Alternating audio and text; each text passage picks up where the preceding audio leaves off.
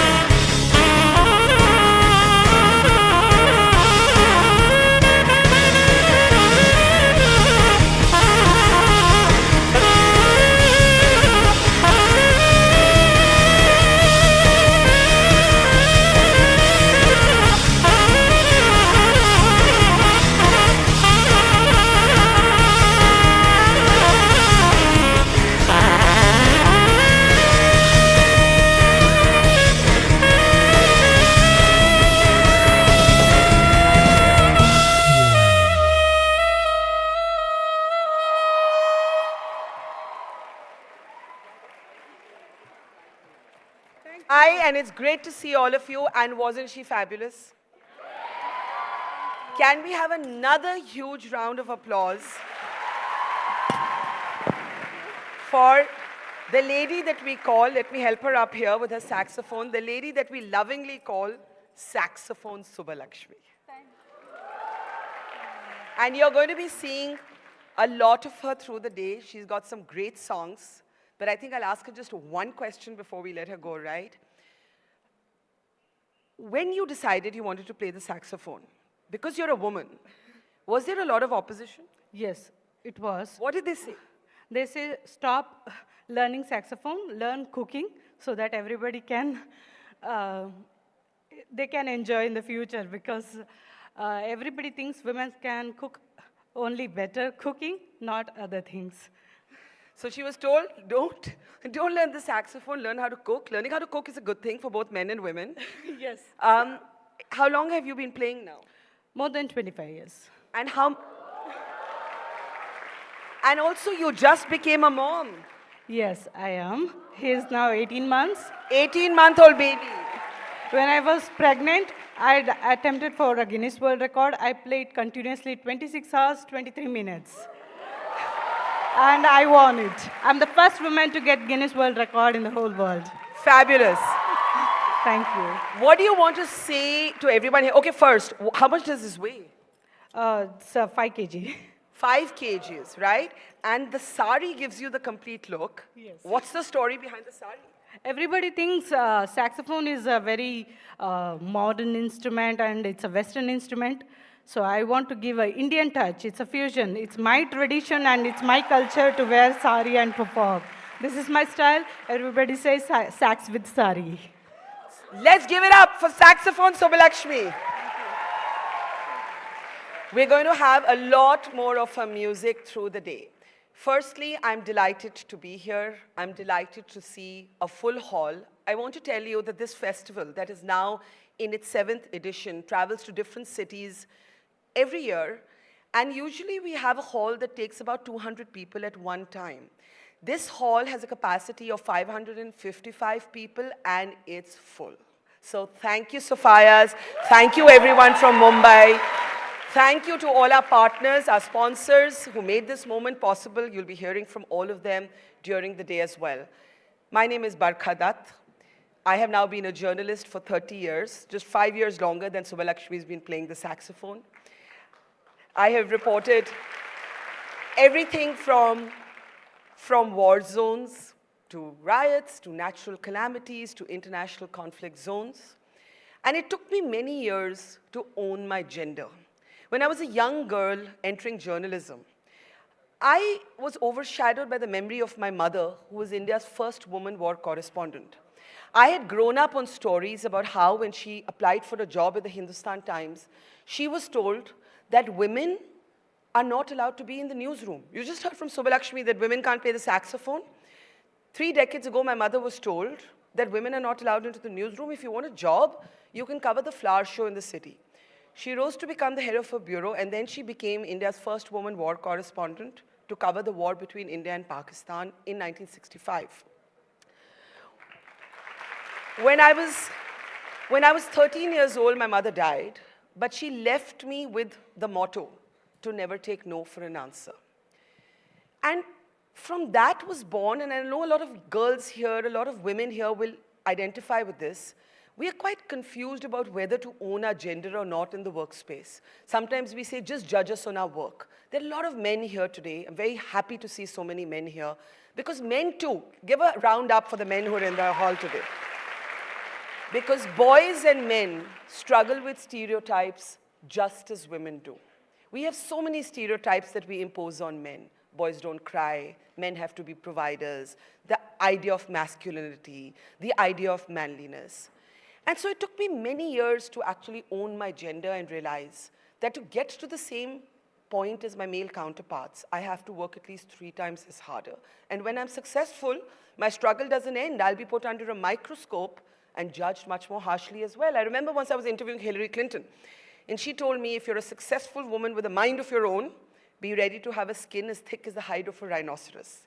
The challenge is, we want to grow a thick skin, we want to be strong, but we don't want to lose the softness of our heart.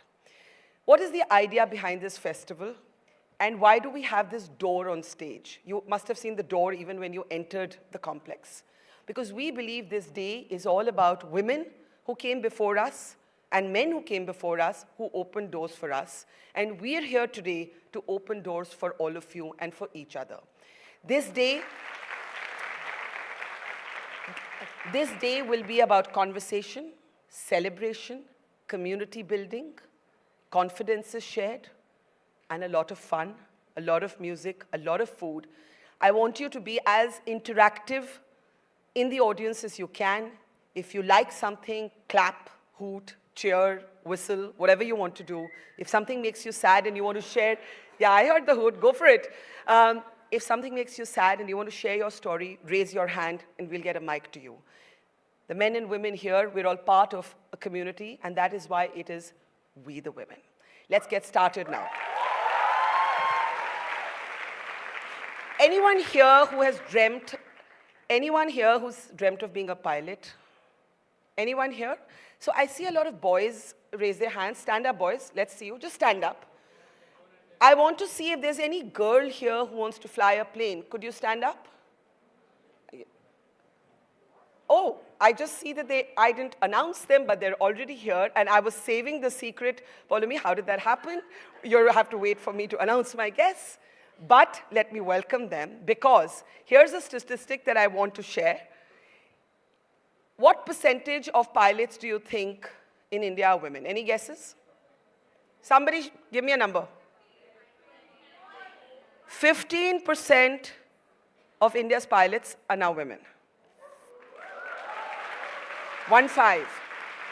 And India has the highest percentage of women pilots in the world. And I want to welcome on stage, I was going to do a proper introduction, but being the agro pilots that they are, they actually just whizzed in. I want to welcome Captain Kriti Kohal and Captain Ishita Bhatia to the stage. Please, can we have the microphones for our guests, please, on stage? Need the mics for our guests on stage. Let me start here. Okay, so I did see a girl raise her hand. Run up here, a young girl who wants to be a pilot. Run up, you've got to run. In the meantime, I need mics on the stage, please. Mics on the stage for the guests? Yes, please. Where's the girl? Come on, come on, come on, come on, come on up. Come on up.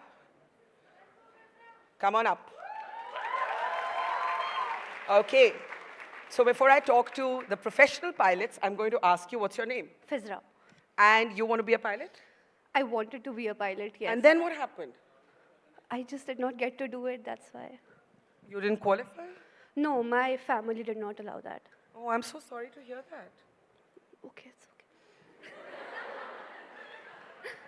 okay.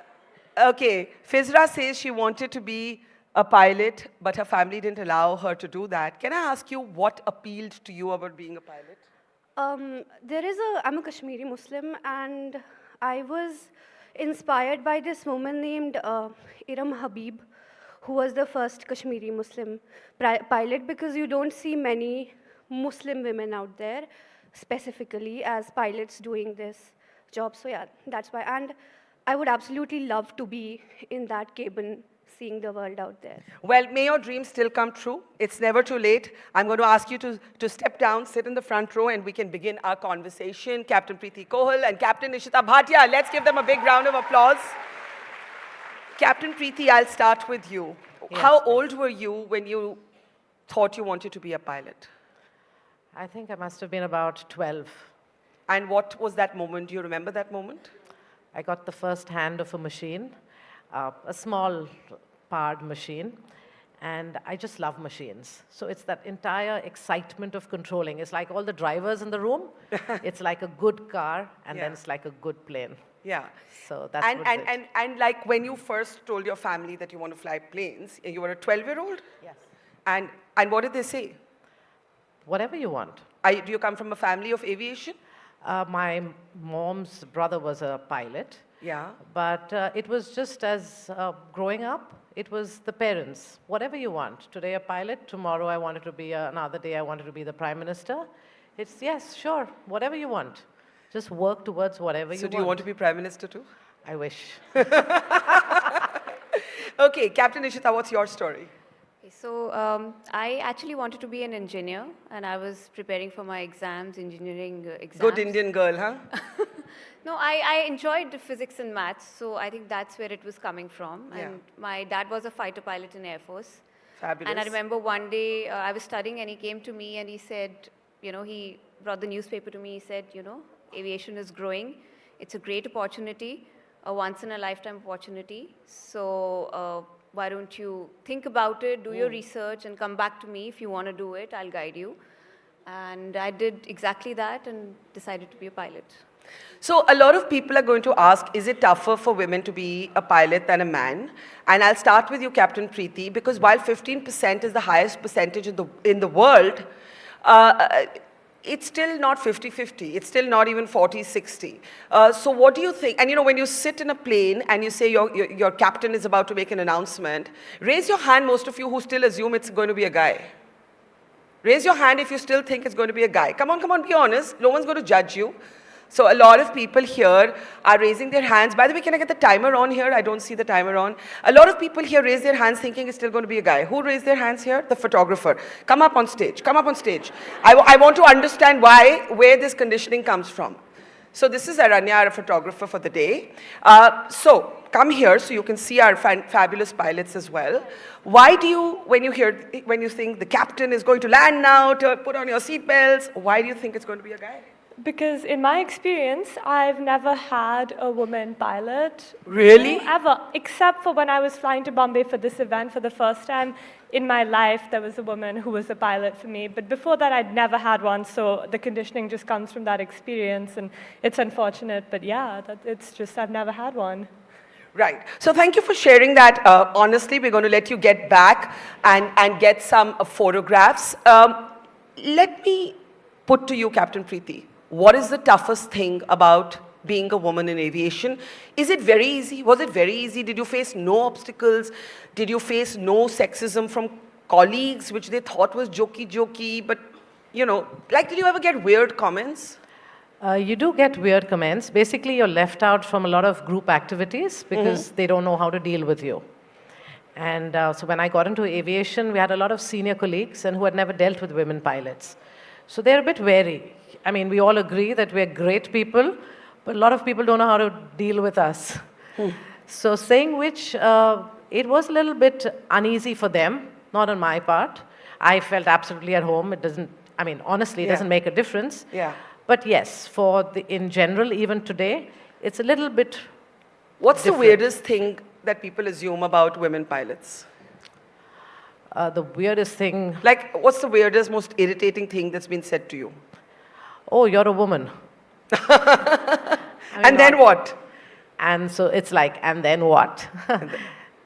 Ishita? So no, I haven't faced any sexism in aviation as such. But outside aviation, yes, people are surprised to find out, you know, that you're a pilot. How can a woman fly a plane? How is this happening? And like Preeti said, you know, you're a woman. How is it happening? So I'm like, I get equal training, same training, and the aircraft doesn't know whether a man is flying it or a woman is flying it. So that's just how it is. The aircraft is gender neutral. Most unbiased. The Yes. aircraft is the aircraft more unbiased than passengers? Oh, definitely. Absolutely. Do Absolutely. passengers respond differently to when they know it's a female pilot? Yes, they do. Give us They an do. example. So this was even a colleague of mine. So he had come from Korea. So he was Korean, and culturally, they're not used to dealing with women. So every time there was a door, he would open the door for me and then realize that he's opening the door, but I was the captain. So he would want to go ahead because he's used to going ahead. So there was this constant at every door, there was this, who's going to go ahead? Because they want to be ahead.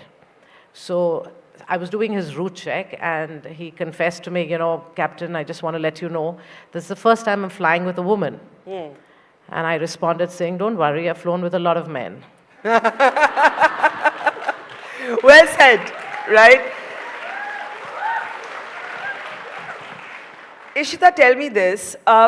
women professionals get asked about work-life balance in a way that men don't. But the truth of life is that many women drop out of the workforce because the pressures at home are too much. And we talk a lot about equality at work, but we don't talk about equality at home. Pilots, international pilots in particular, by definition, work different time zones, have odd hours. Has that discouraged women from remaining in the workforce? Do a lot of women stop flying because that becomes a problem because there isn't enough equality at home? Not that I know of in my organization, and I have to give, thanks to Indigo for having a number of policies in place. So the hardest thing for me was when I became a mother and I joined back. I think I underestimated how difficult it's going to be. What was tough about it? There could be bad days, your kid is not well, and even as a domestic pilot, the timings are odd. There's no fixed time to sleep. You have to manage your rest because obviously every day the responsibility is the same, 180 lives, right? So you can't take that for granted just because you're a mother. But there's a lot being done in aviation. I can speak for Indigo. There are a lot of policies in place. We have something called flexi contracts, where if your child is 5 years or below, you can opt for lesser flying hours. Is that for the guys too? No, only for the women. So here's my question. I just feel like if you're going to encourage men to take on equal responsibility at home, maybe flexi hours should apply to everybody. What do you all think? Yes. What do you think? Yeah, it's a good thought. It's a good thought. So we have the two major airlines represented here. Captain Kriti Kaul's been flying with Air India, Captain Ishita with Indigo. How many years have you both been flying? 28. I've been flying for 28. 28? Yes. And 28 you, Ishita? 18 years. Wow. So I'm going to take a couple of questions, but in the meantime, what's the craziest landing or the toughest flight both of you have ever done? Okay, it was a training flight. So the first officer, it was his second flight. Maybe it was his first. So he had hardly about 5 hours experience. Coming to Bombay, monsoon, and we started off with having 8 hours. And by the time we landed, we had 20 hours. We did 2 go-rounds into Bombay, went to Ahmedabad, diverted, came back.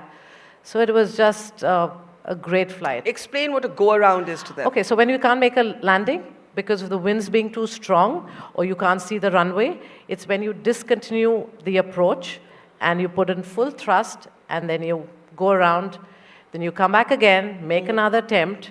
Again, if it's really crazy, the weather is bad, and then you again put in full thrust and divert off to Ahmedabad. All of you all must have been on some diverted flights. None of us want to divert, believe me. Fuel gets over, weather gets bad, and we've got to go. Ishita, craziest story? Yeah, so it's very similar, except that it was my first flight in command. Okay. And I was just 23 years old. Wow. And I was so scared. I was like, I better get this right. So we were coming into Ahmedabad. The weather packed up without any warning, and we ran out of fuel. So we diverted to Mumbai. And now, you have to manage passengers and a lot of other things. So yeah, it was difficult. No one expects to divert on your first flight as a captain, right? So there's a very famous book called Fear of Flying, and that was a metaphor for how women are scared to let themselves go. But I have to ask both of you this literally. Have you ever been scared of flying? Have you ever felt that knees quivering moment or your heart in your hand? Honestly, I don't have fear and I don't have guilt because I've left my kids at home. So when I'm at work, I'm at work. And I think that applies to all professionals. When you're at work, you're at work. Women, guys, all of y'all, there's nothing to feel guilty about. You're at work. And fearful, as long as you're knowledgeable about what you're doing, there is no fear. Ishita, kabhi dar laga, kabhi bhi nahi. डर तो नहीं कह सकते, but yeah, there are situations, there are days, like you said, the weather is bad and you sort of have to be on your toes, you have to bring out all the competencies. Everybody laughs at me. They say you're not scared of bombs, you're not scared of going to war zones, but you're scared of turbulence. Tell us honestly, should we be scared during turbulence? No, not at all. It's safe, 99.99%. Strapped up, that's all. Strapped up. Huh? Strapped up. Strapped up, yeah, but the plane is going like this. So that means there's wind, and when there's wind, you're flying. Okay, let's open this up for questions. Look, this is not just about aviation. Even if you're not an AV geek, it's about women making it in a man's world, right? It's about breaking those barriers. Captain Preeti, your son's also a pilot? Yes, he is. How old is he? He's 24. And if you had a daughter, would you have encouraged her to be a pilot? If she wanted to be. Okay, questions, questions, questions, questions. I saw hands up. Yup. Come up, come up, come up. It's easier if you come up. Can we get the mic there? Can we get the mic there? Yup. Okay, go ahead. Great. Hello, ma'am. I would just like to have this one question for both of them. Is women pilot representation in films? One is how accurate is it, and how do you all feel about Which it? movie are you thinking of? Many, Like- not targeting any. But what is your image of pilots from watching movies? It's not an image created, it's their movie representation is created because they're showing women empowerment as such. So I have a question. Like when we think of people who fly, we all think of Tom Cruise? Or am I the wrong generation? Who do you all think of when you think of? Anyone? Has there ever been a really cool movie made about a female pilot? No, not that I That's know the of. point, right? So what do you think when I see journalists in cinema, I don't recognize myself. And every time there's a woman journalist, they say, "Ye to Barkha ke upar hai." And I'm like, huh? How do you answer her question? So the role of a pilot is kind of dramatized in the movie. They don't talk that we haven't slept, that we can't eat everything that we want, we can't be there on holidays, and we party a lot. So that's just part of the whole myth of what it is. But so it's not really accurate, but we're good at what we do, and we are professional for sure, and we can land the plane as good as anybody else. Thank you so much. So yeah, I agree that there's a lot of glamour when a pilot is shown in movies, but believe me, it's a tough job. Requires a lot of discipline. Like I said, you have to manage your rest, so many other things. No time to sleep, to eat. So there's a lot more to it that's not been portrayed so far. Thank you Okay, so much. I want one other young woman or man. There were young boys here also who wanted to be pilots, right? Where did they go? Come on up. Come on up. It's as important to include boys and men in this conversation as it is to include women. Kriti's son is a pilot. You seem very young though. Hi. Hi. So, what's your name? My name is Shriyansh. And are you in school? Yes, I'm in school. I'm in 9th grade. And you want to fly planes? Yeah. And what do you think about women flying planes? Nothing as such. I feel they have the right equality. You can say it properly. Equally, they have the right 50-50. They have the? Right to fly the planes. Of course they have the right. But do you think it's tougher for women to convince grown-up boys that they're as good, if not better? Nothing like that. Nothing like that? No. Yeah? What do you want to say to the two captains here? Nothing. You want to ask them something? No. Huh? But you want to fly? Yeah. Yeah? You're sure? Yeah. What do you like about flying? I wanted to be an Air Force pilot, and I wanted to fly fighter jets. Wow. And what do your parents do? My father is the head of the administration office. Okay. Nice to meet you. And may you soar high and fly planes and continue to be a boy of the next generation who believes that women have equal rights to chase their dreams. What would you say to young women here? Because really, the conversation that we're trying to have here, it's not literally about aviation alone, Ishita. It's about having the freedom to pursue your dream, whatever that is. If it's to be a chef, if it's to play the saxophone, if it's to fly a plane, if it's to be a doctor.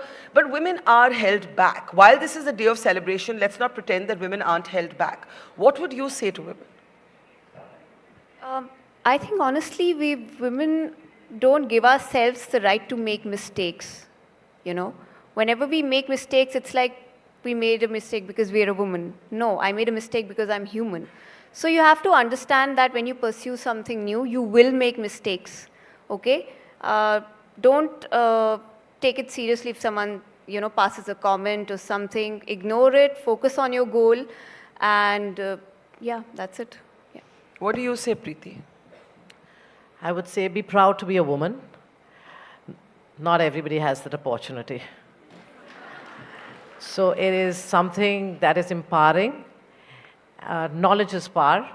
So any profession that you take up, remember, the more that you know about it, the better you are at it, the more respect you get at it, and then there is no looking back. Fabulous. I'm going to take one last question and then we're going to honor these women. So if we can have our first awards of the day ready. One more question, anybody? Anything about dreams, biases, stereotypes? I'm just going to, yeah. Come on up. Come on up. It's just faster to get people on stage than to get the mic on you. Come on. Hi. Come here. Hi, I'm Meena Mishra. And as we were talking about Bollywood movies, so if your plane is hijacked, how would you feel? How would you deal with the situation? You are running out of fuel. You are running out of food. No, you are already out of food now. So no food at all, running out of fuel. And they are not allowing you to land. Nobody is allowing you to land. What would you do? How would you feel? It's actually a great question because, you know, one of the, we'll have women soldiers on our stage later, and one of the reasons that they would say that women should not be sent into combat zones, a lot has changed. But in the early days, they used to say we can't have women in combat because what if they get taken prisoner of war and so on. A hijack situation, we've seen IC-814, a lot of us have seen it on Netflix. What are you trained to do? And of course, the training is the same whether you're a woman or a man. Captain Kriti, I'll start with you. So we have our SOPs, standard procedures that we have to follow, which are very well vetted. And as per this, depending on the situation, so the first thing is that we listen to whatever they say, because we've got to understand it is a hijacking situation. And the safety of the passengers and the crew is paramount. So whatever it takes to be safe is what is the goal at the end. And even if, you know, there are patients and, you know, there is no medicine around, how would you deal with that? So the only way to deal with that is you have to negotiate if they can, get the elderly people, the patients and the children off first. So standard protocol will be maintained. And honestly, it's all laid down for us what needs to be done, and we just have to follow it. I have to ask both of you a difficult question. Both of you are parents. I'm not saying mothers. I would have asked the same question to 2 male pilots as well. When you fly, it's a highly skilled profession and it's not without risk. How do you stop thinking at that moment about your family back home? Suppose you run into terrible weather, you run into a potentially risky situation, because it's assumed that women are in that way softer. This has been the assumption about us. I want to start with you, Ishita. So at Indigo, on the cockpit door, we have a very nice saying which says, cockpit is a serious place, leave your worries at home. Yeah. So whenever you enter, you read it, and it sort of stays with you. Yeah. But are you able to compartmentalize? You have to. Yeah, you have to. Absolutely. Just are your don't children think... here, by the way, in the audience? No, one is on flight and the other one's at work. So. Okay. Both boys? Both boys. How are you bringing them up to be boys of this generation who believe like that little child did in equality? So they have a great role model to start with. No, so I have been telling them since they were kids, I'm going to bring you all up like daughters. Okay? So then you all will actually understand what it is to empathize with other people. And so I keep calling them my daughters. And of course, everybody grimaces at me, but that's part of it. I love that. Raise your boys as if they were daughters. So if I'm going to ask both of you to stand now, join us here. Join us here.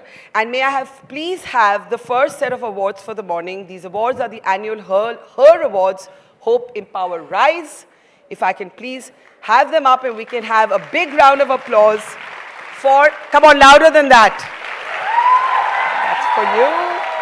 And here we go, Captain Cole. Come step up here. Let's hear it for our captains. And come, a photograph. And next time you're on a flight and you hear Captain Preeti Kohal or Captain Ishita Bhatia making the announcement on Indigo or Air India, you'll know that you've met them up close and personal, right? Any last message for girls here? Just believe in your goals, believe in yourself, and all the best. Knowledge is power. Knowledge is power. The best thing to say in an education is, let's have a huge round of applause.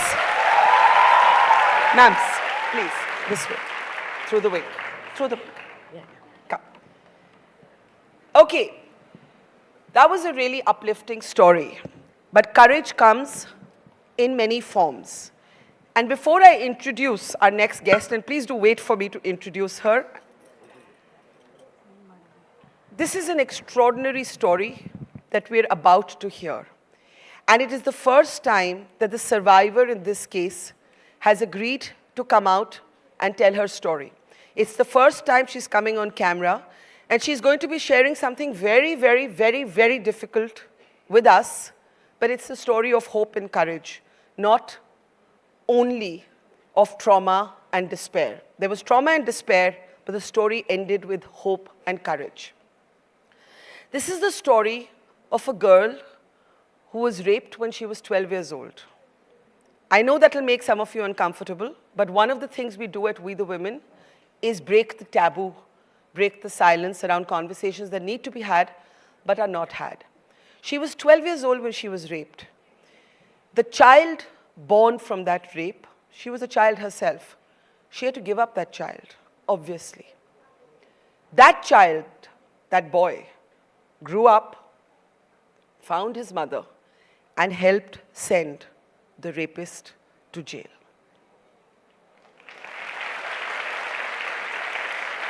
Opening the doors for Shama Singh, sharing her story today for the very first time.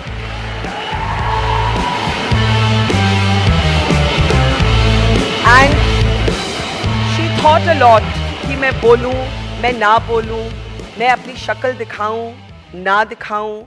इतने साल हो गए हैं, फिर भी दर्द होता है. And we said it's up to you. And she finally chose with courage. For the first time, her story has been widely reported in the media, in the newspapers, but she has never come out and owned what happened to her. She's never put her face and her name to it. And today she's doing that for the very first time. So let's, before we talk to her, give her a round of applause. Aye, Shama ji.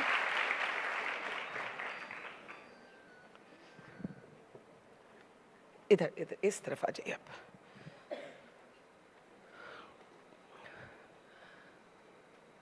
शमा जी, मैं यहाँ पे बता रही थी सबको कि आपके साथ क्या हुआ जब आप 12 साल की थी. जी. आज कितने साल हो गए उस हादसे को? 28 साल तो हो ही गया होगा. पर अभी भी लगता होगा जैसे कल ही है. वो घाव मेरी ज़िंदगी के कभी भरे ही नहीं हैं. मुझे तो अभी भी यही लगता है कि जो गुज़र गया वो कितना गंदा था और क्यों था. सबसे बड़ा सवाल यही होता कि क्यों था वो. तो इस बात को गुज़रे हुए 28 साल हो चुके हैं. 94 की बात है, 94-95 की बात है ये. आप कुछ बोलिए. 12 साल की थी. जब ऐसा होता है तो इंसान बदल जाता है. आपकी ज़िंदगी पूरी बदल गई? मेरी पूरी ज़िंदगी बदल गई. परिवार से अलग हो गई हूँ, अकेले रहती हूँ, 2 बच्चों की परवरिश की हूँ. बहुत स्ट्रगल किया है, बहुत जॉब्स की हैं, बहुत काम किया है. मैंने सिलाई सेंटर भी चलाया है. मतलब अपने जीवन यापन, अपने बच्चों के लिए जो कुछ भी मैं कर सकती थी वो सब कुछ मैंने किया है. आप क्या करती हैं? अभी तो प्राइवेट जॉब कर रही हूँ. और क्या क्या काम किए बच्चों की परवरिश करने के लिए? मैंने सिलाई की है, मतलब सिलाई सेंटर चलाया है और मॉल्स वगैरह में काम किया है. क्या काम किया मॉल्स में? वो सेल्स गर्ल्स जो होती हैं वो. और रिसेप्शन का काम किया है और LIC का काम किया है और PNB मेटलाइफ में काम किया है मैंने. आपका जो एक दर्द था जब एक बच्ची के साथ ये होता है तो वो घाव, जैसे आपने कहा, कभी भरता नहीं. आपने वो हिम्मत कैसे पाई टू गो थ्रू लाइफ? सच बताऊं तो कभी हिम्मत तो कभी थी ही नहीं. इस बात को आगे लाने के लिए, बोलने के लिए या समझने के लिए मेरे पास इतना वक्त नहीं था. जो कुछ गुजर गया आज से 28 साल पहले वो एक तूफ़ान की तरह आया चला गया. और जो तूफ़ान के बाद जब ज़िंदगी लोगों की बिखर जाती है वो अभी तक मेरी बिखरी हुई ज़िंदगी चल रही है. क्योंकि उस सब के बाद जो है, जब मैं प्रेग्नेंट हुई हूँ और मैंने एक बेबी को जन्म दिया है, हालांकि मैंने उसको देखा नहीं था क्योंकि मुझे बताया गया था कि वो अंडर एज था और वो एक्सपायर हो गया है, बच्चा रहा नहीं है इस दुनिया में। तो खैर मैं खुद इतनी छोटी थी, कुछ समझ नहीं पा रही थी, लेकिन जितना समझने की कोशिश करती थी मेरी समझ के सब कुछ बाहर था। मैं किसी से कोई भी बात करती कहते क्या मतलब बेमतलब कि ये कौन सी बात कर रही हो आप, क्या कहना चाह रही हो।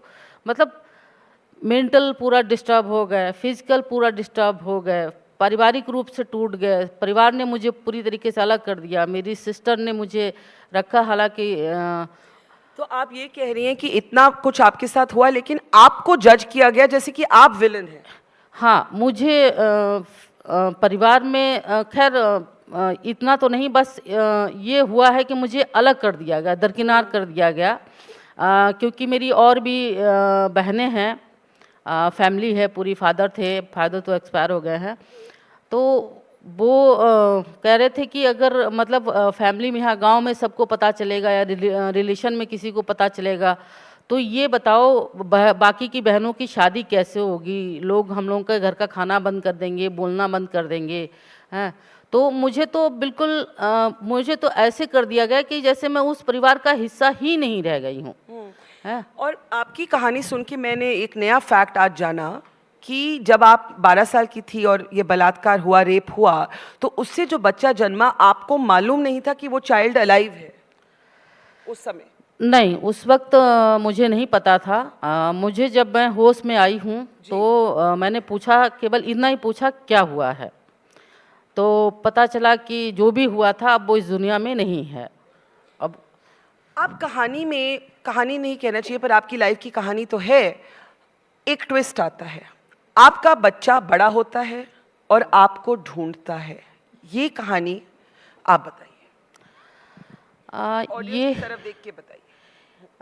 ये कहानी भी थोड़ी फिल्मी टाइप की है अगर मैं कहूँ इसको। जब मेरी ससुराल से मेरे संबंध खराब हो गए और एक छोटा सा बेबी मेरे पास था शादी के बाद, और उसके बाद जब पूरी तरीके से मतलब मेरी ससुराल वालों ने मेरे हाथ का खाना बंद कर दिया, बोलना बंद कर दिया, मेरे से कोई भी बात नहीं करता था। मतलब उन्होंने कहा कि बस ये जो भी हुआ है हम ये नहीं चाहते हैं कि इसका प्रभाव हमारी फैमिली पे पड़े, हमारे रिश्तेदारों में पता चले कि तुम्हारे एक नाजायज़ बच्चा है। अगर कल को वो आ गया यहाँ पे उठ के, मैंने कहा कि नहीं वो मतलब वो जिंदा ही नहीं है तो कह लेंगे नहीं, मुझे भरोसा नहीं है, तुम्हारे परिवार ने झूठ बोला है, तुम्हारी बहन ने मुझसे झूठ बोला है और झूठ कह के ही मेरी तुमसे शादी कराई गई है और अब ये सब हम बर्दाश्त नहीं करेंगे। तुम एक काम करो, तुम अपने घर वापस चली जाओ। इस बीच टाइम लगभग हमारा जो मैरिज लाइफ थी मेरी वो 7 साल की हो चुकी थी और मेरे पास एक 6 साल का बच्चा भी था, छोटा सा।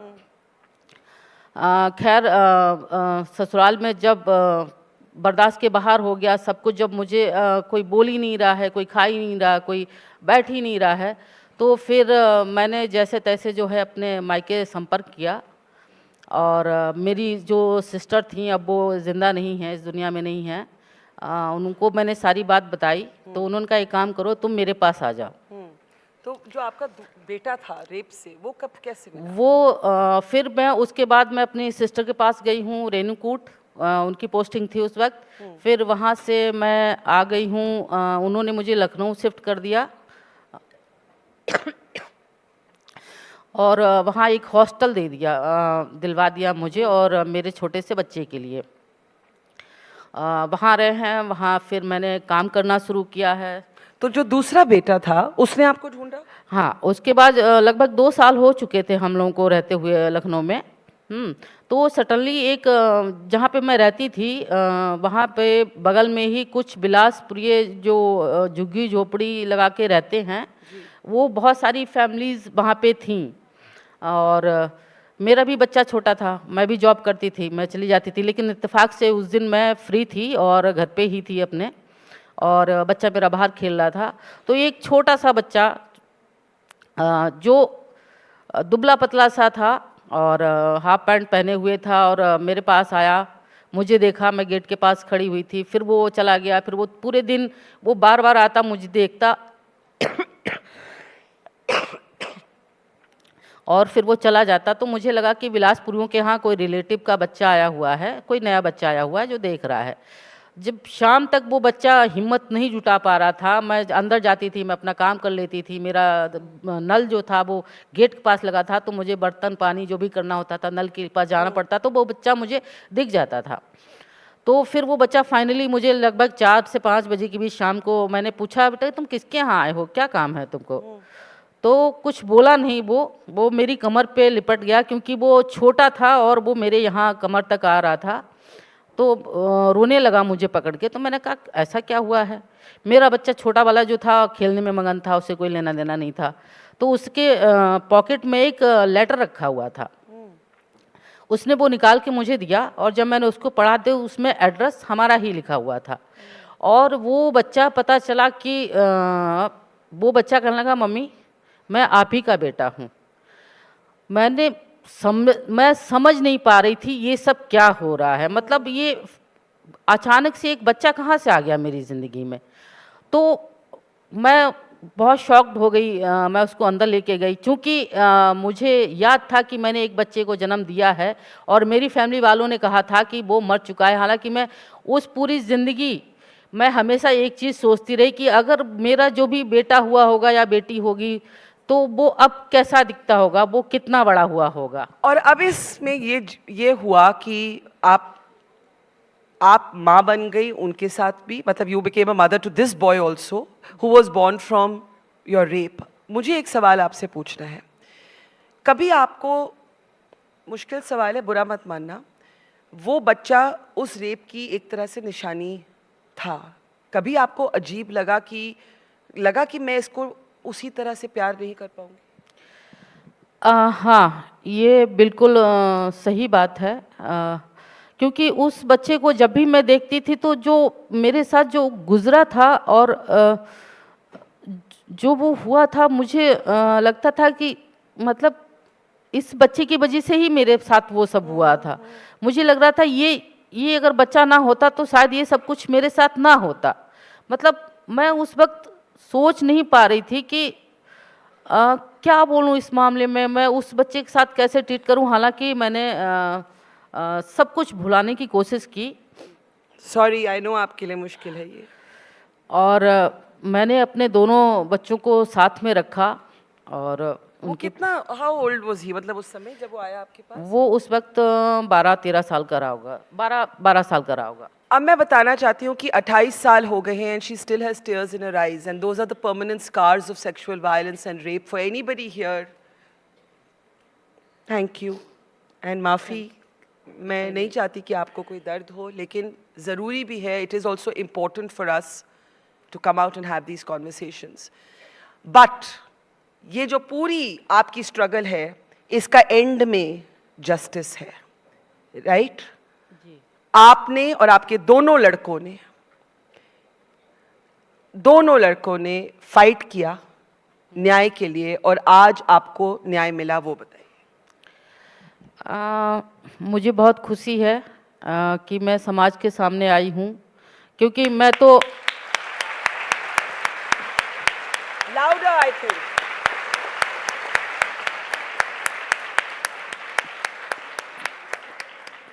मैं इतने बड़े मंच पे आई हूँ, और हालांकि मैं अपनी ही फैमिली, अपने ही रिश्तेदार, अपने ही दोस्तों से बहुत दूर भागती थी कि कहीं कल को वो मुझसे कुछ पूछने ना लगे, कुछ कहने ना लगें कि मतलब तुम कैरेक्टरलेस हो, तुम्हारे बच्चा है, वो भी शादी से पहले 10-12 साल की थी तब तुमने एक बच्चा पैदा कर दिया, ये सब वो पूछना शुरू करे। तो मैं उन सब से दूर रहती थी। लेकिन आज इतना बड़ा मंच मुझे बरखा जी ने दिया है बोलने के लिए, एंड थैंक यू मैम। नहीं, आप थैंक यू नहीं, मैं आपको थैंक यू करना चाहती हूँ कि आपने ये ट्रस्ट दिखाया इस मंच में, मुझ में, पहली बारी आपके साथ जो बीता देश के सामने रखने के लिए, ये मेरा थैंक यू आपको है। और न्याय जो मिला, एंड में क्या हुआ? एंड में तो न्याय तो हो गया है उनको, सॉरी, लाइफ इम्प्रिजनमेंट, मतलब उनको जेल भेजा गया। हाँ, उनको जेल भेजा गया है। जो जेल मैंने अपनी ज़िंदगी में अभी तक काटी है, अब वो सलाखों के पीछे काट रहे हैं। और यहाँ छोटी छोटी बहुत सारी बच्ची बैठी हुई हैं, उनको मैं एक मैसेज देना चाहूँगी। जी आइए खड़े होके देते हैं ताकि सब आपको अच्छी तरह से देख पाएं। वो मैसेज ये है मेरा छोटी छोटी बच्चियों के लिए, बड़ी बच्चियों के लिए, या मतलब जितनी भी मेरी बहनें हैं सभी के लिए, वो ये है कि आप लोग, आप बिल्कुल भी किसी को डरने की ज़रूरत नहीं है। कोई आपको हैरिस करने की कोशिश करे, कोई आपको टच करे, कोई बैड टच करे, कोई आपको गंदी नज़र से देखे, आप तत्काल उसका विरोध करिए, उसको बोलिए। और मेरे टाइम में तो मोबाइल नहीं था, कनेक्ट नहीं कर सकते थे, किसी दूसरे को बता भी नहीं सकते थे। अगर किसी को बोलना भी, किसी को कुछ बताना होता तो अगर लेटर भेजते थे तो वो 10 दिन बाद जाता था। और आप लोगों के टाइम पे तो एक बटन ही आप दबा देंगे तो तुरंत आपको वहाँ पे सुरक्षा मिल जाएगी। आपने एक बहुत ज़रूरी बात कही, आपने कहा अगर आपके साथ कोई कुछ करता है, बैड टच, असॉल्ट, तो शर्मिंदा हमें नहीं होना है। बिल्कुल होने की जरूरत नहीं है। शर्मिंदा हम क्यों हैं? हमने भी तो जन्म लिया है। And I see men applauding this, and that is the purpose of this forum. Sir, may I ask you to stand up? Because the first person who clapped for what she said was a man. Thank you. लेकिन हम ये कहते हैं कि हम silent ना रहें, हम बोलें, हम शर्मिंदा ना होएं, the stigma is not ours, the stigma is of the perpetrator. पर ये करना आसान नहीं। आपको 30 साल लगा न्याय मिलने के लिए मैम, 30 साल। हाँ 30 साल तो लगा है, बहुत लंबा वक्त है ये। बच्चे से बूढ़े हो चुके हैं। नहीं बूढ़े कहाँ से, we are forever young. और अब शायद मेरे टाइम में इतना आसान नहीं होता होगा न्याय मिलना, लेकिन अब जो क्रांति आई हुई है, मोबाइल की है, मीडिया की है, ये तत्काल आपको सपोर्ट कहीं भी, एनी मतलब आप किसी भी जगह हो, कहीं भी हो, जंगल में भी हो, तो वहाँ भी आपको तत्काल सुविधा मिल जाती है कि कोई आपके पास 5 मिनट में पहुँच जाएगा। जी मैं तो उसका फ़ायदा उठाएं बहनें, जितनी भी बच्चियाँ हैं सब। शमा जी यहाँ इतनी बहादुरी के साथ अपनी कहानी रखने आई हैं, तो मैं पूछना चाहती हूँ, is there anyone here who wants to share something that they have gone through, that they feel empowered to share today, और something that you had to speak up against, that you found it very difficult to? क्योंकि ये कह रही हैं कि बोलना चाहिए, बोलना चाहिए, साइलेंट नहीं रहना चाहिए, हमारा शेम नहीं है, लेकिन हम फिर भी काफ़ी टाइम चुप ही रहते हैं। No, anyone wants to talk about why it's so difficult to speak when you are assaulted or violated? And we are violated and assaulted in different ways, in our circle of trust, sometimes in our relationships, sometimes in public transport. I know it's difficult, but anyone raising their hand? There is a girl. May I call you on stage, please? Come.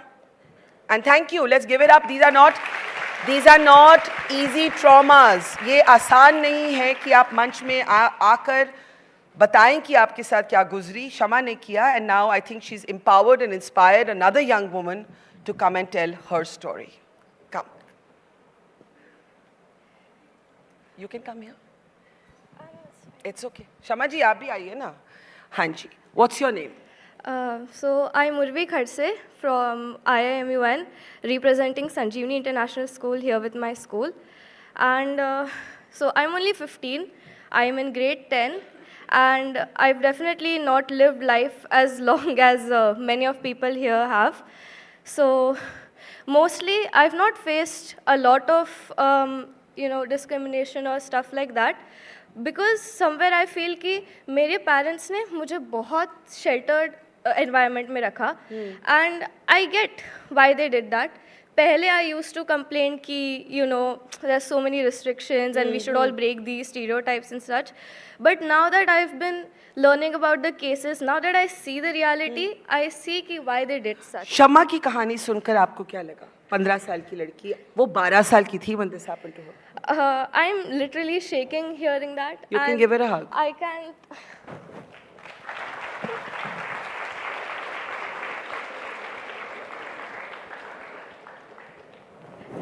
And I can't even fathom the courage she must have had to take in that child, because it's just unfathomable for anyone like me, someone who's grown up in such a sheltered environment.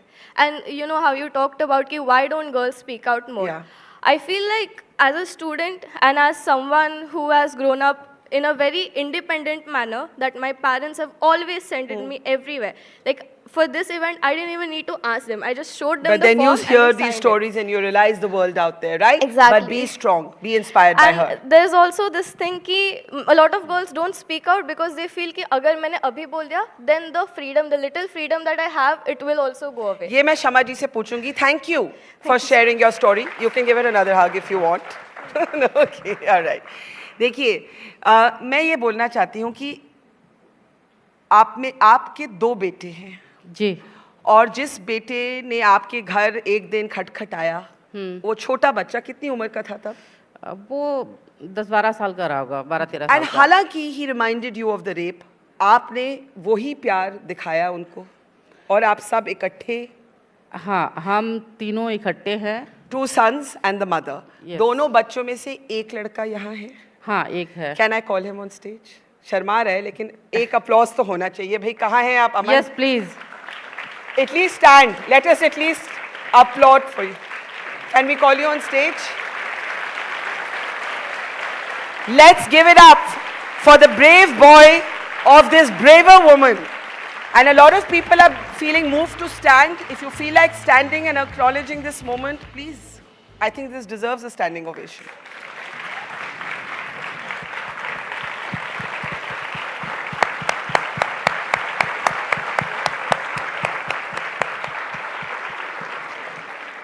Thank you very much for showing your emotion. जैसे कि वो अभी that young girl said कि मुझे तो रोना आ गया. My skin is crawling. Aman, आपको बहुत अपनी मदर पे एक तरह से you must be so proud of her. इन्होंने कितनी हिम्मत दिखाई. आप कुछ बोलेंगे अपनी मम्मी के बारे में? हेलो.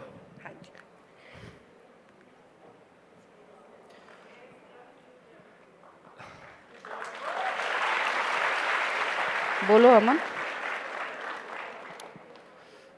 असल में मैं विकास नहीं हूँ, मैं अमन हूँ. हाँ, मैं मालूम है. आप बोले. मैं लोगों को मैंने अमन ही बोला आपको. बताइए. पर काश में विकास होता, तब मैं मम्मी को ज़्यादा सपोर्ट कर पाता.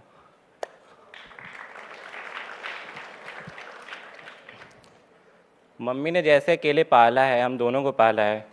बहुत टफ टाइम था, मम्मी ने देखा है. और मेरे फैमिली मेम्बर्स ने किसी ने भी साथ नहीं दिया मम्मी का.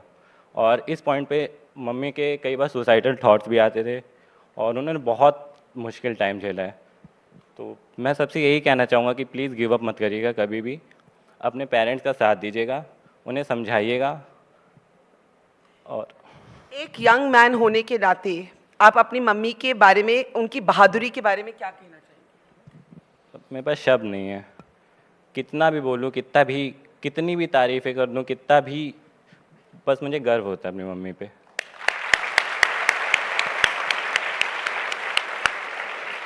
एक और बात. हाँ, बोलो.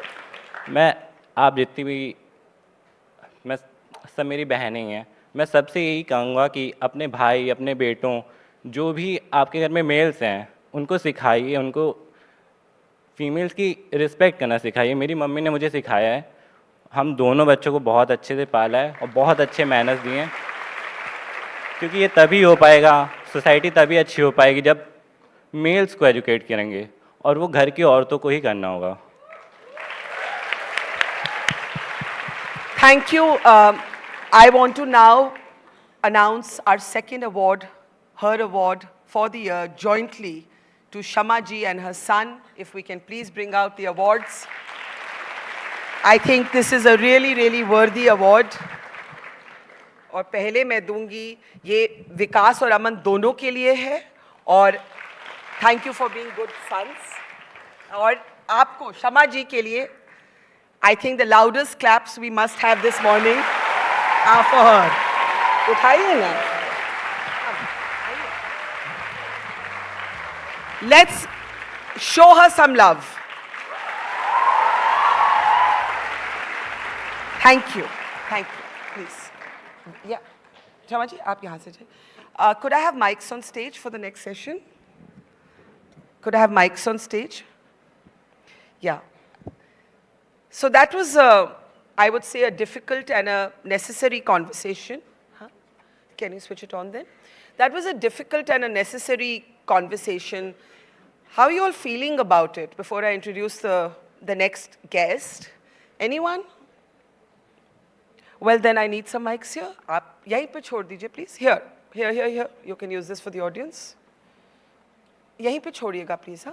Okay. How are we feeling? Are we feeling? Come up, quickly, run up. How are we feeling after that conversation? What's your name? Asmi, my name is Asmi Gharat.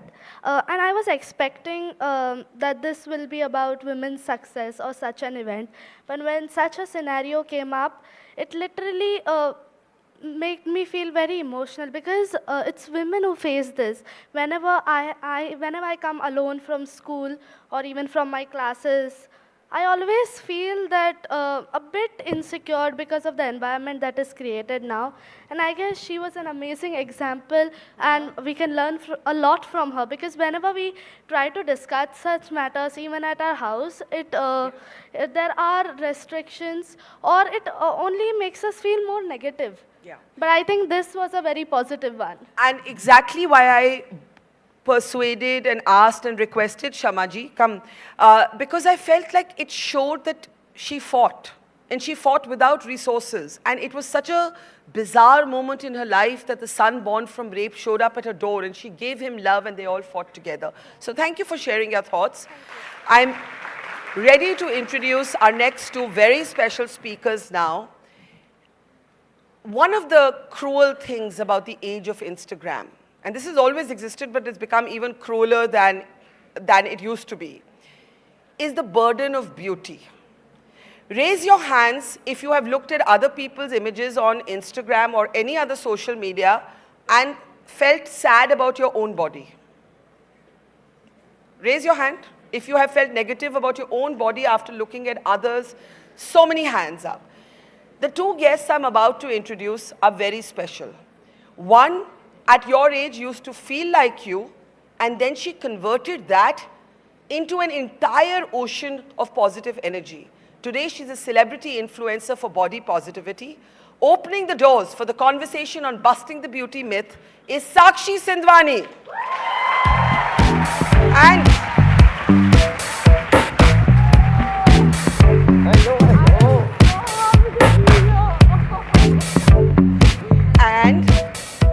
And the young girl I'm going to introduce here, many of you would have read her story. She was a school board topper in Uttar Pradesh. Her name is Prachi. And जब इन्होंने top किया तो इनको congratulations नहीं मिली, इनको सवाल मिले कि आपके फेस पे facial hair क्यों है? And she was trolled in the worst possible way. There was a private company, the Bombay Shaving Company, that took out an ad using her image without her consent. Aapki umar kya hai? Now I'm 16 years old. 16-year-old, and at 15 she had to go through this. So I'm going to ask you to join Sakshi here. Baithiye. And I'm actually just going to sit with you all here. Hai na? So Sakshi, actually if I ask you to turn around a bit so they can see you, I'll come here only. Main yahi aati hu, so we can all see each other. Okay, Sakshi, you are a friend of the festival. It is absolutely superb to see you again. Let's start with you. I put a question to the audience, and I'm going to do it again because I want you to see the number of hands that went up. If you have seen other people's images on social media and not felt good about your own body, please raise your hand. Okay? See the hands. Keep the hands up so our camera can get how many hands. And look up there. I just saw there's a whole full hall up there as well, and everybody there is raising their hand. And that's amazing. And what's interesting is the number of boys also raised their hands. Yeah. Yeah, so maybe the beauty myth and the burden of beauty is now hitting men as well. Yeah.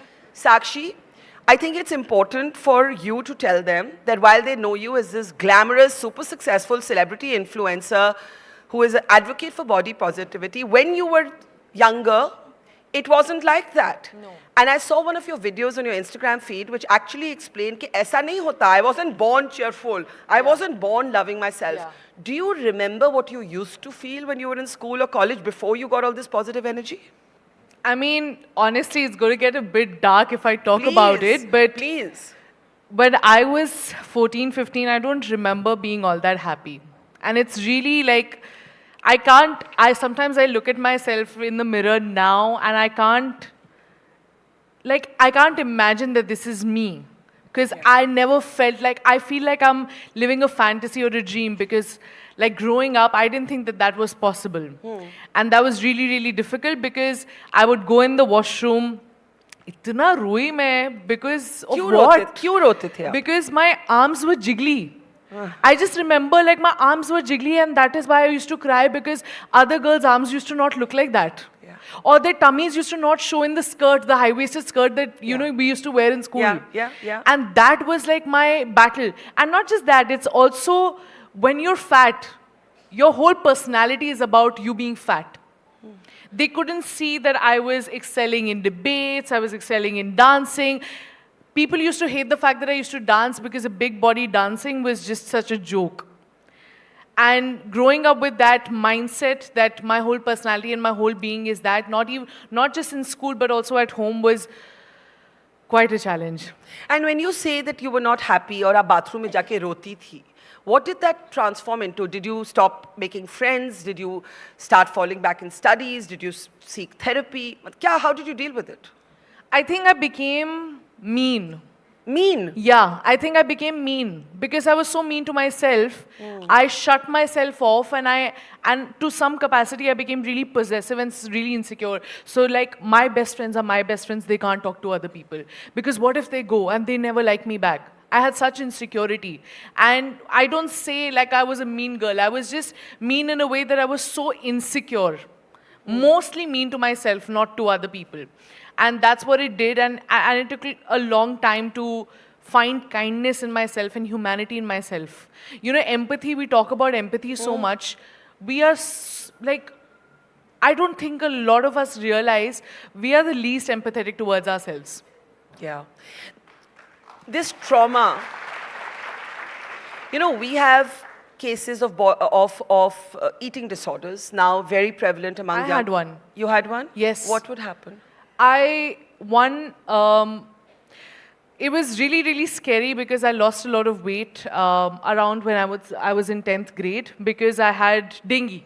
And I lost a lot of weight because of an illness. And when I went back to school, everybody celebrated me. I didn't know what that felt like, being celebrated in any way. Like my principal called me. Can you imagine a young girl who's never called by the principal, no matter how many achievements she's doing academically, is called by the principal to ask, Sakshi, how did you lose all that weight?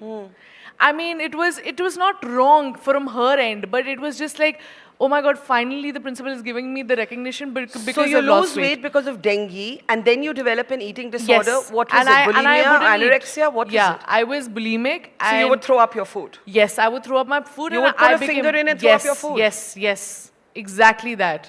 And my parents didn't know about it. And then? And I got to know about bulimia. Either way, I didn't know that was bulimia. I just came across an article online. That time there were no Instagram videos. How old were you when you were throwing your food up? I was 13 or 14 years old. Gosh. I was maybe a year younger to her. But you didn't give up on life, or were there those dark thoughts also? Also those dark thoughts, and they're all written in my diary. It's really like, I've never spoken about them, but like, it's literally I still have that diary where I've written down those thoughts that you contemplated. My life is so meaningless because I'm not pretty. So you had suicidal thoughts? Yeah. Thank you for sharing that. Yeah, I know it's not easy to share that. It's not. But it ends differently, and we'll come to that in a moment. Yeah. But Prachi was the UP board topper for class 10.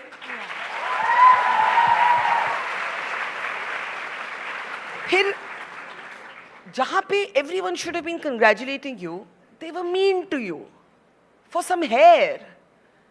हम सब threading wedding कराते हैं, bleach कराते हैं, सब कराते हैं, पर आपके साथ इतना मीननेस था.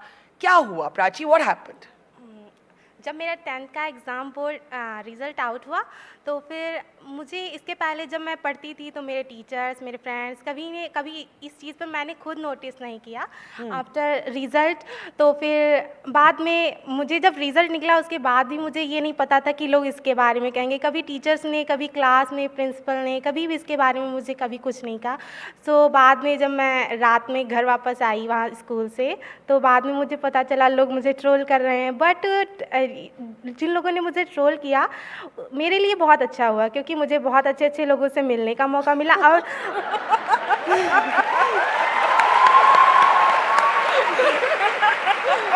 It's a great opportunity for me and शायद मैं आज यहाँ पर उन लोगों की वजह से ही बैठी हूँ,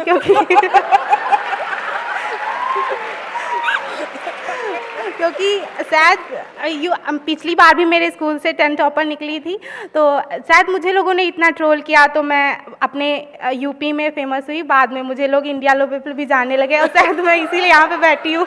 thank you so much we the women programme and invited me. Prachi, आप तो ऐसे कह रही है कि जब वो ट्रोलिंग से आपको कुछ बुरा लगा ही नहीं, कुछ तो कभी नहीं लगा? नहीं, क्योंकि मुझे देखो, आप बाहर निकलेंगे, अगर आप कुछ भी कर रहे हो, अच्छा करेंगे तो भी लोग आपसे बोलेंगे ये तो फेम हो गई तो ये बहुत ज़्यादा बनने लगी हैं, ठीक। अगर आप कुछ भी नहीं कर रहे हो तब भी आप लोगों कहेंगे इसको तो कुछ आता ही नहीं है, कुछ करता ही नहीं है। ठीक, तो आप जो कर रहे हैं, जिन लोगों को कमियां निकालनी होती है आप में ज़रूर निकालेंगे। आप अच्छा करें या बुरा करें, आप अपने में अगर अच्छा कर रहे हैं बस आप सोचिए हाँ ये मेरे लिए ठीक है, और लोग कह रहे हैं तो उनको कहने दीजिए, क्योंकि लोगों का तो काम ही कहना है। So Sakshi, clearly Prachi is a bit more sorted than you and me. But let's go back to Sakshi बता रही थी at a certain age उनको बहुत डार्क ख्याल आते थे कि जिंदगी जीने के लायक भी है या नहीं, देखो मेरी साइज ठीक नहीं है। कभी आपको कोई डार्क थॉट्स नहीं आए ना? नहीं, मुझे कभी नहीं आए। Oh wow! एब्सोल्युटली, मैंने कभी इसके बारे में सोचा नहीं, बट मुझे ये पता था कि हाँ मेरे हेयर निकल रहे हैं, तो इसके लिए मैं अपना पहले 10th कर लेती हूँ, फिर 12th कर लेती हूँ। आफ्टर स्कूलिंग मैं अपना, क्योंकि ये हेयर जो होते हैं आप इसको तुरंत निकाल सकते हैं, लेकिन आप 10th और 12th एग्ज़ाम दोबारा नहीं दे सकते हैं।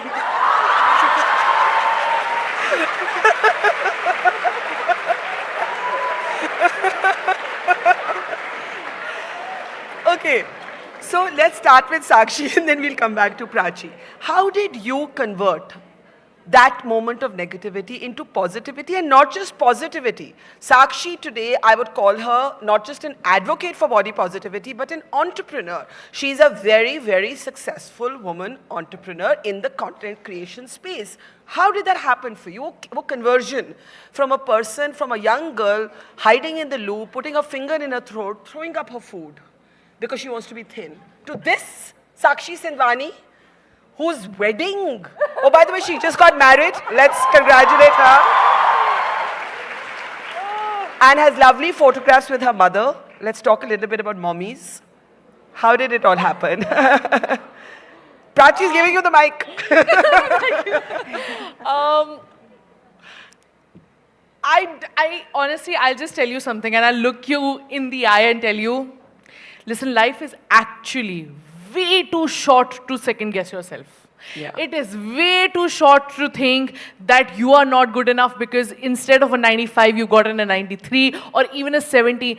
And the choices that you make in your life right now don't determine the rest of your life.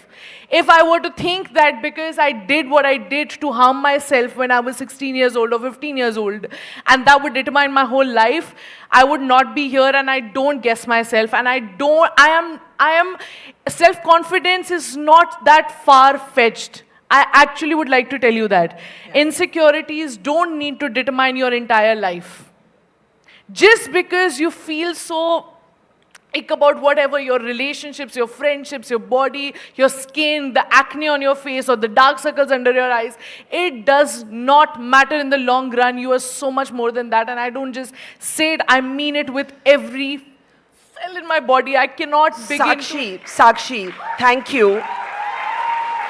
And again, thank you for sharing those dark thoughts. It's not easy for a celebrity to get up on stage and talk about bulimia, suicidal thoughts. But my question to you is, you said initially your parents didn't know. When they got to know, were they supportive? What happened? Your mother's everywhere on your Instagram feed. They would come to know through this. Really? Oh, I'm sorry. I'm not. I will have that conversation with them, and then they will have that conversation with other parents, and somebody's life will change.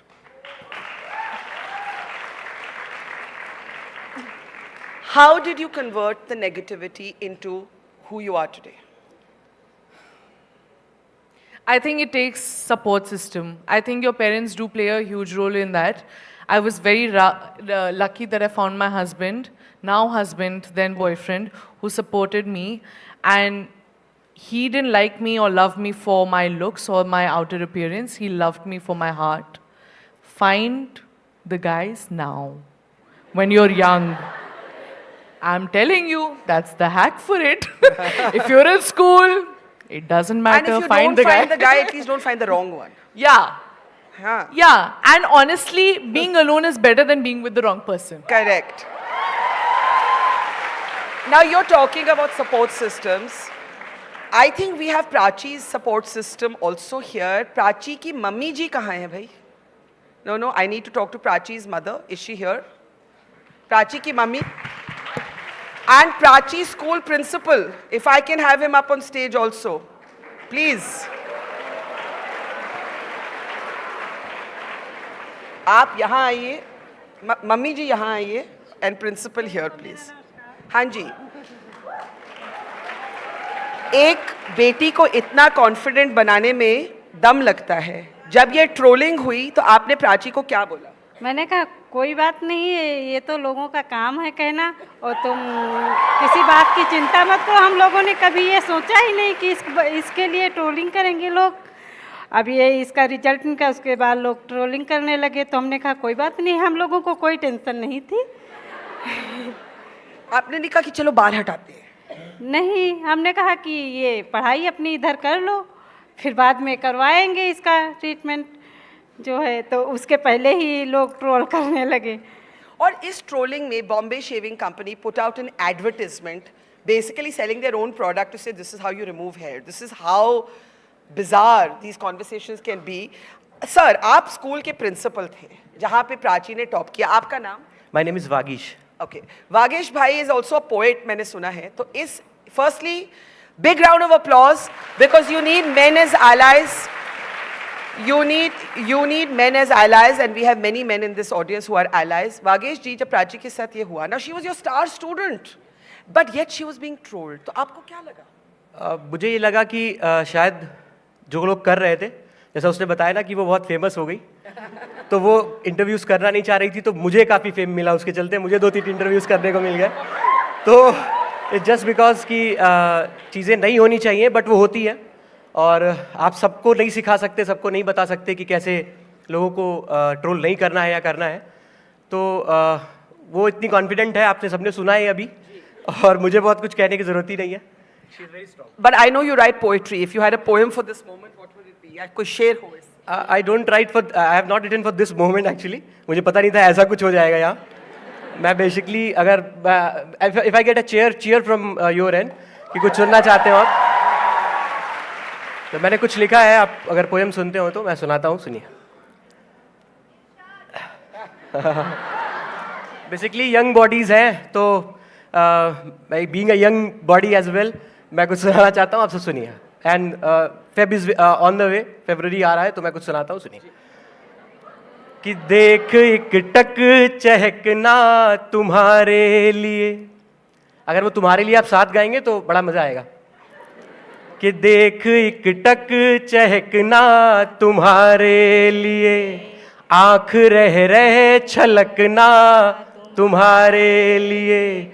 दूर हो तुम तो तकिए के संग बैठकर, दूर हो तुम तो टेढ़ी के संग बैठकर, उससे कसकर चिपकना तुम्हारे लिए, उससे कसकर चिपकना तुम्हारे लिए.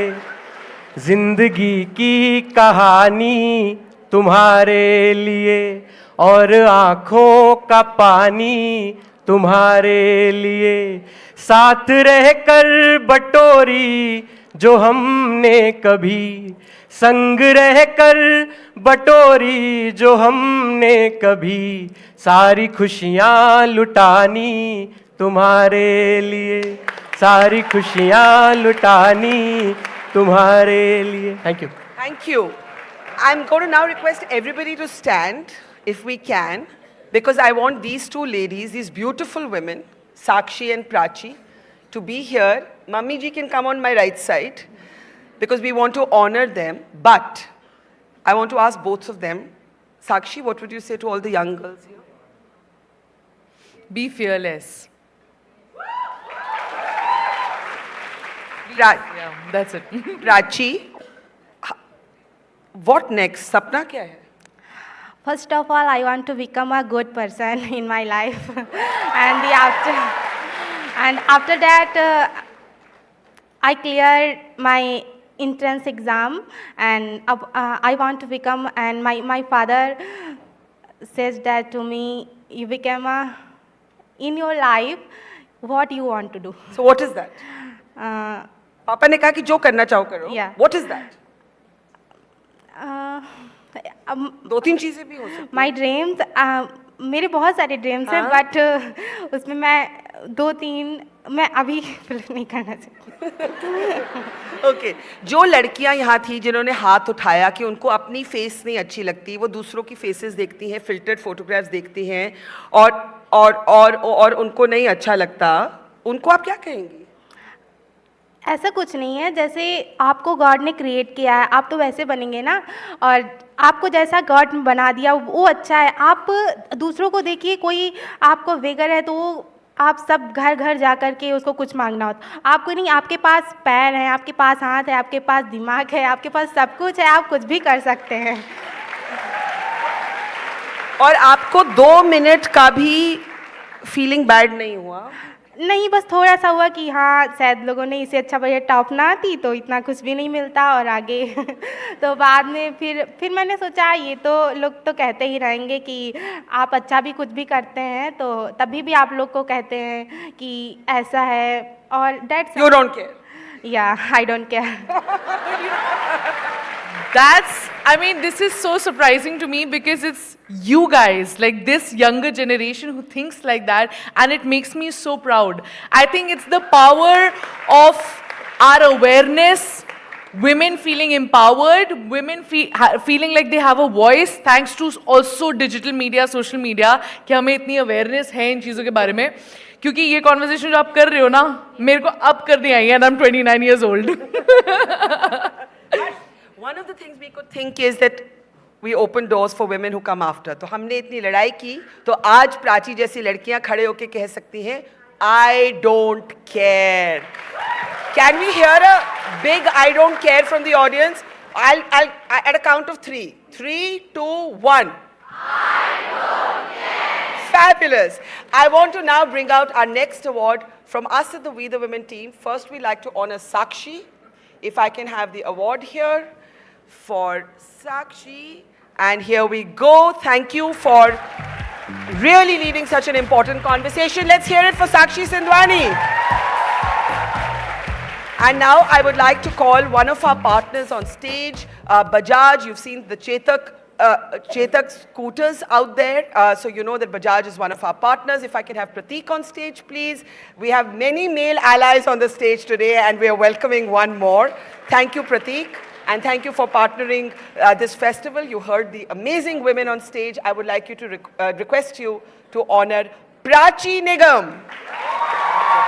Let's hear it. Come. Let's please have a little photograph here, and can I have the loudest applause?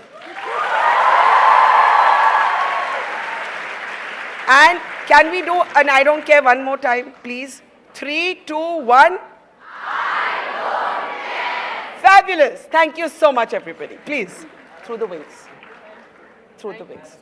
Thank you, darling. Thank you, Prachi. Thank you. Thank you, ma'am. Thank you. Come. मैंने कभी नहीं सोचा था कि मैं मुंबई आऊँगी in childhood और आपका पहला ट्रिप है? जी हाँ. Were you on an aeroplane for the first time? No, first. हाँ, first? Yeah. पहली बारी प्लेन पे थी? जी. कैसा लगा? बहुत अच्छा एक्सपीरियंस रहा और आप सब लोगों से मिलके तो बहुत अच्छा लगा. मुंबई बहुत अच्छी है, मेरी यूपी भी बहुत अच्छी है. Thank you. Oh, I got a present as well. Thank you. Thank you. Thank you so much. Wait. Okay, sure. Thank you, everybody. Thank you so much, girls. Prachi, thank you. Thank you, thank you, thank you. I think we're heading for some music. But how did we feel listening to Prachi? Anyone wanted to talk about their own self-image listening to Sakshi and Prachi?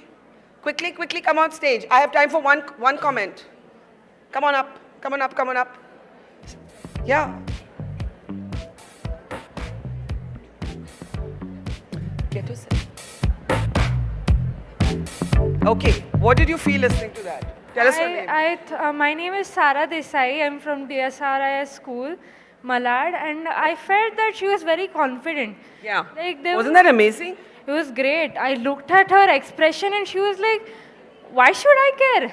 Yeah. What they say. She's given us the motto for the day, I don't care. Yeah. Right. And as a child, even I used to look at pictures that people used to post, and I used to feel like I have pimples, I feel bloated, I feel fat, and I used to feel discouraged.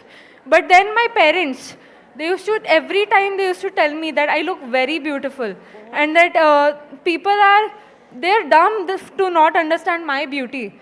And that's why I used to feel very confident with what my mom used to teach me. So did you feel like more confident after hearing Prachi? Yes, very much. I feel like she was very motivational and I feel motivated by her. Thank you for sharing that story. Anybody else wants to come up and tell? Okay, I see a young boy. As I said, it was quite interesting that when we spoke about self-image, a number of young men also raised their hands. Can I have you on stage, please? Come on up. Come on up. I'd like to have some music also, if we can prep our saxophonist, please. Hanji, what's your name? I'm Akash and I'm from DSRIS Malad. I wanted to talk to you all about how social media has been affecting our looks and how we've been changing our looks. So and this happens to guys also. This happens to guys, girls, and recently in the last year, we've seen terms like looks maxing and mogging recently. And those have been set as the beauty standards in school. If you don't have a sharp jawline, if you don't have fair skin, tilted eyes or something, you are not considered beautiful. But for everyone, this is a message I want to tell you that don't judge people based on that. People cannot be judged based on how they look. Even though it's the first impression you make, they cannot be judged because of that. And is it tough for guys? Because we always assume that it's tough for girls, but is it getting tough for guys? Do guys also get impacted by this? Like, do guys also look at other people's photos and say, uska body acha hai, mera body nahi acha, really? So, all this happens? Yes, so this happens in schools nowadays, maybe in colleges as well. Yeah. We compare ourselves with our friends a lot and the influencers we see on social media, bodybuilders, athletes and all. Yeah. And this is one message I want to share with everyone. Don't judge a person by the looks. A person is judged based on the efforts they put in, the love they show, and the work they do. So don't judge anyone else. And can I say something else? Yes, please? of course you can. So this is from the previous topic. We had Shama ji and we had his son. We had her son speak about their struggles. I want to share my story from my side, and it goes about family reputation and harassment. So I've seen my sister cry when she was harassed and she was not able to speak about it to the school faculty and the college faculty because my mom said not to. And I stood there, I heard her cry and I couldn't do anything because my mom said the family reputation will be ruined. And I have someone close, so close to me, and it happens in many families. Many girls are afraid to speak up to people who can, and they're afraid to reach out for help. I have someone really close, and she shared her story with me. She wasn't able to speak up. Was she a friend? She was a really close friend. She is a really close friend. Yeah. Okay. So it's about molestation that happens within the families. I think we, as all the girls, some of the girls, at some given point of their time must have faced it. it might be your uncle, it might even be your father, or distant relative. They have been molested, touched inappropriately, but their voices have been silenced because parents have told them not to speak about it. And they get afraid to speak about it because they have been threatened again that you'll be removed from the house or maybe we'll disown you. And to save the family reputation, they have to keep quiet and go through it. So that's powered, right? And I just want to thank you because you've touched upon such a delicate issue, and it's so lovely to see a young man doing it. I don't know how many of you have seen the movie Monsoon Wedding. It touched upon this issue. But the statistics actually tell you that more than 90% of women who have been abused in their lives know the man who's done it to them. And so for you to speak up about something so sensitive, you're a great guy. Tell me your name again. I'm Akash. Akash, can we hear it for Akash? Okay, thank you, Akash. Thank you. God bless you. I have time for one more audience interaction, and I really then want to give you some music. So I'm going to bring our very favorite Subbalakshmi back on stage in a moment. Ma'am, come on up.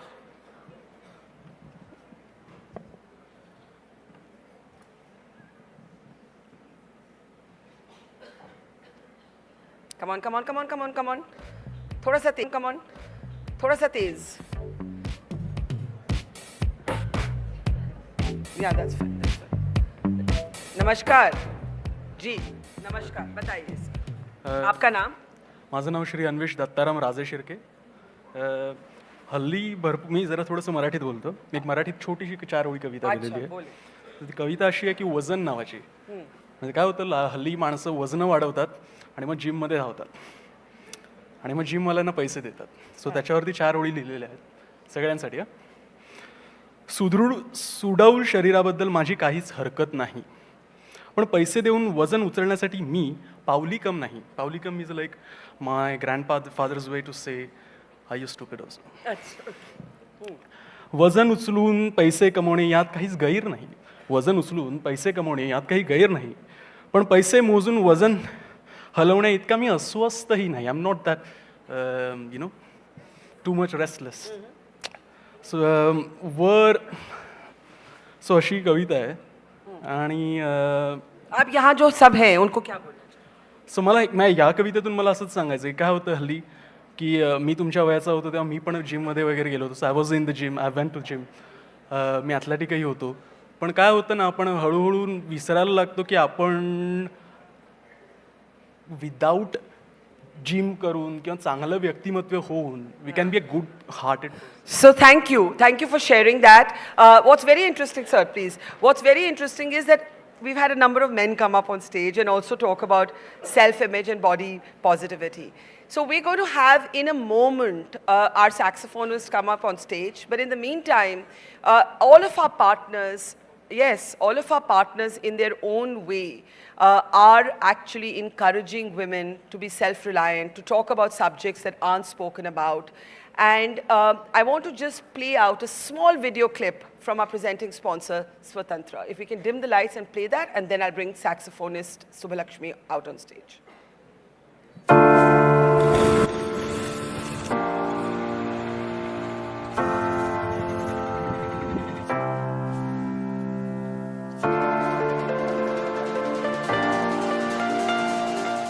मेरा नाम मीनाक्षी सुथार है. 8वीं तक पढ़ाई करी है मैंने, आगे और पढ़ने नहीं दिया. दादी माँ थोड़े पुराने ख्यालात की है, इसलिए आगे स्कूल नहीं हो पाई. फिर 3-4 साल बाद मेरी शादी हो गई. शादी होकर यहाँ पे आई तो यहाँ की घर की कंडीशन थोड़ी ख़राब थी, तो मुझे लगा मुझे कुछ करना चाहिए. तो मैंने कशीदा सीखा, फॉल पिको सीखा. मैंने स्वतंत्र कंपनी से लोन लिया. उसके बाद में फॉल पिको साड़ी में मेरे बहुत हेल्प हुई है. आगे से आगे ले रही हूँ और महिलाओं को भी यही बोलती हूँ, मतलब वो भी लोन लेके जो चाहे वो कर सकती है.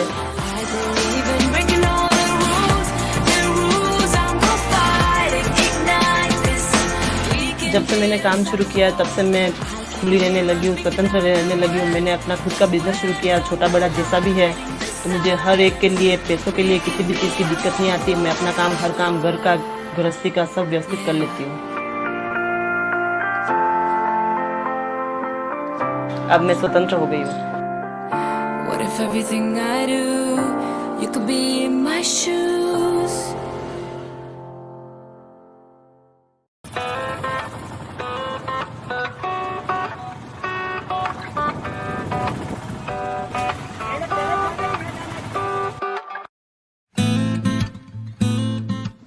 मैं राधा कृष्ण शर्मा, हमारा चित्रकारी का काम है जो प्राचीन समय से चला हुआ आ रहा है और हमारा पुश्तैनी काम है। ये नाथद्वारा शैली की चित्रकारी होती है जो विश्वविख्यात है नाथद्वारा शैली में, वही पेंटिंग का काम करते हैं। तो जॉइंट फैमिली में हैं सारे भाई।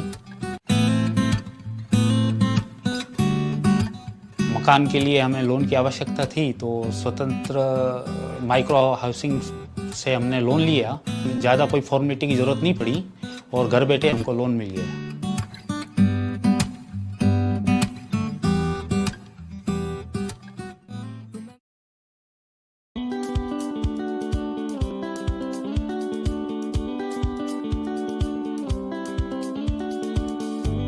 നമസ്കാരം, എൻ്റെ പേര് അഭിജിത്ത് രാജ്. ഞാൻ സ്വതന്ത്ര മൈക്രോ ഫിനാൻസിലെ ഫീൽഡ് ഓഫീസറാണ്. ഞാൻ എൻ്റെ ബ്രാഞ്ച് വരുന്നത് മാവേലിക്കരയാണ്.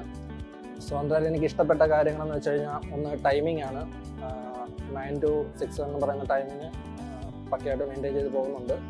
സ്വതന്ത്രം മെയിൻ ചെയ്യുന്നത് തന്നെ സ്വാതന്ത്ര്യത്തെക്കുറിച്ചാണ്. സ്ത്രീകൾക്ക് സ്വയം തൊഴിൽ ചെയ്യാൻ വേണ്ടിയിട്ട് ലോൺ കൊടുക്കുന്ന കമ്പനി ആയതുകൊണ്ട് തന്നെ നമുക്ക് വളരെയധികം സ്ത്രീകൾക്ക് ഉപകാരപ്പെടുന്ന ഒരു ാണ് നമ്മൾ നൽകിക്കൊണ്ടിരിക്കുന്നത്.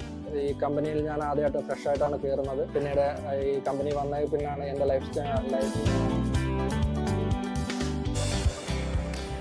All right. I think the larger message from those presentations, and I want to say this to every young woman here, economic self-reliance is key to being independent, really. So you're very young, many of you, and remember that as the core principle, as it were, of your life. We've got some brilliant speakers coming up, but some of you missed the opening act. Some of you missed the opening act with our saxophonist, the saxophonist in a sari who's been playing the saxophone for 28 years, recently became a mom. When she wanted to pick up the saxophone because it was heavy, she was told this is not for girls. You learn cooking, don't play the saxophone. She now can do both, and that's brilliant. And I want to welcome back, opening the doors for girls everywhere, saxophone Subbalakshmi.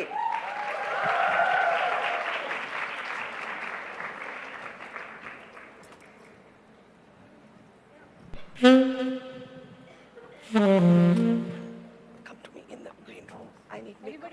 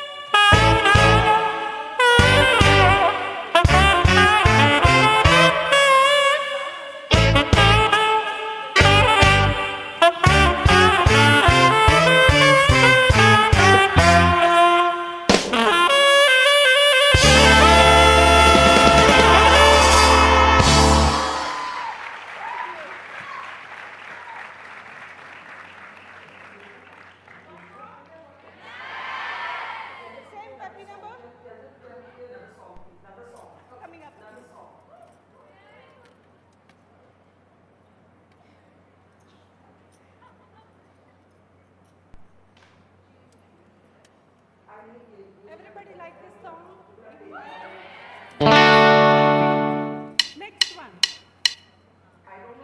Tequila. Everybody like this? From the top, please.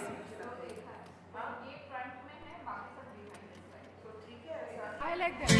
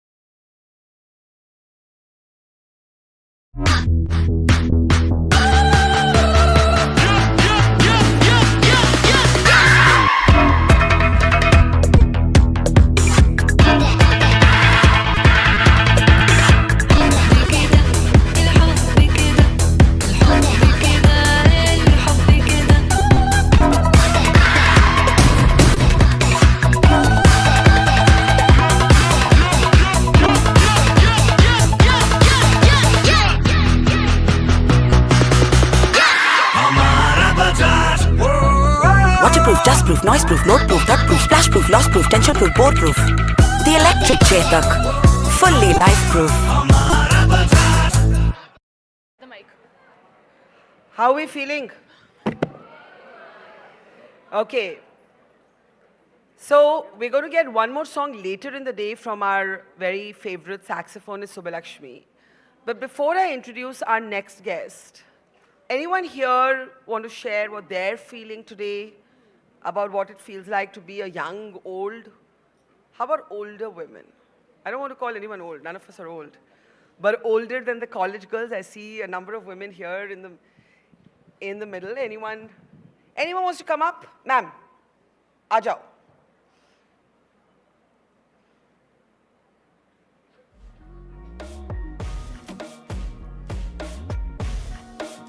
Yes, that's what we do. What's your name?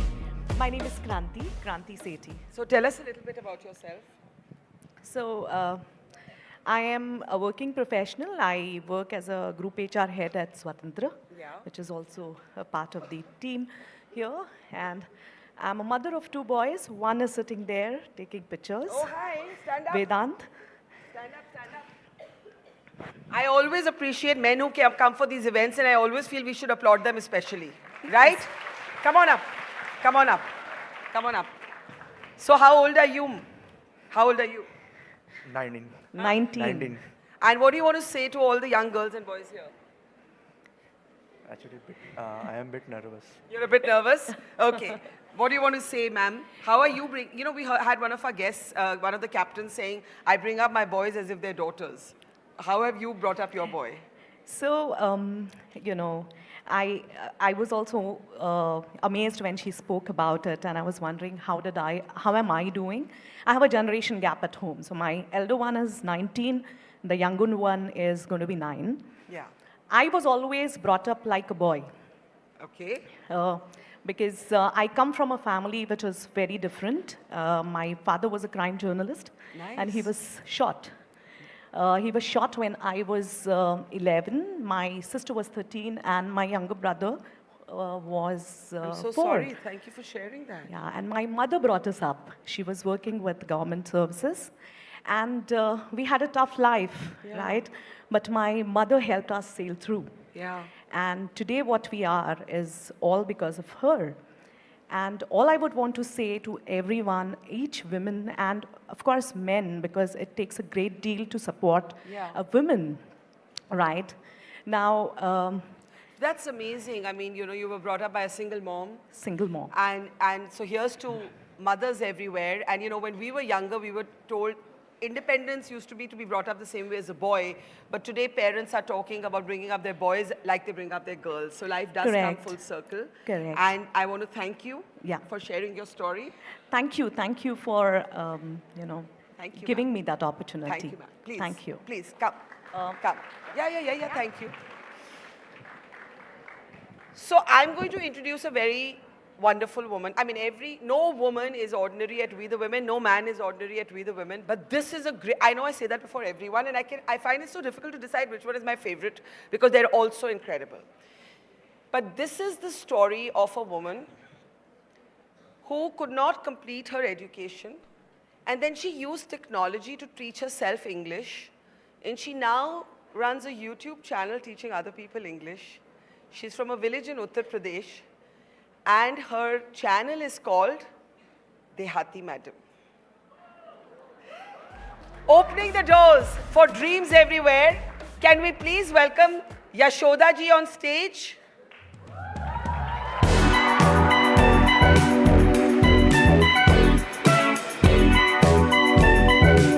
Yashoda ji's channel is called Dehati Madam because she's from a village. Village ka Hindi is Dehat.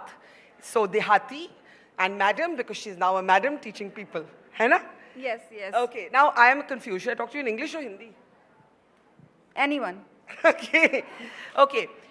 You could not complete your education. No. I'm only 12th. I have done only my schooling. Okay.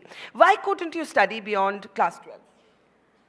Because circumstances were not according to as I wanted to study further, because my father, means after completing my 12th, he got retired. And he didn't have money to? Yes. And then within 1 year, he also got, he was passed away.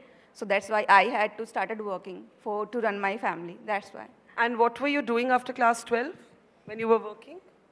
Kya kaam kar rahe the aap? I was working as a sales girl. Where? In a small shop. Okay. So girls especially, education is everything. You heard Captain Preeti Kaul say knowledge is power. Here's Yashoda ji, who could not study beyond class 12. Okay, then what happened? Phir aapki shaadi ho gayi? Yeah, but I would say I have done a love marriage, and I'm feeling proud because of that decision today I'm here. Well done. How difficult was it for you to do a love marriage in your village? Kahan se hain aap? I am from very small village in Kaushambi district, UP, Uttar Pradesh. Okay, so you're saying you're very proud of the fact that you've done a love marriage. You know, Sakshi stand, because we can still see you. Sakshi was on our stage earlier and she was saying one of the important things for women is to find the right guy. और अगर ठीक लड़का नहीं मिला तो कोई मत ढूंढो. Sakshi, sorry, I didn't mean to make you stand, but it was just I remembered you. Thank you. Yes. Yes. तो ये ठीक लड़का मिला आपको? Yes, yes, yes. Because of he supported me. You know, in life, it doesn't matter whether you have done a love marriage or arranged marriage. But the fact which matters, your husband is supporting you or not. And my husband, he was always there and he always stand by me. Can I just get Sakshi a mic for a moment? Can I get Sakshi a mic? And I'm also seeing two of our very braveheart soldiers from the Indian Army here. Ma'am, Colonel and Major, can you stand up for a second? You'll be hearing from them later in the stage. They're going to be very special guests coming up later in the stage. Just wanted to introduce you. Please take your seats. Sakshi, she's saying love ho ya arranged ho doesn't matter. Find a supportive husband. But why do women only have to find supportive husbands? We don't tell husbands to find supportive wives. It should, no? It should happen, I feel, at this point of time. It does happen. Does it? Yeah, yeah. And I think the key to, and a lot of people would agree, the key to happy marriage, happy relationship is the boy has to love you a little bit more than you love them. A little tiny bit. That's the key to the best happiness. Do you agree? Thanks, Sakshi. वो कह रही है कि आदमी, man has to love little more than woman. Love. Love, huh? Acha, now, how did you, who could not study beyond class 12, start first teaching yourself English and then teaching other people English? Actually, the time when I started my YouTube channel, at the same time, I was on my learning journey. I just started, and it's now about to complete 2 years, and means it was my learning as well as teaching journey. I was not teaching others, but at least I gave something to others that was inspiration, that motivation, and that courage, that guts. If a villager can do, then why can't we? And because of, I don't want to credit myself, but I would say I have connected with so many ladies, so many housewives, so many homemakers, and they have also gave this credit to me, ma'am. Because of you, I am here. I have also started. So how many subscribers does your YouTube channel have now? Currently, I have just completed 3,70,000 subscribers. If you had completed, you know, we had Prachi here. Where's Prachi? Prachi, where are you? Prachi. Because they're both from UP with very different stories. Now, Prachi is a school topper. She couldn't even study beyond class 12. And she taught herself English. Anything you want to say to her? इनको channel अपना start करना चाहिए और इन्होंने कर लिया? हाँ, कर लिया है. मैंने इनको कई बार यूट्यूब पर देखा हुआ है. आपने देखा इनको? या इनके बारे में क्या फीलिंग है आपका? कि ये जो कर रही हैं विलेज से होकर के इन्होंने इंग्लिश को स्टार्ट किया और इंग्लिश बोलना हम लोगों को लगता है कि इंग्लिश इज़ अ वेरी, मतलब कि जो लैंग्वेज है इसको बोलना आना चाहिए.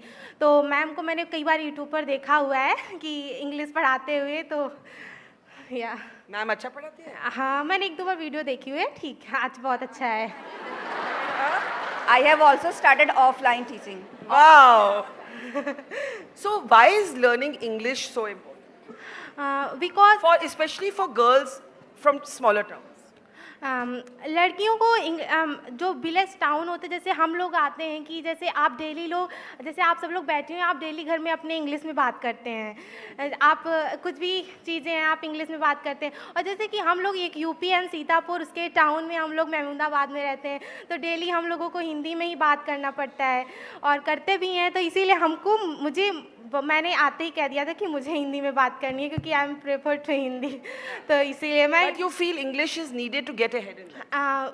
बिकॉज आप जैसे कि मैं यहाँ आई तो मुझे इंग्लिश में थोड़ा सा बात करने में दिक्कत होती क्योंकि मैं बोलती नहीं हूँ ना डेली, इसीलिए. और आपको बात करना आना चाहिए क्योंकि आप फॉरेन जाते हैं तो वहाँ पर आपको बिजनेस में आपको पर्सनली इंग्लिश आनी चाहिए. आप किसी भी ऑफिस में काम कर रहे हैं वहाँ पर भी बोलने के लिए आनी चाहिए. तो English is very important. Okay Prachi, thank you.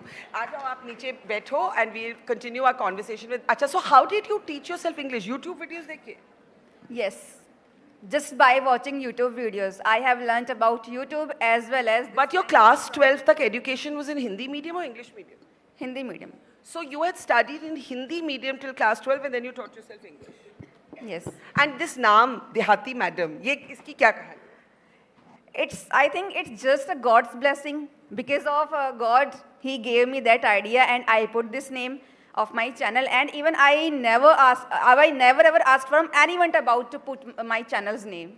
Now tell me, you take your kit everywhere. You just teach online. You also take your camera and your kit and your husband helps you do Yes. that? Huh? No. You do it yourself? Yes. Sabko? Because my husband, he has his own work to do. Which is what? He's a farmer, first of all. Is he here? Yes. Dehati Madam's husband, where are you, bhai? Radhe ji.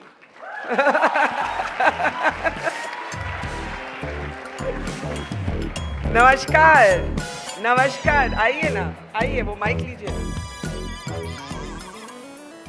Radhe ji आज थोड़ा ऐसे घूमिए ना, आपको audience शर्माइए मत। आपके wife तो बिल्कुल नहीं शर्मा रही, आप ऐसे शर्मा रही है, ये क्या बात है? ये बताइए, आज आप देहाती मैडम के हस्बैंड के नाम से जाने जाते हैं। जी मैम। कैसा लगता है? बोलो ना। अच्छा लगता है मैडम। अच्छा लगता है? बहुत अच्छा लगता है। बताओ ना, ये जब इन्होंने पहले करना चाहा तो आपने थोड़ा ऑपोजिशन किया कि आपने कहा जो करना है करो? नहीं मैम, ये पढ़ाई की वीडियो बनाती थी तो मतलब मैं अपना लिए लगी रहती थी, तो मैं सोच रहा था पढ़ाई वढ़ाई अपना करती है, मुझे जानकारी नहीं थी, वीडियो बनाती है। ठीक है। अच्छा, आप छुप के बना रही थी? I was making videos around 2:30 and early in the morning. So he doesn't find out? Yes. Okay then. तो रात में मतलब सोने वोने में डिस्टर्ब होते था, तो मैं सोच रहा था पता नहीं कि रात में क्या किया करती है, और मैं थोड़ा सा Couldn't sleep properly. Even he couldn't sleep properly because of me. थोड़ा सा मैं गांव से हूँ, तो मतलब सही से मैं हिंदी नहीं बोल पाता हूँ, इंग्लिश तो बहुत दूर की बात रही। आपसे बताओ, उसके लिए माफ़ी मांगता हूँ आप लोगों से। तो अब आप हस्बैंड से इंग्लिश में बात करती है कि हिंदी में? अपनी mother tongue. Which is? UP की लाइक भोजपुरी टाइप। अच्छा, तो फिर आप सोचते थे देसी गांव की बात। आप सोचते थे ये रात को क्या करती हैं, फिर जब आपको पता लगा ये क्या कर रही हैं तो आपने क्या बोला? नहीं, फिर मैं भी ये सोचा चलो ठीक है, मान लो घर से बाहर तो जाना नहीं है, वैसे भी इनको मान लो घर में ही काम करना है। और तो घर से बाहर जाएं तो? नहीं मैडम, बात ये है कि मतलब गांव में अलाउ नहीं है, बहुत ज्यादा मान लो दिक्कतें आती हैं, लेकिन बात ये है कि मतलब अब ने क्या से क्या कर दिया, आप वही पुरानी बातें। बात ये अब गांव में, जैसे हम लोग गांव से हैं, ठीक है, अब जो Let me explain. The society where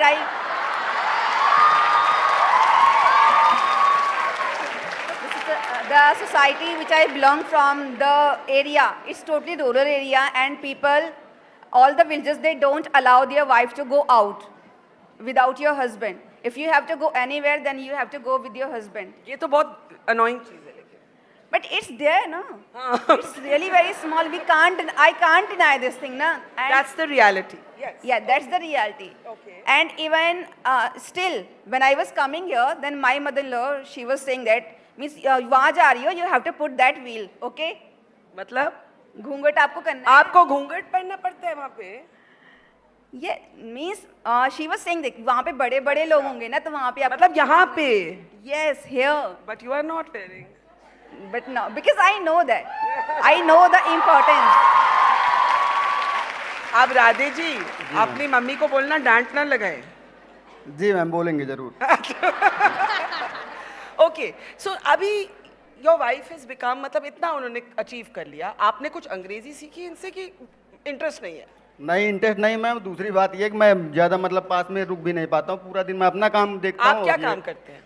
railway में थोड़ा मोड़ा काम करते हैं। अच्छा अच्छा, सो इक्वल पार्टनरशिप चलता है। हाँ, now tell me, if you wanted to say one thing to everybody here, all the young girls, what would that be? I would say in life everything is possible just because of your passion and your burning desire. And I had that burning desire to help my husband, just to support him. So you started doing this to help Radhi? Yes, because especially when it was a time of corona pandemic, so at that time my husband, he met with accident. And he was totally bedridden for 6 months. So he was not working, and means even I suffered for 5 rupees. To be honest, I'm just telling you. That time I got this realization that and especially this reality that if you don't have money, then you don't have any friends. If you don't have money, you don't have any friends. Yes, your friends as well as relatives. Even at that time, my father-in-law, even my family, they also started criticizing us, both of us, because he was not earning. Then we decided to live in a rental house. Then we moved on in a rental house. And from there, just because he started working with a contractor, and he got this opportunity to us that I bought my first new phone, especially on Diwali.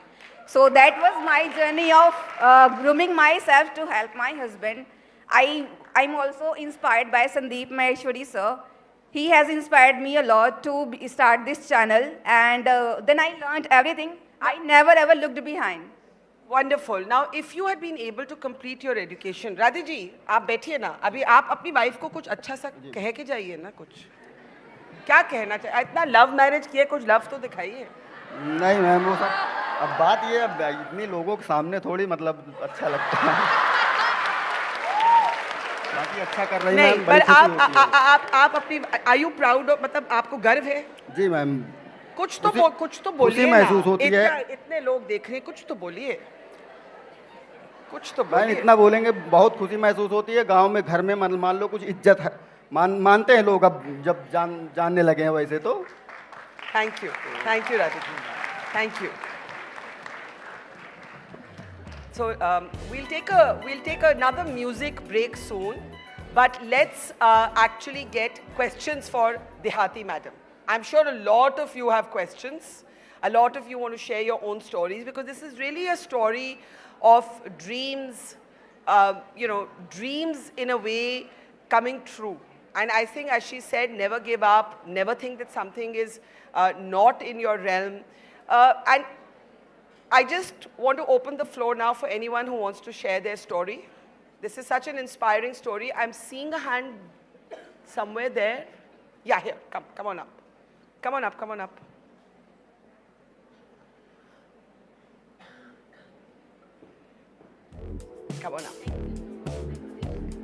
Come. I've got the mic. What would you like to ask?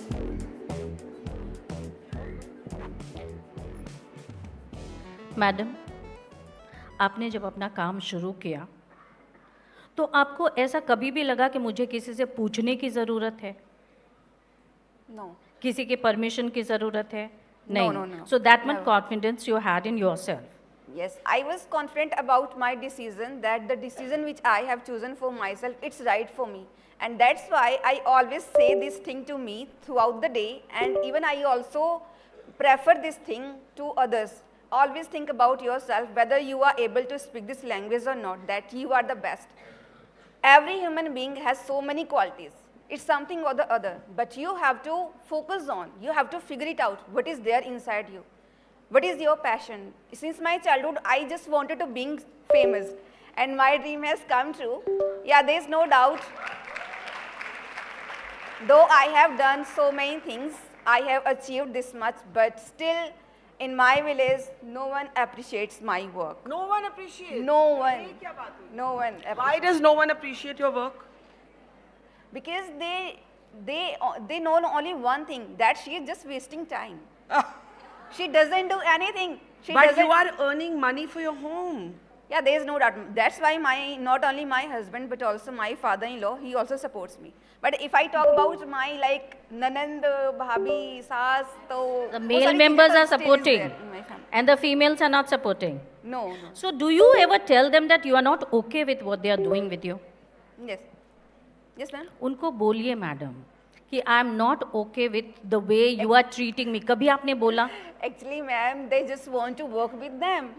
They just want me to being a helping hand for them. Well, anyway, but this is, we have to understand, thank you ma'am for your question. We have to understand that patriarchy is, if we can have the ting-ting go, stop on this timer, it's really distracting. Whoever's controlling the timer, thank you. We have to understand that that misogyny, patriarchy, feminism are all gender neutral. There are feminist men and there are misogynistic women, because we're all victims and works in progress of our cultural conditioning. Now, I have we have an award for Dehati Madam, but we have a very special guest, and I'm going to keep the mystery going about who's going to come to present that award. And our guest is running a bit late. So Dehati Madam ji, I want to ask you, ab aage ka sapna kya hai? And we'll give you an award when our next guest is here. But aage ka sapna kya hai? Actually, I haven't decided yet, but yeah, next year I would like to start my own spoken institution. Wow. In village, for the villagers. Okay. Okay, Dehati Madam ji, I can't call her Yashoda only because I keep calling her Dehati Madam because that's a, I'm going to request you to take a seat and your award is pending. We'll call you back on stage. Now I want to welcome back, let's have a big round of applause for Yashoda Lodi. I'm going to welcome back on stage Subbalakshmi because we didn't really get to talk to her much. She's only been playing her saxophone. Put your hands together for saxophone Subbalakshmi. Now, before your next track comes, and it's got to be a really peppy one, right? How has life changed, or has it changed, or has it affected your playing after you became a mom? Yes, it was a little...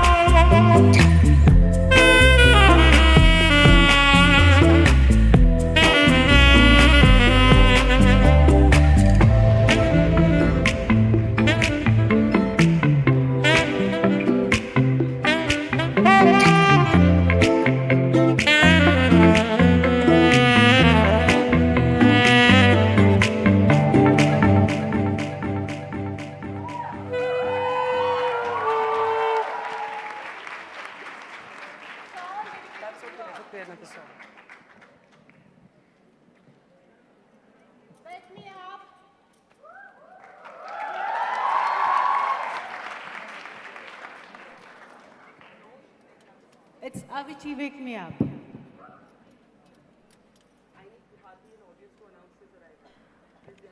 Everybody like this song? Yes! How was the senorita? Thank you.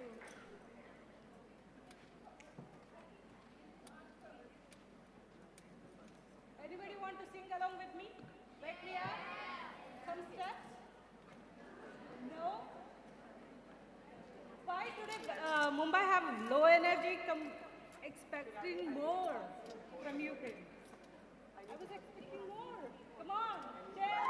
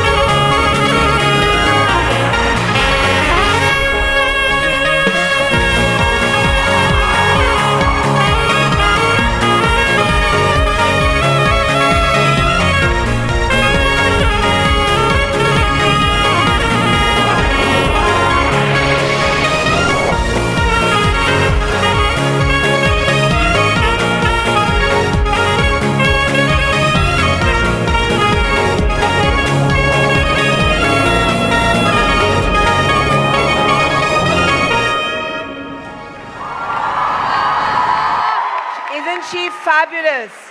Let's hear it for Subbalakshmi one more time. Thank you, Subbalakshmi. We're going to call you one last time, but now we're going to ask you to catch a breather. I want Dehati madam back on stage. Yashoda ji, वापस आइए, because it's time for your award. But I know, but before you give your award, you have to announce our next speaker. I'll say it in your कान. फिर आप announce करेंगे, क्योंकि वही आपको award देंगे.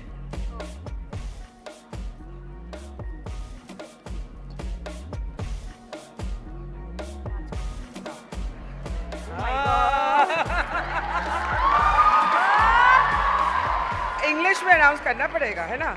The next guest is. I don't have to teach you English. You have to teach me English. Nervous मत हो.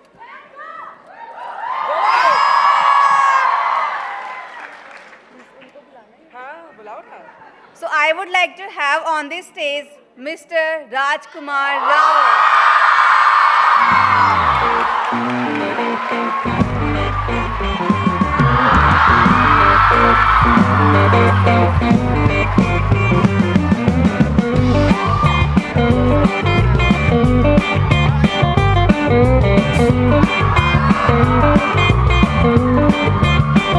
So, Raj.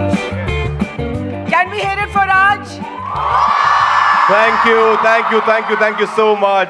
I believe that we are responsible for your being a little late, so sorry for that. हमारी गलती थी. But you missed meeting this incredible woman, so I had to get her back on stage. Please तो बताइए. इनकी कहानी ये है that she could not finish education beyond class 12, and then she taught herself English, and she now runs a YouTube channel called Dehati Madam.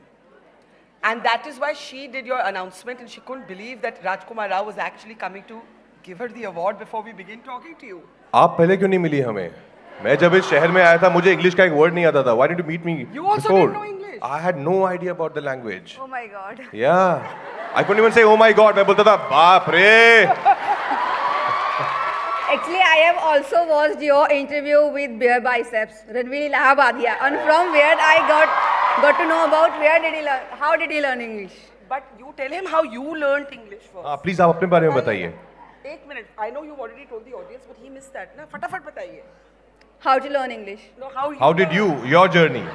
आपने कैसे 12th के बाद सोचा कि मैं How did I learn? हाँ यही शुरू करती हूँ. I learned English from YouTube, just watching YouTube videos. Just watching YouTube videos. Yes. I had no one. Yeah, but I used some apps to practice. And she studied in Hindi medium till class 12. I did my schooling from Hindi medium school, as well as after completing my education. Means there was no environment to speak this language. And even the way we were taught in school, it was like conventional, totally conventional. Same. हमारी English भी हिंदी में होती थी. आपने कैसे सीखा भाई? आपने कैसे सीखा English? I think she's absolutely right. I think just any language you can learn by practicing it in the environment. And I had nobody growing up in Gurgaon. सारे ऐसे मतलब sorry for my language but बकचोद दोस्त. सब हिंदी वाले देसी लौंडे. So there was no way that I could learn the language. But when I came to Mumbai, I realized it's an English-speaking city. Like especially our industry, every interview is in English. So I had to pick it up. And thanks to Patra Lekha, she really helped me. His wife. Yeah. So Yeah. she was thanking her husband, and you are thanking your wife. That's how we'll make a better world. Wow.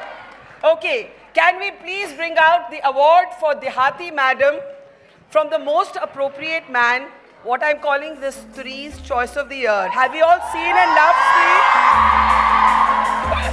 Okay, may I request Raj to do the honors? ये मैं पकड़ लेती हूँ, आप अपना award लीजिए ना. Let's hear it. I would like to say You want to say something? Yes. Actually, because of my husband, I'm here in front of sir, in front of this huge public, in front of Barkha Dutt ma'am. So that's why I would like to receive this award just with my husband. Okay. Absolutely. Radhe ji. कहाँ है? Who is the lucky man? Radhe ji है. राधे जी. राधे जी और राधे जी बिल्कुल अंग्रेजी नहीं बोलते. वो कहते हैं हिंदी भी नहीं बोलता है, अंग्रेजी तो क्या बात है? हिंदी भी नहीं बोलता, अंग्रेजी भी नहीं बोलते.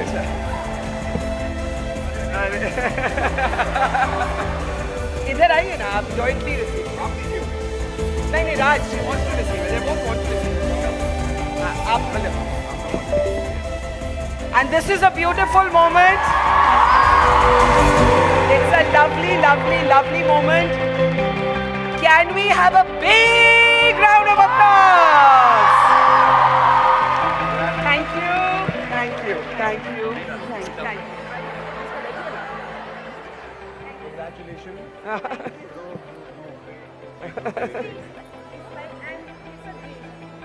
आपको एक बैक स्टेज भी फोटो दिलवाएंगे. आप आओ. राज कम.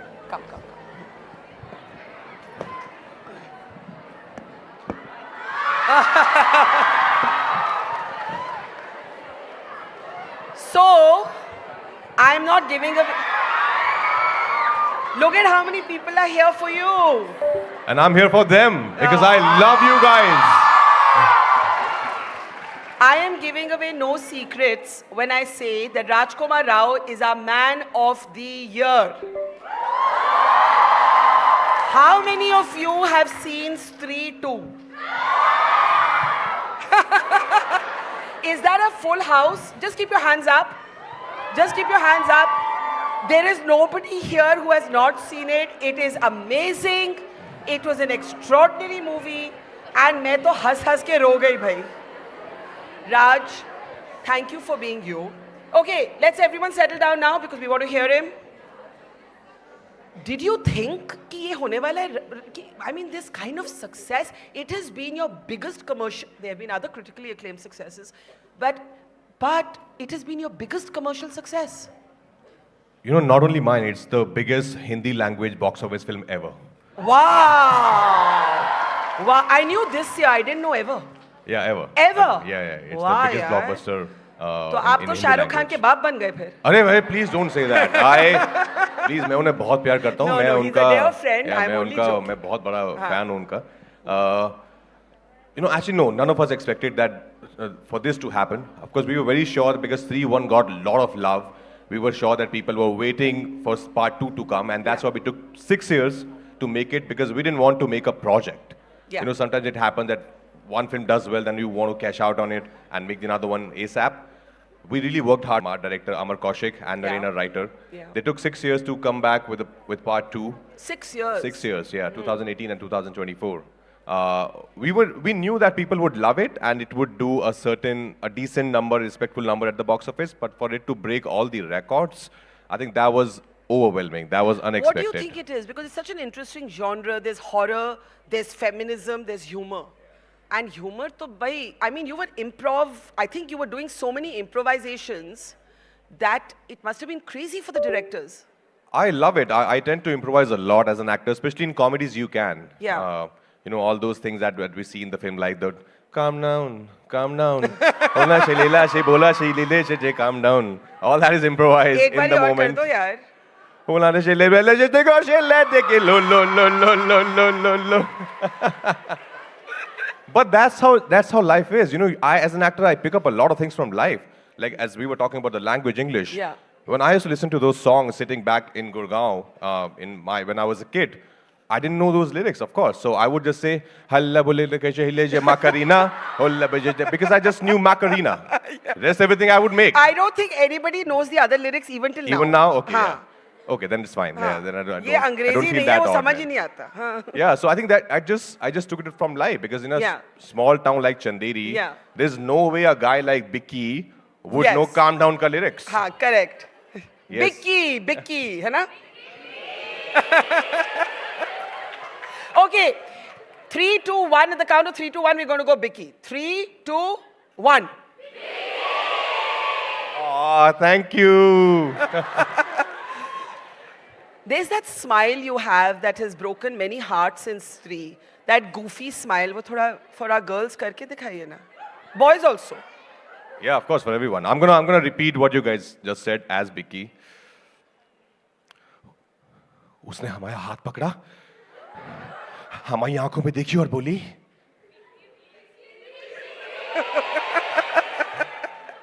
Bicky, please.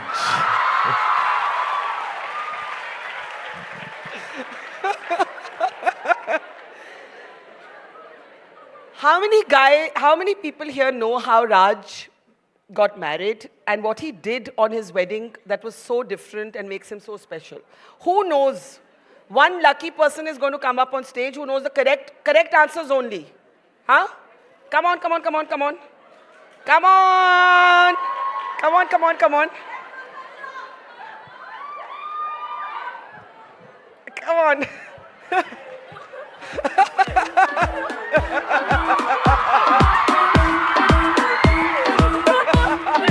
Okay. Is he your favorite? Yes. What did he do when he got married? He put sindoor on his forehead. That was On like, his wife's forehead. and on himself. Ask her to actually. Yeah. That was just great. What did that moment make you? What did it make you feel? It made me feel really proud and empowered. It felt like even men feel like they should do things that women are stereotypically told to do during their wedding. So that made me feel really happy and proud and really special. What do you want to say to that? I love you. I love you too. Thank you. Come on. Aw. Okay, thank you. Let's talk about that moment. We'll come back to Vicky. Okay, girls, contain your excitement, thoda sa. That moment was a beautiful moment. She still can't get over the fact that she hugged you. Totally my pleasure. Okay, now, need a little bit of silence. That moment was a beautiful moment, and you were basically taking one of our cultural traditions and just equalizing it. That's all you did. You took a tradition which is so gendered, and you basically non-gendered it. What made you do it? To be honest, as we were talking about improvs, I'm very instinctive in life. And I totally believe in equality. I think that moment, it was just very impulsive. You know, I did that, and I just felt that why should only she wear this sindoor? Yeah. You know, why should only she wear this Mangal Sutra? Yeah. And everything should be about, like, she would wear her chuda, her Mangal Sutra. There's so much that she would do. Yeah. What am I doing? Minus wearing this ring. Yeah. And I just said, you know, you also should put it on me. It should be equal. Yeah. We're going to do everything equal. How did she respond when you said that? I think she was overwhelmed, for sure. She Yeah. was overwhelmed. And honestly, both of us were so just elated, so thrilled, so happy to get married. So that moment, of course, became huge later. But at that moment, we didn't really think that, you know, it's nothing out of the box we are doing, because she knows me very well. And she knew something like this is expected out of me. So it just happened in the moment. But I'm glad that it touched, you know, so many hearts. Yes. Without even Old realizing, and as I young. said. Yeah, old and young. Yes. But even in our pheras, you know, that because we were pretty sure that we want to know exactly what our Panditji is saying. Yeah. Because a lot of times it happens, by the time you get married, you're so tired, you're just sitting there. Whatever the Pandit is saying, you're just saying, yeah, sure, yeah. So we just asked him after every month, like, iska matlab kya hota hai, aap hame samjhaiye. And then, you know, there's something called where they tell कि अभी wife जो है वो बोलेगी कि वो वचन लेती हूँ मैं ये करने का ये सब वो सब. And then some of the vachans we were not comfortable with. Yeah. कि मैं कभी आप पर गुस्सा नहीं होंगी, and I was like, why? I was like, no, this one not happening. Please गुस्सा होना. Yeah. So like, next one, this is not valid. So yeah, it's because it's about us, right? We're gonna decide how to live our life. कितना गुस्सा होती है आप पे? इन्हें इतना नहीं होती, मैं ज़्यादा कुछ. Are you the one with the short temper? No, I'm not short. I was till school not short-tempered. I was a rowdy boy. Yeah. But not anymore. You know, Were you a Bicky? I think Bicky with some martial arts skill set. You also penned a very beautiful note to your mother. You know, Patralekha is obviously such a huge part of your life, but your mother, you lost her while you were on a film set of Newton. Tell us that story. Kya hua? And I'm sorry, I know it's a sad story, but you know, we're here to remember the women and men who impact our lives. So my mother has always been my everything. You know, my hero, my most inspirational figure. So I was raised in a joint family in Gurgaon, and I was not raised with money. We didn't have enough. But she never made us feel, so I have two siblings, so three of us together. There were times when, of course, our school teachers paid our school fees because financially it used to become very tough for months. But she never made us feel did like. Did she work? So you know, she was a home housewife. So she was a homemaker. Money was a money was an issue. Yeah, but as I said, she never made us feel like, you know, there's some problem. She would arrange it somehow. And you know, back then Gurgaon was literally a small town. Now, of course, it's huge. It's corporate. Everything is there. And for me, sitting there now, when I look back and to think that I'm going to be a film actor one day, was an impossible dream. But my mother really supported me. she just stood by me. And not only acting, if I would have said I want to be a rock star, I want to go to NASA, she would have supported me in that also. Did you ever want to go to NASA? To visit, yes. You always wanted to be an actor? Sorry, I'll come back to your mom, but Always, you always, yeah. kya umar thi jab aapne I think I was in class 9th or 10th. So there was this tradition, my whole family, like most of us, like Indians, we love watching films. And there was a tradition that we would watch 2-3 films on a weekend on those VHS tapes. Like my Tauji would arrange a VHS tape and then we would watch films. Yeah. And I was just mesmerized by those stories, by those actors. And I started believing those stories. Yeah. I remember very clearly, I have that visual memory of me crying under my pillow when I saw Agnipat and I saw, Vijay Dinanath Chauhan dying. Yeah. I was howling under my pillow, ke Amitabh Bachchan kaise mar sakta hai? Because I believed it. I thought, gone. Yeah. And I said, Bhagwan, please Amitabh Bachchan ko zinda kar do. I must be like, I don't know, in class 5th or 6th. Yeah. But those stories really touched me. And when I of course got a little mature, 9th, 10th, I decided, I want to do this. Because I was so fascinated. I was madly in love with the film world. I would collect, magazines and then cut pictures and then put them in my notebook. Especially, of course, Shah Rukh sir. He gave us a lot of inspiration being from Delhi. So there, it started there. And then without knowing anything how to pursue this, I started doing theater. In school, in college, outside college. Then post my graduation, I joined Film Institute, FTII Pune, and that changed my life, absolutely. That taught me the real meaning of being an actor, of being an artist. But life wasn't easy even after you first became an actor. You come to Mumbai, the city of dreams, and at times you don't have enough money to do anything except buy a packet of glucose biscuits. 18 rupiah in your bank account you hit at one point. 18 rupiah. Today it would not even get you a chai. Really? नहीं, मैं पिला दूंगा आपको 18। आप पिलाओगे?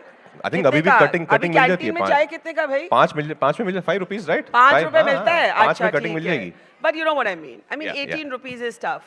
What would you do? And let's come back to your mom. At that time, she was still alive. How did she support you? So when I went to FTI for the first time, I was out of my house and I was homesick. So I would call her every, third, fourth day and would talk to her and my brother for like 10, 12 minutes. Okay, I'm really missing you guys. But that's FTI. Once it sucks you in, then you don't want to go back home. Because you fall in love with the world of cinema. Because 24/7, for 2.5 years, I was only breathing cinema. I was watching, eating, we were discussing performances, discussing great, classics that we would watch. And we would work on our acting every day, in and out, outside the class, in the class. That changed my life. But when I came to Mumbai in 2008, again, a very expensive city compared to where I come from. Yeah.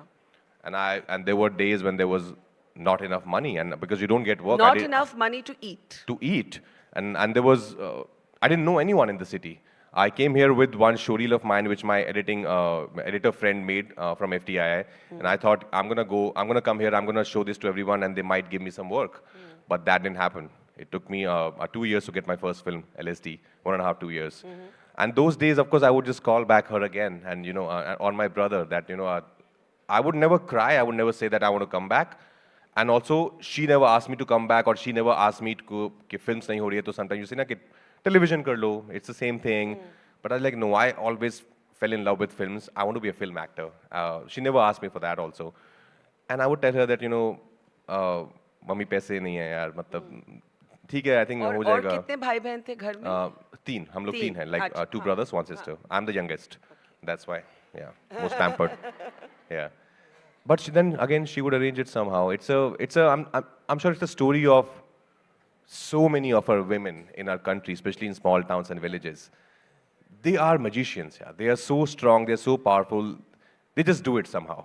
Yeah. Without even make us feel, okay, it's not going to work out. It's going to be so tough for me to arrange.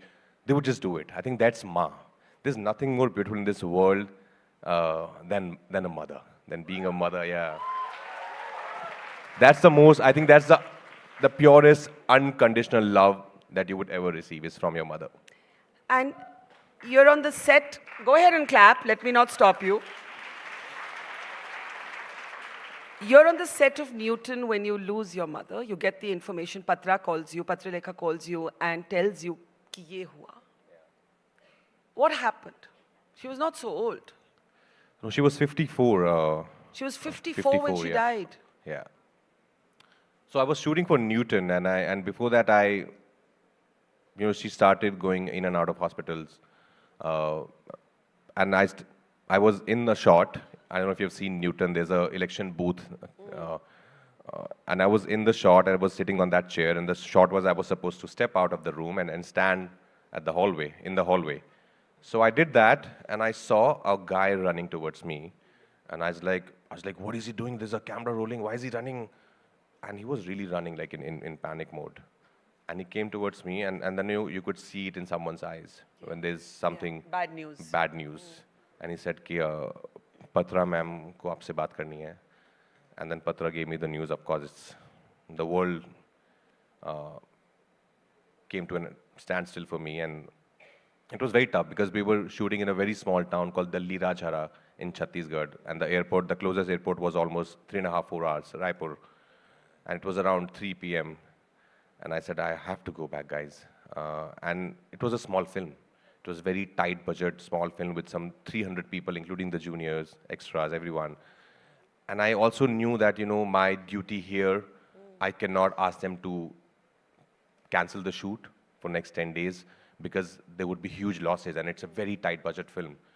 So I told them, guys, I have to go back, but I'll come back. I'll come back tomorrow and we'll resume. But they were like, no, it's okay, take your time. I knew somewhere in their heart, they're like, yeah, but we also understand. So I went, of course, did my all the duties as a son. And then I came back thinking that, I might be able to do it. But nahi hota yaar. Nahi hota hai. Next day, it takes time. And grief is a strange thing, right? It triggers, like, kuch bhi trigger ho sakta hai. Ek music, ek memory, ek khane ka dish. What is your trigger when you most think of your mom? No, just her smiling face, and her voice. Her voice, of course, still echoes in my mind. And I've kept her alive. I've kept her alive here in my heart. I talk to her through her, of course, to her pictures. What do you say to her? I tell her, things are going fine. If there's some trouble, I tell her, see now what's happening. Can you please sort it out? And it happens. Most of the times it happens. I think there's something that shifted, between me and Patra, because I saw my mother going, I saw my father going, and we lost Patra's dad in 2021. Then we just recently lost our dear pet Gaga, our dog.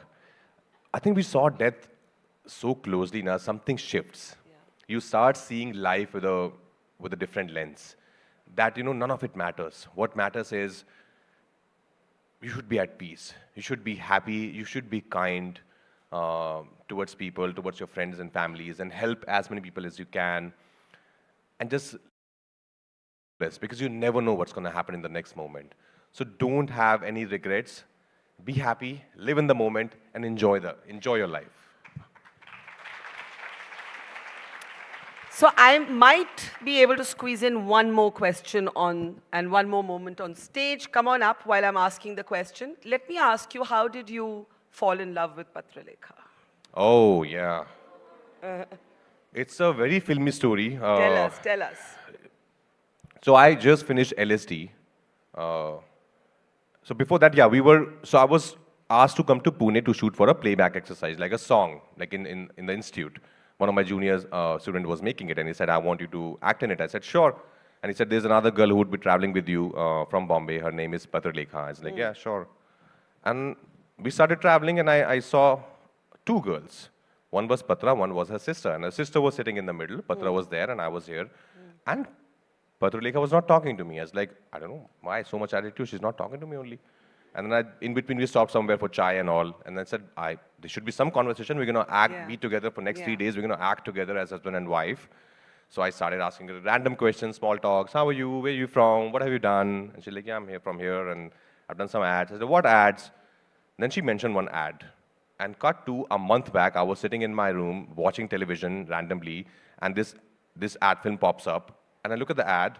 It was for Tata Docomo, if I'm not wrong. Yeah, it was a tattoo ad. Like the girl, South Indian girl shows, Amma, I want to show you something. And she turned, there's this tattoo. Yeah. And I looking at that ad, I was thinking, wow, what a sweet girl. Yeah, I wish I could marry her one day. So sweet. And cut to, true story. And cut to this girl tells me I've done this ad, this Tata Docomo tattoo ad. Aai kaisi raat hai ye. Everything just turned into slow motion for me from there. I like, this is universe doing.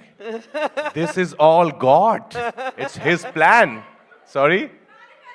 Manifestation, absolutely. And it's been 14 years. Wow. Every day it's still, I kaisi. Now, let me call this young woman up on stage and then I'll hold my question till she is able to come up. Come on up. Come. Hi. How are you? I am good. How are you? I'm good, thank you. So basically, I'm also from Delhi. Hold up your mic. Okay. Yeah. I'm also from Delhi, near Gurgaon, Dwarka. Anyway, I'm a student in this college, so I just wanted to ask, what do you miss most about Delhi, being here in Mumbai? Not right the now, air. though, right Not now, though, the for air. sure. That I'll tell you. After seeing the AQI, right now I'm not missing Delhi at all. But I think because all my school friends, my childhood friends are there, so of course I miss them a lot. I miss the food from Delhi. I miss those winters when I was growing up. जो कभी होती थी जब बहुत fog होता था. Yes. So I miss that about Delhi. I miss the food. I miss the weather. Not this one, but the earlier one. Yeah, these two. And my people, my family is still there. My friends are there. So it's a lot of fun. Like Delhi is still like home to me. So whenever I go back there, it feels like I've come back home. Delhi or Mumbai? बहुत Delhi or Mumbai? हाँ यार Delhi और Mumbai दोनों बहुत अच्छे हैं. I love them. Yeah, I love them both. This is the eternal debate that will never get resolved. But with the Delhi air, I think Mumbai is beating Delhi. Okay, Raj, here's my question. You come from the modest background. You say you teach yourself English. How do you do that? Bol ke? Bol ke. I think just by reading books, by reading newspapers, by just, as ma'am was saying, by watching. So in FTI, I started watching a lot of English language films with subtitles, of course, at that time. But then also when I came to Mumbai, I met Patra and I met a couple of friends, and they would converse in English, and I would pick up things. Like I didn't know that he ke saath does aata hai. These are the rules of the grammar. I had no idea. And of course, I just pick up, and I'm a good learner. Like I'm a very fast learner. So I started picking up things. I started, using them in my life. Started speaking slowly, and then I think with the more the time progressed, I started becoming better and better. And it's just about the confidence. You have to be confident. You have to be around people who converse in that language. How has coming from that background to this stardom changed you? And ये मत बोलना मैं तो same हूँ, सभी बोलते हैं, but no one is actually the same because life changes you every day. How is it changed? मैं तो same हूँ. Honestly, yeah, I am still the same boy who was back home. I'm not this guy. I'm the guy. अगर मेरा बस चलता तो मैं अपने बहुत प्यारे अच्छे पजामा, लूज से पजामा, चप्पल. तो आप क्यों नहीं आए वैसे? I know, but आपके मैनेजर आपको those portals, look at him, and then people commenting, oh my God, yeah. So that, yeah. But I'm that guy. At home, if you would ever surprise us visiting home, you would see me just standing sitting and chilling on the ground, on the floor, in my shorts, in my vest. Yeah. Yeah, and I love roaming around without slippers in my house. But that's who I am. I don't want to change myself ever. Yeah. But you say, I'm not this guy. You are in a vanity industry. You may have come to it because you love acting, but you are in this vanity industry. We live in this strange influencer age, Instagram age, where everything is. Sometimes I go to events and I see nobody in the audience and people have just come to get their photo taken. And that's why we try and do this differently and look at the full hall here. How do you remain authentic? जब इतना कुछ artificial है आपके आसपास, how do you keep real? How do you keep it real? A lot of things, actually. You have to find your center. So there's this saying I have put, not even a saying exactly, these are some words that I've put in my house. The moment I exit my house, that's the first thing I see is, never forget why you started. Like where you started from, everybody knows, but why you started, because I genuinely fell in love with the art form, as I said, especially after going to FTII. So for me, it is still, till date, it is not about if I'm a star, if I'm a superstar, or how much money I have. It's still about living the part. It's still about being a part of some really good stories and tell those stories in the most possible honest way. It's still about that. That gives me the biggest high when I give a good shot in front of the camera. That's my biggest high. That's what I live for. I don't live for anything else. Because when I do that well, the love will automatically be there. You know, because people can see the honesty. People can see the intent that why someone is doing what they're doing. Because you can't fool people. You can't fool people through PR or through whatever. You know, you can buy everything in today's day and age. But what you can't buy is honesty.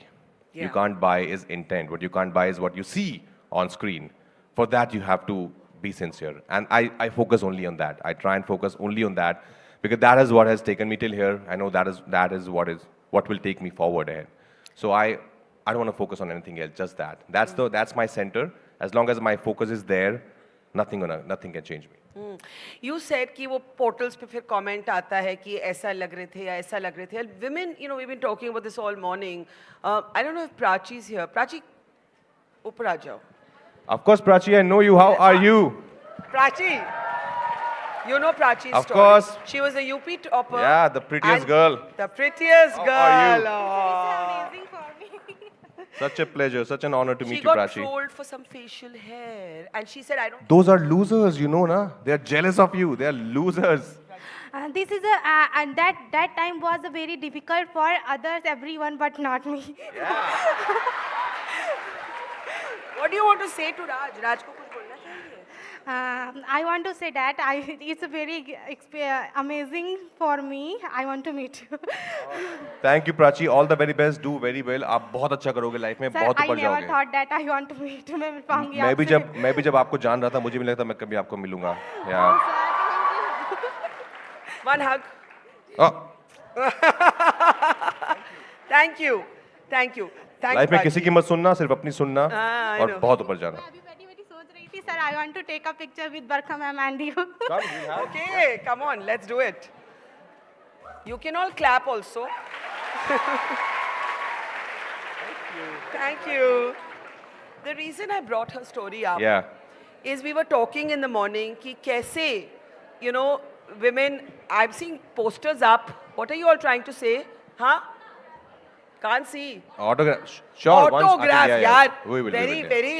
Very, I have to say inventive. Points for that, but abhi ruko.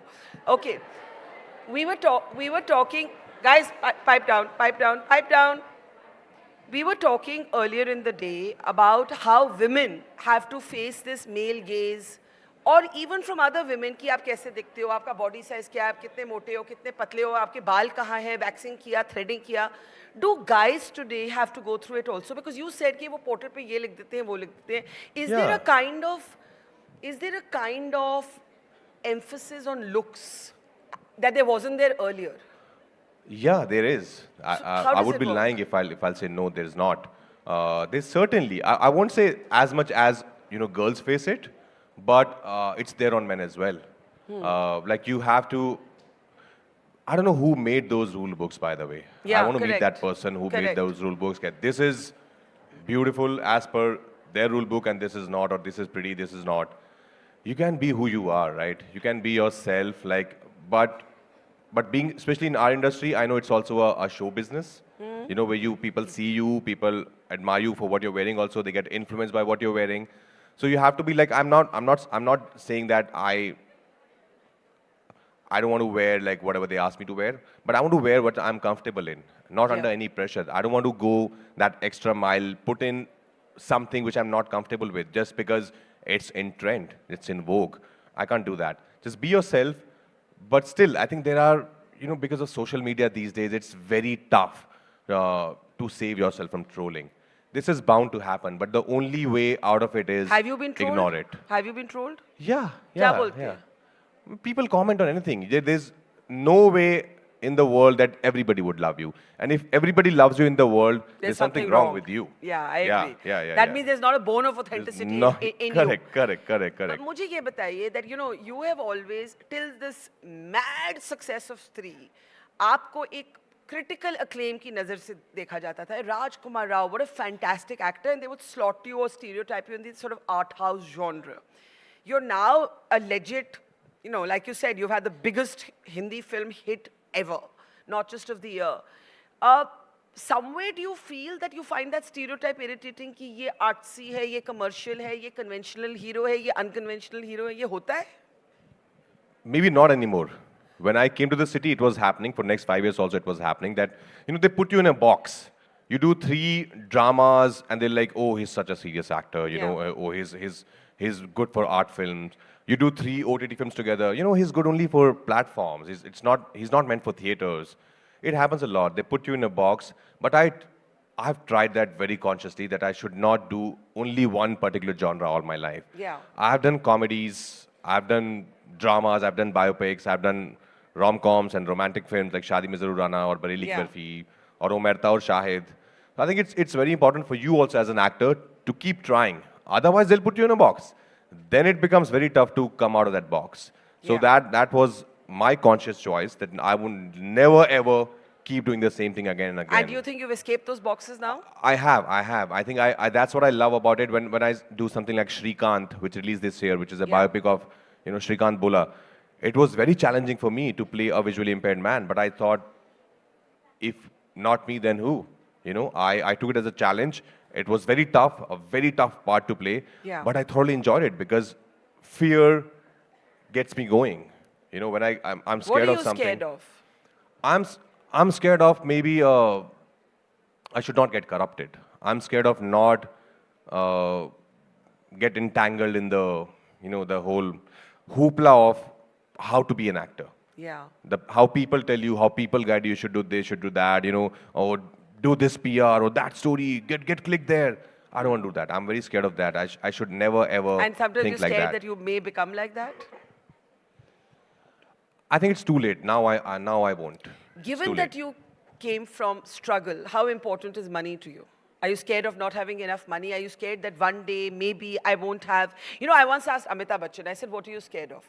And he said, I'm scared that one day I'll walk into a restaurant, nobody will recognize me. I couldn't believe Amitabh Bachchan was saying this, but he said it. Are you scared of losing stardom? No, I'm not scared of losing stardom. The only thing I'm scared of not getting enough work. That doesn't happen, surely. Hopefully, yeah. That's Yeah. good.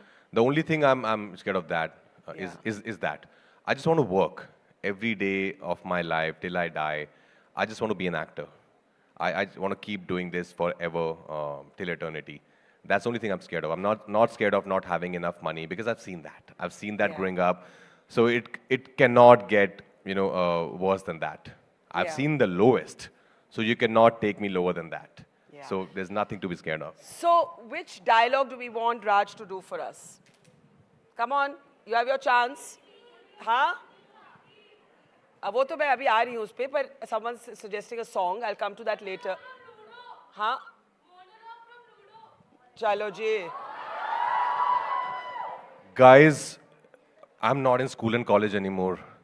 It was so tough to memorize that monologue. It was very tough. Something more recent.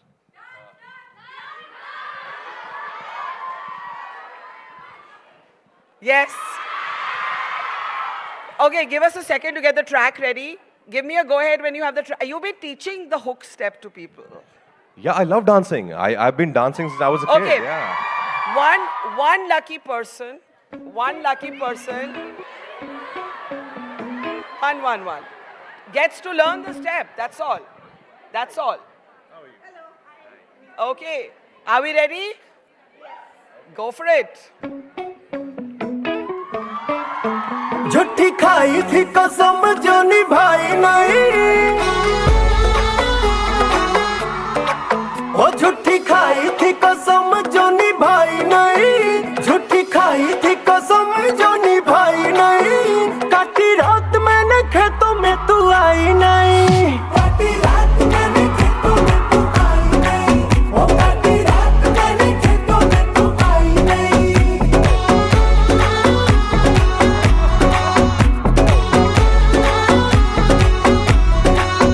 लेके आया भी मैं घर से रजाई नहीं लेके आया भी मैं घर से रजाई नहीं आई आई आई तू तो आई नहीं हो नहीं आई आई आई तू तो आई नहीं हो काटी रात मैंने खेतों में तू आई नहीं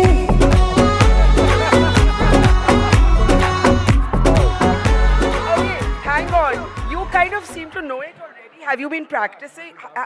She was pretty good. You didn't have to teach a lot. Not at all. She was so good. Thank you. Ever since I got to know that through our Unimo page, because we are the community partners, I got to know when sir is coming, I had to practice all the steps. I was sure, and I think Neha here has taught us how to manifest. So I was like, I need to meet this guy, and I really need why do you like him so much? Because the person he is, I've actually been following all his interviews, and the kind of person he is, apart from being a great actor, I remember that movie, I'm sorry, I'm forgetting the name, I'm very nervous, in which you ate that picture. Trapped. Oh my God. And I used to get nightmares, and I used to actually wake up and I'm like, I have to save him. I have to go there. So you are absolutely rocking. And Thank you, ma'am. And I'm very happy. Thank you so much. Thank you. What's your name, sorry? Vanita Ambani. Vinita, thank you. And Thank you, Miss Vanita. Thank you. Thank you. Raj. Now wait guys. Before we honor Raj, okay, much excitement, but it isn't just young girls or women my age. There are lots of old women who want to meet you. No one's old, older women who wants to meet you. And I'm introduced you to Dehati madam, who taught herself English and could teach you and me English. Absolutely. Now I am going to introduce you to a Ajji who's 96 years old and part of a grannies group that went to school. Whoa. Opening the doors for women's education. Can we please welcome our Ajji on stage? वो बहुत slowly आएंगी, मैं उनको लेके आऊंगी. अज्जी जी, आप हैं यहाँ पे? अच्छा, वो बहुत धीरे-धीरे आ रही है.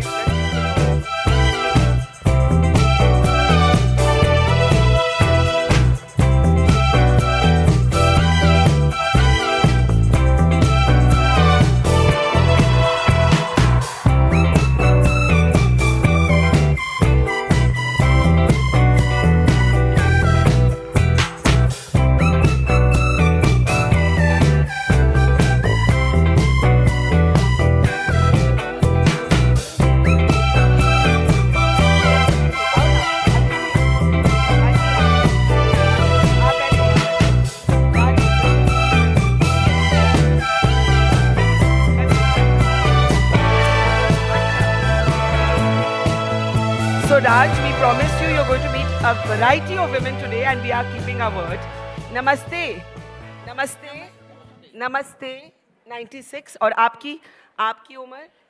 आपकी उम्र 75 है. 75. हाँ, वो मैं समझ गई. हिंदी भी थोड़ी आती है.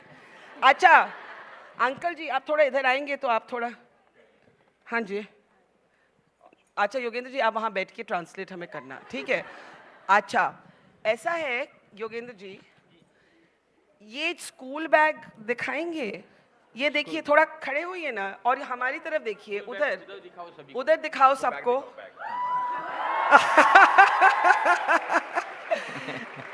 आइए, ये कितना उम्र पे स्कूल पे आती हैं? ओल्डेस्ट तो 96 है, ये स्कूल आ रही हैं. ये आपने कैसा आइडिया सोचा इसके बारे में? ये 75 ईयर की है जी. हाँ, तो 8 मार्च 2016 में वर्ल्ड वुमेन डे था और उसी दिन ये जो सभी दादी माँ है 30 दादी माँ, वो उनके ज़माने में कभी स्कूल में गई नहीं थी. अच्छा. तो अगर इन्हें साइन करने आने लगी या ये स्कूल में आने से इनको लिखना पढ़ना अच्छी तरह से आने लगेगा तो इनके लिए गॉड गिफ्ट होगी और इसीलिए ये स्कूल का ओपनिंग होगा.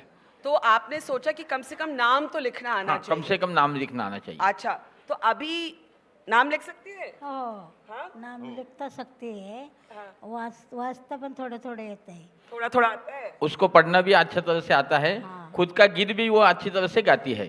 थोड़ा गाना गाती है वो अच्छी तरह से. मराठी में गाती है लेकिन गाती है. गाएंगे वो अपना गाना गाएंगे, आप अपना गाना. ओके ओके चलो. हाँ जोर से चलो. चला चला जाऊ बाई आजीबाईच्या शाळेला.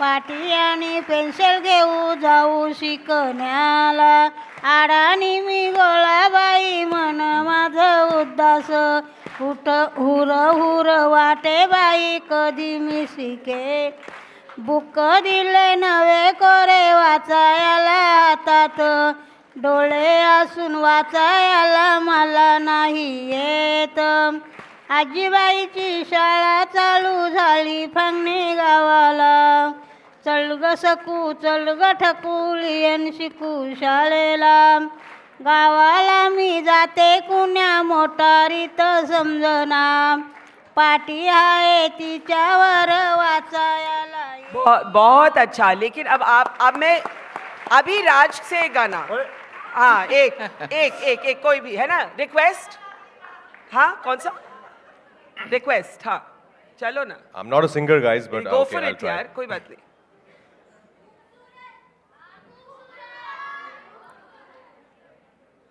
कोई इतना खूबसूरत, कोई इतना खूबसूरत, कोई इतना खूबसूरत कैसे हो सकता है। Lovely.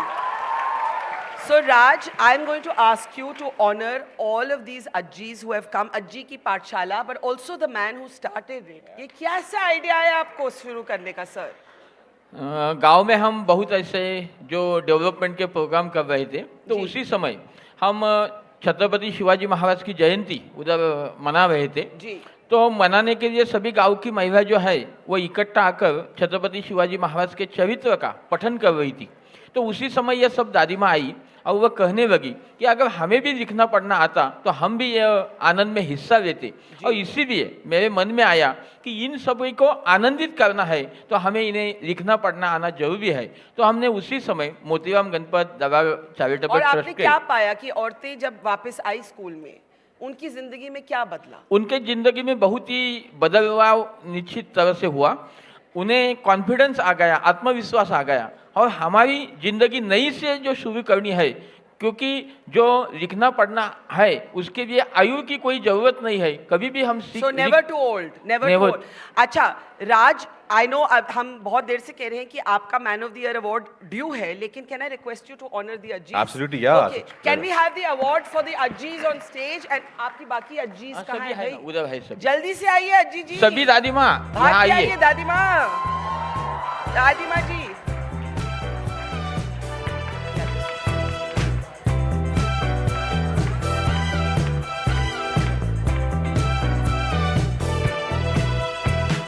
जल्दी जल्दी चलो चलो आ जाओ, कम आ जाओ।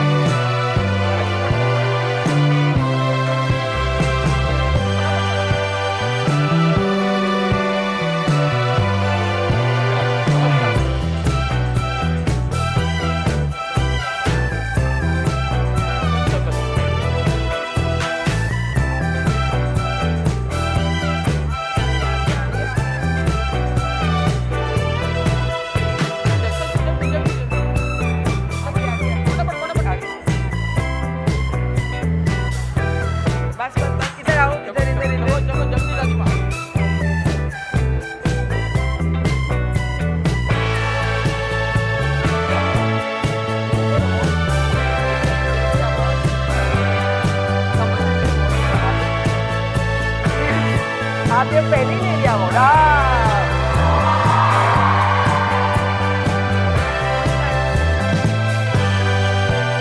This is so cool, guys. You know, as he said, it's never too late. If you want to do something in life, listen to your heart and start it today. Yeah. Thank you. Chaliye. Now I have to finally award Raj. If everyone got their photos, got? Okay. Aji ji, Dadiya. Let's give them half Let's few give them minutes a big to round of yes. applause, our daddies. Chal. Yogesh ji, please.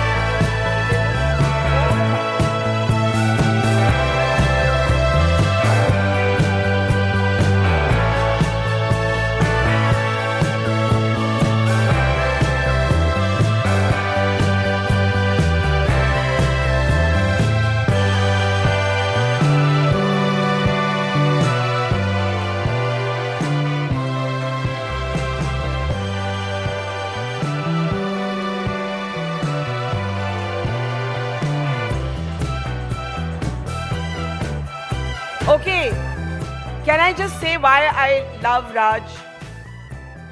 He personally escorted every single grandmother down the steps. I do not know another movie star who would have done that. Can we please have a big round of applause for him? And may I request our partners at Lokmat? Okay. I love you too, girls. Okay, at the count of 3, 2, 1. Guys, genuinely, I'm saying it from the bottom of my heart. And I know we will come to that. But I really love you all. You know, But can I have... thank you for giving me an opportunity to a guy like me who's come from a small town with no background. Thank you for giving me so much love. But wait, Thank you. We're not done yet.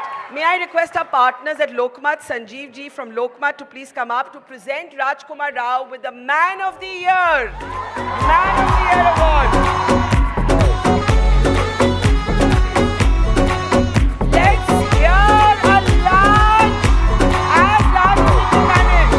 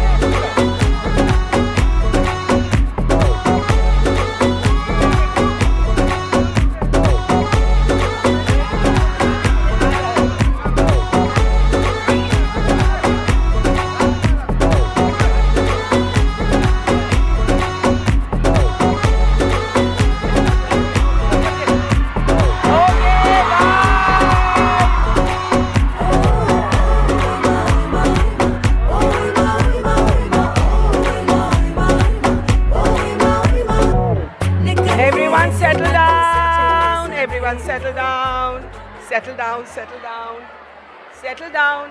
Can I have Subhalakshmi backstage? Subbalakshmi, Subbalakshmi, Subbalakshmi. Guys and girls, come on now. Take your seats. Take your seats, please.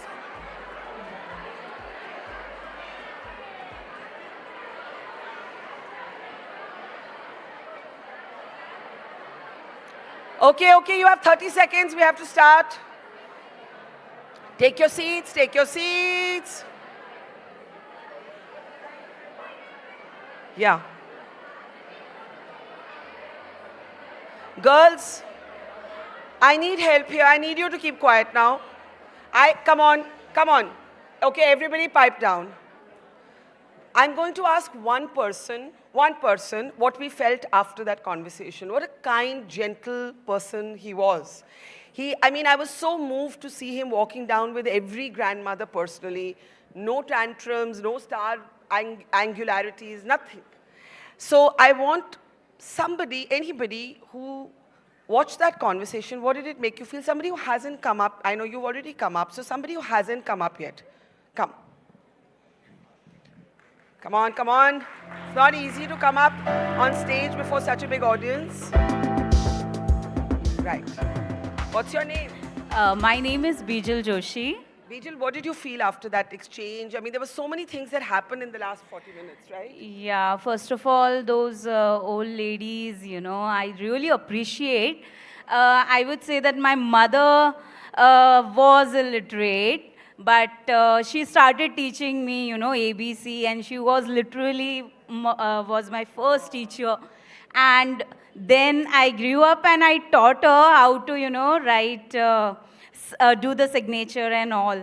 So that was really, something to relate. Now she uses Instagram and she uploads and the reels and stories and even the WhatsApp messages, she uses this automatic typewriter and all, And she's so pro. I asked my mom, like, how can you do this? Even I don't know, teach me this. How can you do this, please?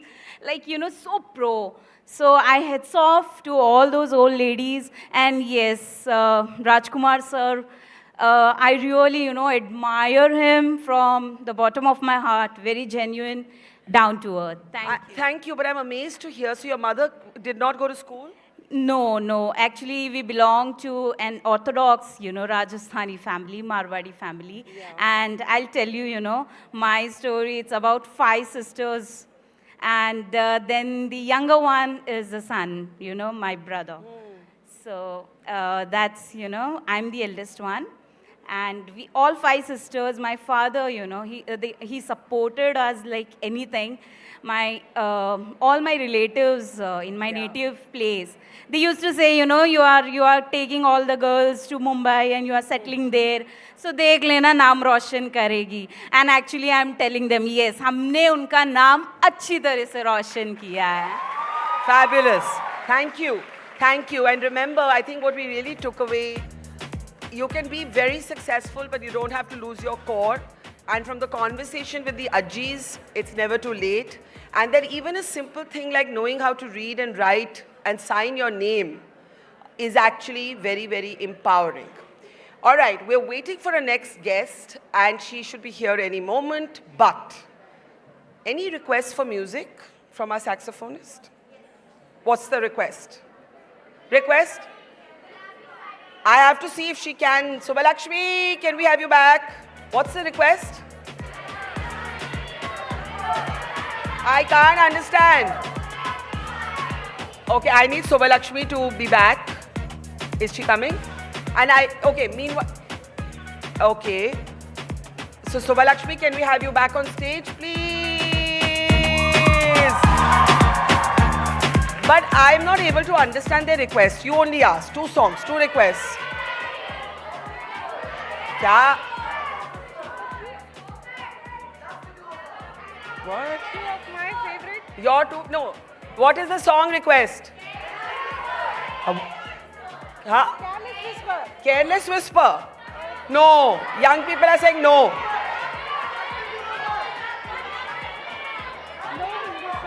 Go with some peppy songs. You choose. Yeah, my favorite is Ed Sheeran's Shape of You. Shape of You. Okay. And one more. One more. I Will Survive. Yes, good one. Okay. So we're doing Ed Sheeran and I Will Survive. Yeah. Go for it. Do you have the track? I need a bit. Okay. Ed Sheeran's. Yeah. Okay. Oh, you need the Yeah. Okay. You want I'll to be. hold it? Oh, it's okay, ma'am. Thank you. Are we ready with Ed Sheeran? Yes. Yes.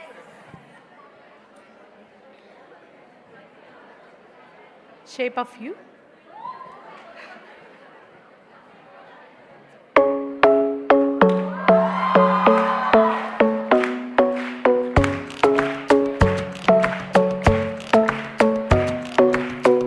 Tadak dina tam tam tam, kadak dina tam tam tam, deem dina deem deem deem, tadak dina tam tam tam tam tak, kajanu tam tak, kajanu tam tak, kajanu tam tak, tam tak, kajanu tam tak, kajanu.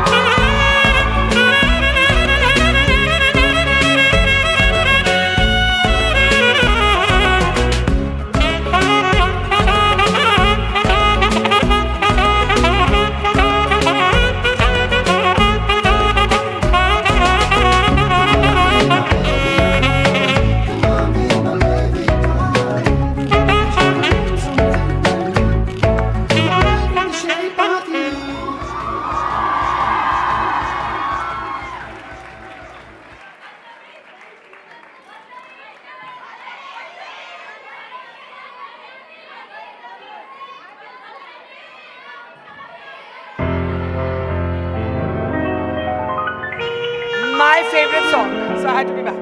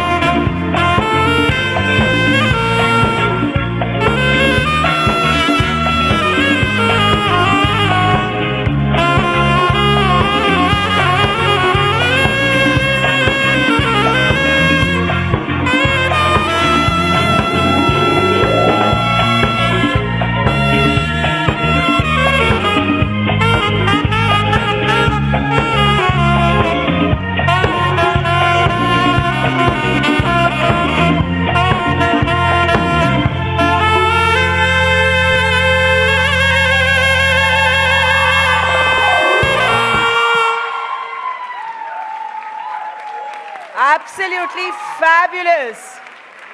Okay, I see two friends in the audience and I'm going to make use of the moment to call them back. So, Lakshmi, don't go. We're not letting you go only. No, take a breather and we'll call you back. Thank you. I see Sanjeet Shetty, one of our partners at the event. Come on up. And Kriti Davra, who's here all the way from Singapore. Both of them entrepreneurs in their own way. Two good friends of mine, friends of the festival. Come on up, friends with each other also. Come on up. Come on up, come on up, sit. Just, we'll chat. Come on, come on, come on, come on.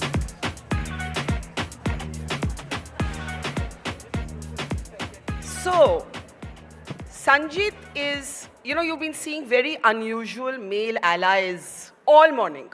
From the young boy who came on stage to talk about sexual violence in the family, to, of course, Rajkummar Rao, to so many voices we've heard this morning. And Sanjeet is somebody who's doing extraordinary work in breaking the taboo around menopause. Yeah. We talk so much about, you know, menstruation and the stigma, and we have a full panel coming up on it a little later in the afternoon. But I thought I'd take, since we have a few minutes, grab you now. What makes a man get into this space? How did you think of it?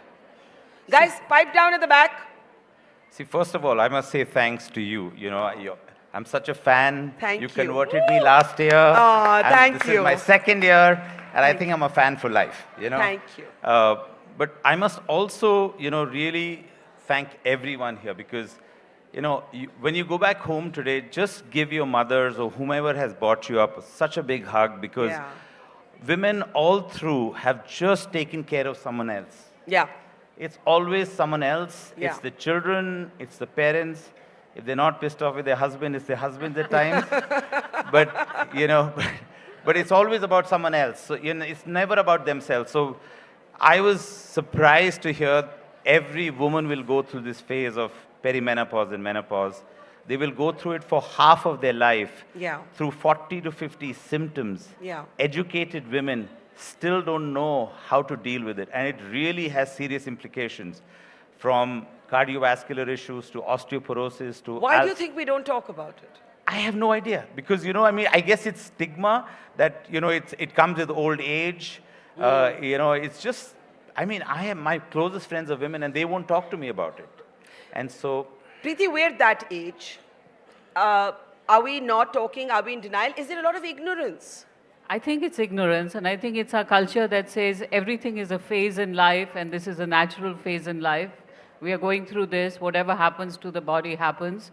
But if we are equipped with better knowledge of what we are going through and how we can address it, I think this decade will go easier. I can speak personally from my own perspective. I am going through menopause, and it leads to insomnia, it leads to all the things that you're just saying. Oh my God, can't sleep. I mean, I was always insomniac. I can no longer tell whether it's my craziness or my hormones. It's probably both. It's probably both. But everybody who's here in the audience and is dealing with it, I genuinely encourage you to actually look at the work that Sanjeet is doing because it's really very good. Thanks. So Sanjeet, in terms of, you know, breaking the taboo around this subject, you know, is there anybody here who wants to talk? I know we have a full conversation coming up, but if you want to share your story, like if you want to talk about perimenopause or menopause, there isn't enough even information that you can necessarily trust. Nobody talks to you about it. I see you. Come up. You're. This is your lucky day, Rajkummar Rao, and then here you are again. Yes. So I think talking about this topic is really, really important. I don't know why are we not talking? Why is there no so much? You tell us, why are we not talking? We are not talking because I think it has been, we have been raised like that. You know, when I got my first period, I was covered by 3 girls and I was taken to the washroom. I was in just standard 7 at that time, and I didn't know. I said, I didn't invite it.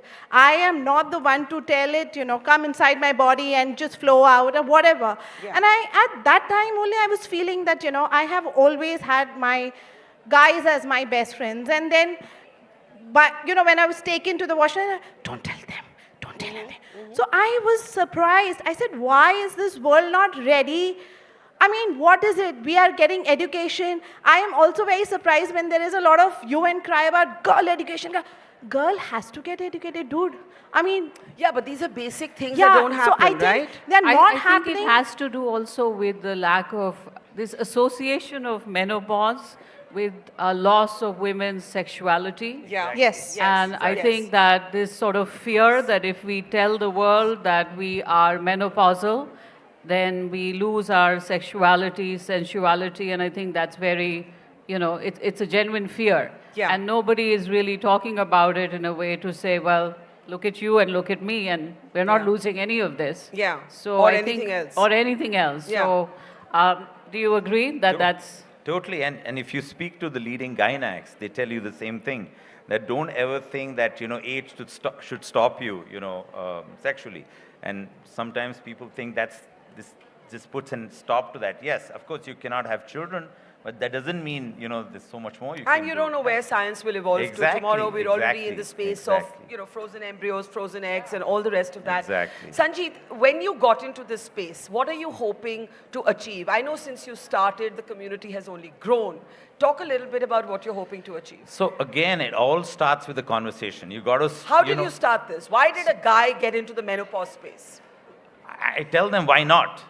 No, but was there a conversation? No, I mean, my mother silently suffered it, later on when I had conversations with her. And then that's when she said, listen, she has so many issues today. She's in her 70s and she has issues with migraines and stuff, which all could have been solved if she had known about this when she was in her 30s.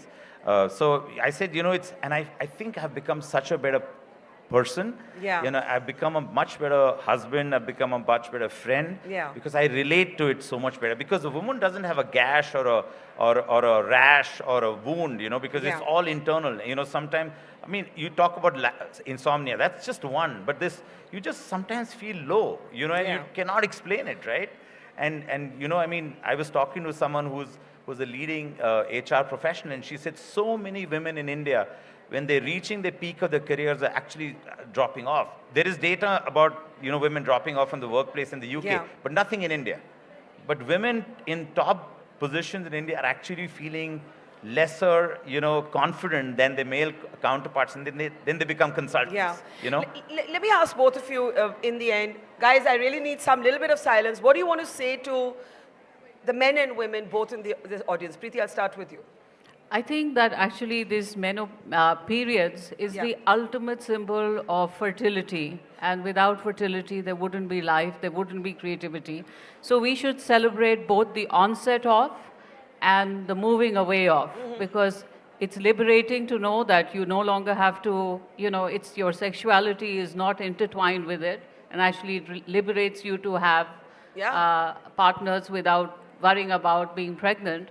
But at the same time, it's also when it comes on, I think our culture really celebrates periods. We have a goddess called Bhudevi. And I mean, we're contradictory because we both celebrate and stigmatize, which is the paradox. But I think it's time for also the boys to be given the vocabulary and the girls to talk about it. Yeah. Sanjeet, closing word to you. And I think people should start talking about it. There are many, like what we do at Mirror, there are other companies that have communities. Reach out. See, it starts with the talk, then it becomes the chatter, then it becomes the noise. And when there's a noise, there are solutions. And when there are solutions, everyone gains.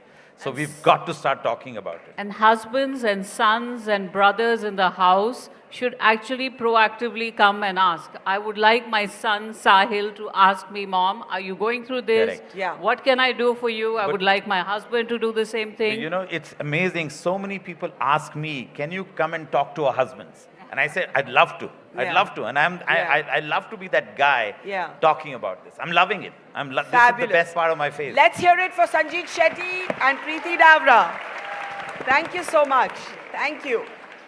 Now, we spoke about menopause, but I know a lot of young girls here. Preeti just spoke about how, it's the most natural thing, it's celebrated, but girls are still battling stigmatization.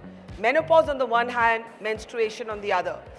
One report says that 23 million girls drop out of school every year in India because of a lack of access to menstrual hygiene. So I want to invite a young person here. You heard about menopause. Let's talk about menstruation. Either a boy or a girl who wants to come up and talk about your period. Come on up. Come on up. Let's hear it for her. Come on, come on, come on. It isn't easy getting up in front of some 800 people or more looking in the hall. Come on up.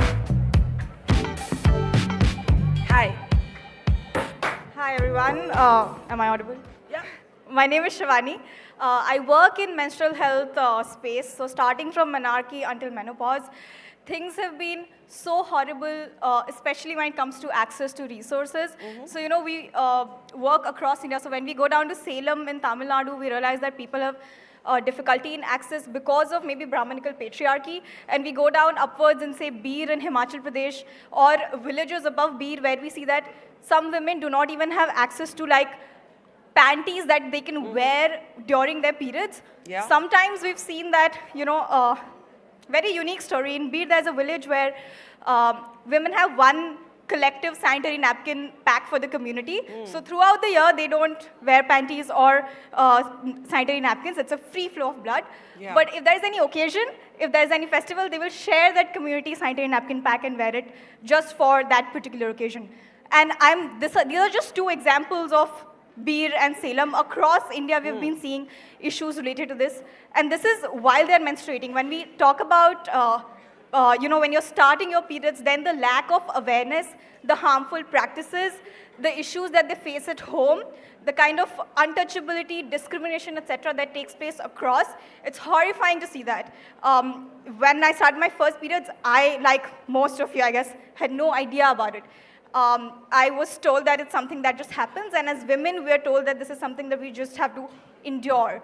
While it is, very magical and, it's a boon that's given to us, it's also something that we are told to just endure, which is what we have to work against. And don't you find it ironic that whether we talk about menopause, which is women in our middle years, or whether you talk about women, or girls grappling with menstruation, which is girls in their teens, there is a stigma to both. It's like you can never move beyond blood. You can never just normalize a biological process and look for ways to minimize pain, to replace hormones, to do all of that.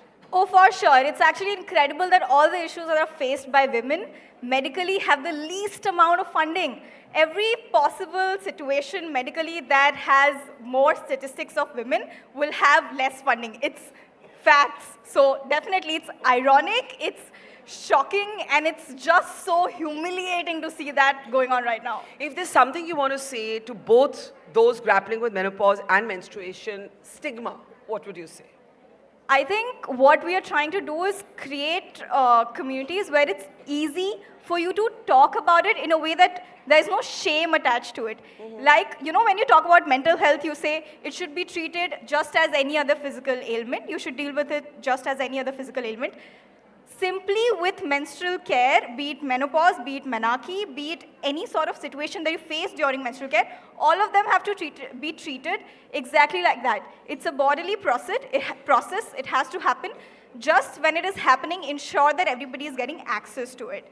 And women are often told that access to it is something that you might not very... Sorry. Keep going. Am I out of time? No, keep going. Okay. You might not very easily get because environmental implications attached to it, because of so many issues attached to your body, but that is something that happens to you. So access is completely your right. Menstrual rights are human rights. So, yeah.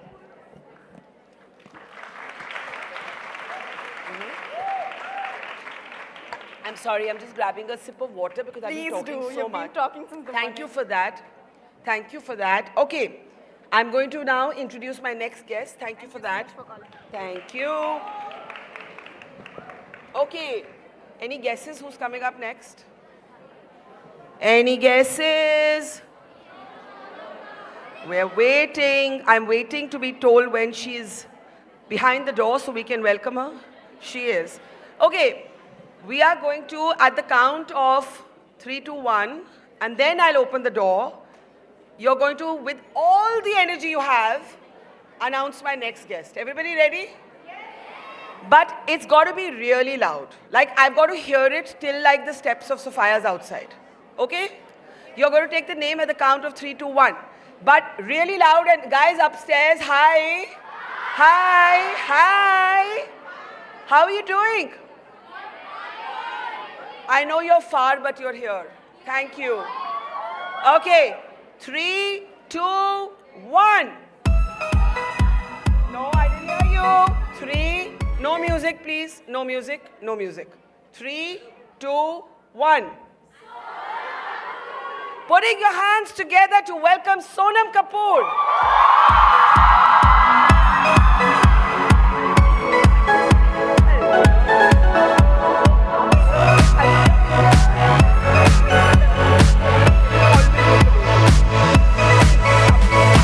Can we hear it for Sonam Kapoor? Come. Anyway you want. Lots of mics there. Pick up one. Okay, you guys didn't do that well in announcing my guests, so you're going to be louder this time. At the count of 3, 2, 1, we're going to show Sonam what a welcome really feels like, right? 3, 2, 1. Thank you, Sonam. Oh, I'm like so excited to be here. I think this is the second time I've come to this college. Wow. I came here, I think almost 10 years ago, a little more than that. And it's your second time at the festival, so welcome back. Oh, second time at the festival as well. Okay, yes, great, yes. amazing. Welcome back. Thank you so much. Thank you. So, Sonam is a woman of many avatars. When I was trying to introduce you, I had so many things to say. You know, you have just been named the global ambassador for Dior. You're an actor, you're a model, you are, you're a producer. I don't know where to, you're a parent. I mean, there are so many dimensions to you. You took a break in the middle because you were a mom. Was it tough to juggle those balls? You know, honestly, fortunately for me, I've been working since I was 17 years old. I know. And so I got pregnant when I was 36. And that was your first break? At 17, no, my first break was at 36. You worked 17 through 36, that's yes, amazing. And it was 19 years of like non-stop. And when I got pregnant, because it was a later pregnancy, I had to take a lot of shots and injections, and I had to take care of myself. So I couldn't, and it was also COVID, it was 2021. Yeah. And so I just thought I'd be at home. And then when I had my baby, I wanted to take another year off. And then it's been 2 years, and now I'm ready to get back to work, and I'm back to work. What is your favorite Sonam film? Nirja. Okay, if you are orderly, I'll let one person come up on stage, the girl in the blue t-shirt there. Everyone else remain orderly. I know you're all excited. Okay. Contain your excitement. Contain it. Okay. Okay. Yeah. I love Prem Ratan Dhan Payo. You what? Prem Ratan Dhan Payo. That's my favorite movie. I've watched it over 50 times. I love it. Oh my God. Thank you. And anything else you want to say to her? Why did you like these films? I loved your work in the film, and the way, I love your acting skills. I don't have words. That's my husband's favorite film as well. Oh, really? Yeah. Thank you so much. She's very excited to meet you. Okay, we can pick up a conversation. Everybody settle down. Sorry, they get very excited when they get to meet, somebody like you. So I just thought I'd give them that little moment. Sonam, there's a video you posted on your Instagram feed that I found very powerful. And you had this very, you always look gorgeous, and you put a photograph of yourself looking gorgeous, and then you said, people don't wake up looking like this. It takes 90 minutes, usually, typically, for somebody to look like this. And you wanted to say to all the girls out there that don't look at these images and think, oh my God, I don't look like this, so there's something missing in me. We've had stories this morning about people who've been bulimic, people who've been trolled for facial hair, no matter what their other accomplishments are. And I think that video was so important, and I want you to tell us what made you, because very few people in the vanity industry, in the glamour industry, in the world of fashion would actually post a video like that. So I'll be very honest. I've always been too honest, but when I was your age, I had something called polycystic ovarian syndrome, PCOS. At that time, it was known as PCOD. Yeah. And I think they've like updated that. And because of that, I had multiple hormonal issues. So I put on weight when I turned 16 years old, which is like the time when you're supposed to be at your prettiest, sweet 16, like that's like what the books say, all the books that I was reading at that time. And I had facial hair. And You had facial hair? Yeah, I had facial hair. Can I pause you there? Yes. We have a story. Prachi, please stand up. Prachi, can I call you on stage? Yes. Prachi is a board topper from Uttar Pradesh. She topped the boards, and because she had facial hair, yeah. she was trolled horribly. Oh, that's horrible. And a shaving company took out an advertisement using her without her consent. You said that, I just had to get her up. Oh, that's... कुछ I mean, बोलना that's... चाहेंगी आप सोनम जी को? हाँ ma'am फिर से वही राजकुमार Rao sir से मिलके बहुत एक्सपीरियंस बहुत अमेजिंग एक्सपीरियंस था और आपसे भी मिलकर और आपके फेशियल हेयर पे हाँ उसके लिए कुछ नहीं कुछ नहीं okay I'll tell you something. Yes, of course. Okay. Thank you so much. Sorry, I didn't mean to break your flow, Not but that at all. was just what we were talking about. So I'll tell you, and you know, you break out in like acne and stuff like that. I had people tell me, oh, she's Anil Kapoor's daughter. You know, like weird trolling things. Yeah. And it goes away, guys. It goes away. Yeah. It doesn't stay with age. It's just a typical hormonal teenage thing, and it went away. And it wasn't only going away. There are so many things that I had to do, but I was traumatized by it. I remember when I was, and I was in a co-ed. Because it wasn't, did it impact like your confidence? You know, at that time I remember Kajal was like, and she had a unibrow. I don't know if you remember, I had a unibrow. Yeah. She had a unibrow, she never did her eyebrows, and she, you know, she had hairline hair over there, and I remember my mom showing me Kajal's picture, and she was like, look at her. She is the biggest heroine right now, and look at her. And I remember seeing that, and you know, I felt motivated. Yeah. And I didn't feel like that anymore. And I realized at that time, because the next year, when I was 17 years old, I was discovered by Sanjay Leela Bhansali. Yeah. So at that time, I realized that it's very important to set an example and tell your truth. Yeah. You know, because she inspired me, I don't think consciously, but unconsciously, with her choices at that time. That's amazing because, you know, one of the things we try and do at this festival is generational opening of doors. Yes. Like that's exactly what it is. And, you know, I followed, of course, I've known you for years, and I followed many of your interviews.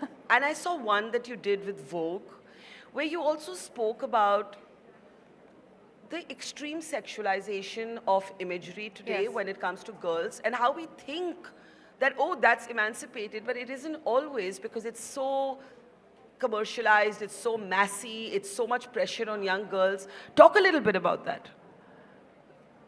So, you know, to embrace your femininity is amazing. I feel like at that, like when you embrace that, it's incredible. But at the same time, when it's taken from a man's lens or a man's eye, it's that view is very different. The male gaze. Male gaze is very different from a woman's gaze and how you look at yourself. So I remember I shot for the cover of GQ. Yeah. And the stylist was a woman, Antara Yeah. Motiwala, Yeah. and the photographer was a woman, Sinye, who shot my wedding. Yeah.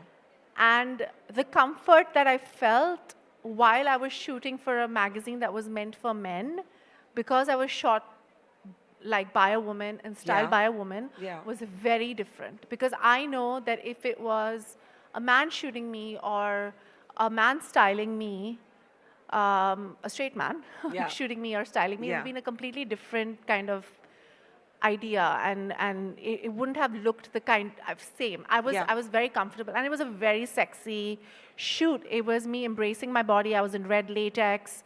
I'm usually very modestly dressed. I'm more comfortable covering up. So that was different. It was new for me, and it's one of my favorite shoots that I've done. Yeah. So you should embrace it, but embrace it for yourself. But there's that thin line, right? How do you find that? Because I know that so many young girls today growing up in the age of Instagram, they only see themselves through that filter. Honestly, Barkha, I think the worldview has changed because a lot of them actually do it for other women. Because I have a lot of cousins who are in that generation. I'm the eldest amongst all of my Kapoor cousins that are there and that are thriving right now. And I see that they are actually a lot of the Gen Zs that are out there and Generation Alpha that are out there are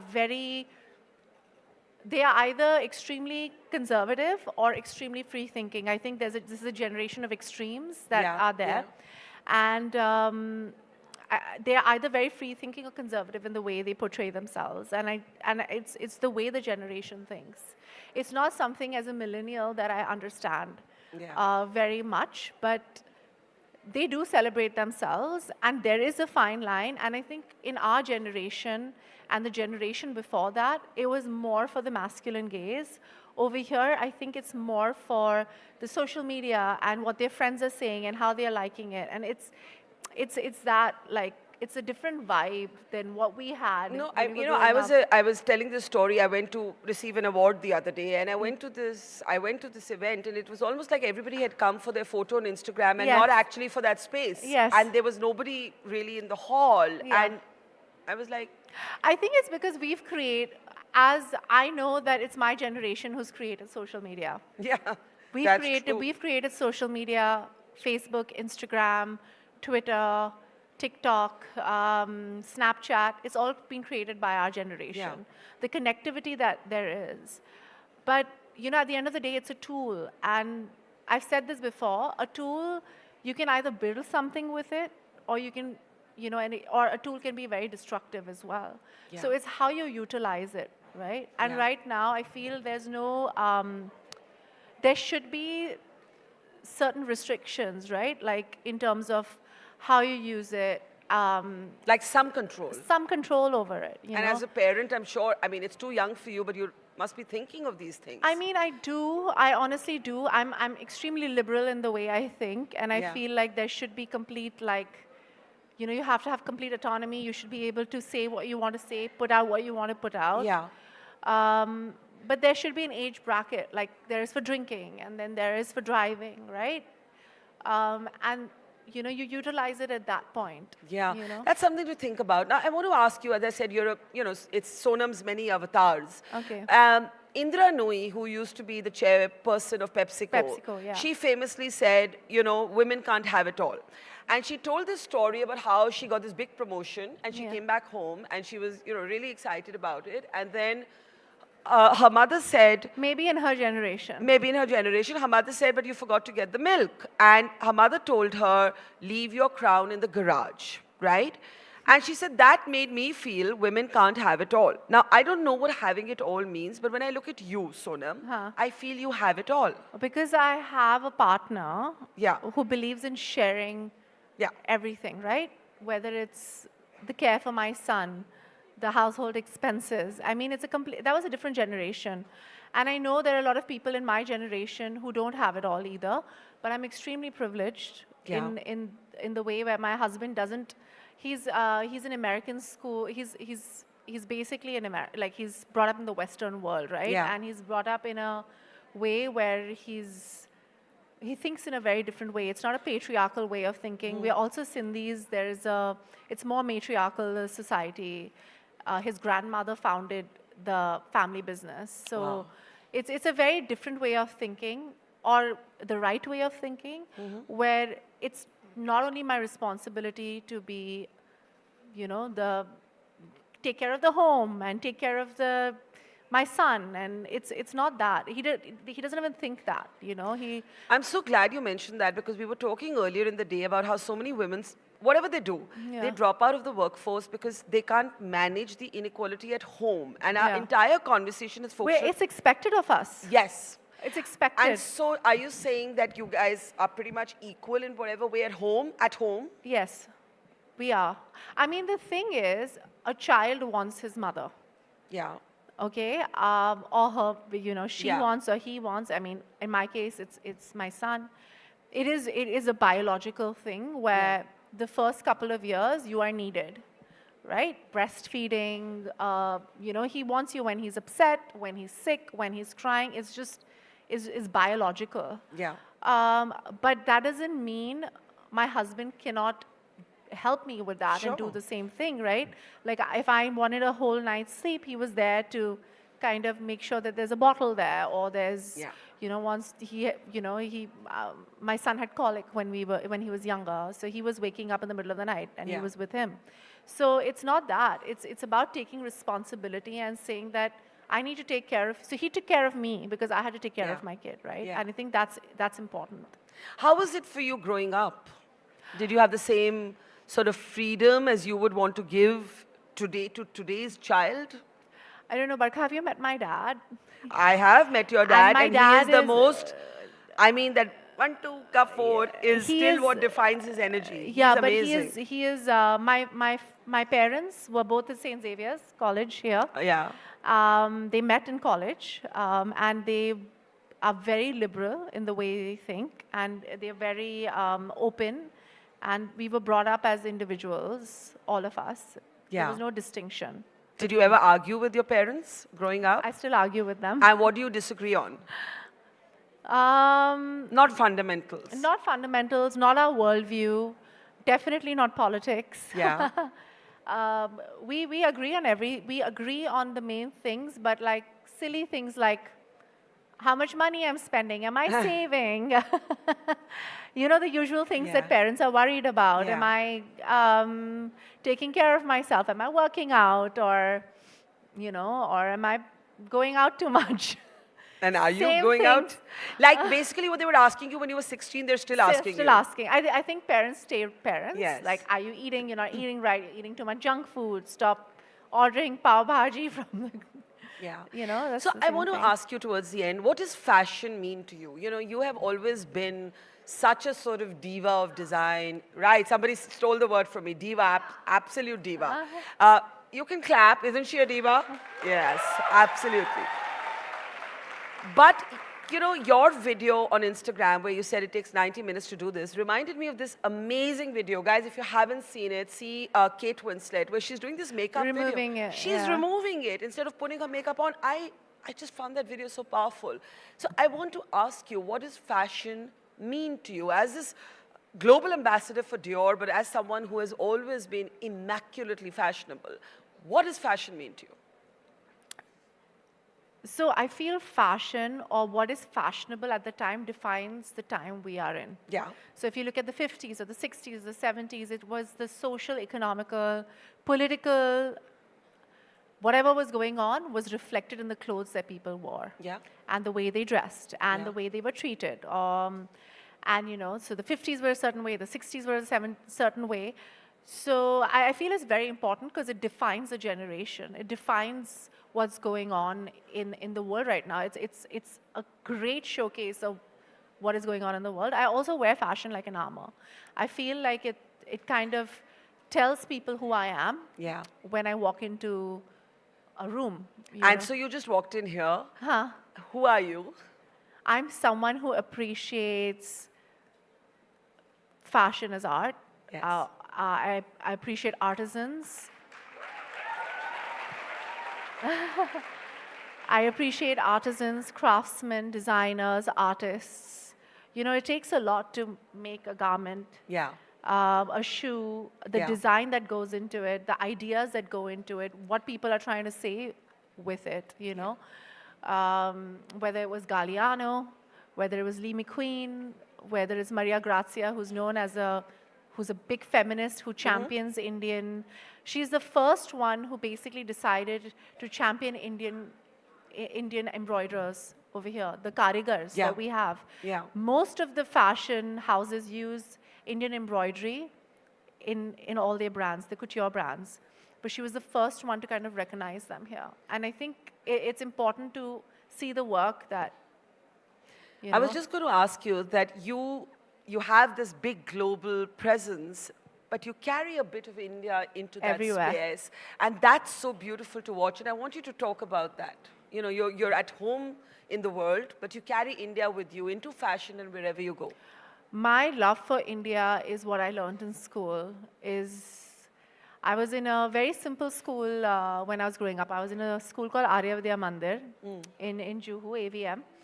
And it was in Juhu, and it started off as an SSC school, and then when I was in 9th standard, it became ICSE. And it was a very simple school. It wasn't fancy. I wasn't in any fancy school. How come, though? As a filmy family?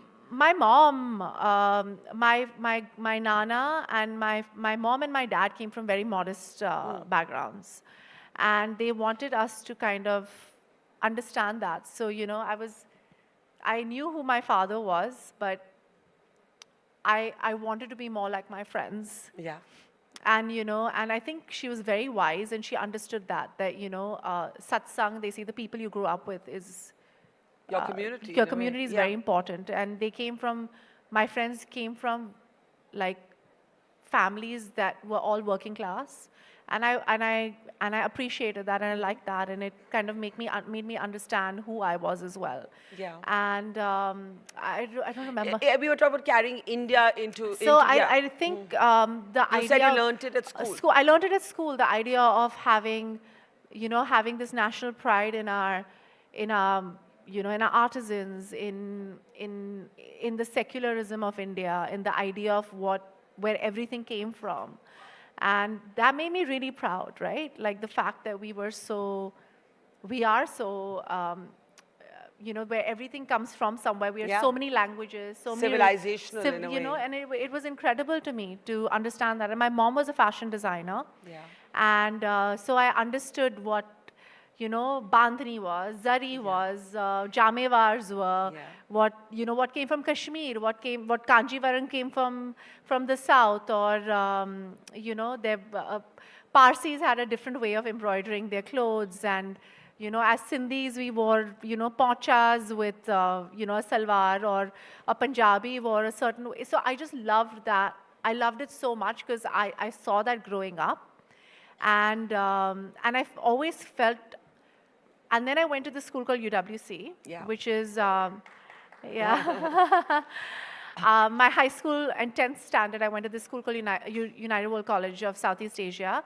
And this was 20 years ago, when IB was not like fancy. Yeah. I mean, it wasn't what is now. What is now when everyone does it, yeah. And over there, I learned to kind of celebrate my Indianness. Yeah. And not ape Western culture, appreciate all cultures, look at everything, and at the same time celebrate who I am. And remain rooted. And remain rooted, because it was based on the principles of the United Nations. Amazing. United World College. So it was the idea of celebrating my Indianness, who I was as a person, and my individuality. And you know, education and upbringing is so important in that. So that's why I always take India with me everywhere. So one last question. Yes. What next for Sonam? And I ask this with an added question. There's a sense or an impression that men have decades in the industry of entertainment, art and fashion, and women have lesser time. Okay. Do you feel that, or do you think that's finally changing? And what's your next move? I know you've just had a big one. What are you planning next? So I have 2 projects in the pipeline, Barkha. I unfortunately cannot speak about it. The producers will when they want to. Okay, sure. And but what next? I meant in like, what's your next dream? My next dream, I'm an actor. I work with my husband. We're partners in everything. And I'm a mom. And that's a lot already. That's a lot. Yes. But yeah, I mean, I'll be producing films again with my sister. She did a wonderful job with the crew. Correct. I think they shot Thank You for Coming in this college. They shot a bit of it over here. Yes. And so they've done that, and I'm ready to kind of take on that idea and role as well. And yeah, and just acting again, working with my husband. We're building brands together. And yeah, that's it.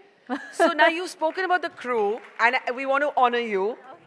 And you've spoken about the crew, and wherever we ask, you know, what's that movie that you remember, Sonam, for? There's so many, but everybody mentions Neerja. And so, if we can please bring out the award for Sonam. And as we're doing that, I would like to, if I may, ask two captains who fly planes, Captain Kriti Kohal and Captain Ishita Bhatia. I thought this would be nice if you could receive your honor from us, from me and them. Could we have the captains back on stage, please? Thank you so much. Oh, thank you so much. I really appreciate it. Thank you. Thank you. Yeah, of course. You should be giving this to ladies. Oh my God, thank you so much. Please, both of us. Thank you, thank you.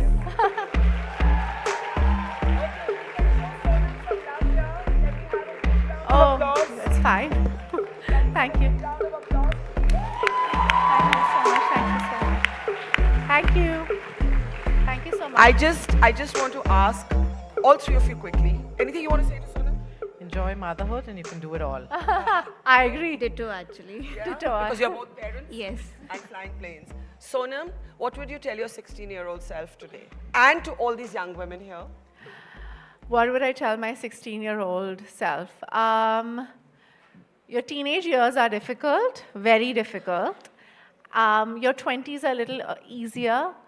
Your 30s are amazing, and I know it just gets better with age.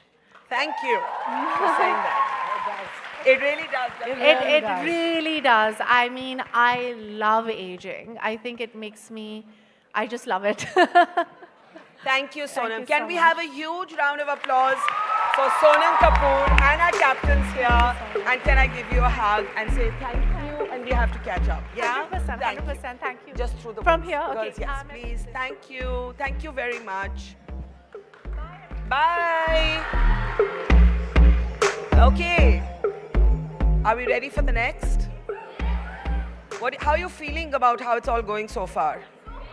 Superb. Hi guys, I want to say hi to you periodically because you're up there and I wish you weren't so far. But thank you for coming and filling this hall. It's the largest auditorium we've ever hosted this festival in. I was saying in the morning, we usually have auditoriums with 200, 250 people at one go. And this is, what, 800 plus, close to 1,000? How much is it? Amazing. Thank you. Give a round of applause to yourselves. Okay. You heard Preeti and Sanjeet talk earlier on stage about menstruation, menopause. Things change and yet it feels like nothing ever changes. When will we be beyond blood? Why is blood defining biases, discomfort with oneself? Almost an interruption in our dreams. When will this stop? I want to welcome the next panel. And there's some 4 amazing women who are about to step on stage. Put your hands together for Malini Agarwal, Shamita Shetty, Sandhya Bredul, and Neha Karin. Hello!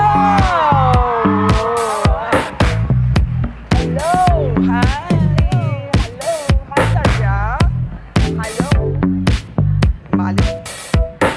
Thank you. Hello.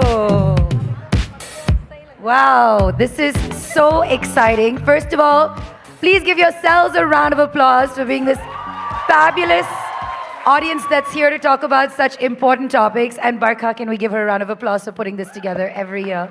I'm so honored to be here. We're actually here for the first time, and I'm super, super excited. And of course, I have an incredible panel of wonderful women to discuss a topic that most people don't talk about too much. Do you guys know what we're here to talk about? Yes. Say it out loud. Menopause, menstruation. We have actually chosen to dress in the theme color of today. No, but you know, honestly, jokes aside, and it's so important to have these conversations and have them in a fun, maybe not so serious way sometimes. So I would really love to start with a topic that'll take us a little bit back in time and probably something that I'm sure every woman at least here can relate with, and maybe some of the guys. When you first hit your period, what was that experience like for you? Was it something that was shocking? Were you excited about it? Was it something you were anticipating? What was that experience for you? It was definitely not exciting. Yeah. I was very confused. I was scared. And of course, I went to an all-girls convent. So I was taken away to this room that I'd never seen before. And then the nuns out there gave me a pad. And it was all, I mean, it was a little scary for me, you know. Yeah. But after that, I think the initial years, I experienced a lot of pain as well. But that kind of just went down in time. And of course, I got used to it. Yeah. And it can be such an overwhelming experience. What about you, Neha? So Malini, I come from a traditional Brahmin family, which is very conservative. And we are 3 sisters and live with a joint family. So in my family, when I experienced my first periods, I think I've always seen that girls in our family, or menstruation rather, is looked at, as more of a shame and secrecy rather than, talked about it, or even somebody, like I literally had a struggle to even, come to my mother or go to my mother rather to ask for a pad or even share with us. In spite of them being very educated and coming from a very, financially rich background, none of them wanted to talk about it. And I was also hushed that I should not talk about it. So for me, it was a very sad experience. We were also given a different mattress, and we were treated as untouchables, and we were asked to just be there for those 5 days. Don't touch the achar. Don't touch anything. Achars are a different league altogether. Like puja ka saman ya achar is, so we are not talking about it. You can't even touch the sofa where others are sitting. You have a different mattress to sleep there. And we used to do rounds with that mattress, all the sisters and the cousins and all of us. So, yeah. And that's what's crazy is that, we think experiences like this happen in rural India, Yeah. or they'll happen in different societies, and they don't happen to women like us. It's happening here right now. It's happening yeah. here right now. What about you, Sam? No, of course, it was extremely frightening. I don't know why there's always shame and guilt attached to everything a woman goes through. I really don't know what kind of conditioning this has been. I can't directly blame anybody in the family for this conditioning, but it's just an inbuilt mechanism that makes you instantly feel horrible and dirty and not good, and unable already to, it's so painful and so uncomfortable. and unable to tell anyone like you've done something wrong. Fortunately, I was really close to my Masi, so I kept sitting in the bathroom, and then she was in town at that time, so I started, yelling out her name, and, she came and she helped me. Also, in my mind, I was a boy. I was a tomboy, so I don't know why the hell this was happening to me. I grew up with 2 brothers, and I was like, why the hell am I going through this? Why are they not going through this? So then that question started. My question all my life has been this: why are men not going through it? And it still persists. And it's so funny. I remember doing like a sketch comedy about what if men woke up having a period one day. And it was this, the whole world was turned around. And what I think is actually, it's so heartbreaking to hear what you've been through. And we're talking about it lightly, but I don't take it lightly. But I think that the positive piece on this is that I think at least the world has come to this place where now the mothers, the sisters, the leaders will not put other women through this. Like, you wouldn't think of doing this to the women in your orbit. And I'll tell you my story. I didn't know about periods. My mom actually never told, and maybe she didn't know, that there are 2 different holes to pee in and where the baby comes out from. So I thought it's just one, which is why it was this relief. But I remember my sister was yelling to my mom saying, can I have a pad? And I'm like, why does she need a pad in the bathroom? And my sister, who's 12 years older than me, sat me down and explained. First, she's like, where do babies come from? And even I awkwardly was like, down there. She goes, no, tell me where, all of that, all of that. So I think it's really important to note that this stigma and this fear comes from that, conditioning as a child. And that's changed. I think that's changed a lot. But now we have a new version where we don't talk about menopause and perimenopause, because now, again, I think it used to be that people didn't like talking about periods or the blood coming out of our vaginas because that leads to women's sexuality in some way. But now on the way out, why is it an issue, right? So first of all, I think for a lot of people, even the concept of what is perimenopause is kind of a blank slate. And since you've all spoken about this so much, I'd love for you to maybe just break it down for everyone. What is perimenopause? What happens to a woman when they go through menopause? And is it something scary? How do you know it's happening? All of that, Personally, for me, I didn't know anything about perimenopause. I knew about menopause, But at the age of 45, I think this year, I just chanced upon an article that explained everything I was going through, you know. And that's when I started reading more. So what are some of the things that you go through in perimenopause? I mean, for me, the biggest one was brain fog. I, for the life of me, couldn't understand why I was forgetting things. I would just lose myself in a conversation sometimes. I suddenly put on a lot of weight, aches and pains in my body. There was palpitations. That's a big one for me because it happened so badly for 3 months continuously. I actually went to a cardiologist to see if everything was okay. So, I mean, there are a bunch of symptoms. You know that you're going to go through hot flashes and all of that during menopause. Okay, we have a little bit of, we know about menopause, but we don't know that we're going to experience all of this before that as well, and for a few years before that. So, perimenopause was a new concept for me. And when I started talking about it, my girlfriends resonated with everything I was talking about because even they didn't know.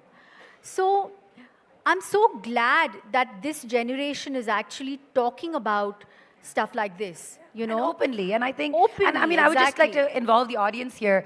Raise your hand if you know what perimenopause is. Just got to know, right? And understand. And I think, and I was telling this funny... 10 hands. 10 hands. And I was telling this story backstage, and I think this is maybe a sign to me. Someone told me when I was like, oh, you know, I remember in like a throwaway comment, I said, oh, maybe I'm perimenopausal. And this very well-intentioned lady said, don't manifest it. And I think psychologically, I've literally been doing that. I'm like, I won't think about it. I won't talk about it. That it won't happen to me. But I would love for you to explain like a little bit more about what is it? When does it happen? I would like to add something. When Shamita was talking about it, Sandhya, and I was like, "Arey, ye to mere saath bhi ho raha hai. Is it perimenopause?" So I think even that kind of awareness is not there. Perimenopause is something that happens before the seatbelt sign comes on. Literally, because, you know, when that comes on, you know something's going to hit you. It hits you from nowhere, and I resonate because I would walk to the kitchen, and then I would say, why am I here? Yeah. Okay, I'll just go back to the room. Oh, no, I wanted. Oh, yeah, what? Why am I in the hall? And I'd go back. And I just said, oh, my God, I'm suffering from dementia. I'm suffering. You know, all kinds of health scares happen. And then I'm shooting for a film in freezing cold in Himachal with -3 degrees. It's raining. We are wearing like 6 layers. So this is what happens, okay? And I have no idea what's going on in my life. I mean, I don't know this seatbelt sign is not on yet. So I'm just there shooting with Adil Hussain, and suddenly water starts pouring down my face, and I'm drenched. And I'm standing on the set, and I start throwing off my clothes. I take off the sweater, I take off the jacket, I take off the hat, I take off the muffler, I take off... And at this point, you probably think you're having a panic attack. And the whole unit is looking at me and saying, these weird women, these actresses, you know, what is she doing? And fortunately, I had a man like Adil Hussain who said, cut, it's okay, darling, do what you need to do.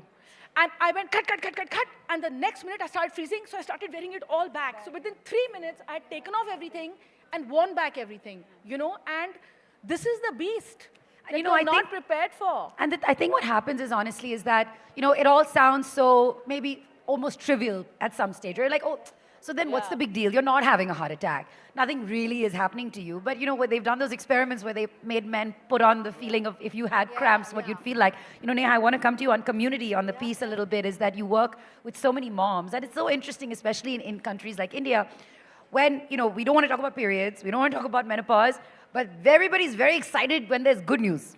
Right? That you had a baby. Now, all of this is all part of the circle of life, obviously. I'd love to know, and since you're such a, you know, great champion of community and building community, what can some women and men who are sitting in the audience today do, even whatever little piece of information they take away, to help ease the mental agony, or what can people go and tell other people in the community about perimenopause or menopause that will help in some way?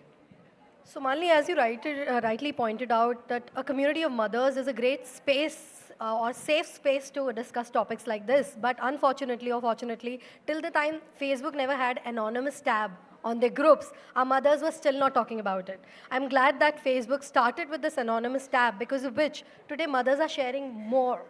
They are still, like, I have a post. In fact, this morning when I was coming in, I was trying to just scroll through my notes to, share with you all. There's one mother who's written today that I have a 10-year-old and she has got her first periods. And I don't know what to tell her and who to tell this. So the mother's still ashamed. First, she's ashamed, or she feels that 10 years is such a young age. She doesn't want to even share it with her relatives. And second, she doesn't know how to tackle this or how to talk to her daughter. So I think when conversations like these are happening today, I think this is a very, very, very relevant stage. Or Malini, what you're hosting today is a very relevant conversation with us, because this conversation has to happen every single day, every single household. And I think there are two areas where we all, can learn from.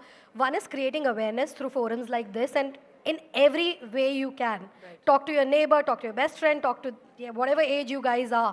Talk to them on what exactly is happening. Like today when both of them talked about the dementia problem, even I thought it the same way, Sandhya. And now I want to go back and look at it, that is it perimenopause, which I never thought about it.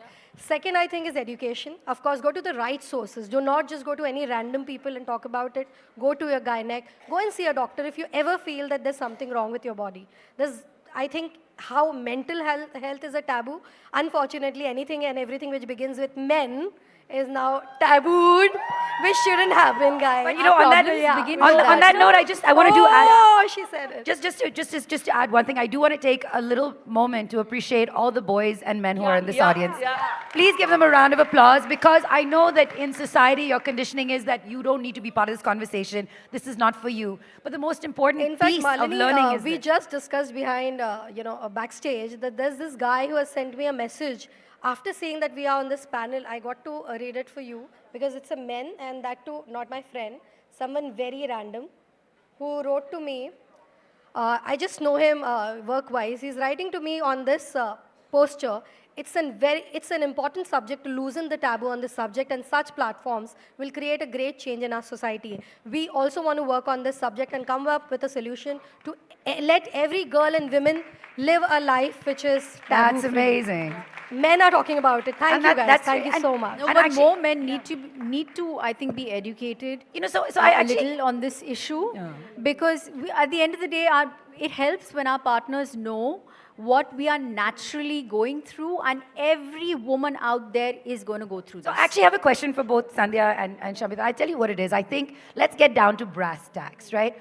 What is the stigma attached to the idea of perimenopause or menopause, that you're going to having your period? Is it that, and especially in the industries that you guys are in, does it make you less sexy? Does it make you less desirable? Where is this coming? It just makes you also a bit disagreeable, okay?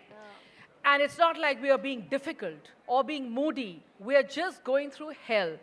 So, even when I was with my boyfriend, I would tell him, ye 3 din mujhe mat milo. Mat milo, because you're not going to be able to handle it. You're going to make me feel worse, and I'm going to be freaking out on you. And I might kill you. And I don't want to explain why, because I don't know why. I wish I was a better person these 3 days. I want to be a better person, but the point is, you're not going to be. You're going to be a terrible person if you're with somebody who's going to make you feel terrible about it, because anxiety, mood fluctuations, these are real and they are painful, okay? So educating men, so whoever's recording this, listening to this, please share this with the men. So I actually have a tweak on this. I feel that a lot of the content out there, we all laugh about it, right? We're like, okay, we're so crazy these 3 days, stay away, and all of that. But I think let's look at a positive bend, because look at all the men and the women in the audience.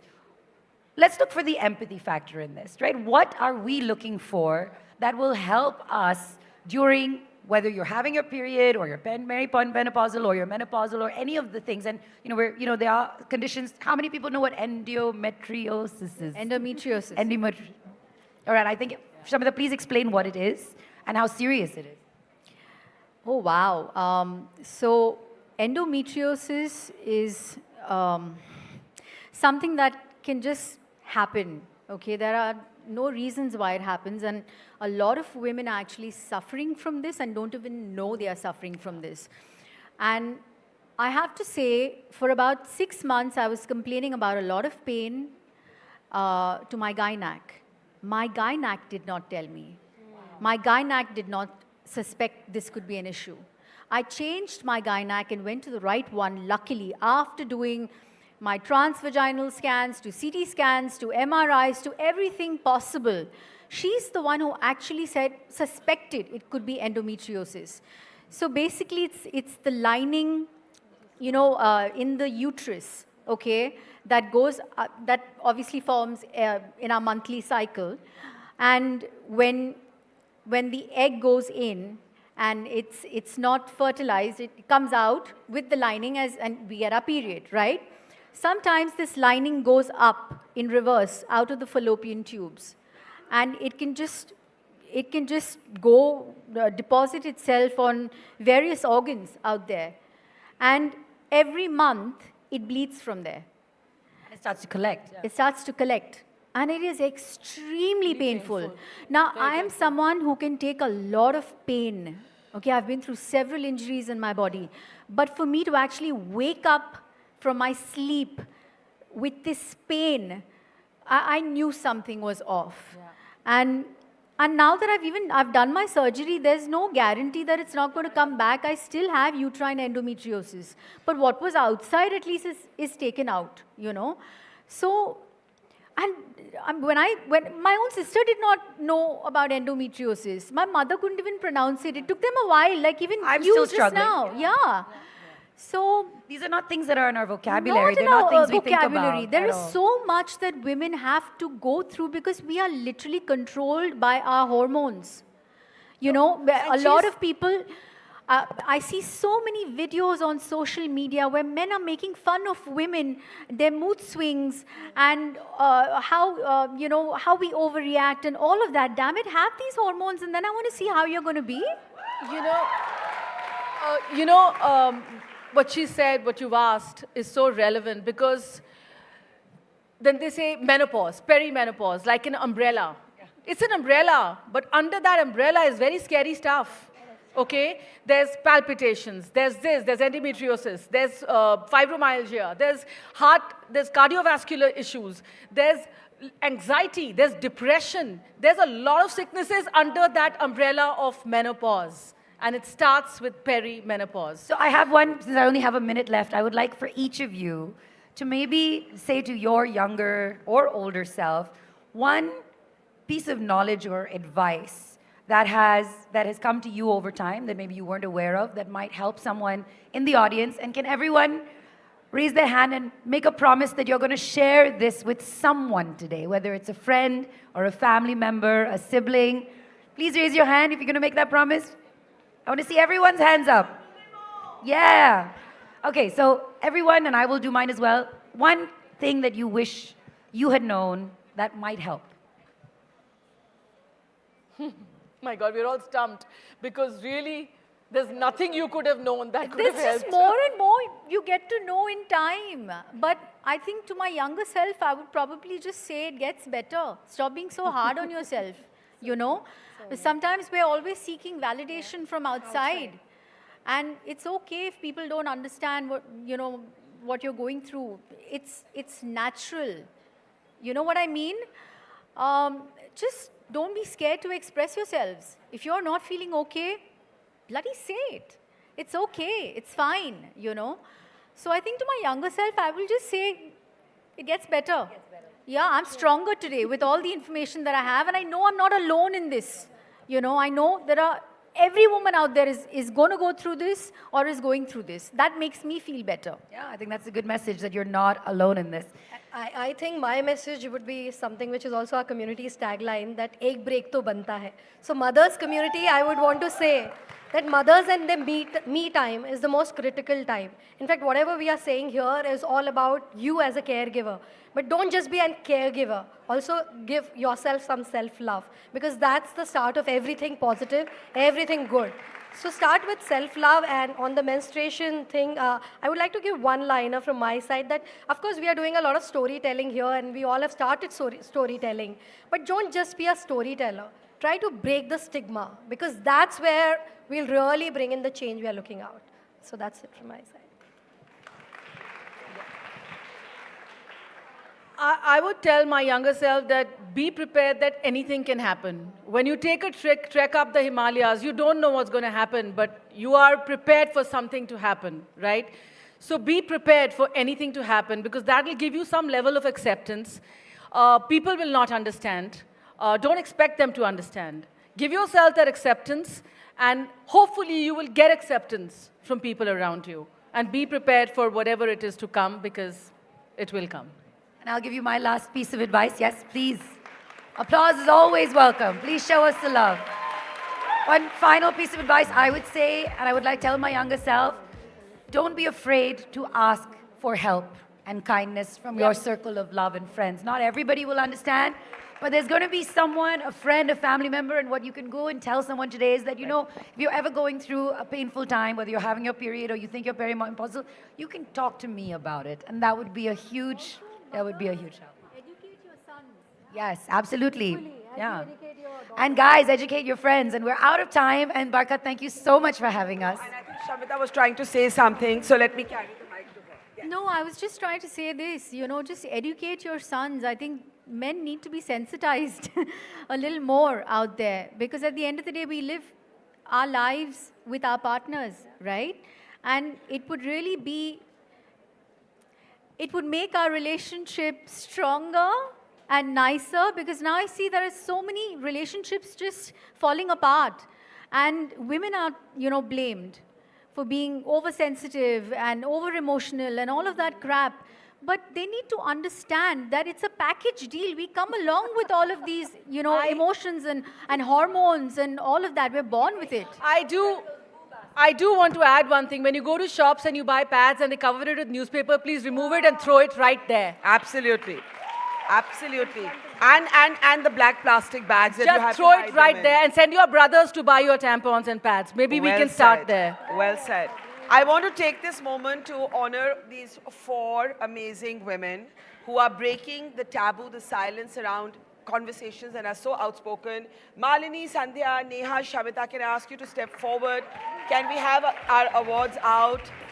And may I request Sanjeet Shetty, who's one of our partners in the menopause space. You heard from him at length earlier, and he's coming up with his colleague to present these awards. These are the Her Awards. I have to say he's family and I'm so happy that being a man, you are doing so much for us.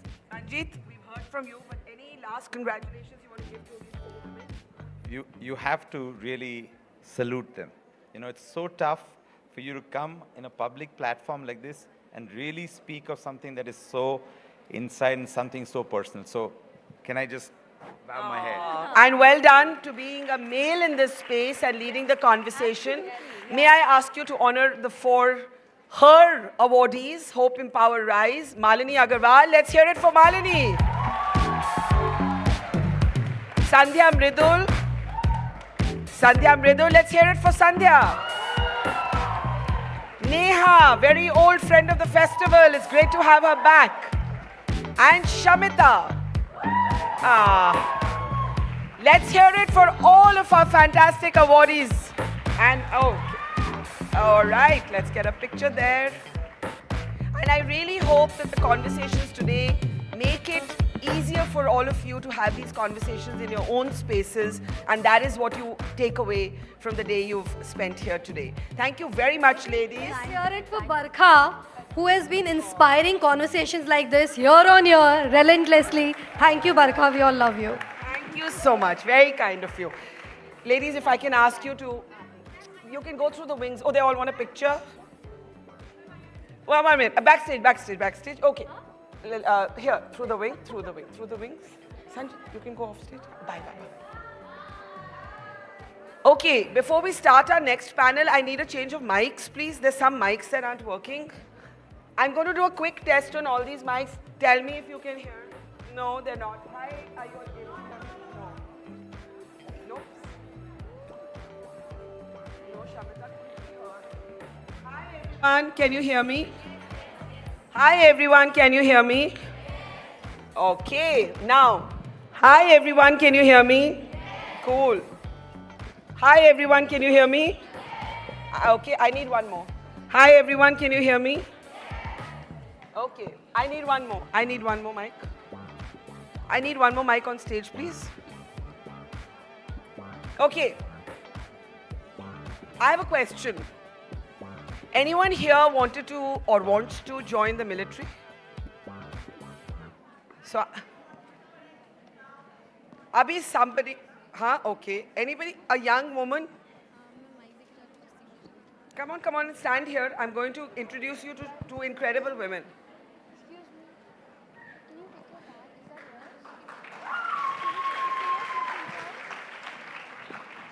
I'll call you up, you just wait here. I'm going to tell a little story to the audience. So, you know, when I was about 26 years old, I fought with my then organization, NDTV, to go and report a war from the front line between India and Pakistan. This was 1999, it was the Kargil War. Many of you have heard of Vikram Batra? That was my interview at the front line. When he said, "Ye dil mange more," he said it because I asked him, because he was 24, I was 26, and I was trying to understand the relationship between courage and vulnerability. And I said, "Aapko dar nahi lagta? You know, you're walking into possible death." And he threw his head back and he laughed and he had this brilliant smile that went up to his eyes and he had these twinkly eyes. And he said, "Dar, ye dil mange more." And from that moment, I was already a journalist, but it became a lifelong love affair with the Indian military. And the best compliment I ever received is the other day I met a Vice Admiral of the Navy Chief. And a friend introduced me to him and said, "You know, she's not a Fauji brat, but she's like a Fauji brat." And he said, "She's not a Fauji brat, she's a Fauji." And I just loved that. And anyone here who's from a Fauji family knows exactly what I mean. So before I introduce, these are really the most special women to me today, because I have grown up reporting on the military at a time when women weren't allowed into most of these roles. And the last decade has been a decade of transformation. In 1999, I could only report on the front line in an all-male zone. Today, these spaces are not all-male spaces. They are, in fact, being led by women. Republic Day parades, naval submarines, fighter jets, border postings. You name it, and it's there. I'm just dying to introduce now, opening the doors for women's dreams and arms in the women. I want to welcome today Colonel Kriti Kanwar and Major Bhumika Rathore. Such an honor. I didn't even have to do anything. There it is. It's incredible. Look at this. Keep standing, keep standing. I think we can keep standing for them because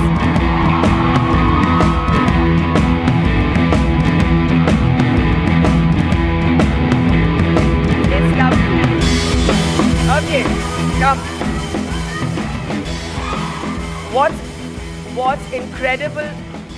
incredible to watch is that you see a woman, you know, there was a time when we were young girls and we used to think the incredibly bishy person was a guy in uniform. The man in uniform was considered the dreamboat. But now I have to say my crushes are all for women in uniform. They're amazing. They're just amazing. You walk in and everybody feels such a surge of pride. It is such an honor. It is an absolute honor to have you with us. And I have to say sorry, I haven't been able to look after you all morning because I've just been on stage. So thank you for being such good sports. And thank you so much for being here. Firstly, thank you for inviting us over, because this is such an amazing platform to connect with not just women, but especially the younger generation, you know, the future of the nation, and to give such a platform to the various women who are doing well in their respective fields, and to connect with young minds and to inspire them. It is amazing, and it is an opportunity for us also to connect with them. So thank you very much. And we have been very well looked after by your team. And we appreciate the effort which was put in. So thank you so much. It's an honor to be here. Thank you. Now, if I have a young girl standing here who wants to join the military, but before I call her up, I want to ask both of you, when did you know that you wanted to be a soldier? and or someone or something in the military, and what was that moment? I'll start with you, ma'am. So when did I know?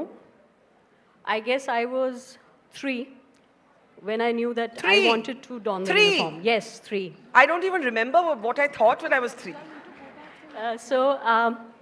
I come from a family which has served 3 generations in the uniform. Wow. Both my grandfathers. My maternal grandfather is also a martyr of 1965.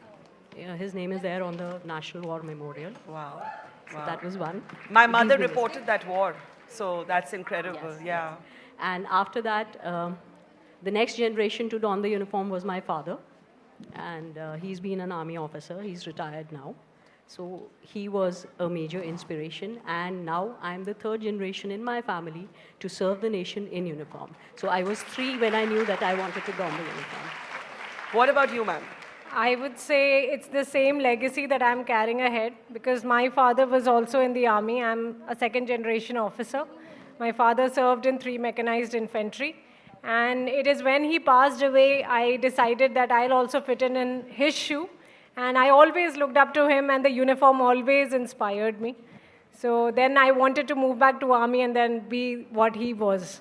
So that was my reason. How did your families respond? You know, because there was a time, I mean, you know, when I was a young reporter in 1999, there were so many spaces that weren't open for women. Today, you have the NDA open for women. You have, you know, women are flying fighter jets, women are landing on warships, women are at border posts.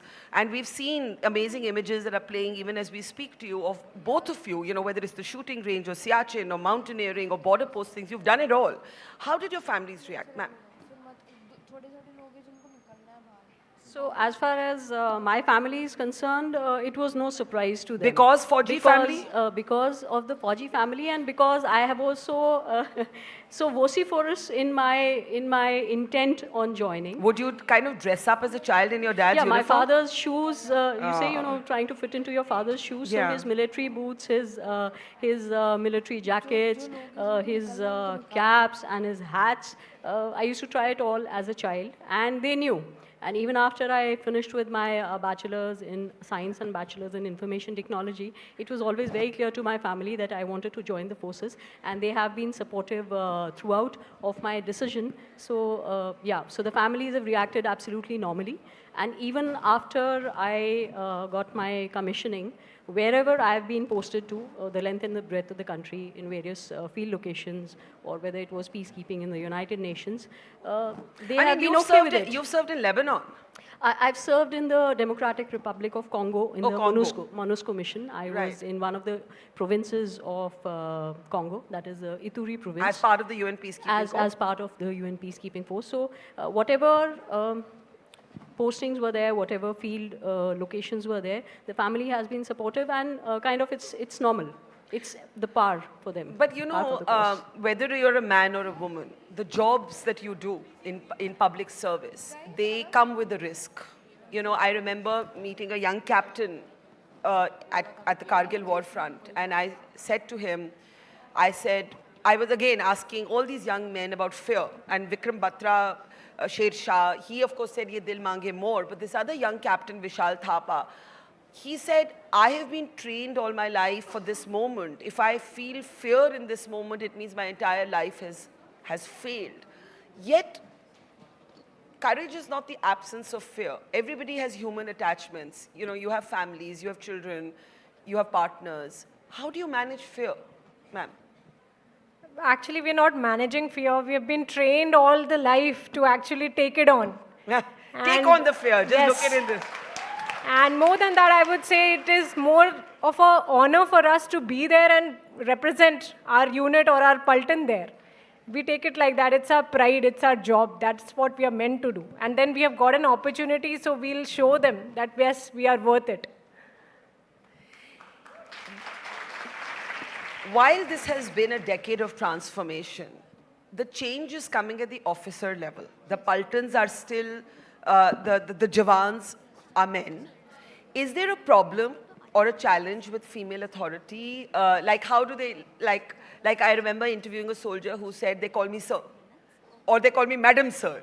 And is there a confusion, or is that a thing of the past, Colonel? So it's a decade of transformation for Indian Army on various fronts, be it the organization or be it the absorption of technology and the new weapon systems coming in. We just tested a new missile, the DRDO did. So, but it's also been a decade of transformation for the Indian society. Yeah. And the Indian Army draws its intake from the Indian society. There is no issue. The men or the soldiers, I will say, respond to the uniform. They do not respond to the gender. They do not respond to the gender. They respond to the uniform. So there are no issues. And I'm reminded of a saying by Field Marshal Sam Manekshaw. It says that if the men know and you know your job, then there are no issues with leadership. So you have to know your job, you have to be professional at it. If you're good at it, there is no gender involved. And as it is in the Indian Army, it's a gender-neutral organization. It works on the uniform. So that's there. What has been the toughest, I know no operational details at all, but in terms of mountains, shooting ranges, mental training, probably the toughest.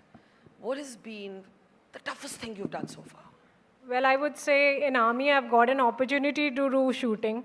They have given me an opportunity to become a mountaineer since I did 2 peaks. Yeah. So, tell them that story. It's an amazing story. Okay, so I did Mount Bhagirathi 2, and I did Mount Momastang Kangdi, which is somewhere and the heights are? 6,500 something meters. 6512 is Mount Bhagirathi to be precise. And it was quite challenging. But then the kind of opportunity that has come into my way would have never happened. And I wouldn't have known my own limits if I wouldn't have tested them. So that is what I feel that Army has given me today. And I'm proud to say that, okay, with so many things, I wouldn't have ever done this. I wouldn't have ever thought of myself doing all these things outside. But with Army, I have actually tested myself in so many ways and proved that, okay, I'm also fit for this. I can do this. I have tested my own limits. So it's given you, in a way, limitless confidence? Yes, true. Colonel, what's the toughest thing you've done? Firstly, you look so tough that I don't think you're scared of anything. I mean this in the best possible way, by the way, as a compliment of the highest order to both of you. Thank you for the compliment. And while we were talking about fear, so the saying goes that courage is not the absence of fear, it's the mastery of fear. Correct. And that mastery of fear is what you are trained for. Because it is human nature to feel worry or to feel fear when you are in uncertain times or situations or circumstances, but the Army trains you to handle anything which is thrown your way. By what? There's a larger cause, a larger purpose, a larger passion? The larger cause is to serve the nation, there is no doubt. Anyone and everyone who dons the uniform is drawn to it as a calling. It's not a job. It's not a career, it's not a job, it's a calling. And to serve your nation, to guard its borders, to serve it in whatever manner, wherever the Army sends you, that is the cause, that is the calling. And the toughest job, so what may seem tough to someone who's not donned the uniform is a routine day for all of us. Like, for example, I spend my life reporting on you all, so I have some sense, but they may not. So do tell them. So for example, if you are posted in a location where the location is only served by a chopper, say twice a week, the food, the water, basic medicines go to such places only by air or they are airdropped in peacekeeping. So that would be considered as tough, but it is a routine matter for anyone who's done a US peacekeeping tenure. So handling dangerous explosives, it's part of your job. And doing it in locations which are several thousand feet in height, in high altitudes, that is part of the job. Tough to breathe. Tough to freezing breathe. cold. Yes. You have to be acclimatized for all these heights and locations. So it may sound tough, but the Army trains you for that, and it is part of your routine things that you do. Now, Colonel Kanwar, your baby boy is here. Where is he? Yes, my son is here with me. Can we call him up? Yeah, he feels Where are you? Comfortable. Where is he? He's there. Hello, don't fall. Hello. How about a salute? Okay, come. Hi. Hello. And what's your name? Avyansh. And how old are you? 8 years old. And what do you know about what your mom does? She is in the army. She serves the nation. Are you proud of her? Yes, I am. Are you going to join the military too? Yes. Okay. We're just going to allow him that little moment with his mom there. Yeah, he's fascinated by flying, and we earlier had the pilots here, so he went up and walked up to them, and he asked that, I want to learn how to fly. He did? So, yes, oh, he how did nice. that. So these that are the is moments we live for at this festival. Yes, absolutely. When you have to leave him for long periods, and I would ask the same question of a father. I find it very unfair that we put women on the mat, but these are real questions. When you have to leave him or when you have to leave your family, how do you make the adjustment in compartmentalizing those spaces? He's not even listening to you, by the way. He's fascinated by the stage. So I do it the way every other working woman in the world does. Yeah. One, yes, the training of the army helps because you've trained your mind to look into situations, uncertainties, and other aspects. But I do it the way any other working woman would do it, with the support of my family. Yeah. My parents, my in-laws, my husband, and... Is your husband in the military, if I may ask? Yes, okay. My husband so is also does that make it easier to understand each other's professions? It does, because if I have to go somewhere in the middle of the night, or if it is moved to a location where families are not to be taken along, everybody in my family background understands that, and they're all very supportive of it. And I must say that this young man is very, very, very, very adaptive and very, very supportive. It will be, he never throws a tantrum or goes, I mean, he looks just like you to alone? start with. You look exactly like your mom. So, yeah, so I guess the military children are raised that way because of the organization, and that's also one of the huge things about the army. But it's also because, if I may build on that, Major, it is also because the Forge is a family. You know, I really believe, though I'm not from a military family, but I feel like I'm part of the family. I really believe that people have to see that world and experience it to understand it. It is a different, it's like your Paltan is your everything. Yes. But to talk about the same question I asked Colonel, is it tough to compartmentalize family? And I don't know if you're a parent. Are you a parent? No. You're not a parent, but there's still family at home. How do you wrestle with that? Well, as ma'am has already brought out, it's a challenge for every working person, and it remains the same, whether you're in uniform or otherwise. You have to manage and balance out things. But I think army itself is a family. Even if you're away, your unit or Paltan, they take care of you. They take care of your family also, who is separated in whichever manner. Either if you are also serving in a field station and your family is staying somewhere in a peace station, they take care of your family. So that way, army is a fraternity which gives you a wholesome package wherein you are taken care of to do your duty in line, and your family is also taken care of. Before I open it up to young girls whose dream is also to join the military, I want to ask you, Colonel, you called this a decade of transformation, and you said societal change was accompanied by changes in the military. Do you think that this is just the beginning? Like, there's just going to be so much more that's going to happen as society changes? Because what do you feel when you see a woman soldier leading the Republic Day parade, when you see a woman flying a fighter jet, when you see, there's now talk of combat roles. I mean, everything is opening up. The NDA, which was such an all-male zone, is open. What does that make you feel today?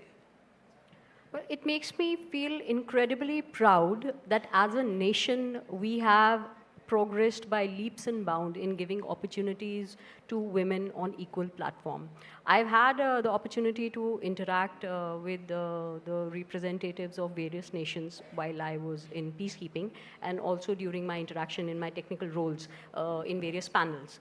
And whenever I go and interact there, the kind of opportunities which are being given in the defense forces to the women, they are quite a large quantum. And for example, in handling of ammunition and technical aspects in the Indian Army, we actually have the lead, because every woman who gets commissioned into the Corps of Ordnance, which is my corps, gets a chance to be trained as an ammunition technical officer. So this is a huge thing which most other nations have only selective roles for the women in this. So we are growing by leaps and bounds, and sky is the limit as far as I'm concerned. Or for the sky women is also not the limit. Sky is also not the limit, that's very true. So Major that way. Bhumika, you're a mountaineer, you're a shooter.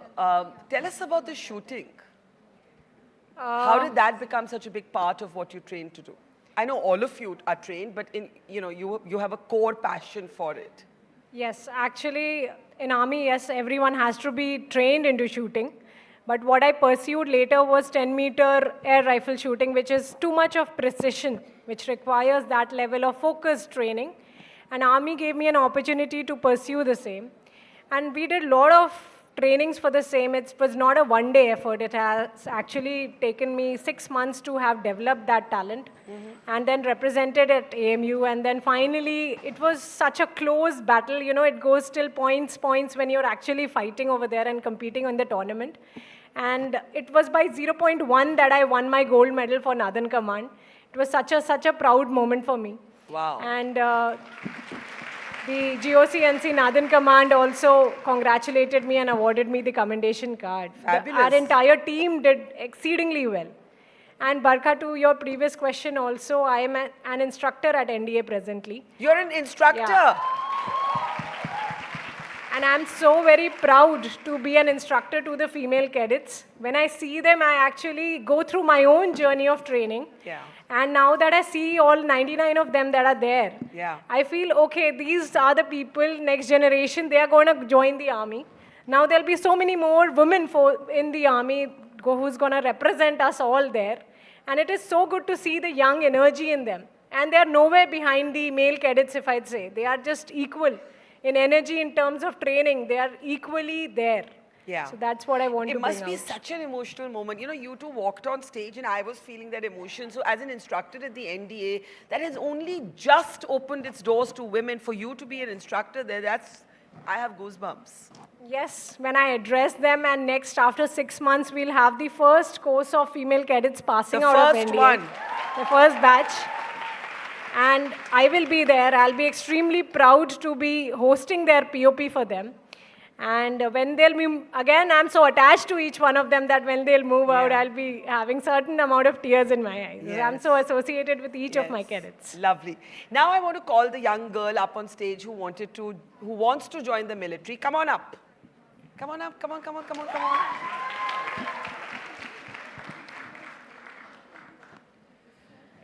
Okay, you can come here. Hello. Hello. What's your name? My name is Palak. How old are you? I am 16 years old. Okay, are you scared of us? No. Okay, don't be shy then. Tell me, you raised your hand when I said any girls here who want to join the military, right? So why do you want to become like Colonel Kriti and Major Bhumika? Because I tell my story. In my shop, my father friends comes and he told my father that he wants a government job. So he's at BSc trying border security force for BSF. Yes. Okay. तो आप ये बताओ आपको क्यों करना है? Father की story हम कभी और सुनेंगे. आपको कब क्यों करना है फौज join? Because it feels me very proud that for India, for our family, for so much people, she is securing our country. You can shake her hand. You want to shake her hand?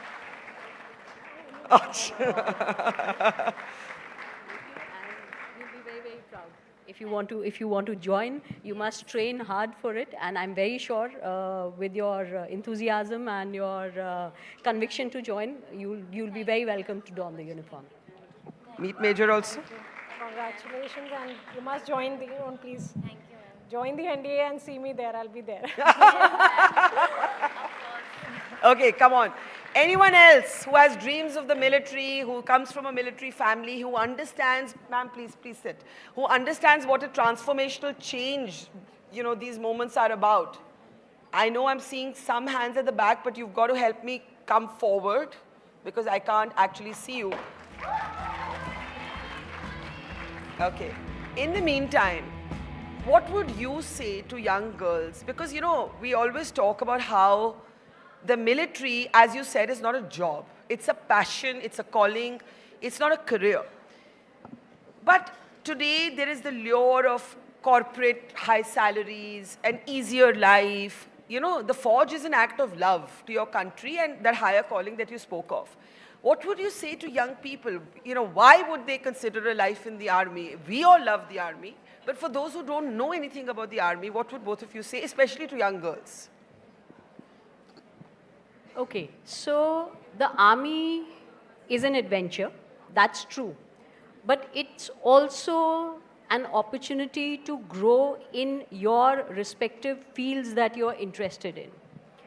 So AI, trust me, whether it is drones, whether it is artificial intelligence, whether it is missile technology, whether it is the latest when it comes to robotics, the army has transformed and we have fields and domains for all of these as well. And how did you train and adapt for all of these new evolving sciences? We have specified tailored courses in each of these fields. There are various opportunities for the army officers to train and grow in their respective fields and to also get certified and get their courses.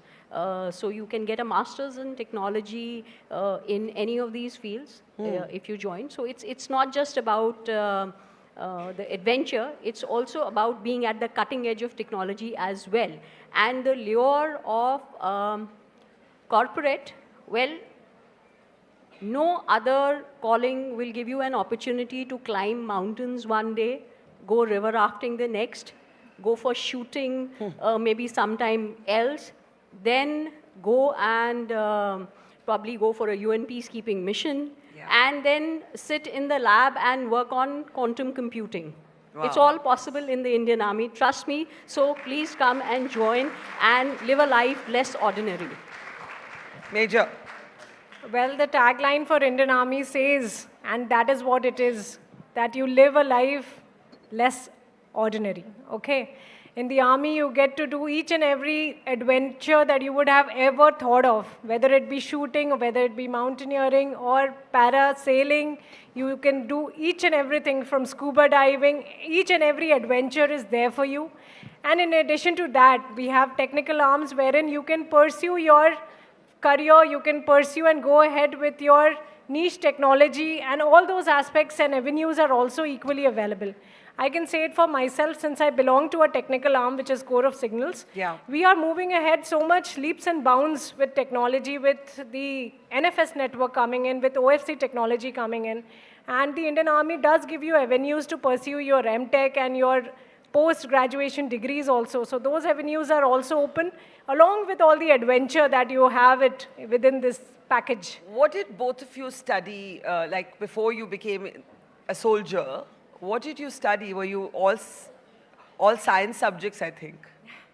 So I have a bachelor's in science in information technology, and I also have a bachelor's of science in industrial microbiology. Wow.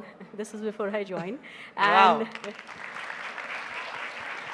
And after I joined the army, I've done my master's of science in munitions technology from the Indian Army. So Wow. like I said, you can do all these things while working in the army, and I've had the opportunity to put to use during my profession my IT knowledge as well, and my Bachelor's of Science, and while pursuing the munitions technology. So yeah, it's a package. Major Bhumika. And I would like to say, being in the uniform, I'm also an engineer. I've done my engineering in IT. And while being in the army, I'm also pursuing my MTech. So I've done 1 year of MTech as well. Fabulous. Okay, we had a young girl who wanted to come up on stage. Come on up. Come on up. So, you had a question.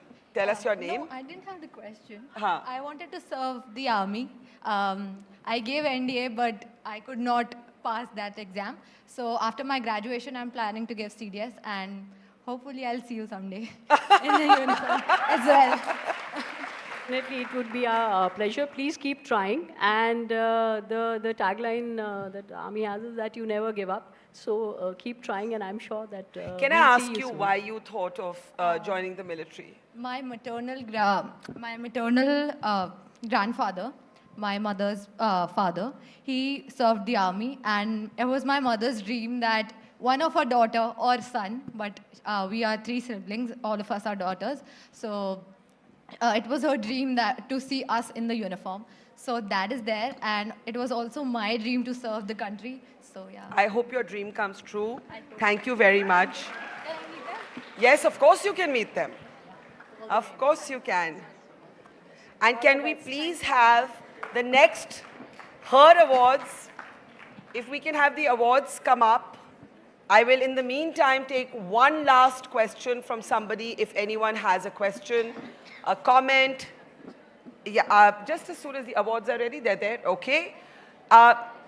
Officers, if I can ask you to stand here. And hello, my friend. Can I ask you to take your seat now? Can I? Thank you. Can we, come back up. Can we give him a round of applause?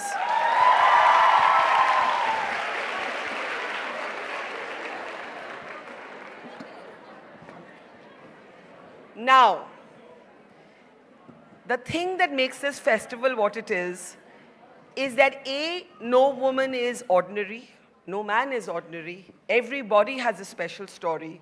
And across generations, we hope to make connections. As we honor our wonderful women in uniform, I want to actually welcome to the stage in a moment somebody who has emerged as the star of this year. And I think for many more years to come. And I think that this meshing of different professions, different stardoms, heroines here and a heroine behind the door, whom I'm about to introduce, is what makes We the Women, We the Women. Before I call her on, who's my next guest, anybody? Okay, you have to be so loud that even the colonels get scared. Colonel and major get scared. Okay, so at the count of 3, 2, 1. Let's put our hands together for Ananya Panday to walk through the door.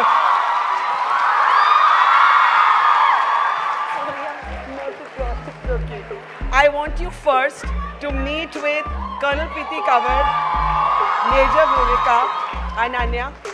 If I can ask you to do the honors. Ma'am, please. This side, this side. Ma'am.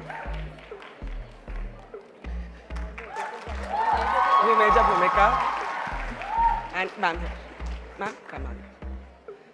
And then for Colonel Kriti.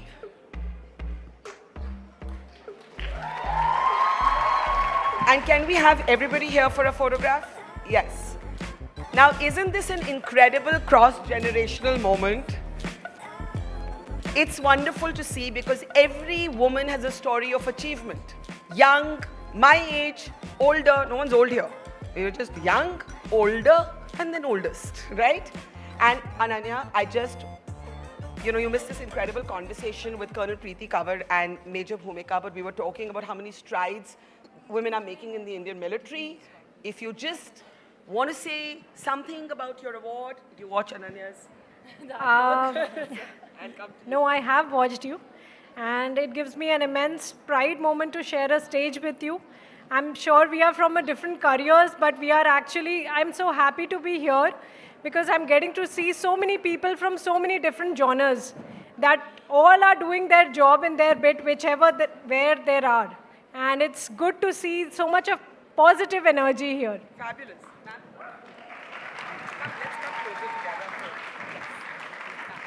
Thank you very much for the award. It was an honor to get it from someone who is also a pioneer and trendsetter in her own way. So thank you very much. It's a pleasure. Hello, hi everyone. I'm honestly really overwhelmed right now. No, but thank you so much. I'm so sad to have missed the conversation, but I'm going to catch it on Mojo's story back at home. Of course we can. Wait, yes. Let's all take a mic and do that. Here you go. Okay, can we all say Jai Hind once? In the equal tone that we had just the cheering right now. Okay? Yes. Okay. 3, 2, 1, मैं करती हूँ. 3, 2, 1. Jai Hind! Thank you so much. Thank you so much. Thank you. Thank you so much, ma'am. Thank you. Thank you. Thank you. Thank you, Major. Don't go anywhere. Just come, Ananya. Hello. Hi. I'm carrying so many mics. Okay, can we have a proper... Hi, Ananya, welcome. They did very sweetly already. One more. Come on. Hi. Hello. And they're also up there. Please to wave. Upar. Yes. Hi. So sweet. And I might ruin a few surprises. Is it my mom? Okay, I won't ruin. Was it my mom? I mean, that's not a She's right surprise. there. She's in my direct eye line. Okay. Ladies, please stand. It's all the fabulous Oh my God. Y'all have got more Oh cheers my God. Guys? The Bollywood wives are in the house. Can we welcome them too? We know what everyone's been watching. Clearly. I know. So, that was going to be my big backstage surprise, but they've come and sat in the front row. And they're not trying to hide themselves at all, clearly with Seema. Yes, please take a seat. Okay, that was going to be like, you all took away my headline moment from me by coming and sitting in the front row. But They're good for reality you. stars, what do you expect? They know how to grab the eyeballs. Ananya, how does it feel to be where you are? The bay of Bollywood won't be controlled. You're emphasizing. I mean, it's like, has it been your best year? Yeah, it's been my best year, honestly, because I feel like everything I've done the past few years has worked up to this moment. It honestly feels like that, and I couldn't be more grateful and more happy to be here right now. What's made you happiest this year? What's made me happiest? I think the reactions of people and the audience. I think I've not felt this connected to the audience before. With Bay coming out, with Control coming out. Actually, starting from Kho Gaye Hum Kahan, that was really a film that changed everything.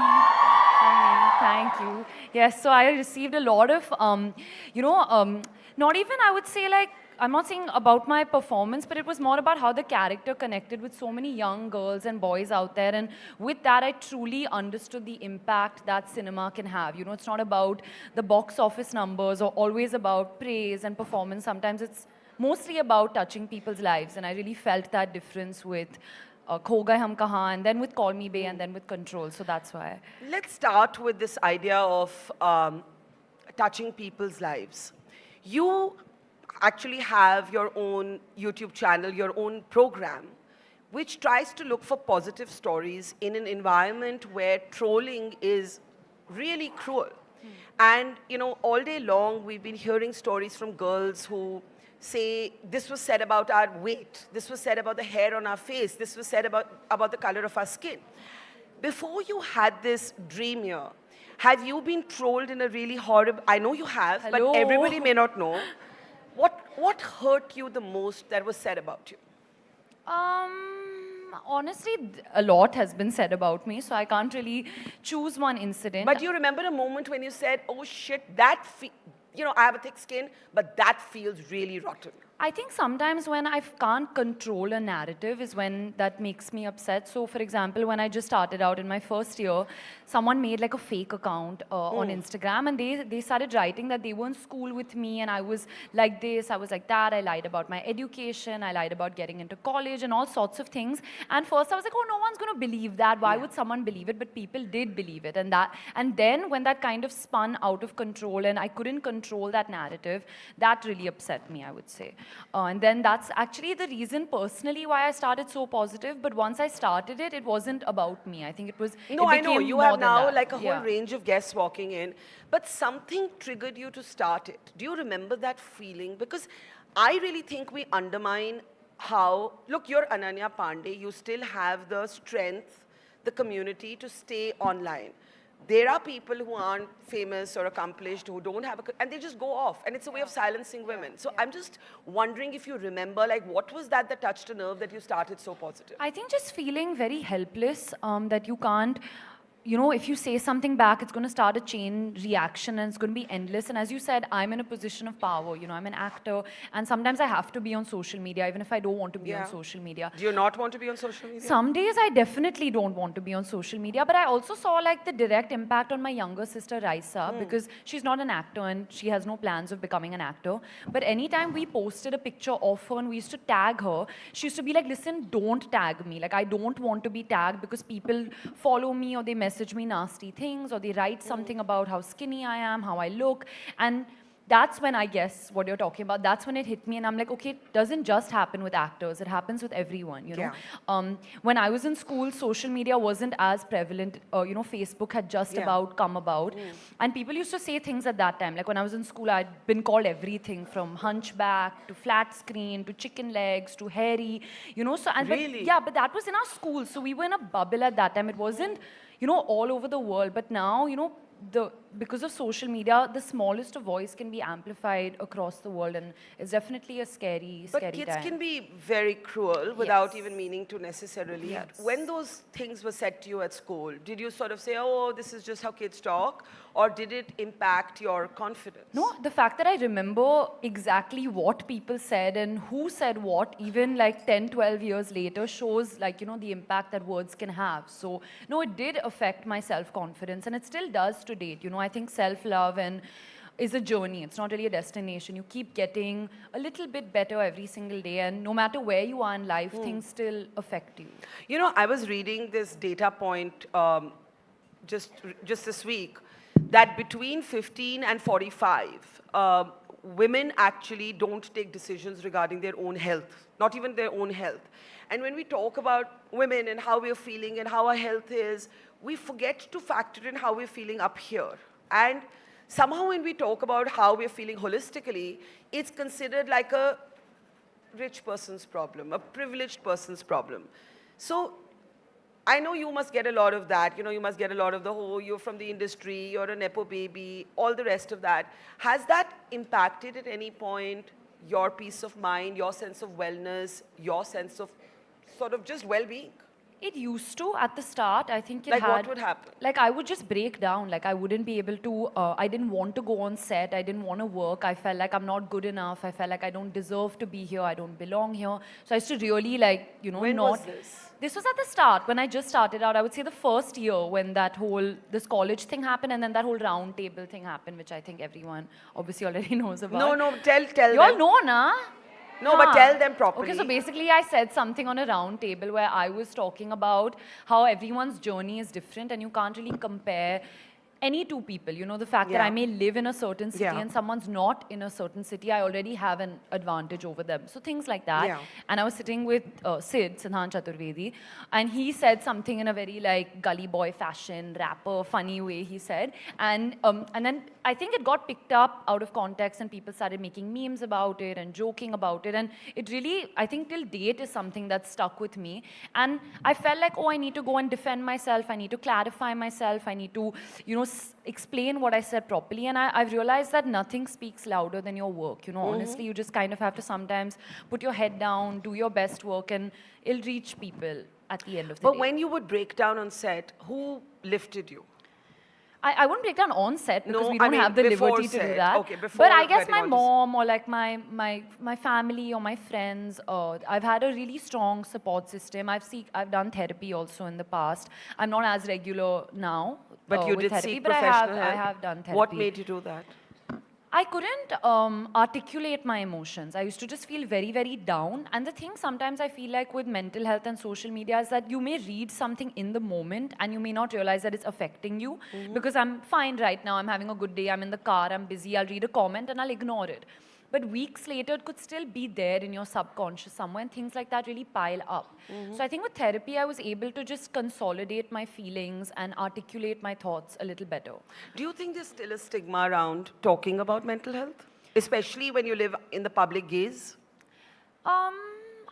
There is a stigma, definitely, but I think it's gotten a lot better. I feel like a lot of people are talking about it now. Everywhere I go, there's always a question about mental health. As an actor, I went for the Indian Sports Honor Awards and I was able to host a panel with Sania Mirza and Avni and everyone, and Laksh and everyone speaking about mental health. And so it's really opened up. I think the conversation has gotten a lot smoother, I would say. But when you, like, you've just very matter-of-factly said, and then, I also sort of went into therapy, not very regularly, but sometimes. The first time you had to say that out loud, were you squeamish about it? No, because in my family, it's been very normalized, Right. I don't know if I'm saying you also. I can say my mom has also done therapy. Mom is sitting there, like you're asking checking mom's, with her mom's if I permission, can is it? reveal her secrets. Please but she's do. also been to therapy. My grandmother used to do therapy. My younger sister goes to therapy. So in my family, it's been very, very normalized, to seek help if you need to. And that's why I try to do my bit. I've not kept it a secret. I always talk about, getting help and that I've done therapy. And I'm not an advocate because I'm not going to force people to do something they don't feel like doing or they don't. But I feel like people should try it out to see if it works for them or no. So if by me talking about it, that makes it easier for someone else to go and seek help, that's what I try to do. It has helped me a lot. Definitely it's helped me a lot because sometimes I feel like when you talk to friends or you talk to family, they have very biased opinions. If you're having a problem in your relationship, sometimes if I tell my mom, then she'll have a bias towards that person, And sometimes you just want to speak to like a neutral perspective and it's just about ranting and getting your feelings out. Yeah. When did you know you wanted to be an actor? Do you remember how old you were? Since I can't remember a time where I didn't want to be an actor. And was that your dad? I don't know, because that day my dad was like, even if I wasn't an actor, you would want to be an actor. But I can't say that, I don't know. But I've always loved it. And I mean, when I was growing up, my dad never took me. He used to take me on a film set maybe once or twice. So it's never like I saw him that much on screen. And he wasn't even acting in Hindi films as much when I was growing up. So I didn't see much of my dad as an actor. But I just knew that he had a handy cam and like a video camera, and he used to record me singing, songs from Main Hoon Na and Kal Ho Na Ho. Like I knew every single lyric. Can you please sing one for us now? Kiska hai ye tumko Like we have to, intezar, right? main hoon na. Go for it. Sing what? What do you want me to sing? Will you sing with me? We'll I used try. to know that whole Veer Zara song on the Casio and that Janam Dekh Lo Mit Gayi Duriyan Main Yahan Hu Yahan Hu Okay, Yahan choose a Hu song. Yahan. Choose a song. I'm We'll get the track out. three. We'll get the track out. Okay. Choose a song. Can you all sing with me? What song should we sing? Which one should Okay, we you all sing? choose for Ananya. Choose. Come on, yeah. Pretty Woman. मैंने इसे अभी अभी देखा है कौन है वो अनजानी वो है जाना या कोई किरण या है कोई जानी उसे जितना देखूं उतना सोचूं क्या उसे मैं कह दूं Pretty woman देखो देखो ना Pretty woman. Okay, that's it. Okay. Sometimes I just skim over words I don't know. Okay. He was handy-cam for video. And he had those cameras that, you could switch so I could see myself in the that camera. That The flip one. viewfinder, So I was so fascinated. Like, I used to keep being like, show. And like, I just wanted to see myself. So my eyes would light up every time I saw myself. And yeah, I've always just been like a filmy bacha, doing, parents tell you to dance at parties. I would not need my parents. Like, ask them. Like, we would I just am going to actually have ask them all because our how can steps we waste ready. them all sitting here and not ask them anything? Yeah, like, I have proof with me today. Firstly, can we have a rousing welcome for the Bollywood Wives? Stand again, please. Okay. Can I get you on stage for a moment? Yeah. Come on up. Hey, Come on guys. up. Come on up. come on up. Let's just get you all on because. Hey guys. Okay, come. I'm going to give you all a mic. I know you all will have your own session also. Don't tell me you're going to make them dance on Afat. No. I can't sing. Shalini's not here. This is not their session. They will have their session. Ananya, yes. Today, are you the biggest star or Bhavna? Definitely the wives, Bhavna, all of them, 100%. I mean, it feels great, awesome, and especially hearing from her. No, but I don't know have a choice. You're the biggest stars. You're supposed to say, no, bacha, you're the biggest star. No. No, we've said it enough. It's your turn. Okay, what she was saying was that I didn't have to be nudged and pushed into performing. I was just filmy child who was doing this. Do you remember like a memory of her as a child? I mean, I have this is not. Yeah. I have so many memories from, all the birthday parties. There used to be Ananya, there used to be Shania, that's Mahib's daughter, I'm sure everyone knows, and Suhana, the three best friends, and any music that would come on, and before we could even say, girls, you all know that, you know how you just look, you all know this, your song, they would already be on the floor, dancing. Fab. Now, tell us, all of you, one story about Ananya that we don't know. I'm feeling Some like secrets have to be revealed. it's a parent-teacher meeting. Mahib, serve. She's already said this before, but when I was expecting my daughter, I was huge and pregnant, so I used to go to Bhavna's house and I used to order brownies. And this one was a tiny little baby in her nappy. She used to crawl on top of me and sleep. So I had these two babies pushing on my organs, and I was like dying, but I didn't move. And I think Shania and Ananya's bonding happened there. And let me also add that I was the first one to tell Bhavna she wants to be an actress, and she said, "No, Mahip, what are you talking?" I said she wants to be an actress. Wow. Anyone else spilling some secrets here? Well, I mean, it's not spilling secrets. I mean, I just heard Ananya say that, she got trolled and lied about her admission in a college and whatever. I just want to say one thing, that I know that she's a voracious reader, and not that it's a secret, but this is something Bhavna has always told me, that she loves reading and she's a voracious. Yeah. Yes. It's really embarrassing, guys. I know, you're totally under the spotlight. Thanks. Seema and I are actually cousins. Yeah. Yeah. So then you can really tell us a secret. Honestly, Ananya growing up was such a smart kid. I mean, I remember discussing with Bhavna, she used to take extra math classes. Ask any of those some particular class used to take, like the advanced class. I remember asking Bhavna once, kids usually shy away from that. So when she got this movie, she'd gotten into 3 of the top universities that people want to send their kids to. And she's such an intelligent, and she's a super bright, intelligent girl, that I was like, no, Ananya, why aren't you going? Please act like, why aren't you going to USC? Why aren't you going to NYU? And the third one, I remember. Ananya, what do you feel to see your mom and her sort of friends become these superstars? They're going to have their own panel, like I know, saying. I'm excited. But in typical Bollywood Wives way, they are here. But they everywhere. were this reality show, the public is seeing it now for the first time, but we have been seeing it as kids. Because when they used to have their tea parties, those typical were they tea as parties. mad as they are in the series? Like, I feel like this show has happened 10 years too late, because they were really crazier in their youth, which they're still young, but when they were young, our age, I would say. Well, thank you. Right after Ananya, we will have the Bollywood Wives and Shalini joining them. Can we have a big round of applause? And I'm going to ask you to take your front row seats again. Yes. We just couldn't waste that moment. But Ananya, sit. We're still talking. At least you have enough to dance. Yes. So, if you had not been an actor, what would you have been? Oh God, if I had not been an actor, I would probably be, it's going to sound like, I would be a primary school teacher because I love kids. I love doing anything with kids. So maybe like a primary school teacher, because then I could take naps also, with them in their nap time. Not some heavy teaching. Did you ever think about being a teacher?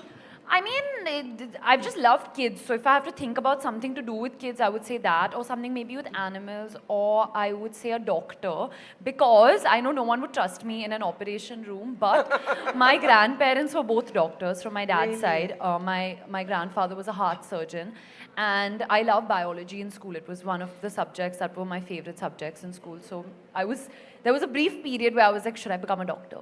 Yeah. And then? Then now I'm here.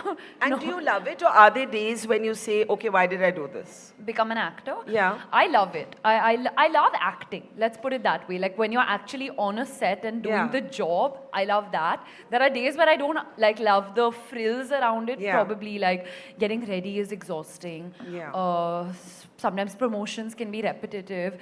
So the other stuff I don't really love, but the acting, I don't think there's a moment where I don't. How do you keep like some amount of normal life? I really try my best to keep it normal, you know, and I have like Sohana and Shania and Navya, my best friends, you know, and they come from film families as well, but I also have a very tight group of school friends who have nothing to do with acting, you know, they're all doing different sorts of jobs. So my school friends who've been my friends since they were 4, so when I spend time with them, because they have nothing to do with the industry, I really feel like truly myself. Like I feel very like they treat me the same as they did when I was in school, and I try to go out also as much as possible, you know, if I'm... But are you like able to just go out now without paps and bouncers? It's not possible, but I try my best, you know. Sometimes I'll just put a mask on and travel, you know. When I was shooting Dream Girl in Mathura, that time I used to go and we used to buy like, you know, mithai on the road, and we used to buy like bangles, and we used to just roam the streets. So as much as I can, I do. What's the last normal thing you did? The last normal thing that I did... No, you can't look at mom to give answers. These questions is on the spot thing. It's very tough. What's the last normal thing I did? Say something. It's going to sound like not normal. Like what? Like what is normal for you? Your normal can be different from someone else's normal. I mean, like I do clean my dog's poop and piss on a daily basis. I don't know if that's like normal. That's normal. Yeah. You clean it yourself? I cleaned my mom's house that day. She's a very messy person. So I went down and I was like, I did do that yesterday. I did clean the house. Yes. Yourself? I was delegating the tasks to people, but I did do a good job at cleaning But you were responsible. I was responsible, yes. Okay, here's my question. How do you, as a young woman with a mind of your own, voracious reader, may have been a doctor, may have been a teacher, you're in this industry where how you, not just how you act, but how you look is a large part of, you know, being a star. But you don't want young kids out there to be looking at these images and thinking Instagram is the real world, because it's not. And, you know, we've had stories all morning of people have said we were bulimic, we used to put a finger in and throw up, we're anorexic, we had, you know, body hair where we didn't want it, and people just fall actually really mentally ill because of this. And we live in this world which is literally all about the image. How do you approach this? What do you tell yourself? What is your relationship with your own body? What is it that you want to convey to other young girls?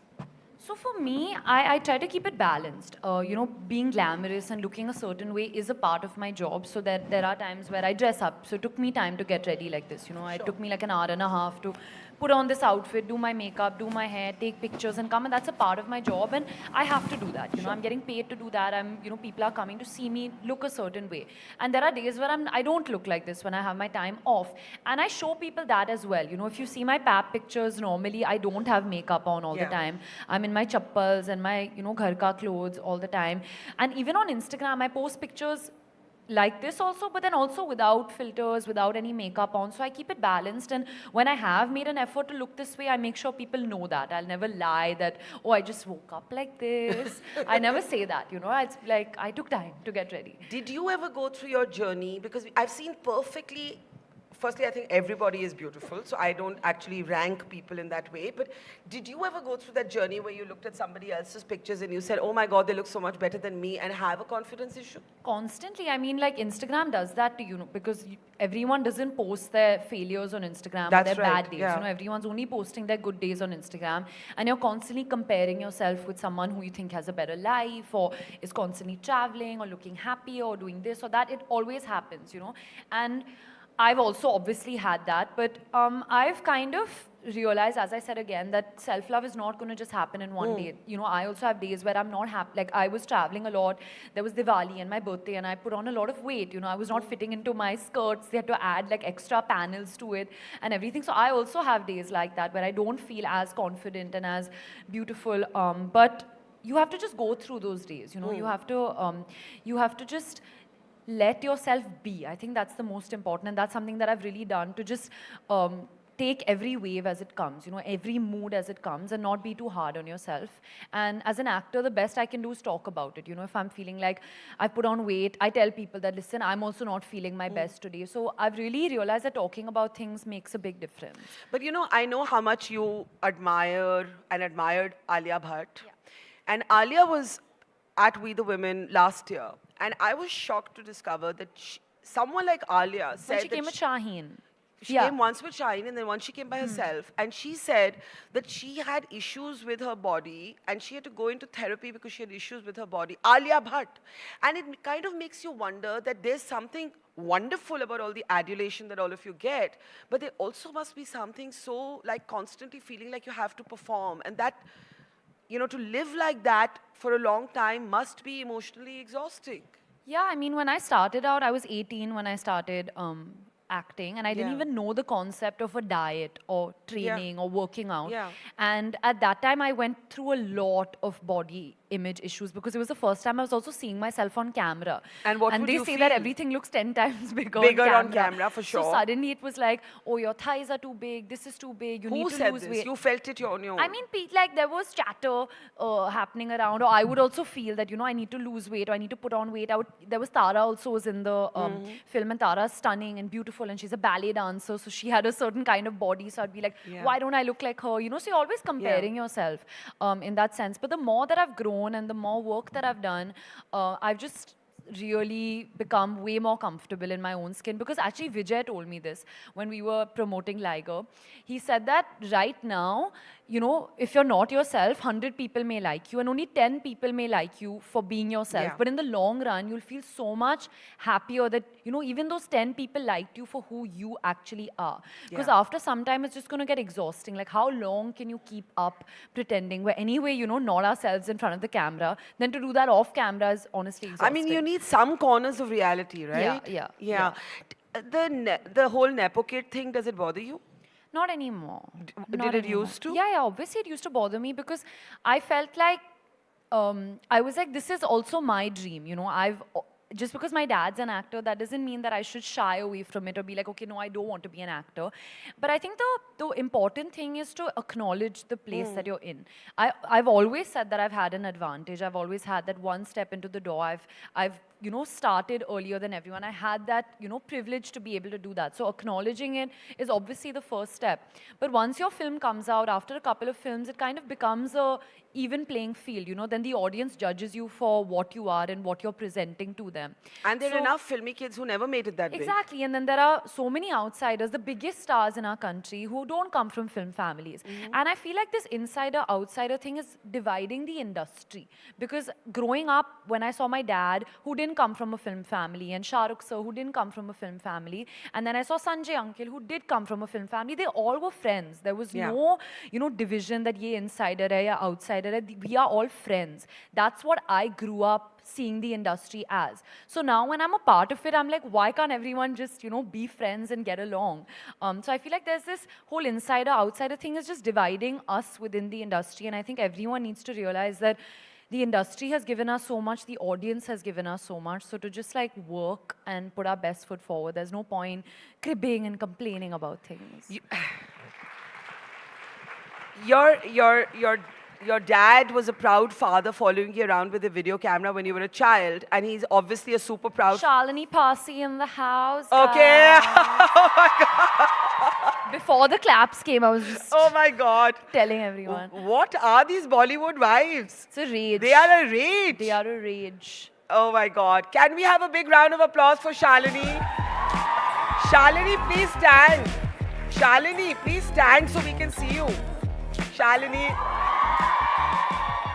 I love that sweet kid's face who's waving at her. Where? There, right behind her. He didn't say hi to me so sweetly. Okay. Of course, we were planning this grand entry for the Bollywood Wives, but they've all come front of We'll stage. do it again. We'll Don't do it worry. again. Yeah. Okay. My question was about your dad. I'm saying he was such a doting father when you were a kid, and he's obviously a doting father. Super proud now. But does he feel like today you're a bigger star than he was, and is that weird for you? I don't know if that's necessarily true. I feel like now, just because of social media, things that we do are way more amplified. But if you really look at India as a country and the interiors, my dad will always be one of the biggest stars, at least to me. Everywhere I go, they'll still play, all his songs, Laal Do Patte Wali or Saat Samundar Par, and that's iconic, And I think what he did at his time, we can't do it anymore, The industry is a very different time. The definition of star has also changed so much. But I know for a fact that he's very proud to be known as my father. Like, anytime he goes somewhere and they're like, oh, you're Ananya Panday's dad, he gets really, really happy. So that I know for sure. So let's talk about Call Me Bae. Yes? What? Love it. Hashtag Behan Code. Love you guys. So sweet. Okay, what do we want Ananya to do? The monologue, or are we doing a song? I don't know anymore. Which monologue? Okay, what's the song? Okay, what? One at a time. You're all. I sang for you all. What else? No, they want. Which monologue? I don't know any monologue. What? Hashtag Behan Code.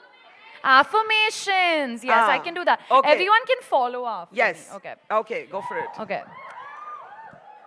What is it? How does it start? Oh, I am Bae. I'm here to slay. Eat, love, and pray. Seize the day. Yeah. I forgot it. I was like, huh. So, Bae was such an interesting character because The you were best.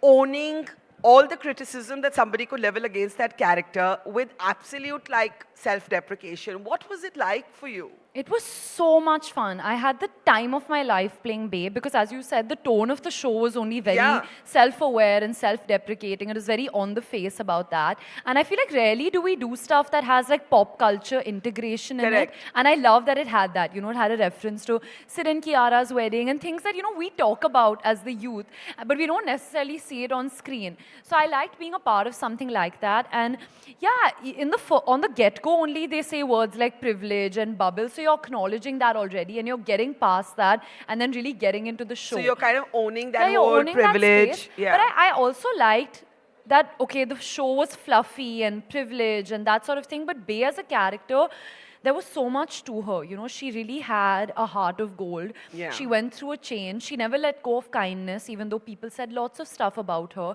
And that's something that I could relate to her. I was just going to ask you that, did you kind of identify with it? Yeah, I mean, a lot of people think I'm exactly like Bae, but I'm not. I'm very, very different from her. How are you different? She's like me into 100. Everything she does is drama and 100 and all of that stuff.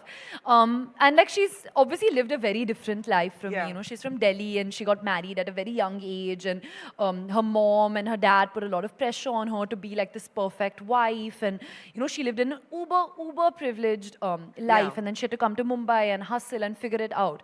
And yeah, but I really liked her core as a person. It was my first time doing comedy as well, and I liked that at the end of it, the show also spoke about women empowerment and Me Too and all of those things that we don't really address on screen. So it was nice to be a part of something that's a part of the bigger picture. You played a journalist. Yes.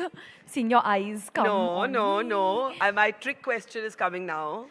Is there a question you would really like to ask of anybody in the world if you were interviewing them, and what would that be? Oh, God. Huh? Who to ask? What do I... Just, okay, I really like this motivation. I want to ask her, what gives you the courage? What gives you courage? Because I love what I do. I really love what I do.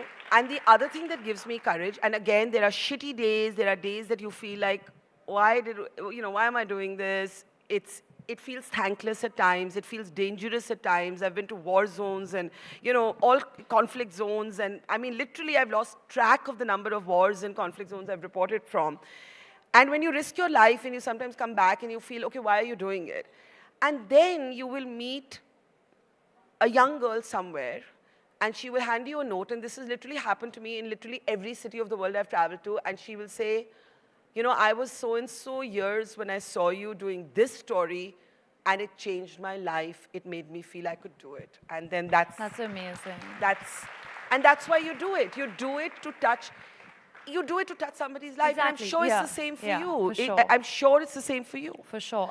Yeah, like after Kho Gaye, I mean, it's so different from what you Yeah. said, but I remember after Kho Gaye, Hum Kahan came out, random people from school who I hadn't spoken to in like 10 years messaged me, and they were like, we feel represented and we feel seen, you know, because you played a character who is showing her insecurities and showing her vulnerabilities. You know, growing up, we saw very glamorous heroines who would wake up in their chiffon nighties and have makeup on, and pigeons would fly, you know, when they woke up.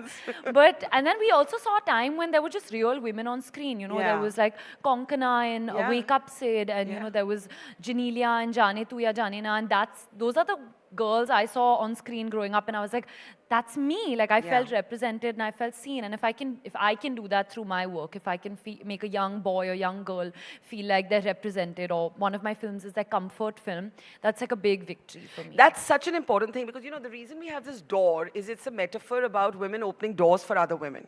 Down the generations, for each other, doing something, making that space so that somebody else doesn't have to push that door. Just before we close, Ananya, what's something you want to say to all the young girls here? Wow, it may sound so cliche, but be yourself. Don't listen to what anyone says. This is something that I took time to understand, because I would also, you know, when people were like, your voice is annoying, you look like this, you look like that, I would also start believing these things. But over time, I've realized that being myself is my greatest superpower. So I would tell you all to just be yourself. And before we honor Ananya, is there something you want, a request? Dance. On what? What? Give a track, no. Give a I'll track. have to take my heels out. It's little. Hello. Call me Bae. Okay. There's no dancing Call Me Joota Bae. bhi utar gaya. Na? Do we have a track? Go for it. Dhime. Oh. Wait. You play the track, she'll follow. Otherwise, this is endless, many requests. Which Chunky one sir should we do? There's no dance in Take Sonia. Don't play. No, okay. Chunky sir's song. We can do like Lal what, he was dupatta wali. squatting on the ground now. Neelam is a better, person to do that. Okay, come on. We Say can a do song. Main Tera Tota with Neelam. Okay. Yeah. You have to give us a second for us to pull it out. But these, will y'all know, like Main Tera Tota and all, na? Yeah. In the meantime, I've taken my shoes tell the off. song again, please. Main Tera Tota, tu meri maina. Oh my God, they know all the lyrics. Saat Samundar is an easier dance to do. Okay, so which one is it? They're pulling out something now. Surprise us. Saat Samundar. But I don't know the steps. Surprise Saat us. Samundar par. Okay, anybody wants to... Come now, you are very eager. I'm loving you. You come. Yeah, she's the in-house... Come on. Come on. I love it. She's... Loving the energy, man. Okay, that's it. No more. I'm not having any more people on stage. Just Neelam? two. And now we're waiting for the song. Neelam chahiye. Neelam, please. Aapka gana hai. No, Saat Samundar is... Nahi kar rahe hum. What are we doing? What song is this? It's Main Tera Tota. You have to come. You have to come. I'm taking my shoes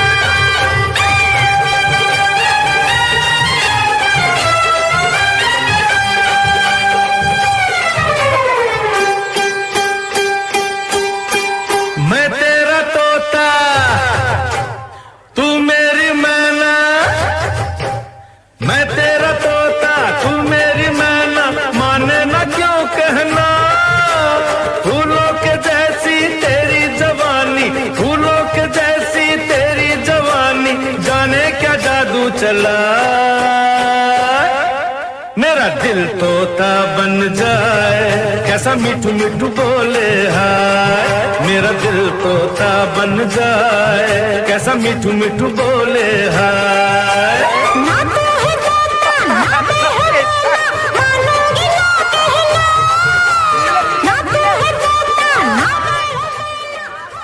All have to come up now. Come. Thank you so much. Okay, girls, thank you. You're a great sport. I love these old hook steps that were just this, I know. Now it's become so Sorry, complicated. the Bollywood Wives have already headlined the event, so we can't make them walk through the door. But they're back. And before we let Ananya go, we are going to make all 5 of them present Ananya with that award for Star of the Year. Ananya, aa jao yahan pe. Swearing my heels, sorry. Okay, can we have the award, please? What am I getting? You are getting Star of the Year from us. How sweet. And the Bollywood Wives are going to present it to you. Thanks, guys. Mom. Mahip. All the moms. Okay. Come, Shalini. Let's hear it for Ananya. Come on, show her some love, guys. Another round of applause. At the count of 3, 2, 1, we're going to do Call Me Babe. Okay? 3, 2, 1. Call Me Babe. My mom almost burst my eardrums. Thank you. Thank you so much. This has been like actually the best audience that I've interacted Isn't with it? ever. Honestly. Love the energy and ask them some spicy questions, guys, please. Thank you. Love you. See you soon. Bye.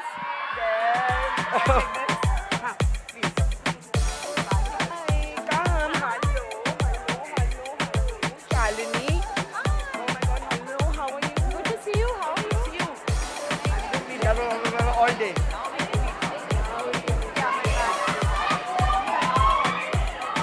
Oh my God, has Ananya gone into the audience? What's happened? What has happened? They're all going mad. Let's selfie. Selfie, look. Let's take a selfie. Come on. Vibes. Oh no, everyone's not there. Wait. Neelam's not here. Hi. Neelam. Oh my God. Yeah. Okay. Mike. Thank you. Hello. Okay, I need everyone to take their seats, please. This is going to be one hell of a conversation. I think we got the maximum requests for any panel for you all. You all are the biggest stars and pop culture icons of our time. Can we hear it for the Bollywood Wives? Up there, can we hear it for the Bollywood Wives? And up there, can we hear it for the Bollywood Wives? Fabulous. Those at the door now need to settle down. I need to start, please. Quickly. Let's lock the doors now. Let's seal the door. Okay. All right. Thank you. It's lovely. Oh. Okay, girls, I need you to settle down. At the door, please, I'll need the doors closed now. The conversation needs to start now, please. I need some order in the room. I know there's a lot of excitement, but you have to settle down now. Please. Oh my God. I love you too. Okay. Whoa. Okay. Let's. Okay, girls. Calm down. You need to breathe. Exhale, inhale at this point. I know it's super exciting. My God, what does it feel to have this kind of stardom? Mahip, I'll start with you. What is what? God, I love you guys. This is the best audience. Best, now? I mean, the hold up your mic. sweetest. Really. Mahip, hold up your mic. Yeah. Well, honestly, stardom came to us in our mid ages. Yeah. We're in our mid-50s. कह सकते हैं यार, क्यों घबराए? We're all mid-50s. Yeah, but it came late to us. Yeah. We had to learn a lot, but it was overwhelming. Honestly, we weren't expecting it. We were very comfortable in our lives, with our business, with our workout, with our children. So when this came to us, it was a big whammy. Did we think that it was going to do well? No. I think we were just winging it the first season. We were just having fun with our friends. But are you all like this in real life? We are. Like actually, for real? Actually like this. So when the show did well, it was overwhelming.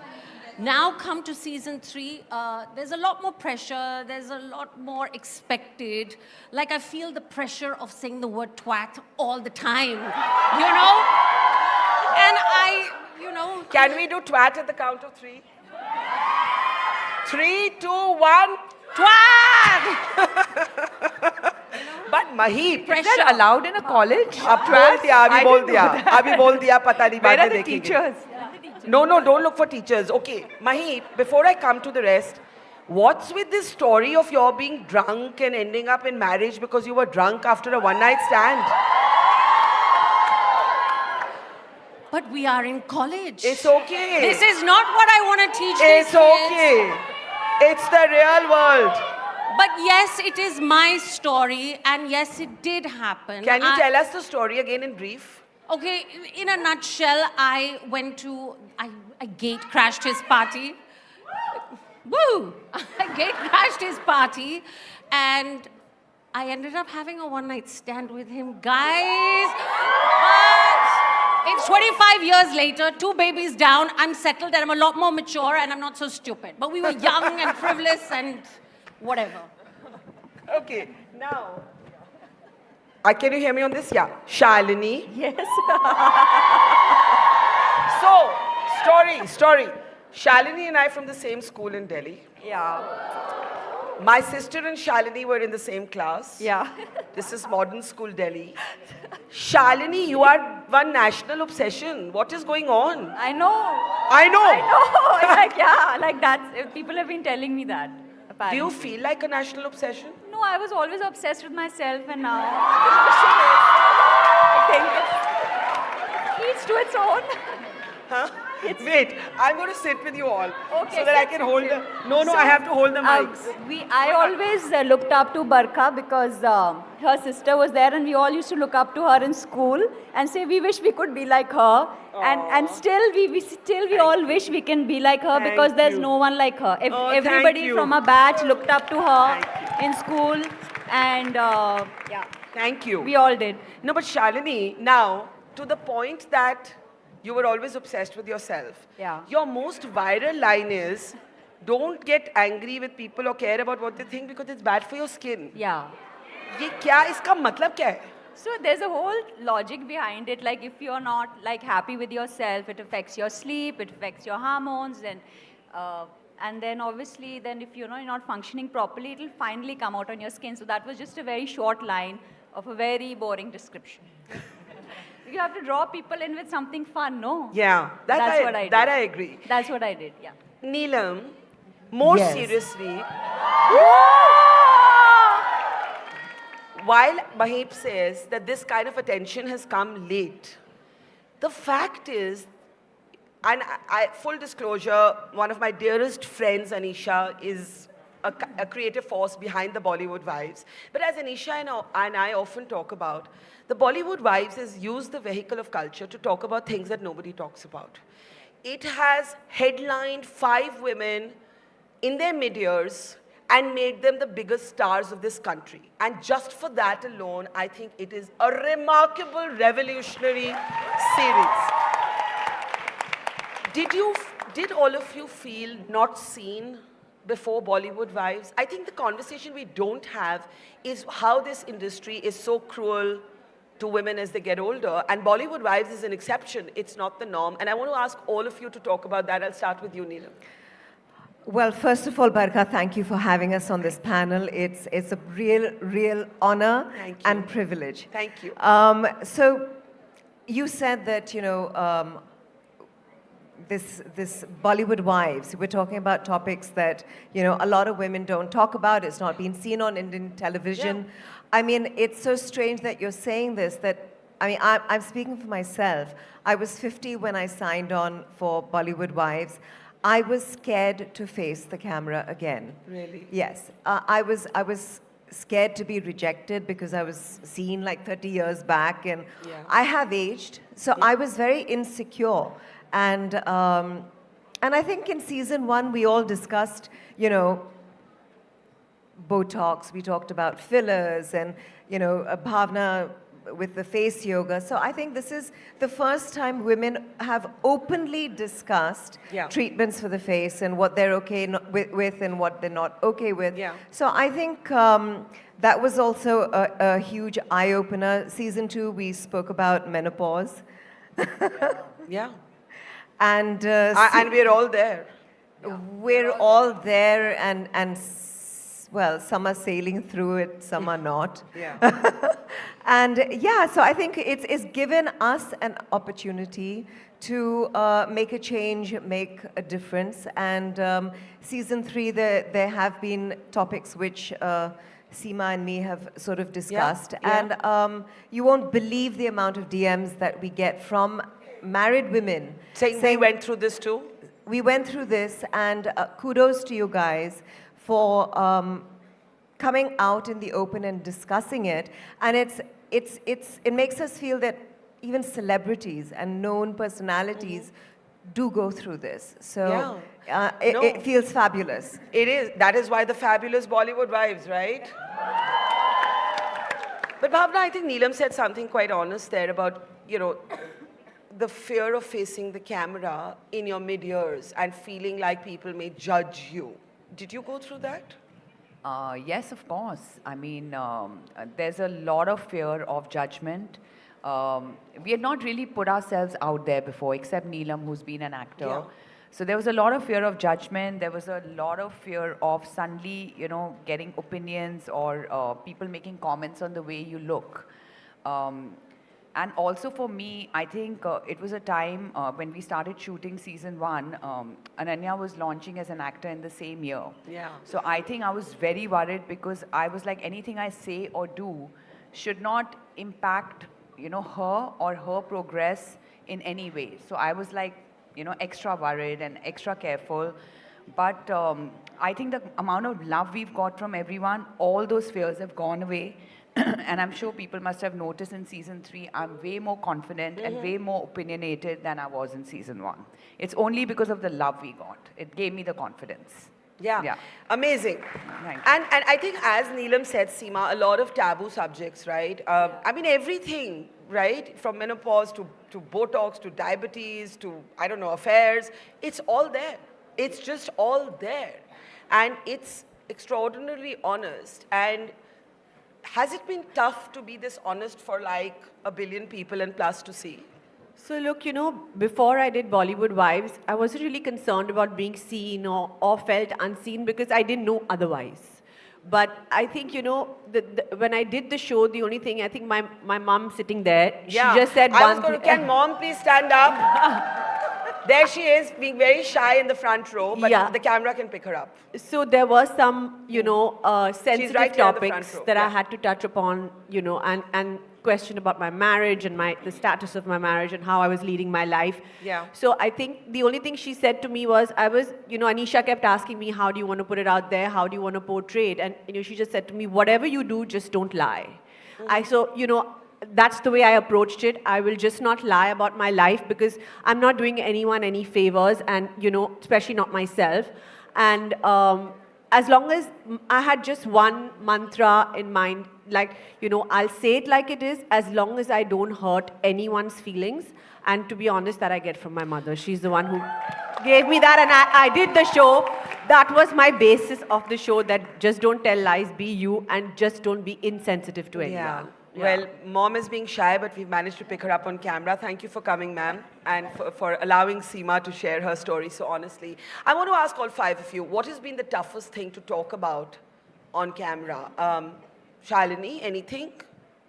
Talking about other people was very tough for Wait, me. I have to give you my mic. So talking about other people was really difficult for me. Can you explain?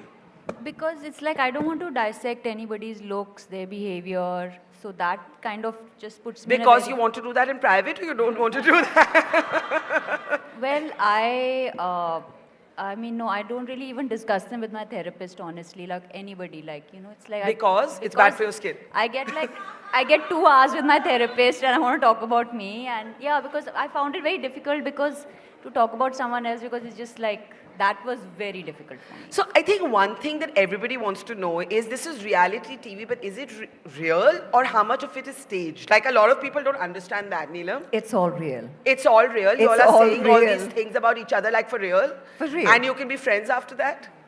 Yeah. Look, between the four of us, there is this understanding, okay, if we do say something, you know, they get it.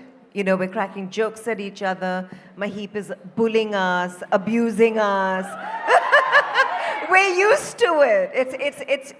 It's just part of the show. It's entertainment also. Yeah. But everything is real. And Maheep, you Not are... just entertainment, this is her personality. This is her.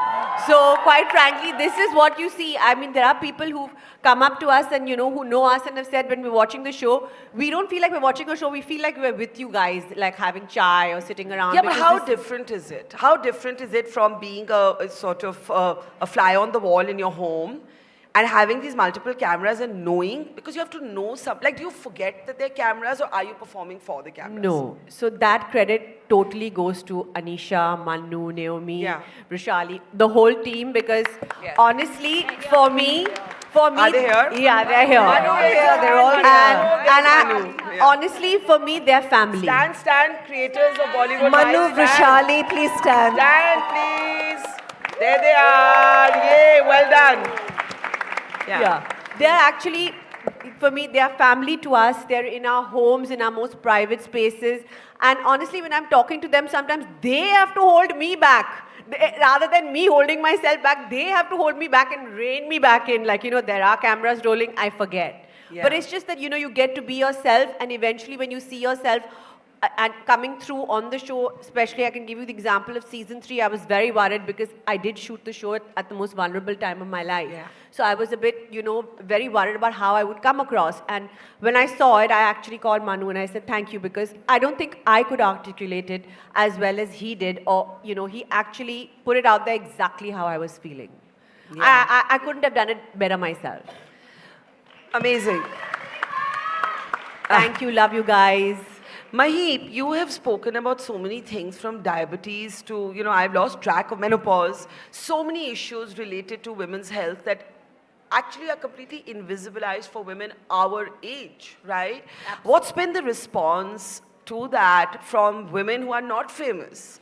Oh, you know what? It's very important for all of us to put in a serious topic that is close to us, what we feel. Like how we had in season 1, the beach cleanup. It was important to us. We wanted to put that message out there. Season 2, whether it was menopause, women don't talk about these things. It's very strange. We shy away from these things, and I don't get it because we're all in the same boat. We're just different reactions and whatever.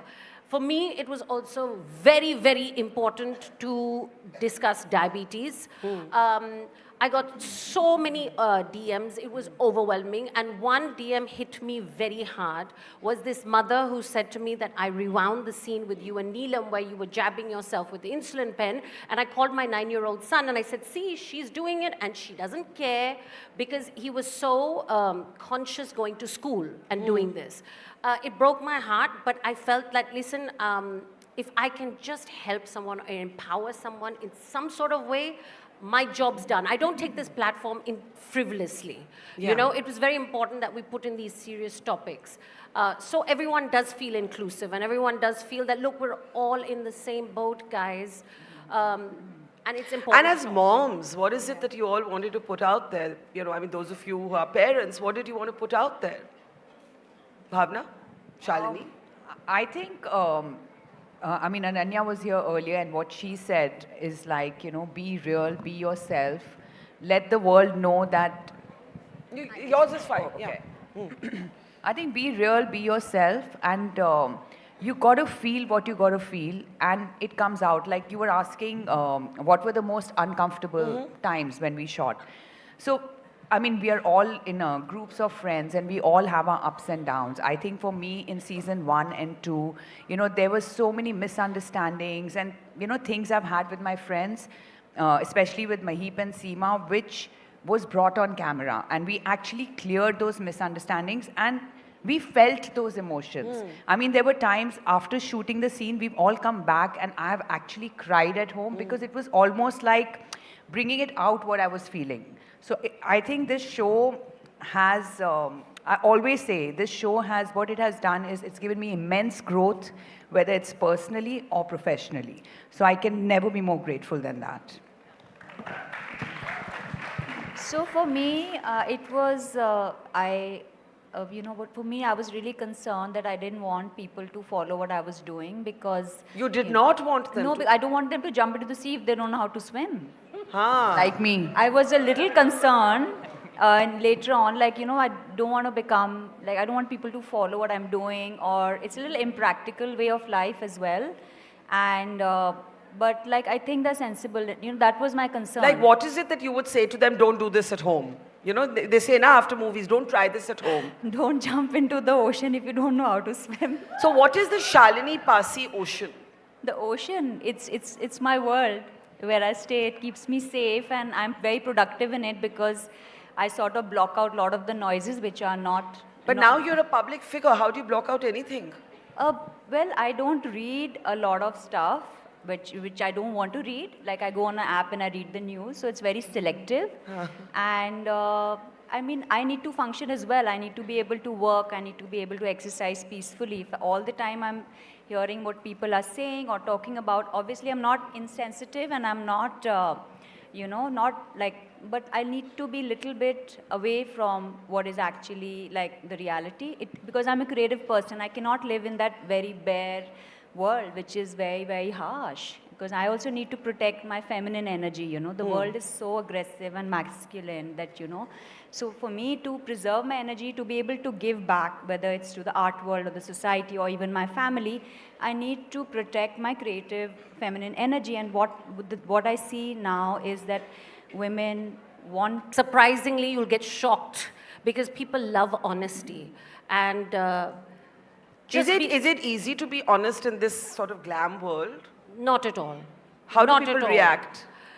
Like, what's the, like, you know, most uncomfortable thing for you that's happened for you? You're obviously a very blunt woman. I am. Unfortunately, if I'm not saying it, it's on my face. Correct. It's a problem. I don't know how to hide it. You know? Yeah. Oh, thank you. But yes. So what would you say to them? What one mistake you've made? Oh God, I made many. Haven't I? So one you don't want them to make. You know, we often say make your own mistakes. What's the one mistake that you don't want them to make? I think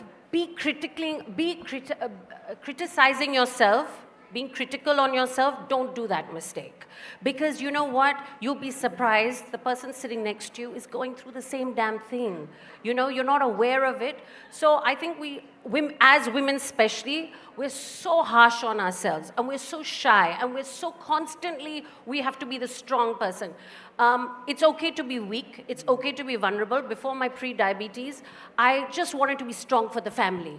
And I was crumbling inside. And finally, we all know that I ended up in the ICU. But I needed to reach out for help, which I didn't. And it's okay to be vulnerable, be honest, and just be around people that you love and you trust. Seema?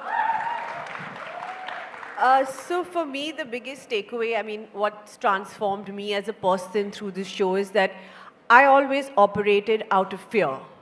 You know, my whole life I have operated out of fear, and, you know, I was always looking at what's best for everyone around me, and, like, you know, I didn't want to step on anyone's toes. I didn't want to be, I was constantly trying to be better for everyone around me. Not to say that I'm not, it's not an endeavor even today, but I think I just kind of, it made me wake up and realize that, okay, I'm a mother, okay, you know, you have a husband, you're a wife, you're a daughter-in-law, but what about you? Like when you wake up, I woke up, I think I just woke up one day and said that this cannot be my story, and I can't, like there were things that I wanted to just be, which I wasn't being able to do that. And I realized I discovered a lot about myself through this show. And I also discovered... What did you learn? What did you learn about yourself? That actually, you know what, I have, can I say the word? Yes. I also have balls. So, I think I did realize that, and it made me feel empowered. And what made me feel even more empowered through this show is all the women out there who connected with me. Yeah. And I think, like you said earlier, if you can touch or someone's change life, even one person's life, it's all worth it. That kind of gratification and validation is all it was more than what I ever thought I would get in life. So I feel like now I've accomplished something. It's not really about the money or the work. Yeah. It's about that feeling of gratification and that feeling of empowerment that only you as an audience can give me. I can't give it they give it to you, when you do it, and that's lovely. you're acknowledged. Yeah. I think so, just be honest, and all our problems, every problem I've had in life, all women out there have had. It doesn't matter what place of privilege you come from, you're still going to have the same problems in your marriage, in your home, with your children. We all have the same problems. So, Yeah. I think just discussing it. And that unit, and putting it out Putting there. it out there to say that it happens. Bhavna? I think both Mahip and Seema have pretty much summed it up. I think one thing I've learned is not to be oversensitive. I was an extremely oversensitive and over-anxious person, and I think that is one thing I regret, I shouldn't have been so sensitive, because today when I'm much older, I realize everything passes and everything is fine. This too shall pass. This too shall pass. And I'm going to take this 1 second to acknowledge this very nice person here, Mr. Sanjay Passi. Oh, I was going to welcome him on stage. Sanjay, come on up, yeah. Come on, 1 minute. I have to, because... Sanjay, come on up. Of Sanjay, course. 1 minute. 1 minute. Of course, Shalini has This been is Shalini's amazing on the show. husband, Sanjay Passi. And 2 minutes to out. How did you feel about Shalini becoming like this complete national crush? It was a surprise for me. Overnight, I could not have imagined that what she's done. It's amazing. I really feel very proud of her. And Sanjay, you're a very, very successful entrepreneur, but today you're known as Shalini Passi's husband. I feel very proud about it. Yes, when people say, "Are you Shalini Passi's husband?" I say yes. Shalini? Yeah. How was this at home? How was this at home? The stardom. I was always a star at home. It's the same. Everybody else. So nothing has changed? For me, it's the same. I'm the same person I always was from school till now. I've always lived in my own universe. Now everybody, people know me now, which is different. And I hope I can keep delivering, and I hope I can keep, following my dreams and make everybody happy while I'm doing it. How did your son respond to this? He was Robin. very afraid in the beginning, because he says you don't watch television and you have no idea what you're doing. You should not be reading books on art and architecture. Your new homework is to watch reality television. And every night he would come and put on something for me, but I say, okay, I'm watching them, I'll put it off and I do my own thing. So, but he was happy then. He watched it with his friends the day it was released, and all his friends loved me, which was very nice. All his friends love you? Yeah. Does everybody love Shalini? And all the Bollywood And wives. also, yeah. Yes. One thing about your wife that we don't know from Bollywood Wives. She is a queen. What can I say about a queen? And you are her serf? Yeah, that's right. I'm there to serve her. Thank you, Sanjay. Let's have a round of applause for Sanjay. So, Bhavna, you introduced Sanjay, so we went there, but... And, another thing, since we are in a college today, so a lot of comments that I got this season was you went to SRCC and you were doing BCom honors, and then suddenly you became a flight attendant. Yeah. Why would you do that? But I think I just followed my heart. I know I was excelling, and I was expected to go and do my MBA or CA and become CEO of a multinational. That was what was expected out of me from that college. But I think I just followed my path because I didn't want to. I wanted to travel and I wanted to do different things. And I'm just so glad I did that. So please follow your dreams and please follow your heart. It's very important. Yeah. Neelam, I'll come to Shalini because we just heard from her, but Neelam, that one mistake that you made that you want to tell the girls here, don't do that. I did it, I regret it. Well, these girls are much younger than me. When I look back at my life, my teens, I joined films very young. How old were you? 16. 16? Actually 15. Wow. So, I mean, when I look back at my life, no regrets. I wouldn't change anything. But one mistake I did make was when I touched 50, I was obviously, busy with my jewelry business. And I actually told myself that, okay, now it's time to retire. I was very comfortable in my kaftans, very comfortable in my loose clothes. Yeah. Yeah, living the kind of retired life. And I mean, I was totally wrong. Yeah. Okay, now I've got like this new beginning. Life has changed 360 thanks to this show, thanks to Karan. So I think, yeah, thinking at 50 that your life is over, women out there, that's a big mistake. Now, thank you for saying that. You mentioned Karan. Karan can get away with asking questions that nobody else can. And he asked you, Maheep, are you all jealous of Shalini? So, my question is thoda ek question jod rahi hai usme. You all actually get along or you compete with each other? And I'm adding to Karan's question. No, actually, shockingly, why the show works is we do get along. Of course we have our issues, of course, but we address them on the show. What are these issues, apart from what we see on the show? Specifically with Shalini? Yeah. Well, I mean, my thing is, which I tell her, that if you're going to wear a Roberto Cavalli gown and just walk into the sea, I am going to react and say, what the fuck is she doing? Am I not? I mean, I can't be saying, well done, okay? I was like, what is she doing? So she gives me those opportunities to react. But bless her, she sings to the giraffe and I'm awestruck. And there are many, many moments. But Shalini is unique. Yeah. And I think she was made for reality. And she's... Imagine what Sanjay had to go through all these years. Sanjay. So now you can sympathize with him. No, but Shalini, you think they're all jealous of you? No, because if it wasn't for them, this platform would not have been there. I've just walked in like I'm only borrowing from Karan's playbook. I don't ask these questions. So this, they started it. It was literally like they had this audience which was just crazy about them, and I had to just walk in. And there were times when he would tell me, let's just during the shoot, sometimes just look at me, and she's going to say something, and I would keep looking at her. Say, bol de, say it. I was being polite, guys. I think this has been Maheep's calmest season, actually. Really? Yeah, and I really like. No, I want to clarify that that's Karan's domain. I think it's lovely to see you all. Of course, nobody gets along all the time.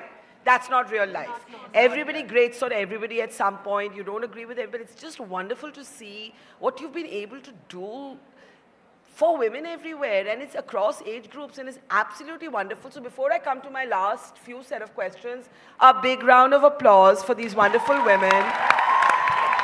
There is this stereotype about women that you put a bunch of women in a room together and they won't get along. That's not true. They have a lot of fun. So Shalini, you're going to tell us that story behind that song that you welcomed them with. What is that one? Yeah. Will you sing it for us also, please? So it's like sing. Bollywood Wives coming to Delhi. So had to be something spectacular, a mix of Bollywood culture and Master G, who was like, don't sing, you're not ready for it. She just wanted to throw us in the Mike.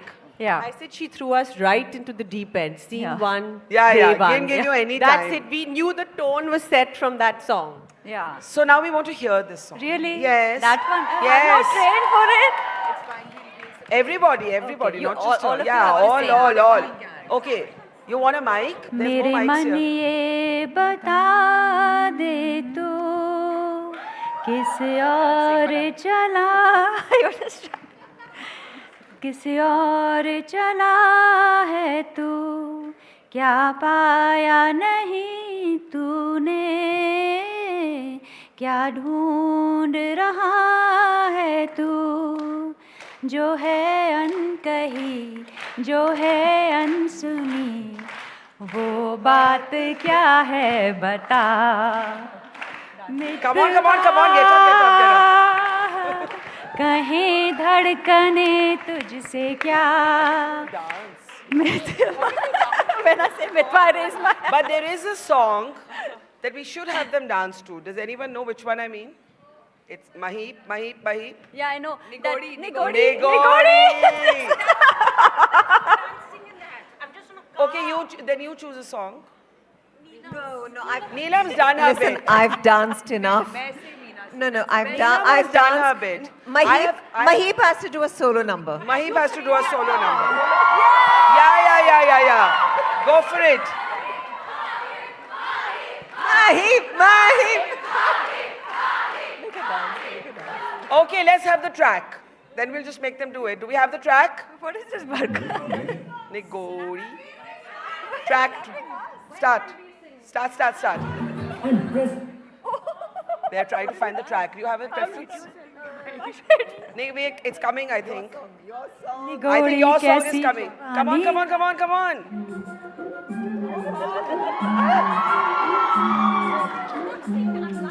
Mahip, chal yaar. Come on. Come on, girls. Mahip, chal yaar. Mahip, yes, Paul.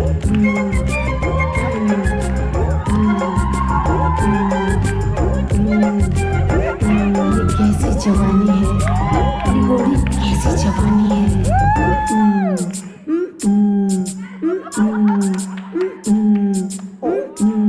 Okay, we tried. I don't know. You want another song?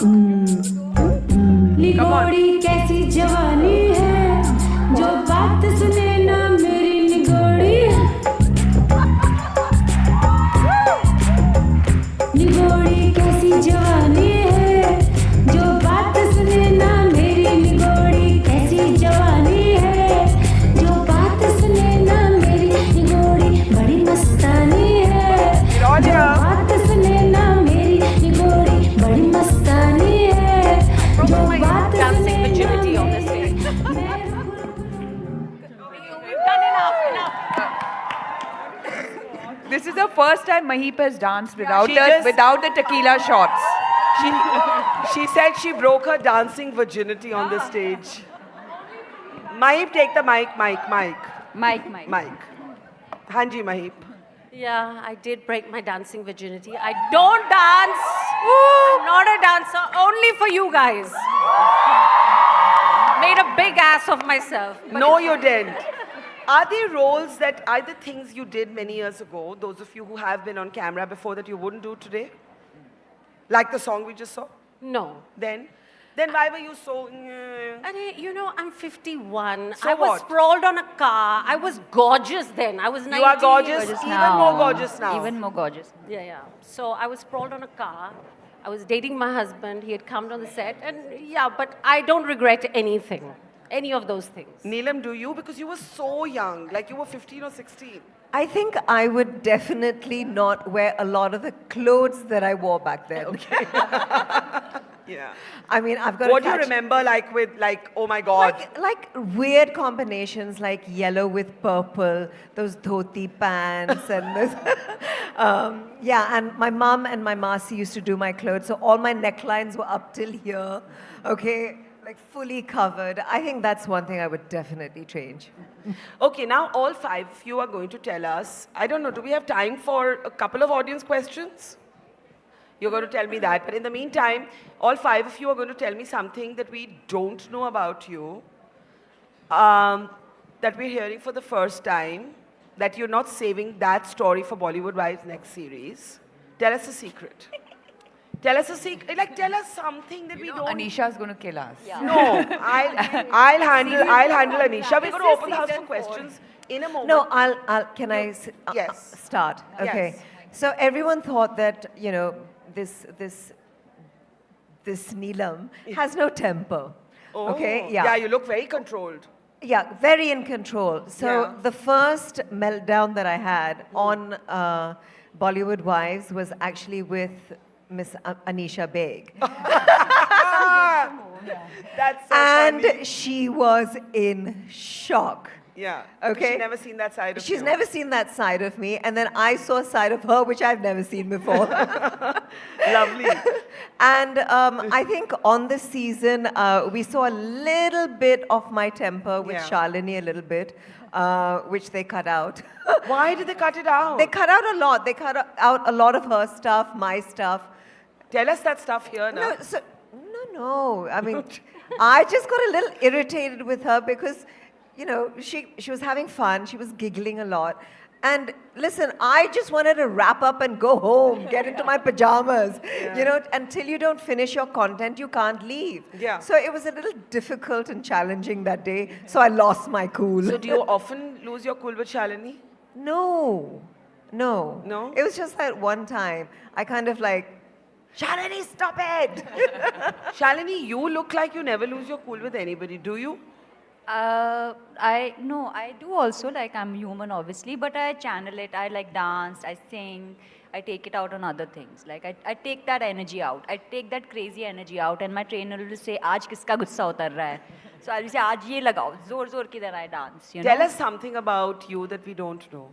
I failed in math, now everyone knows. I also failed in math. That's not some spicy secret. Tell us something better. I failed in computer science. What would you have been, or what did you want to be in school? I wanted to be an architect, but then I was really bad in math. Then I wanted to be an artist, but I couldn't go to art school. And now here I am. And now what do you want to be?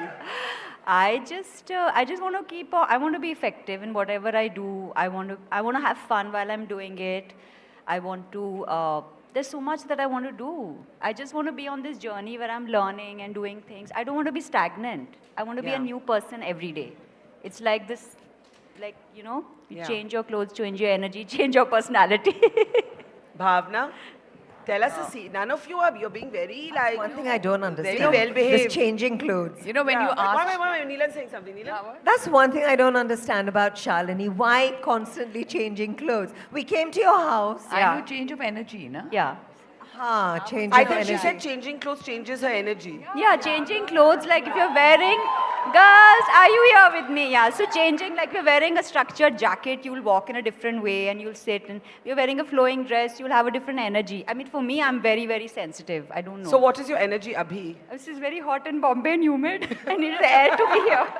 And also, I'm like this graffiti is very much with what colleges are known for. So it's all very well planned. Yeah. Bhavna, Everything is thematic. And the hearts here. So, very well planned. How long does it take you all to get ready? Mic, le lo, mic. So in my mind, I'm like, okay, this is the thing. Like I saw the stage. It was actually like more brown, but you guys have covered it up. So I actually see the location. And then I pick out and the vibe of the place and, you know, that's it. Okay, Mahip is wanting to say something to this and saying, yes, I just want to make it very clear. I take the least amount of time. It's a fact. They can't argue. Because you're impatient. That's written on I'm your impatient. face. She gives us stress. Mahip. Yes. Why? Because say our call time is like 8 p.m. Yeah. or 8 a.m. Yeah. She's ready at 7:30 a.m. Okay, come on guys, come on. And I take the longest. You all have I been own the it. only guests today, celebrities who've been on time. Before time. No, that we all are on Yeah, time. no, only ones. But only Mahip is always early. Yeah. But having said that, there's not a singular scene in Bollywood Wives, sorry Manu, that we have not been waiting. Actually, we are very punctual. Yeah. Manu. We are always Manu. waiting for our director Uttam, who we now call Steven. Who you now call? Steven Spielberg. Steven Pata nahi, Spielberg. he's making Mughal Azam or he's making some Gone with the Wind, I don't know, but we are always waiting. Acha, but this question, you all have answered something else. The question was, tell us something about your life that we don't know. Okay. So, Bhavna, come on, take the lead. So when you asked Shalini about, you know, not having temper and Yes. being calm. Do you I have a looked at- temper? I actually looked at Sanjay's face. And he gave the answer. Because Shalini does have a secret No, temper? because I'm trying to say the same goes for me because I mean, the usual feedback I get is I'm very balanced and calm and I don't lose my, but I think we'll have to ask Chunky that. That's the secret. Fab. Okay, we have time for some questions, I've been told. Now, I know you all are damn excited. Yeah, but we're going actually, to do this. I would have been Beyonce if I wasn't here. You would have been Beyonce? Yeah. Wow. It was my one wish. No, So I that have means you such can a bad. sing. I called Neelam one day to say that, you know, I really want to be a singer. I would have. guts. I wanted to be that. I said, Neelam, you know, we'll take singing classes together during COVID. She said, you know what? Just record yourself in the bathroom and then listen to that. That was the end of my dream. And that was. Can we hear your Beyonce voice? Are you my ass? I'm just recovered from a viral. My throat I is- just danced. Get up and sing. Yeah, come on, Yasima. Come on. I swear I'm not lying. My one wish in life. Or for one of my children. You asked for it. No, you have to. Can I tell you something? Okay. So, I can see your mom saying no.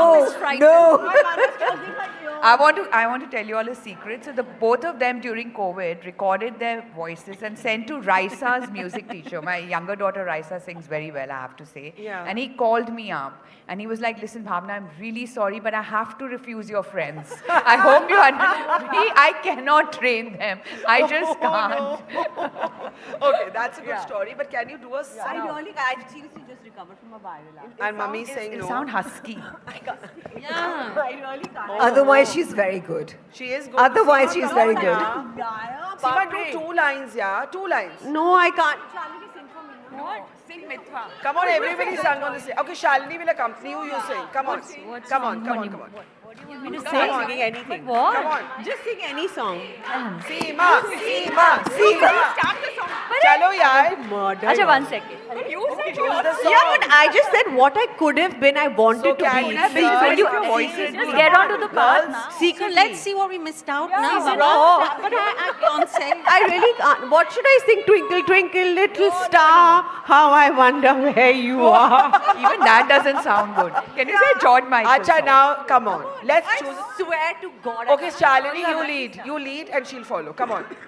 Choose a song, Seema. Shalini will start. Since we are in a college, you sing पापा कहते हैं बड़ा नाम करेगा बेटा हमारा ऐसा काम करेगा मगर ये तो कोई न जाने कि मेरी मंजिल है कहाँ It feels so good. Okay, we are now opening this for questions. However, I know there's major excitement, but you're going to have to follow my rules here, otherwise we'll have a stampede, okay? So I'm going to call one person at a time, and I'm going to start. Come on then. Come on.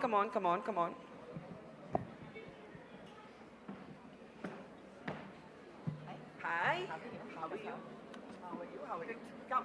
I wanted to say a big hi, and it's been a pleasure watching all of you. Mahip has been a friend.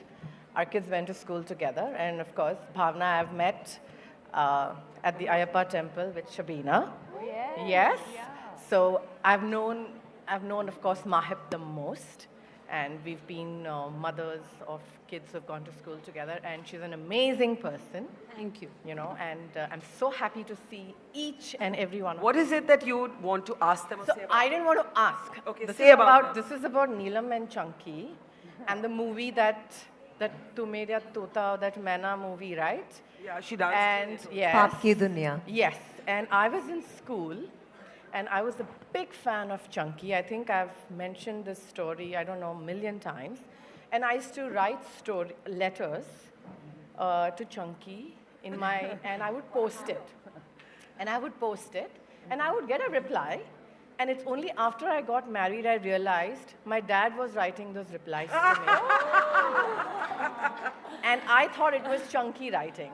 Okay? And it all got triggered with that Main Tera Tota, Tu Meri Maina. Yeah. And so one day my dad, actually mentioned it to me, saying, I didn't know how to do this, and I would wonder, why is Chunky saying you're a kid in school, focus on studies, take those posters out of the room, and I'm like, Dad, you didn't do this. Lovely story. Anything you want to say to the wives? They're so phenomenal. You're amazing. You know, you're a role model. I'm an entrepreneur. I've been a mother all my life, and I've finally figured what to do in life. And you're an inspiration to a lot of them like me.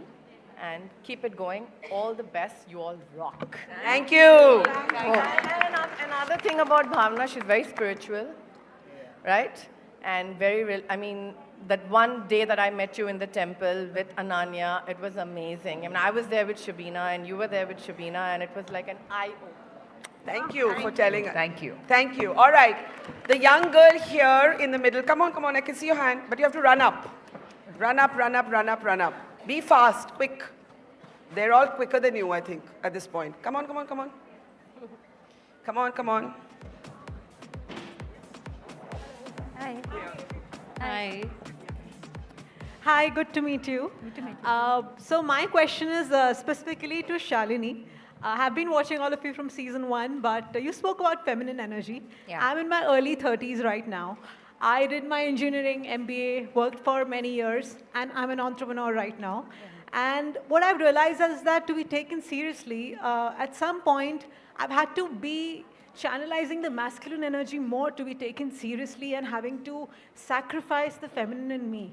And that has left me very lonesome at times. So I really want to know that how does one do that, be an achiever, have it all, but stay true to your essence, which is being a woman. So I think, like in the 90s, we had all these articles which said that, we women have to dress in a certain way to be, taken more seriously in the workplace, wear suits, don't wear red lipstick, don't open your hair. So all that is gone now. So, and if you express yourself, if you are able to, just be what you want to be and wear what you want to wear, and just people will respect that. We need women who are educated like you and achievers like you to show everybody else that, you are a woman, you have to stay in your feminine energy, you are an architect and you are actually a creator. So if you don't channelize that, how will you be able to create? You will be just creating a concrete jungle like all the men. So I think it's like a small thing which starts, and we have to respect our femininity, we have to respect the nurturing nature of a woman and continue doing what we have to do. So is it that easy? No, for me also there was a time for about like 8-9 years I wore very, very oversized clothes, just very black and white, just to be taken seriously in the art world. But then I realized that, this is not me. It was not making me happy, and it was just curbing my energy, and it was not worth it. And then initially people found it difficult, but they take you for what you are. They take you for what your work and what you look like should not define you at the end of the day. So. Thank you. Thank you very much. Picture with Shalini? No, not right now, because that would create a stampede. It would create a stampede of requests from the floor. So sorry about that. Okay. Okay. Come on up. Come on up. No, here, blue t-shirt. Come quickly. Come quickly. Come on, come on, come on, come on. Hi. How are you? Hi. Hi. First of all, I'm very glad to meet all of you. And I think this is the first time I've watched a reality show. My question is very simple, and only to two of you. One is Mahip. Mahip, I think you've added a lot of vocabulary to, I think, the general, the kids right now. You're in a college right now. What are the 5 top words you would like them to, to use or not use? Your choice, you could be. Why am I feeling like I'm in college giving an exam? No, just be free. Just be free. Okay, so bollocks, wanker, Interesting. obviously twat. Twat. 2 more to go. 2 more. Shwai shwai, obviously. Okay, 1 more, for God's sake, my brain's Put her on a spot. You give the 5th one. Come on. You give the 5th one. Why don't need... Neelam will give the 5th one. I don't abuse. Chana Bhatura. It doesn't have to be that. Okay. And Bhavna, I wanted to know that, I feel that you're very invested in your daughter's growth. Is there, what are the top 5 things that, any mother should, look after them if they want their child to be successful? I think more than any other support, emotional support is the most important. and having your child's back, whatever decision they take, whether it's good, bad, whether it's a mistake or anything. Shalini's back fell, Oh, sorry. okay, We had to sorry, pick it that's, up. Yes, we have that's to a wait for serious it. thing, yes. Serious. More serious than this. Sorry, sorry to interrupt. No. So I think it's very important to, and also, I mean, whatever decision they make, as I was saying, it's very important to back them on it. It could be wrong, but it's fine. That's what I do as a mother. Thank you. Okay. I want to ask all 5 of you now. I know that, you've given us so many laughs, so many upbeat moments, but your lives have not always been easy. And some of it is touched upon in the series, some is not. What has been the toughest moment of your life, and how did you cope with it? What did you, when you look back and you think of, like, I always say older women are so much more interesting because we've lived, Absolutely. right? And we have all these stories, and we have all these mistakes, and we have all these, okay, we won't do it again, and then we do it again, all that. So, Neelam, one really traumatic phase that you learned from, that you want to share. Well, season 3, I've openly spoken about, I was married before my divorce. I think it was, for me, the most difficult phase of my life. Like, back to your question, you said, how did you deal with it? Yeah. I mean, I dealt with it. I just took my own time to deal with it. I had a very supportive family, first of all. I think that's number one. And I just took time out, literally time out. I didn't leave my house for almost a year. I hardly met these girls for, like, almost a year and a half. I think I just... You were depressed? I was depressed. And angry? I just needed time to heal from the trauma. So I just gave myself that time. And that's the kind of person that I am. I just shut everything out. And yeah, I just look within, and I just wanted to heal by myself. And yeah, that was the most difficult time for me. Bhavna? I think it would be after my second one was born. I went through, like, I think it's PMD and postpartum depression, and I faced a lot of anxiety. I don't even know why I was feeling that. I mean, I really, when I tell people this, sometimes they're like, you have nothing to be anxious about. And I'm very grateful to God for everything that I have in my life.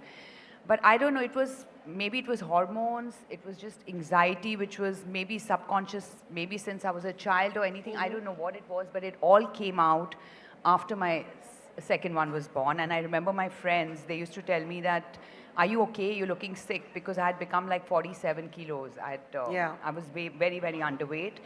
I think that was the most traumatic, because I didn't know what was going on with me. I couldn't understand, and every time people just said the same thing, but what are you anxious about? Or what are you, there is nothing to be anxious about, and there's nothing to be depressed about. But I felt that. Maybe it was my hormones, whatever. And how did you cope? Which Ananya mentioned in her session, and that she you did took say therapy. that, I don't know if I'm allowed to give my mom's secret, but yes, I took therapy at that time, and I think that really helped me. And how long were you in therapy for? I was in therapy for about a year, maybe a little longer than that, and I still take therapy off and on, when sometimes I find things I'm not able to handle on my own. Your kids, as you said, she spoke about trolling. I think her trolling affected me more than it affected her. To see it as a mother, to see your daughter being put under the microscope. That's what I said. I was a very overly sensitive person. I have become stronger. Yeah. But these are the times, and at these times I do take therapy, and I speak a lot to Chunky. He's my best friend, but as she said, that it's always biased sometimes. Yeah. And sometimes they don't understand. And they're you like, need that professional distance. Yeah, because sometimes people are like, but you have nothing to be anxious about. Even my own parents said that to me. They were like, what are you anxious about? You have everything. So it was, but I still took it, and I think that was the best decision I made. Thank you for sharing Yeah, that. of course. Can we have a round of applause? Because it's not easy to open up about these very personal... it's easy to look at the Bollywood Wives and make everything about who, ha, and who gets along with whom. And even I did a little bit of that today without meaning to. But I actually, my heart really belongs to these stories, you know, that and we also share. sometimes I feel that, as you were saying, that, you know, we don't discuss it also because sometimes it's taken it as like, it's like problems of the privileged or the first world problem, and you feel conscious discussing these things because there are really genuinely so many problems out there that you don't want to make this so important. And would you advise people today to seek therapy if they're feeling this way? Did it help you? Does it help you? You know, I would definitely advise people to seek therapy. The only problem with therapy is it's very expensive. Most of the time. And access to mental health for those who aren't wealthy is, I mean, mental health interventions. So, you know, it's very easy for me to sit here and just say that, guys, go take, you know, go to a good therapist. But that costs a lot of money. And, you know, everyone cannot afford that maybe 2 or 3 times a month. So I think when we talk about mental health issues also, solutions, I think, need to happen. I don't know how, maybe more people, you know, talking about it. Talking about it, or like platforms or a community. Or even like, you know, people coming out, you know, who are studying these subjects and helping the people they have to. No, besides thank you, charging. Bhavna, for sharing No, really, that. Seema? With me, actually, I think I said it on the show, I was actually shot this show at one of the most traumatic times of my life. I had, even though we was, you know, I was separated for like over 6 years, my younger one, when actually got divorced, which was like a little bit, when that final divorce came through, I did not expect him to take it the way he does. And I do realize that today I know that being a mom, you know, everything you kind of take out on your mother. And he kind of accused me that you are not, you know, you're not sad. And, you know, I didn't handle it very well and initially. And then I realized, of course, again, like I share this, Bhavna, and I know I also do therapy regularly. I have been in therapy for like 10 years, off and on. And has it helped? Oh, yes. It's helped me with this. And I realized just, you know, that through this whole process, when a child has these outbursts, it comes out of pain. And the only way to solve it is with love. There's lots and lots and lots of love and patience and, you know, listening to them more than correcting them. Or even with my older one, I've always adopted that policy, like even saying sorry. Like, which of your parents actually say sorry to you? But today, you know, you have a relationship with your child. It's more about listening to them, listening to their side of it, and apologizing to them, letting them feel that you could be wrong. And I think that whole process is something I kind of, you know, went through thanks to therapy. Again, thank you. I mean, thank you. Mahi, toughest phase? I think I addressed it in the show. It was a year of many, many things that snowballed into me reaching the ICU. I lost my house help to COVID, and she was with us for 20 years, so it was shattering for my children to explain to them and to tell them. I hid it from them because my daughter was in New York at the time, so telling her. Then my dog passed away. My son went into hospital with gangrene of the appendix for 10 days, trauma. So I didn't know what was hitting me because it was just constant. And then finally I got COVID and I ended up in the ICU with 700 sugar and probably going into organ failure. So I think that was very traumatic, questioning your mortality, your life. We don't question death so much, you know. So it hit me very hard. It hit me more for my children because they've gone through it with 2 of my sister-in-laws suddenly passing away. And I know what it has done to my whole family. So for me, that's what I said to you guys, that, you know, I've been that person always to be strong for the family. I'm the strong one. And people come to me for help. I don't go to them for help. Suddenly, I felt that I needed to grasp at people. I needed that help because I was sinking. And then that lifestyle change, obviously with insulin, hit me very badly. Because I'm so, again, in control of my life, being healthy, and suddenly I'm dependent on insulin, I'm dependent on checking on my sugar constantly. It's, you know, so I think work helped me. Yeah. Because I got into season 3, it helped me jump into it and focus on the better things and focus on my glass being half full instead of half empty. It's an achievement that we've come into season 3.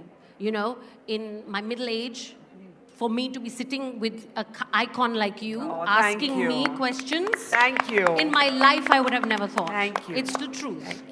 So, yeah, so I'm giving myself a pat on the shoulder and I'm you happy. should. Thank you.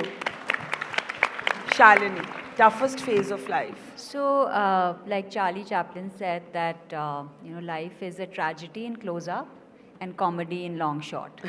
So everything that happens, like there's a reason for it and you grow stronger. So at the age of 21, I had a spine injury and the doctor told me that you can't dance and you can't wear high heels. And so my Sanjay and my mom were sitting there and my mother started crying and I just said, okay, I'm leaving. So they thought I've gone to the bathroom to cry. I sat in the car, I went for my dance class. Really? Fabulous. And the doctor said you'll have to take an injection on your spine for the rest of your life. Every 3 months, I can visit you. I'm looking at him like I'm 21 and I love dancing and why should I not wear high heels? So I started doing yoga slowly built my strength. And that's why I'm so obsessive about my health because once you lose it, you can never fix it. You can only restore it. So since the age of 21, it's like I just said that, I have to take care of myself. And when we are younger, we don't realize we do different things and we take risks. But, that was the most traumatic for me to lose something which I took for granted. Thank you to all 5 of you for sharing this. We're almost at the end of our conversation. But before we let you go, of course, we also have something that we want to give you. But before that, what would you tell your 16-year-old self today to all 5 of you? I'll start with you. Like I said before, don't change anything. Live life the way you did and with the confidence you did. I wouldn't change anything. Bhavna? I would say don't be oversensitive. Enjoy your life to the fullest. Don't be hard on yourself because this time will never come back. Seema? I think I would say that be authentic to yourself, live your life, it's yours, no one else's. And have those stories to tell, make those memories, it's like a chest. It's all about making memories, keep collecting your memories. I think that's the treasure you have. I love that. Keep collecting memories and keep making new ones. Mahip? My 16-year-old life was so different. It was a world that you guys will never understand. It's a lot tougher for you with social media out there. And all I can say to you guys is always swim. Choose to swim and be brave. Be brave. Don't compare yourself to anybody out there. You're unique. You guys are unique. And have that voice. It's okay. Shalini? Well, I'm still 16. Well, I would tell myself that don't do too many activities. Study a little bit harder. Don't do too many activities means? Too many activities in school. Like you knew there were 100 opportunities available to us. So I would do everything from mountain climbing and horse riding and even things which I was terrible at. And, just because I wanted to run away from studies and not study, basically. So I really wish I'd studied harder then. So I don't have to learn everything now. Well, I just want to say to all of you, you're all fabulous. You have given voice to an entire community of women. You have shared your stories with authenticity. You are the most chilled superstars I've met. And you are superstars. So let's have a big round of applause for the fabulous Bollywood wives. I want you all to stand here. Can we get out our awards here? May I please call Nozer of our partner on stage from Swatantra? Please, if we can have you on stage. But before we do anything, Shalini, what is the story with your bags? I was very tense when this bag fell. Sorry, Neela, I'm just squeezing in here. So it's just that they are it's actually just fun notes to myself if I'm carrying a book. Fun notes to yourself. Can we please? Here it is. Okay. That's fun. This is the blue color for uniform.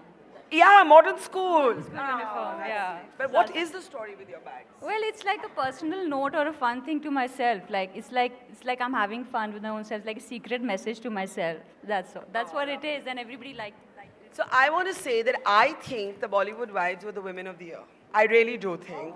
And so we would like all of them, and you're going to not disappoint me with the love you're going to show, Causer, if I may ask you to present each one of them with our award, and I have to match the names now, yes, so that we don't get them wrong.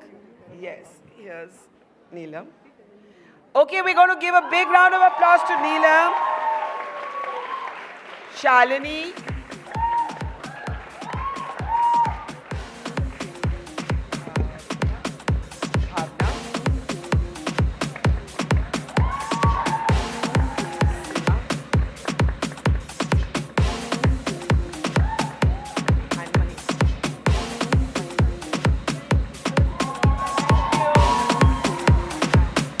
okay, at the count of 3, 2, 1, we're going to go Bollywood Wives, okay? Okay, everybody ready? 3, okay, and this has to be really loud. You all have less energy than me now. 3, 2, 1. Again, it wasn't loud enough. 3, 2, 1. And 3, 2, 1. No, that's not allowed. 3, 2, 1. Let's have a big round of applause for the Women of the Year. Thank you so much. Can we have you go through the wings backstage? Because we missed you backstage because you all were front of stage before we could introduce you. Thank you. Thank you. Thank you so much. Oh, thank you. Thank you. Thank you. You all are fab. You are such a... You are the queens. My long-term wish is coming. Anisha would really thank you. Thank you. Thank you. Bye. But I need people to settle down, please. Aditi, I need your help. Volunteers, we need doors closed at the backs. Please, no, please take your seats. No.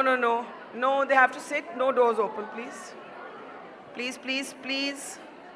Guys, I need someone at the doors to be locked. I need the doors to be closed because we have to move on. Polemy, can you step out and have those doors locked? Back means? That's fine. Can I have the doors closed, please? And everyone take their seats. Come on, girls and boys. Help me out here. Take your seats.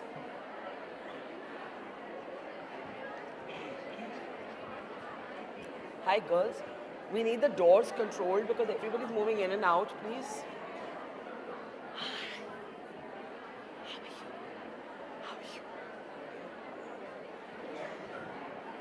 Everyone take your seats, please. Guys at the back, we can't start unless you take your seats. Okay, that's fine, but come on, I need everyone to settle down also, no?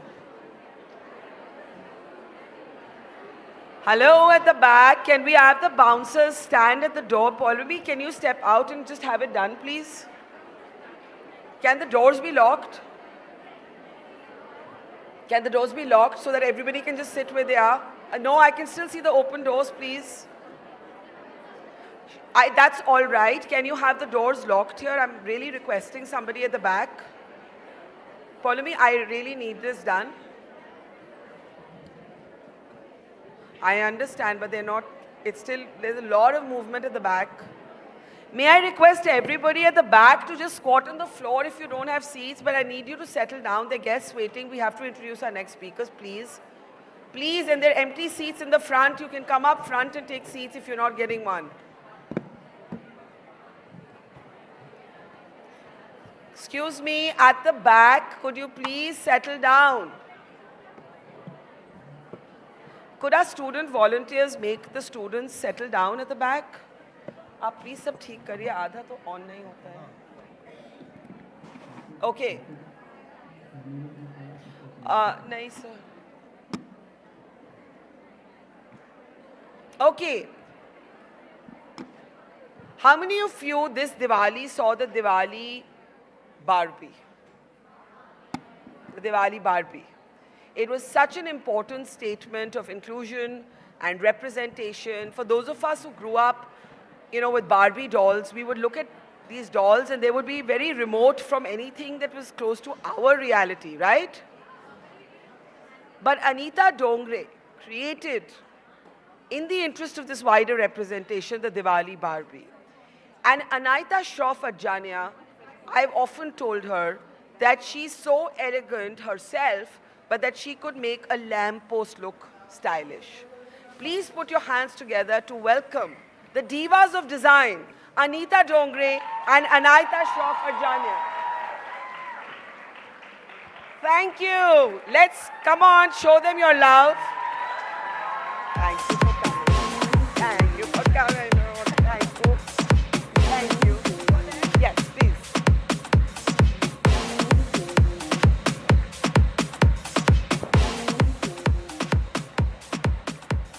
Thank you so much. Can I have a round of applause for the two A's on my stage? Acing it, the A's acing it in every way. Anita just said backstage after the Bollywood Wives, it's the two boring wives. No. Come on, girls and boys. You need to show them love because they're feeling they can't follow the Bollywood Wives. Yes. Thank you. Anita, I want to start with the Diwali Barbie because in my introduction I was just saying, when I was young, my mother didn't want me to play with Barbies because she felt like the body image, the representation, but also it was so remote to anything we knew in our world. And I just love the Diwali Barbie. How did that idea come to you and why was it important to you? Honestly, Mattel approached me about a year ago and I was really excited to finally show India in a different light. Indian fashion has always been shown in a very cliched manner. And I thought it was high time that Indian girls all over the world, because we got some amazing feedback from every country where Indians live, I wanted them to resonate with their culture. And I wanted to make Barbie cool and confident and very now. And not this only this over-sexualized. And not that I've ever played with a Barbie as a young girl. Same. Never. Same. We couldn't afford Barbies. Correct. That also. Those only some rich kids had it from abroad. We didn't. But today, well, it's available everywhere. And it's sold out. It's been very well received. Yeah, it's fabulous. What did that idea mean to you? Girls, settle down, please. What did that idea mean to you? Like now that it's out there and it's sold out. I think it just represents Indian fashion about what Indian fashion is today, which is it's evolved, it's so cool, it's international, it's global, but at the same time it has an Indian soul. The print was Indian, but the outfit was very contemporary. So for me, it's what's happening in India today. And the world doesn't see India like that. Yeah. Thank you for giving us that representation and that voice. Anita, I mean, you've dressed the biggest, as is Anita, of course, but you're always styling the biggest, wealthiest, most influential, most stylish people, and you're so stylish yourself. But it begs the question, what is fashion? What is fashion? What does it mean to be fashionable? I think it's more important to be stylish than fashionable because I think style talks about you as a person. It's almost like a non-verbal communication of who you are. And also, it doesn't have to be the same every day. It can be different. Like for me as a stylist, I feel some days I want to be sloppy. And that's what I'm saying non-verbally. Today, I want to be comfortable. I mean, if you'd seen me half an hour ago, I was sloppy, getting off a flight. So I think it also is kind of like the cover to you, like the cover of a book, which before you read or before you speak to someone, you see them and you kind of make a mental note of who they are. And what's lovely is that it's so much about your personality. Yeah. And I think it's a silent way of communicating who you are, what mood you're in, maybe even your tradition, where you come from, your culture. There's so much relevance. So for me, it's more style than fashion. Fashion is a tool that I use to convey style. So what does your style say about you, according to you? According to me? Yeah. I think my style says that when I have to get it together, I can. Yeah. Otherwise, I'm a mess. But what it says primarily is that comfort is very important to me. Yeah. And I have to feel good. I will not be a fashion victim and just wear anything. So sometimes I feel like, like recently at another award function, I wore this crazy red extravaganza. Like a year ago, it wouldn't be me. But today I feel it and I loved it and I felt very special. So it's follow your instinct. Yeah. You know, it's not just as a professional, but even personally. Like if you feel like today a color, like I believe in color therapy. You know, like most days I wear black like you are today. Yeah. But on some days I want to throw in a color, I want to throw in an animal print, whatever. Yeah. Let your expression come from that. What does your style say about you, Anita? Barkha, I think style even evolves every decade. At least for me, it's evolved. When I was in my 20s, I dressed very differently because I was a different person then. How did you dress? I dressed figure-hugging clothes. I dressed for attention. I wanted to walk into a room and every head had to turn and look at me. Yeah. Like crazy We need fashion. these photographs. We need these photographs, for sure. Then as you go on, today for me, it's just, I mean, it was always about comfort, but you keep changing as a person. You evolve as a person. Today for me, it's comfortable, loose. Now I like my clothes to talk about my value system. So I usually wear a lot of hand-woven like I'm wearing today. So today it's about showing craft, about showing hand-woven. It's saying a lot about what I feel, what I'm going through, and how I want to express myself, just like Anita said. And at a certain age and days when I put on weight, I want something loose and comfortable. The days I'll lose a couple of kilos, I'll wear something with a waist belt. Yeah. Like for what I'm wearing today, usually I wear it belted up. Today I was feeling a little bloated, so I left it loose. But I'm comfortable in it. Isn't it all in the end about confidence and comfort? Like if you ask me, I mean, I'm not fashionable by any measure, but I'm confident and I'm comfortable. Yeah, and you have to feel great have with to whatever feel you it. wear. Yeah. You have to feel you can own the world today. Huh? Sorry? It should make you feel better Yeah. than when you woke up. Correct. And I think also, you know, more importantly, it's also about supporting talent. I Yeah. mean, for me as a stylist, it's very important that I wear younger brands, established brands, mix it up for people to be inspired and understand what people are doing, even whether it's accessories. Yeah. Not just, you know, wear the same thing. It's also very important, like Anita said, to give a nod to tradition in terms of handlooms and our beautiful weaves. But again, it can be shown in an extremely contemporary way. So I think it's everything that we do is hoping for the industry to grow and for people to feel better. And the last is what I want to pick up, because in the age of social media, there's a kind of standardized idea of what good looks are and what is fashionable. And how does one retain individualism when you're so influencer and image driven? You use the phrase fashion victim. How do you not be a fashion victim? I mean, you know, there are young girls in this audience and their idea of what is a good look comes from what social media and the big stars are wearing. And then, you know, down the chain, yes, it's great that people are able to access it. But how do you not be a fashion victim? Like, what are the politics of your sort of gaze on fashion, Anita? I think it's about, like we've just been saying, finding your own style. Yeah. And that style has to be unique, that has to be you, that has to be personal. It's about not imitating anybody. It's about what you feel. You should feel empowered in the morning to do whatever, whether it's a job you're going for, whether you're going to college. You should just feel wonderful in what you wear. It's more about being you than about aping anybody else. It's so easy to ape anyone else and look like a clone of someone else. Yeah. But I would always say, do something that's you, whatever little it is. It could be just an ordinary white shirt you wear with trousers, but then make something about you in that. The jewelry you wear, just choose everything mindfully and carefully. Look at it and say, is this really me? Do I want to own this forever? When you buy jewelry, do I really want this to be part of my life for a long time? So it's about a lot about, having things in your wardrobe for a very long time, buying quality. Anything more to add? Everybody says sustainable fashion. And it's almost become fashionable to say sustainable fashion. Oh, yes. It's so fashionable to say it without understanding a word of it. That's what I'm saying. What does it actually mean? Well, we don't have a standardization yet, right? Well, I think sustainable fashion is anything that is not harmful to the planet. Something that's biodegradable, and sustainable fashion can also mean fashion that is great quality that you wear for a very long time. But I think biodegradable, fibers that are used which don't harm the planet, anything that's made sustainably and manufactured sustainably is for me sustainable fashion. But what I'm saying is that there is no way to know whether what people are saying is true or not. There's a lot of greenwashing. True. But I mean, coming back to your earlier point, because I think it's very important, a lot of the times we hold back on what we think suits us. Yeah. And I feel like I urge people, especially young people, to try. Like if you're feeling something, try it.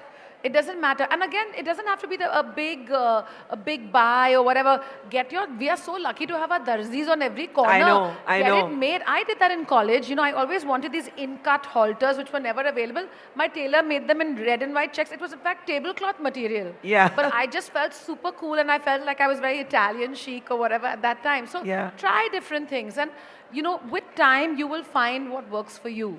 You will find things that you're attracted to and things that are just not for you. Tell us about your journeys. Did you always know, Anita, that you wanted to be in design or fashion?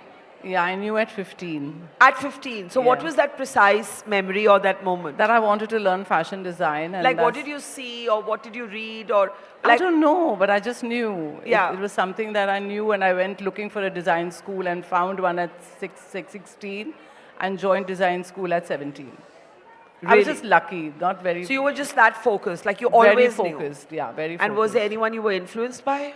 I really don't know. So many things influence because, you. We Probably didn't my always have trips. access to that whole array when we were younger of the great designers of the world. I would like to say my trips to Jaipur. I come from Jaipur, born, brought up in Bandra, but spent 3 months every vacation in Rajasthan. Maybe Rajasthan inspired me. I don't know. Yeah. Did you know at 15? I think I knew earlier, to be honest. Really? Wow. Yeah. Wow. I didn't know I wanted to be a stylist because it didn't exist. Yeah. So I thought I would be a designer. Yeah. And it was like designer or hairdresser, both. I was toying with both. But I knew that I had a intense passion for fashion and editorial stuff. So I was very fortunate. My father worked with Air India and would bring me Vogue and Harper's Bazaar. Exactly. Yes. So it was like my life was like, the chocolates were fabulous, but the magazines were the real gold. Yeah. Anita, I used to go to the Radiwala to buy the Vogue. Yeah, I did that too. But so this was it. And I would like, for some reason, like tear out pages and buy those, you know, cardboard folders and make, I had no idea why I was doing it. Now when I look back, I'm like, clearly I was trying to make a system for my future career. Because I still do mood boarding and I still do the same thing.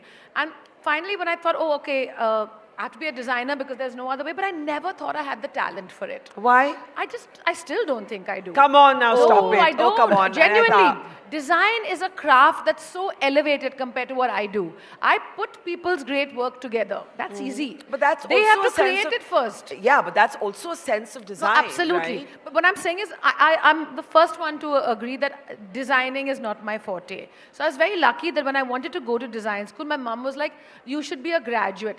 Now these words meant nothing to me. So I'm like, theek hai. And she gave me a 5-year holiday, which I loved because by being in college, it only meant I partied and you know, met some of the best people ever and had fun.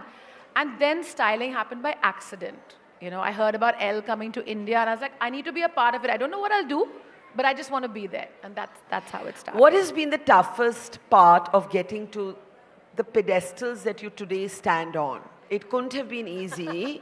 And yes, don't be modest. I think you have to own your success, Anita. I'll start with you. Has it been tough to get to this point? What have been the challenges along the way? I think it's been very, very tough. There have been huge challenges. Like? There are challenges even today. Like? To you, I may seem very successful, but I know the challenges I will face tomorrow and day after tomorrow. For example? Challenges just don't stop. It takes a lot to run a fashion business, Barka. It's challenging. There are loads of challenges Is you're it more managing. challenging for a woman? No, I don't think so. Today, I wouldn't think that, and nor did I think when I started out. In fact, I always use that to my advantage. I was never taken seriously because I was a woman. I loved that. But you know, sometimes women-led businesses, it depends on the business. They don't get capital, they don't get investment. So, I mean, men-led businesses, the data shows you, get more investors. Yes, it does, but when I started out so many years ago, I wasn't taken seriously, and that I used to my advantage because no one really knew how serious I was, and that worked to my advantage. But today, there have been challenges, and I think there will always be challenges running a business. Yeah. You're dealing with people, you're dealing with so much of manpower, you're dealing with something that keeps fluctuating. I have to go in and create every day. It's not a standard product I'm making. Yeah. So there are a lot of challenges that one faces. Anita? I don't think I faced any serious challenges. I think it was just the breakthrough from editorial to commercial that was difficult. And now sometimes like in the wedding market, they still don't understand what we're doing because they're like, I have my clothes now, what will you do? I'm like, dude, that's just, it's like saying I have ice in my drink. What about the rest, you know? Yeah. But having said that, I feel The challenge or the change for me was from being a complete behind the scenes person to now allowing myself to be seen.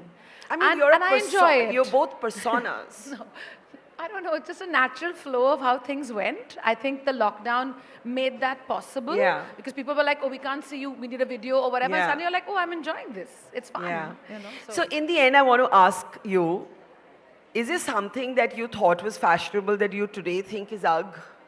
Oh, so many things. Like? All the time. Like? I'm just blank. It's a long list. No, she said so many things. She said, but I... So many Anita? things just go out. Like and things that you would wonder. never wear today. I would never, ever wear polyester leggings, ever. Polyester leggings. Ever. Okay, fair enough. Anita? You know, I used to say I'll never wear Or acid workwear. wash again, but I did. You did? So I'm not a good person here. And you had another example? Polyester workout wear. Anything with polyester in it, So I can't basically, touch you don't it. like synthetics. No, absolutely no. But one wore it Nobody at likes one time. synthetics, but they're allowed into so many things now, right? They shouldn't be sold. They shouldn't be sold. That's a big statement, and I think we can all agree with that. Anybody here who struggles, I have time for one question. A young girl who's interested in design or a young boy who's interested in design, fashion, or do you struggle with your own look? I'm going to call our photographer up here. Ananya, come up. Come up, come up, come up, come up. And because it's just an interesting conversation. What does fashion mean? How old are you? Hi, I'm 21 and huge fan of both of your work. Thank you. So I guess if I had to ask a question, it would be, you know, Indian fashion is now kind of coming center stage in like the Western world as well. Like you styled events like the Met Gala and, you know, this big wedding where all these celebrities from around the world have come. So do you feel like you are kind of pressured or feel the need to shift how you style or how you design to cater to a Western audience? Like how do you like incorporate Indian culture in that way? That's a really interesting question, actually, because again, it comes back to sort of this image-driven world that we live in, which has brought us all, like it makes the world feel like a very small place, but there's the danger of everybody looking the same. Yeah. Thanks, Ananya. Please respond. So for me, based on all the examples she mentioned, I feel no pressure to do that. In fact, I think it's the reverse. I think we are setting the bar for the West to copy us, if at all, or be inspired by us. Yeah. I don't at any point feel that I have to do what's appealing to anyone but myself and my client. And you know, the thing is, like styling is quite a lonely business because you have a dream, you do it, and then you're going to be judged. Yeah. I mean, as you rightly said, social media is now Yeah, our yeah, critics, yeah. which is fine. I love that that's made it also democratic. Yeah. But it's still a bit of pressure. So you hope that what the look you dreamt of and you went to a designer and said, make this and, you know, add this and whatever is actually appreciated. So yeah, I feel we are setting the bar and... do you agree or do you feel there is that I pressure? agree, Barka. Indian fashion is going to take over the world. I have a store in New York. I just opened a store in Dubai. My second store in Dubai yesterday. Second store. So we are all set to take the world. The next one is opening in LA in March. So we're... You know, I just couldn't help thinking. I looked towards the audience and we were talking about how fashion is about what makes you confident and comfortable. And I spotted two of our previous speakers, Colonel Kriti Kavar and Major Bhumika. Can I ask you to stand up? Because I think these are two very fashionable women. Extremely. We were chatting I mean, backstage. just amazing, right? Yeah. Can we have a round of applause for our very fashionable soldiers? I mean, they're just so at ease. So fashionable and fit. See, they're one up on us always. They always run up on us. It's just fab. Sorry. Thank you for your service. I just couldn't resist that. Okay, can I ask you to stand up and can we have our awards ready? I want to honor both Anita and Anita for being the divas of design, as I call them. But before we let you go, and I call our next set of guests who are going to honor you, one thing you would tell your 16-year-old self today. Dream big. Dream It can big. come true. It'll all come true. Work hard, dream big. You know, just today I said these exact words. Outside, actually. I just said Really? that outside. How lovely. Dream big, but work hard. Dream big, Yeah, but work hard. I just said the same thing.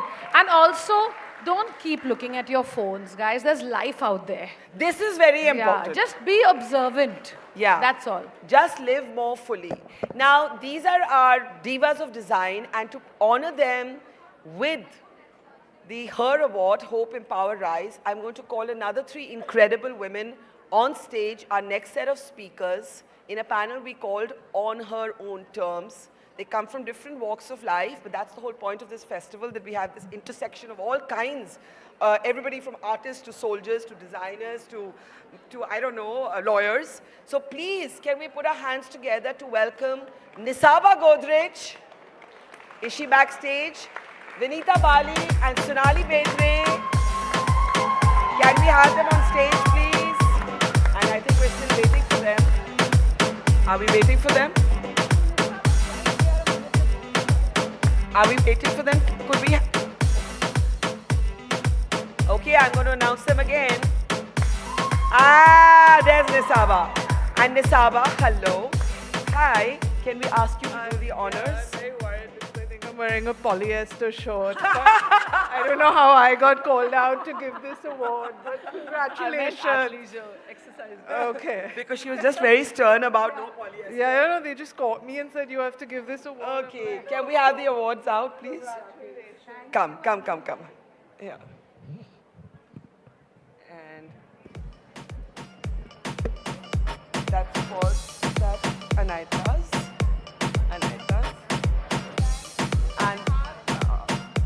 And this is Anita's. Despite the polyester, you're forgiven. Barka, let me correct that, guys. I meant polyester exercise clothing. Outer clothing is... We're just joking. Okay, they all want a photograph. Please come. Can we have a big round of applause for Anita Dongre, Anita Shroff, and also welcoming the amazing Nisaba Godrej to our stage. Come on, a bigger round of applause. Thank you. Thank you, Nisaba, please. Thank you.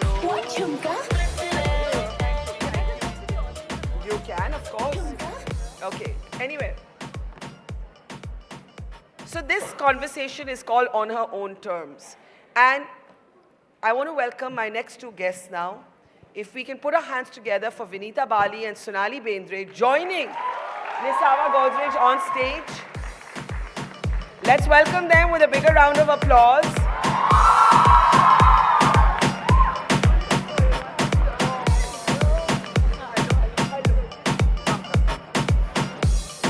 Sit anywhere, it doesn't matter. I can be the color between black. Thank you very much. It's lovely to see all three of you together in what should be an eclectic and interesting conversation. Nisaba, let me start with you. When I was preparing for this conversation, I discovered some things about you that I didn't know, including the fact that as a hot-headed young woman, you would often argue with your father, Adi Godrej, and you would just resign, and you would say, "Mujhe nahi karna, I don't want to do this, I'm going." And eventually you wanted to take the company, Godrej Consumer Goods, into a different direction from your dad. This conversation is about On Her Own Terms. How tough has it been to lead this massive business empire on your own terms? Thank you for having me, Barka. What a pleasure to be here Thank you. with you. I'm a big fangirl of yours. Thank you so much. I'm really lucky that my father didn't accept any of those resignation letters or didn't fire me along the way, because if I was him, I would have probably done that. I think, you know, I've been relatively lucky. I talk about having won the ovarian lottery. What does that mean? I know you said that I won the ovarian lottery. What does that mean? I think for me it means that, you know, not only that did I get born into privilege, but that I got born into a very egalitarian and feminist family, which is quite rare in India. And just the fact that I was given this platform to work, and I think I did have a lot of disagreements with my father, but I think what I learned along the way was perhaps as a young person, you know, and I think there are probably a lot of 21, 22-year-olds in this audience, we think we have all the answers. Yeah. And we probably have very good ideas, but how you land them, how you move things forward. And I think it took me a lot of, you know, some of the people before were talking about therapy. Yeah. Did some of that to figure out, you know, why if someone said no to me, was I writing a resignation letter? So I think it's been a journey. I wouldn't call it a tough path, but I do believe that we're all diamonds in the rough. And if you really want to achieve something, before looking outwards, you have to look inwards and constantly be polishing. So What was the point of argument with your father? Was it a personality thing? Was it that you were more of a risk taker, or was it something else? I think there was there was a mixture of things, but I think one of the biggest things, Godrej is 127 years young, and when I joined, we had a very strong... You can clap if you want to. I know a lot of people did want to clap on that. Everybody uses a Godrej product in some way or the other without knowing it. And one of our biggest arguments was we had a very strong culture of values and integrity, but we also had this idea of lifetime employment. So if someone had been loyal to us, even if they were not performing or providing good leadership, we would still keep them on. So I think that's when you come in with a fresh pair of eyes. I think that became a very sticky point, because I was like, we need to change this leader, and he'd be like, but they've been loyal for us for 25 years, and your values are not in the right place. And I think over the years, I learned how to frame that actually our values are about serving the consumer, the millions of consumers we serve. Our values are to all our stakeholders and not just to that individual. And you can make changes while being fair to the individual also. But I think there's always these generational gaps. So it's not that one person is wrong or one person is right, but there are different ways of doing things. Vinita, your journey to leading companies, to being at the helm, captains of big business outfits, was a different one. It was as a professional, right? So you studied, you went to management school, and you literally sort of worked your way up that chain. How tough has it been? Have you managed to do it on your own terms? Oh, absolutely. Really? Absolutely. I chose to do things which were quite unconventional at that time. For example? So, for example, in 1991, I was given an opportunity to go and work in Nigeria. I used to work for Cadbury's. And, I was on some sort of a fast track, and there was this whole thing of, we'll do an exchange. I go to Nigeria, my Nigerian counterpart comes here, and then I come back as CEO of India. So I chose to go to Nigeria. And I think, you talk about being born into privileged families. I remember having a conversation with my parents over dinner and saying to them that, my country is Nigeria. So my mom looks at me and says, you want to go? I said, yes. They said, go. And that was that. That easy. That was that easy. So I actually think that, part of the confidence you also get is the support you receive. Yeah. But, I went to Nigeria on my own terms. I was the first ever professional from India to go and work in South Africa, and had the opportunity to meet and interact with Mr. Mandela. And that's a beautiful story in and of itself. And then I worked in Latin America with the Coca-Cola company and so on. But it was on my own terms. I mean, I said yes to what I thought I should be doing, and I had no hesitation in saying no. So I'll give you an example. I chose to go to Cadbury South Africa as a sales and marketing director and not as the CEO. Whereas if I had come back to India, I would have come back as a CEO. To me, the title was less important than the adventure and the experience I would get. And, I heard your previous panel say it's about, you have to believe in yourself and do the things that bring you joy. I mean, at the end of the day, if you're joyful, you'll do your best work. But here's the question, and that's to Sonali. Is it always that simple? Because if I look at your life, of course, everybody wants to live on their own terms, but sometimes life will hand you a hand, literally hand you a hand or deal you a hand that isn't a nice hand. And if I look at you, and I know you don't want to be defined by the fact that you battled and survived cancer, but the fact that you did made you grapple with things that you didn't choose. So when I ask you, Sonali, have you lived on your own terms, what do you say? In a strange... try this? Hello? Yeah. So in a strange way, yes, Barkha, I did live on my own terms. When I started, I thought I was not doing this on my own terms. I really thought that. I mean, when I look at my younger self, the 20, 25-year-old me, I would say that, oh my God, I mean, I'm just kind of, just reacting rather than kind of, Choosing. choosing. But now when you look back, there were small choices in that also. Like, who do you work with? Who do you say no to? Sometimes you know that if I say no, I'm going to lose out a lot more on this, but I don't like this, and something about this is not bothering me. And we should not, I don't want to go into that, but like just making those choices, you know that there has always been a choice, and you will make those choices. And when you look back, and I see that it felt like I was not being given a choice because I needed to make the money, I needed to pay the bills, but there are smaller choices in that. And those, now when I look back, I can see that I had those, I made certain choices. And the fact was that always you say that, am I able to look in the mirror, or am I able to sleep well? And that was my criteria of how do I do this. Also, like she said, that though I come from a very middle-class Maharashtrian family, but again, parents who were very scared when they said, we don't know this line, and what is this line that you're getting into? It was more out of, we hear horror stories about this, we don't want our daughter going in here. But once you put your foot down and say that, no, this is an opportunity, and I don't think I'll get this kind of, the kind of money I'll make here, if I make it, in the 5 years, I will never be able to do it in any other way. When I could explain this to them and say that, I understand what I'm getting into, and, I respect this, but I need to do it. I was allowed to do it. And then they said, okay, my mother at that point never came with me. I mean, and we were in the zone where all the actresses especially came, their mothers came, sisters came, the whole family came with them.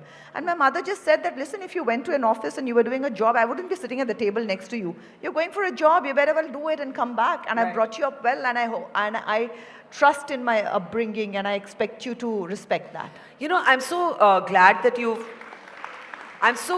you've talked about money, because one of the things I think, and maybe this doesn't apply to you, Nisaba, because you actually are the promoter of that empire, but women are often uncomfortable talking about money. We don't do hard negotiations on money. We get squeamish. We have this notion of the work will speak for ourselves. Is that changing, or is that still the case in your? So Ali, you're wanting to say something there? No, that's hold the mic. What are you saying? No, I would love to know what she has to say about that, because that's interesting. You're absolutely right. Do you feel you're squeamish about money? It's taken a long time to be able to negotiate and say that, no, I think I deserve this. Yeah. And it's always been, but I'm getting an opportunity, let me just take it. I mean, exactly. as a woman feeling that I'm being given an opportunity, that's a big deal. I mean, there's nothing shy about me, but I'm so squeamish about money. Yeah. And otherwise, there's not a shy bone in my body. It's just like a conditioning, but is it changing? I'm not squeamish. Yes, but we can see. But I'm saying I think the privilege that I grew up was with. That's why I said it may not apply to you. No, but also that my mother came from a middle class army background. Correct. But she was a badass. I mean, maybe too much. And she thought she was the queen of fabulous. But she thought she was the queen, correct? So I worry that with my son that we're not too, because feminism means treat both genders equal, that we don't do it the other way. But I do see, that when you encourage women, and they might not have been encouraged by their family, but if you encourage them within a business, by their friends, I see the amazing stories of partners, correct? Men or, other partners who encourage women, then I see the barriers, I do see the barriers fall away, but I think you need that environment around you. Yeah, Vinita? It's shifting and changing, but not enough. I think it has more to do with confidence and, your ability to say that I bring this to this role or to this job, and I believe that I need to be remunerated fairly. So I think we are beginning to see a shift and change, certainly in the corporate world, where, women are saying for the same job, I should be paid equally. I also think in the corporate world, because of more and more compliance and governance and so on, you can't have two people doing the same role and the woman being paid less than the man. So I think it's shifting and changing. But, you know, the corporate world is not emblematic of the big world around us. So I think you know, we still need to make a lot more progress. And I think we need more what I would call Renaissance men to understand the context and say, we are in positions of power, we are in leadership, we will make those decisions that will change this for other women. And we've had a few of those Renaissance men on the stage today, which has been beautiful to see. But Sonali, pay parity in your industry. And now, I should say you're a woman actually of many parts. You've just bought into a sports team. That's what, you run a book club. You have come from one phase of acting, battled your cancer, come back into a second phase of acting. So when I say your industry, I'm actually mean right now films. Pay parity is still non-existent. Yeah, but at least we're talking about it now. When I was working, there was no question. I mean, that was the way it was supposed to be. How can you even question it was the idea? There were times when it wouldn't occur to a woman also that she should be questioning it. But today I see, it's amazing to see girls who have come in new saying that, you know what, I'm bringing this to the table, I deserve it. And I think it's fantastic because also, if you can get that opening at the box office, then you deserve the price you're asking for. So because the numbers are out there, it's so much more easier in our line actually to see it. That if you can open the film, you deserve it. But does it happen? It's beginning to happen, and that's amazing. It is beginning to happen. One thing that I've always struggled with, Nisaba, and for all of you, is there a female leadership that's different from a male leadership? And the reason I've struggled with this is, we don't want to be generalized in a negative way basis our gender. So should we be giving ourselves compliments basis our gender? Like, you know, it's become fashionable to say women can multitask better than men, women are more compassionate than men. Okay, if we're giving ourselves those compliments and tomorrow someone will say, oh, women are more emotional at work. So how do you look at this question? You know, I don't really believe that there's So you don't believe there's a gendered leadership? I think there's conditioning, gendered conditioning on what you're expected to do, correct? Like we were just talking about companies. I do think that, you know, we should be required to put representation, pay equality, all this data. We've seen board of directors move from sub 10% to about 20% now on listed companies because it was mandated. Equally, I think we should encourage care for men, correct? Like, absolutely, there should be paternity care, or family there should leave, be family leave. So there, you know, we have to find this balance. But I don't really believe it. There's, you know, I had a Columbia professor tell me he's doing some research on testosterone and, you know, could that lead to more leadership? But that's why there are more men who are criminals. So, I mean, I just, there are people who would keep doing this research, but I think the way we think about it at Godrej, and whether it's women, you know, LGBTQ, any sort of, is that you want the biggest talent pool that you can get without narrowing it down and saying, you know, a woman can do this job better or a man can do, I think we limit ourselves by that condition. Do you agree, Vinita? You know, I actually think, Barkha, we are asking the wrong question. Okay. I think the question is, how effective am I as a leader? Agreed. Which is, you know, gender agnostic. I can be a woman and be a very effective leader. I can be a man and be a very non-effective leader. So I think we've just chosen to perpetuate this, you know, gender debate because it's a nice debate to have. We say, you know, women are like that, but men can't be like that. Women are more empathetic. I personally don't like it because I feel the moment you pat yourself on the back for having some biological traits or, you know, as a woman, that it'll bite you. Exactly. Eventually, and I it'll bite you in the back. think we also need to distinguish between what is a leader and what is leadership. I think leadership is about behavior. Leadership is a verb. It's about what I do, not what I say. It's about taking ownership. It's about taking accountability. So those characteristics, you know, people have or they don't have. You know, leader is a title. It can't be an entitlement. Just because my designation says president doesn't make me effective. What makes me effective is what I do. You know, like somebody said, your actions speak so loudly, I can't hear your words. And I think that is the essence of leadership. And we've just taken it into this easy way of women and men and so on. But I do think there is cultural conditioning. I don't think it's biological, but I do think it's, you know, in the nurture versus nature debate. So, you know, you used And you're a two parent. words. Sorry, you Sonali. used two words, which was women are multitaskers. No, I said sometimes people say. No, that. I'm not that- saying yeah, it. I Yeah. agree. Sorry. Yeah. You know, women are they say that women are multitaskers. They have more compassion, etc., etc.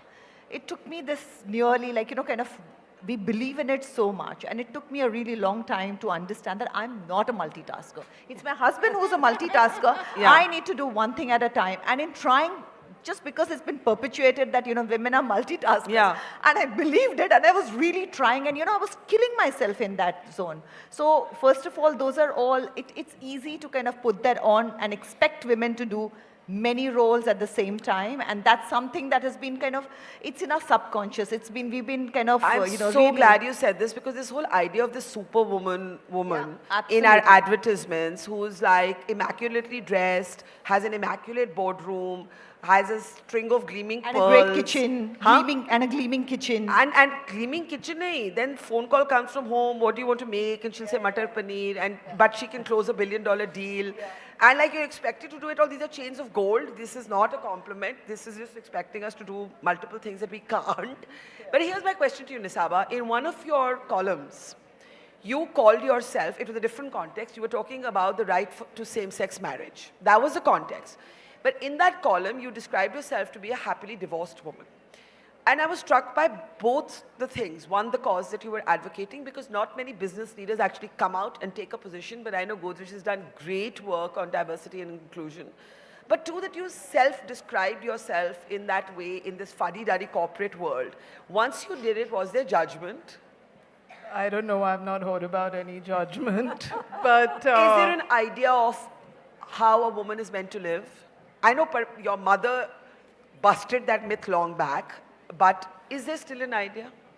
I can't answer for every woman, and I understand that I might not be your average, your median, or your norm. I put that thing in about happily divorced because I am happily divorced. I'll share a story. I was on holiday during Diwali with my children and my ex-husband, and my 7-year-old daughter turns to me and says, Mama, why did you get divorced? You both get along so well. And before I could find an answer, what do I tell this 7-year-old? She looked at me and said, yeah, but maybe it's better. That's why you get along well. So she answered it. And again, it's this cultural context of what divorce looks like. Correct? It's this cultural context. You know, my sister said your divorce is better than 90% of marriages.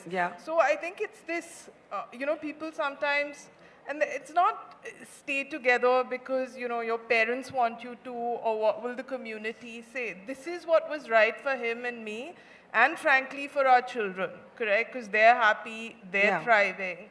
So I think a lot of these contexts are just given by the outside. And Barka, I'll give you another example. I had a personal divorce with my, who is my husband, my ex-husband.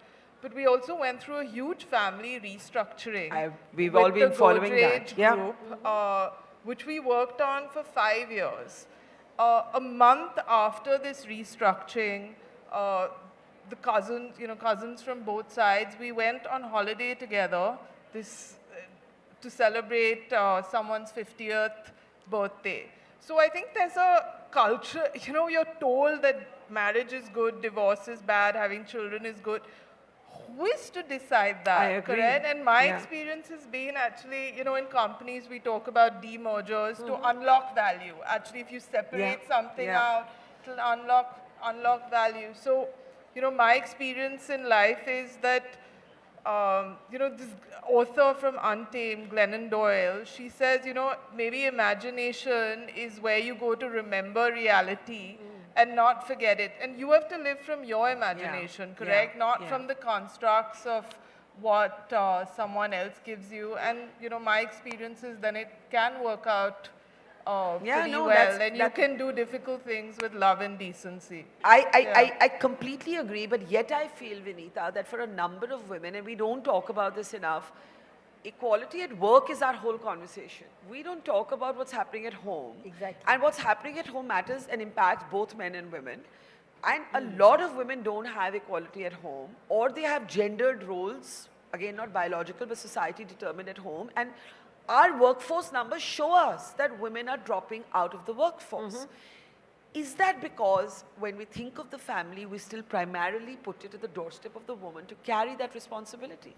Yeah, I think it's just decades and years of conditioning, you know, which says that this is the way women should behave and this is the way men should behave. And, you know, it's about the women who have to give up their jobs because the spouse has got a role which is... So these are expectations created by society. These are expectations then, you know, further enhanced in families.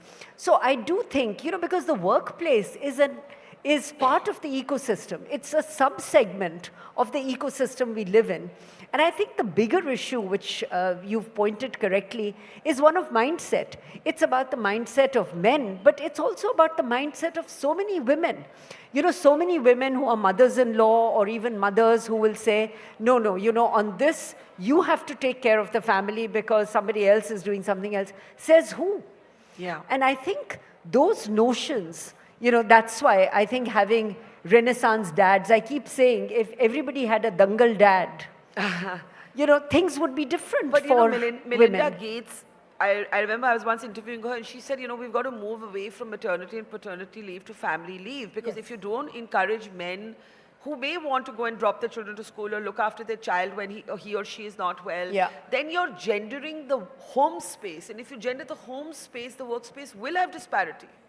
Absolutely. So, you know, these are things. So it is, again, all about what we do, not what we say. You know, if women have to, you know, come to work, and I think this whole maternity leave is also so exaggerated. In what I keep way? saying that, you know, let's say in a 40-year career, even if you have 2 kids, you're away for 6 months. I mean, that's what your maternity leave is, 3 months plus 3 months. No, but what happens, I'm not a parent, but what happens is that if the responsibility of that first year or first year and a half is the woman's at home, then they find it tough to come back. But you know, Barkha, I think there's another, at least one observation I have.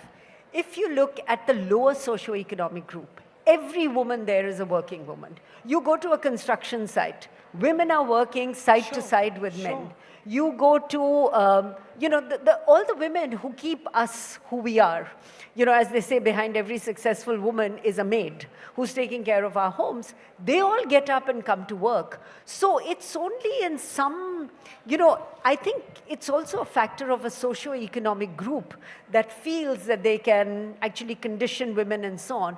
In the lower socio-economic group, every woman is working. They're working in the agricultural fields, they're working on construction sites, they're coming home and cooking for us. And the data shows, by the way, that there are fewer women working in urban India as a percentage of population than in rural India, which shows you that, you know, women who have to work. Exactly. And the Sanskritization that as you rise up the socio-economic ladder, actually fewer women work, where the societal conditioning is deeper. Sonali, you've had many phases of working, stepping back, getting back. Some have been determined by circumstance, some have been determined by not, you know, battling your illness, cancer.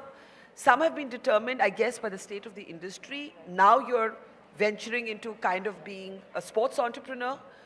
How easy is it for women to come in and out of the workforce? Very difficult, actually, because once you kind of get away, to get back in, it's like, you know, you have to, it's literally like beginning, because I don't know, must be different for men when they come back after I don't know if they get that gap at all, but I find that, and not just me, I see that with my sister. She had her twins, the twins had some illnesses and whatever, and by the time she came back, there was no role left for her, and they wanted younger women, you know, so there is, definitely that bit is there. Or when you have a child, you'll probably need to go back early, we want you to work late. There are all those things that we don't really speak about are definitely there in urban India, in middle class homes. These are the factors that come to play, and I agree that usually you look at mother as being the main primary caregiver where the child is younger. I don't know how long that really goes, but in my issue, I really did want to be the primary caregiver, and I did feel that I would do better in that. That I also feel is something that you and your partner need to figure out, that, where does this work out? Yeah. This is working out for me. I can take this on. I'm more comfortable doing this. That's a conversation that you and your partner need to have.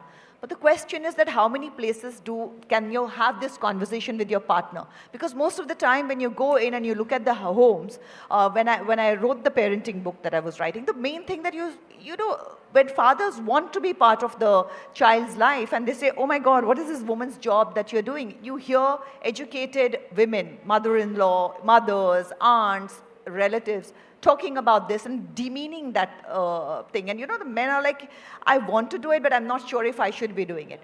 It's changing, but very, very slowly. Yeah, but I think we can see and feel some of those shifts. Just at the end, if you had to look at a tough moment in your life and how you got past it, I'll start with you, Vinita, Sonali, and then Nisaba, very quickly. Tough moment. What was a tough moment for you professionally, personally, whatever? Because we're talking about that. Are you all going to say we've had no tough moments? Was there such a tough moment in my life? I can't think of one, honestly. That's fabulous. I honestly can't think of a life that it. doesn't have those moments. But I also think a tough moment to a large extent is also defined by you. So I could say part of the reason for me to come back to India after I was doing really well. I had no plans to come back to India. My mom had a stroke. Yeah. So I remember flying from Atlanta to see her in Delhi, and I decided that I was going to come back before I knew what I was going to do. Yeah. So was it a tough moment? It was tough personally because of the health of my mom. But once I made the decision that I'm going to come back, it sort of ceased to be tough. I hear you, but I also think that you're being a little like it's no big deal.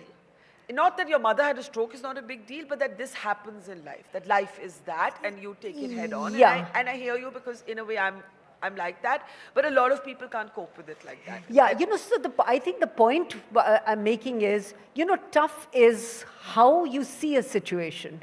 Yeah. The same situation for somebody can be very tough, for others can be moderately tough, and so on.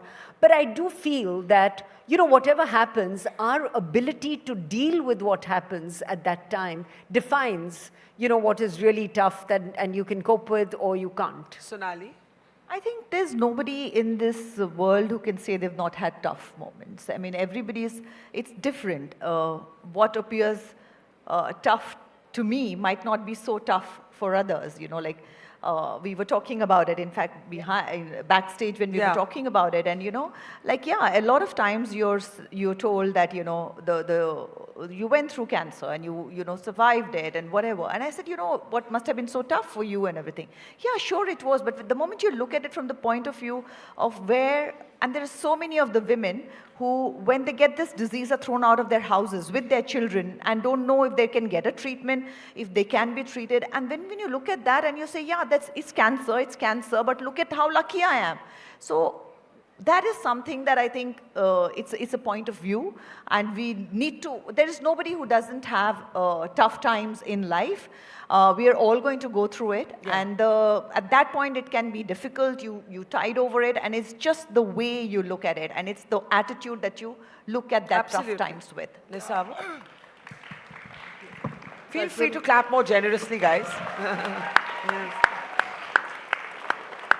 Yeah, I would second what both of them are saying. I don't think any life is without its ups and downs and its good times and some amount of tragedy. But I think this idea that how you approach it, correct? That our brains, like our bodies, our brains are neuroplastic, correct? So you can build, it's a muscle, you can build courage, you can build wisdom, you can build all these things, correct? And what they said, these grandmothers' truths, they're true. Do some yoga, go for a run, breathe deeply. It sounds really stupid. Like if I was being told this in my 20s, I'd be like, why have they called these old women here?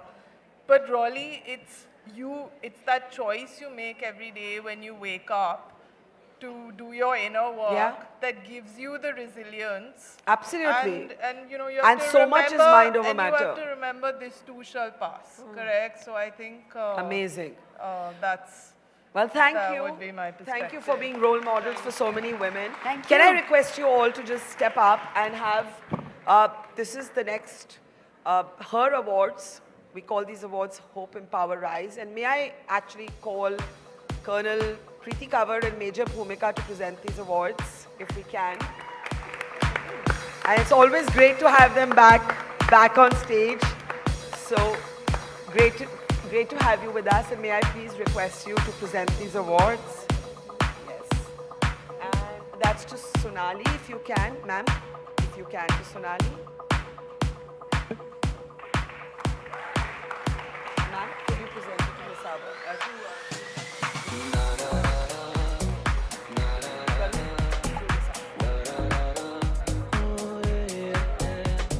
Could we all just step up for a picture?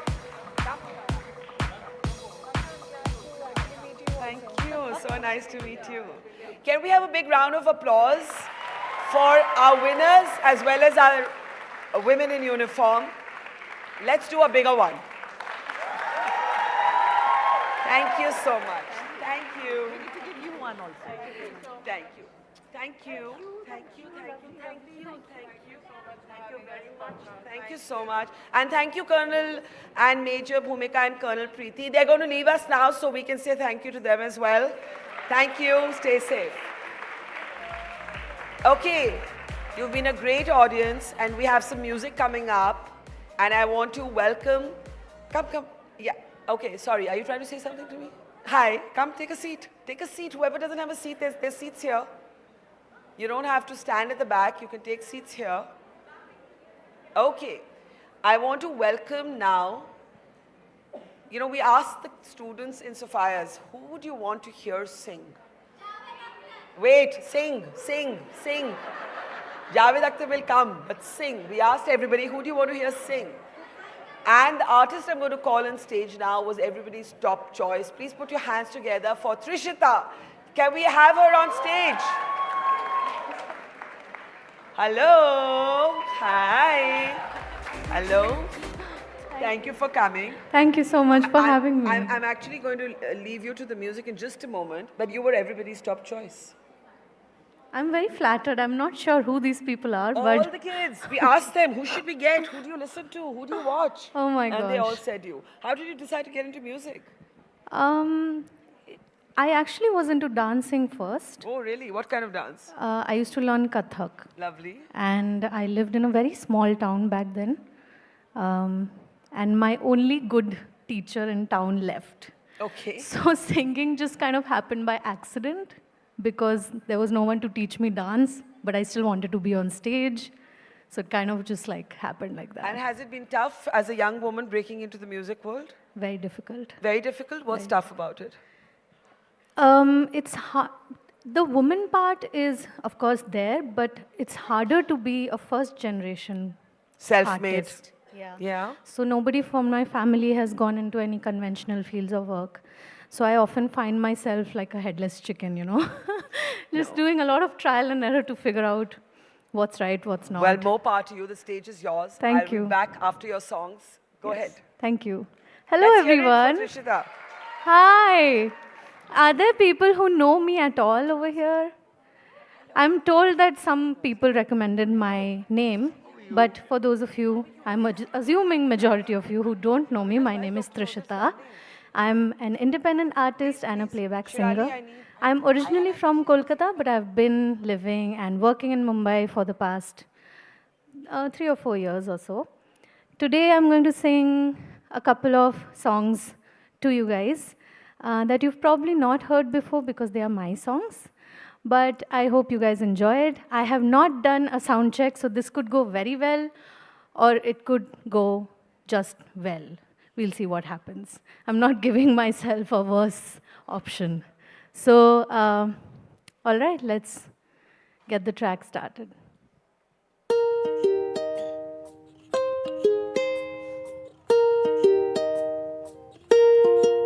This song is called तुम मुझे जानते हो.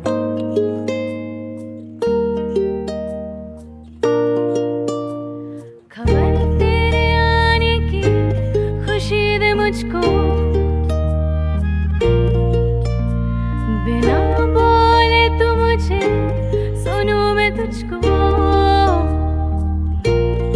हर जख्म मेरा छुपा हुआ देखा तूने छुआ, मैं भी खुद को तू जितना जानू ना, तुम मुझे जानते हो तुम मुझे जानते हो तुम मुझे जानते हो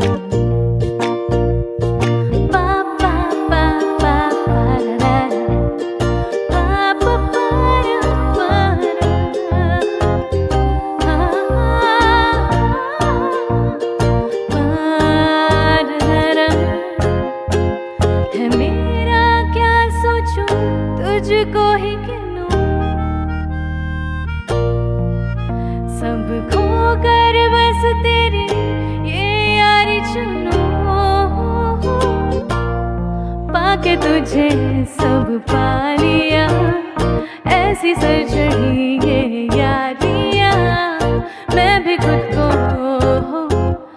जितना जानू ना, तुम मुझे जानते हो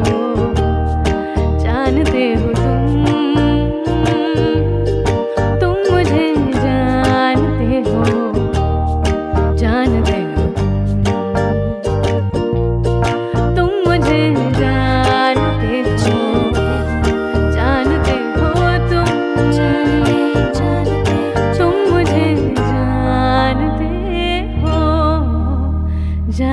हो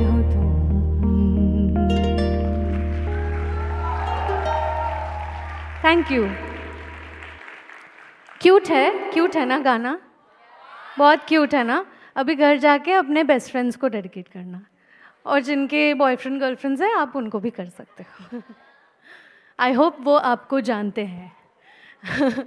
so the next song is called तस्वीर। Actually, nobody has heard this song. I have never played it live. So you guys get to listen to it here first. और ये जो गाना है जो आपने अभी सुना, तुम मुझे जानते हो, this is still, you know, younger Trishita. This is back. Something I released when, you know, in 2020. But अभी जो आप सुनने वाले, that is more mature Trishita, which is new age, current sound, but very, very different from what you just heard. So आप लोग मुझे बताना, अगर किक-एस लगा तो we'll release it. नहीं भी लगा तो भी I'll release it. But I would like the feedback. All right, let's go.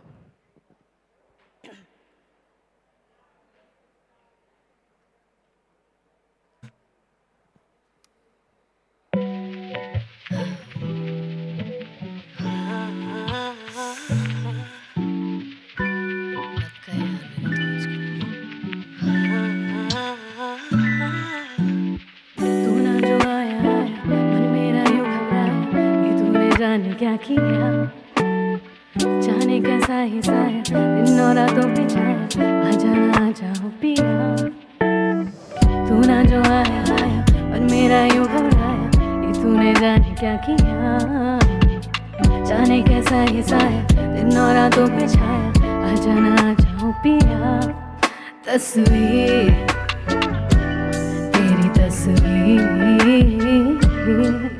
तस्वीर देखो तस्वीर तस्वीर तस्वीर तेरी तस्वीर तस्वीर तस्वीर देखो तस्वीर Can we have some claps going in?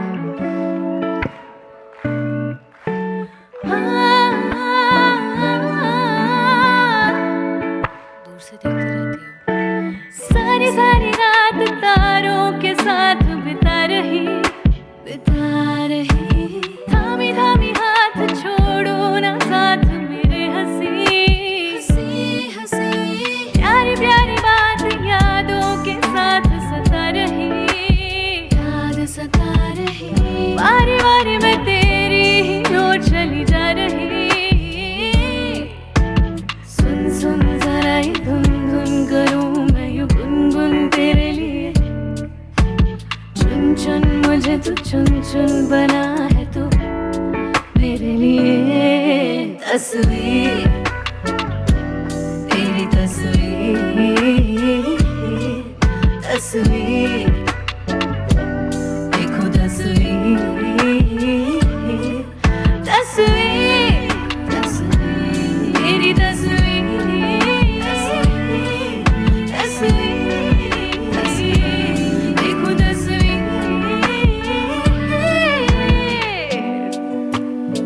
क्या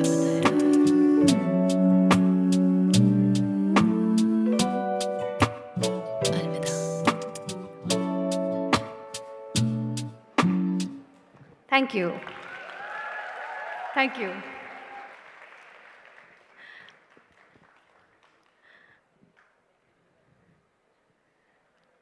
I'm not sure if I'm supposed to wait or not. Give me a sec.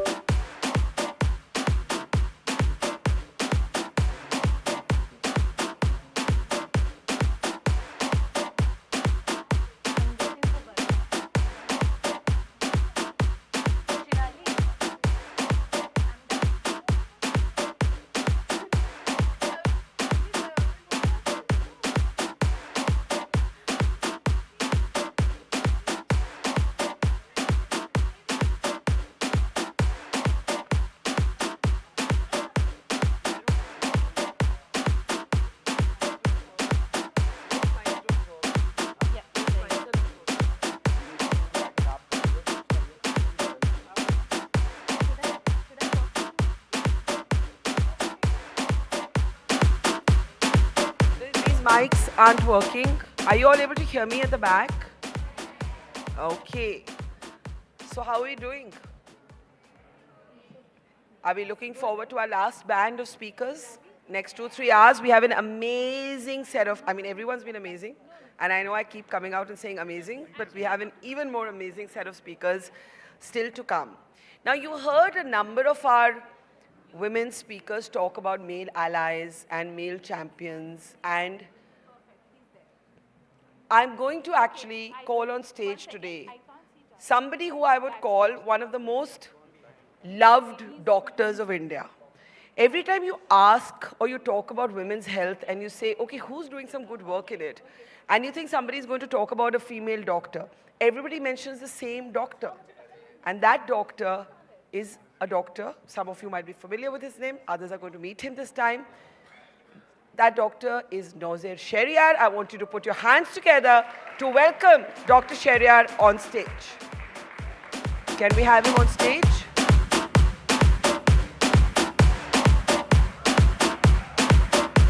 Always a pleasure. Always a pleasure.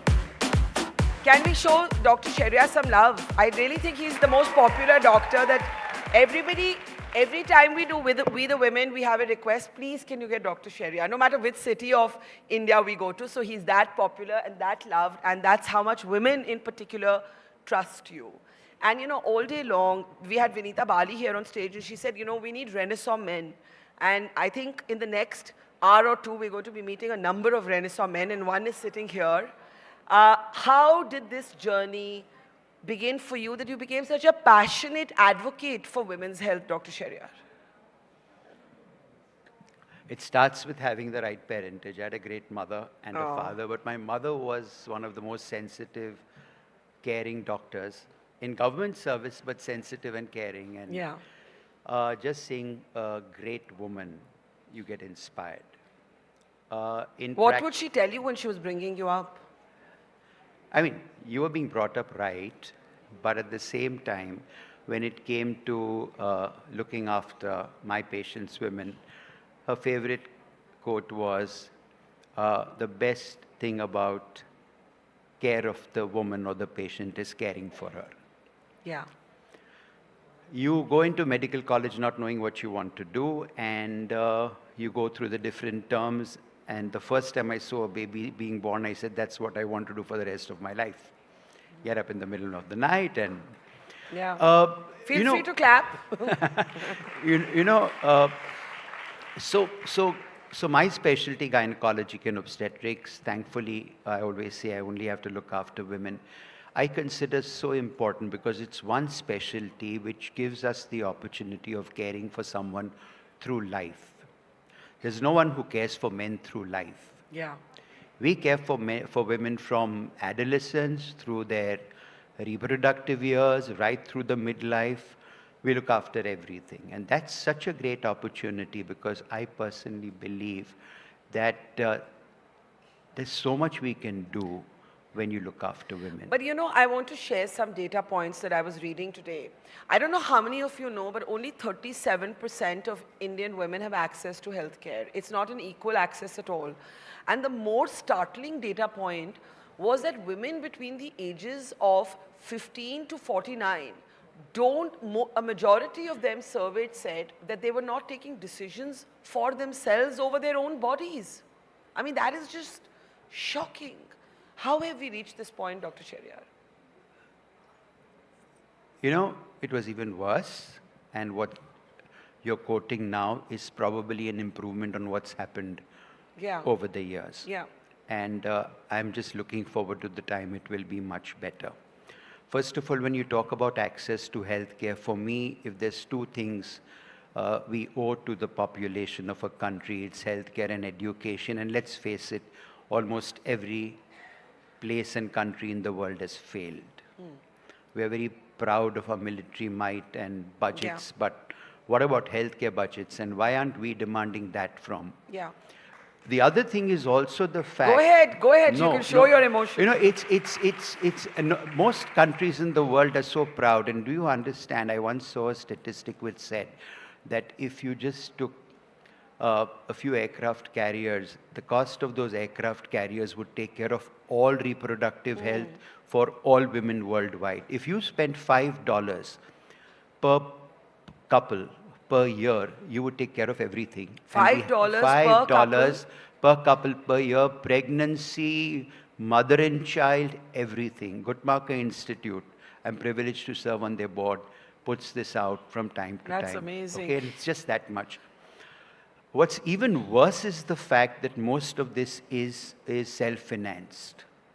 What's even worse is that in a country like ours, a lot of healthcare is out-of-pocket expenses, and you can imagine what that does to people who are not able to really afford quality. So things have to be better, and we have to make them better.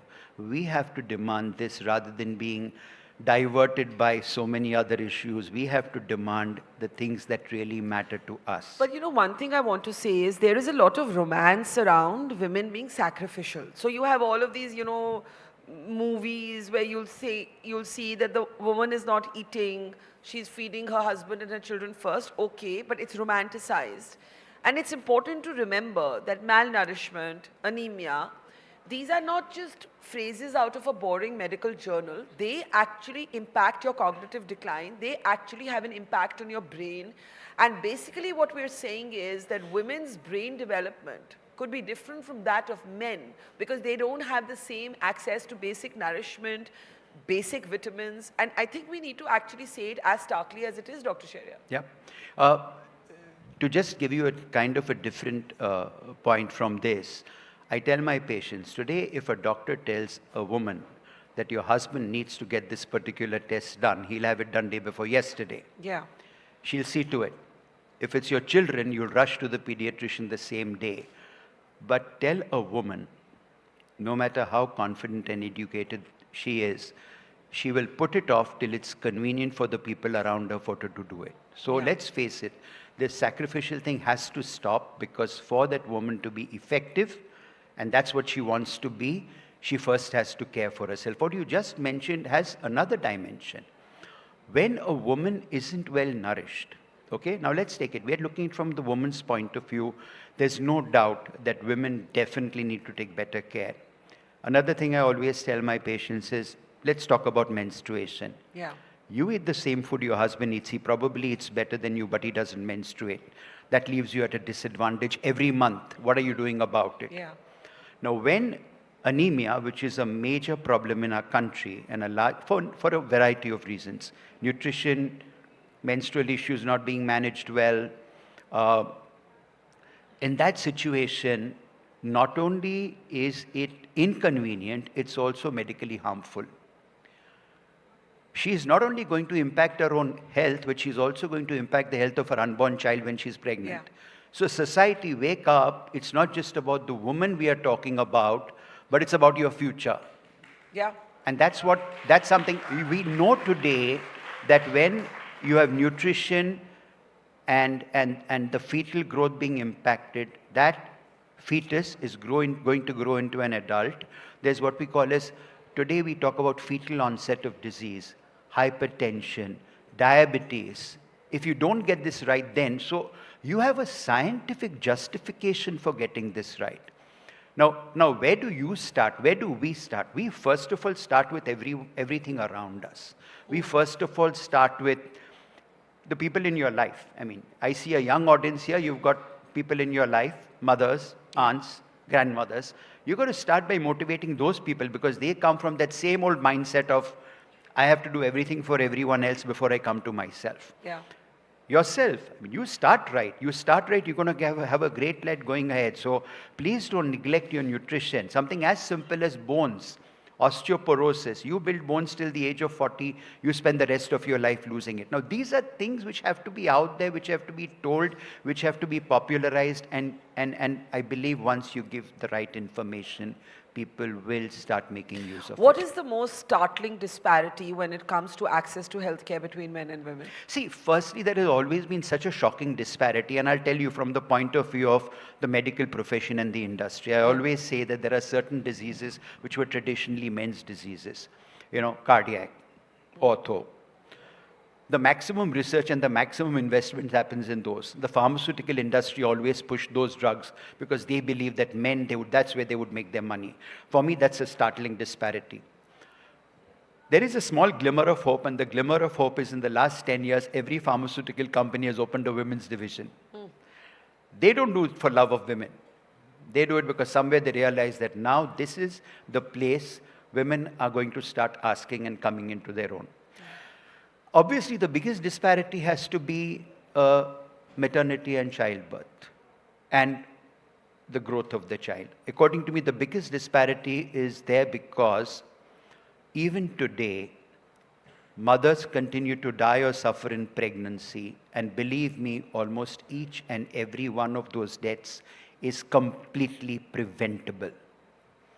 We had a president of our international federation, Mohammed Fatala, who said that women are not dying of diseases you cannot prevent. They are dying because society has still not made up their mind that those diseases should be prevented. Yeah. So that, for me, that's the first thing, low-hanging fruit. No young woman should die giving birth to a child, which basically she's doing for humanity. Let's face it. Other things, for me, has to be reproductive health. Why does it have to hurt women more than men? Why do women have to take all the hit and the responsibility of pregnancy, of contraception, of deciding whether or not that child should come into the world? Why do people get to decide? You know, Kamala Harris, when they were doing the hearing of one of the last Chief Justices of the United States, asked him a very simple question. Tell me one law which regulates the reproductive health of men. One law. Yeah, Why are there laws for women? That's a disparity. Today, women are the third leading cause of death of mothers in our country is unsafe abortion. A country that had abortion for the last 35 years cannot allow a woman to die of this. Why does it happen? Because you're not giving her a free and a fair choice. The moment you did that, no woman would die of abortion anywhere in the world. Dr. Sheriar, you know, Vinita Bali, who's sitting in the front row, she's the one who came up with this phrase, Renaissance men. And you are one, and we're about to introduce another one. But if I can request you to stand here and also call Harshini from GHS, one of our partners, if you can please come up. I think she's coming up right from here. Please come. Thank you. One last thing before I introduce our next guest, who is very much a Renaissance man. One thing you want everybody to understand about the disparity between men and women when it comes to healthcare that we don't know.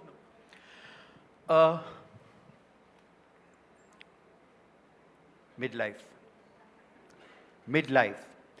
It's not that men don't get impacted in midlife. It's a lot more insidious and slow. But for women, it's there.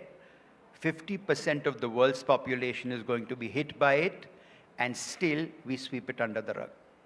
We tell women it's okay. You tell women it's natural. You tell women that you'll get through it.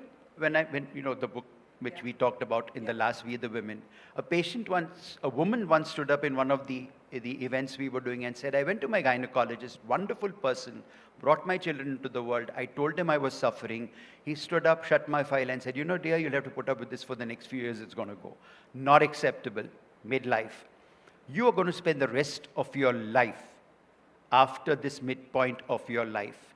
And you owe it to yourself. And if you like to be, you know, altruistic to everyone around you, to take care of yourselves and have a good rest of your life. Well, thank you for saying that. You've broken so many different taboos. And, you know, as I said, here's one Renaissance man, and I want to now welcome another Renaissance man, a man who I think is one of our most original thinkers, who I often call the most feminist, among the most feminist men I know. Lyricist, poet, a man of so many parts, you can barely count them. Can we please put our hands together for Javed Akhtar? Let's have a huge round of applause for Javed Saab. And Javed Saab, before we get into our conversation, we want you to present Dr. Sheriar, who does a lot of work in women in healthcare and has been a champion for women's health. And we were talking about the inequality between men and women when it comes to access to healthcare. And we are honoring him today, come, Javed Saab, if we may do the honors.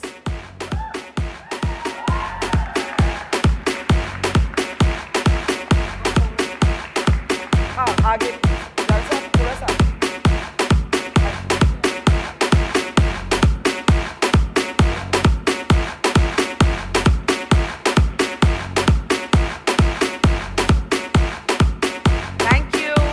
Javed Saab, there's a startling statistic, Dr. Nozer. One statistic we want Javed Saab to think about.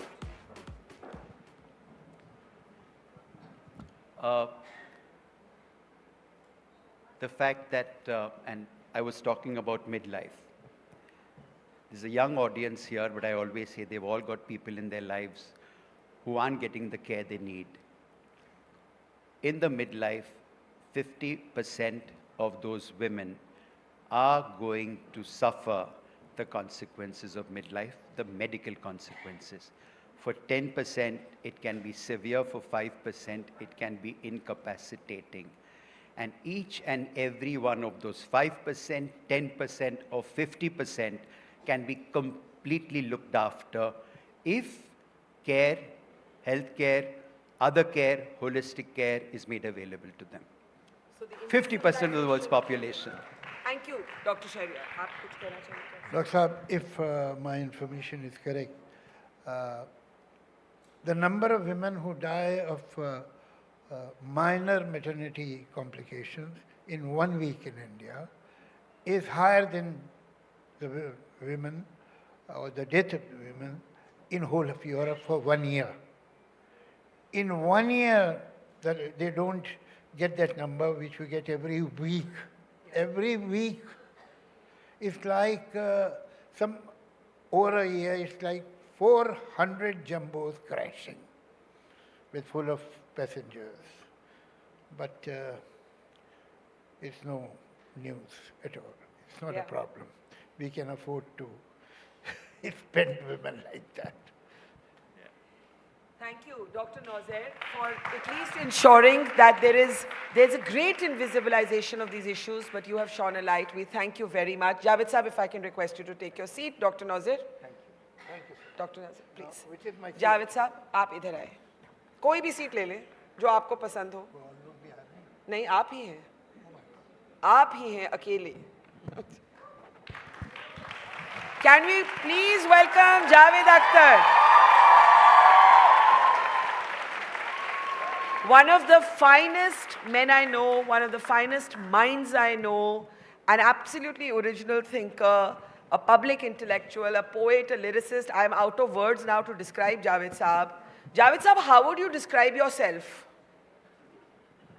You see, the shortest way of becoming mad is to start thinking about yourself.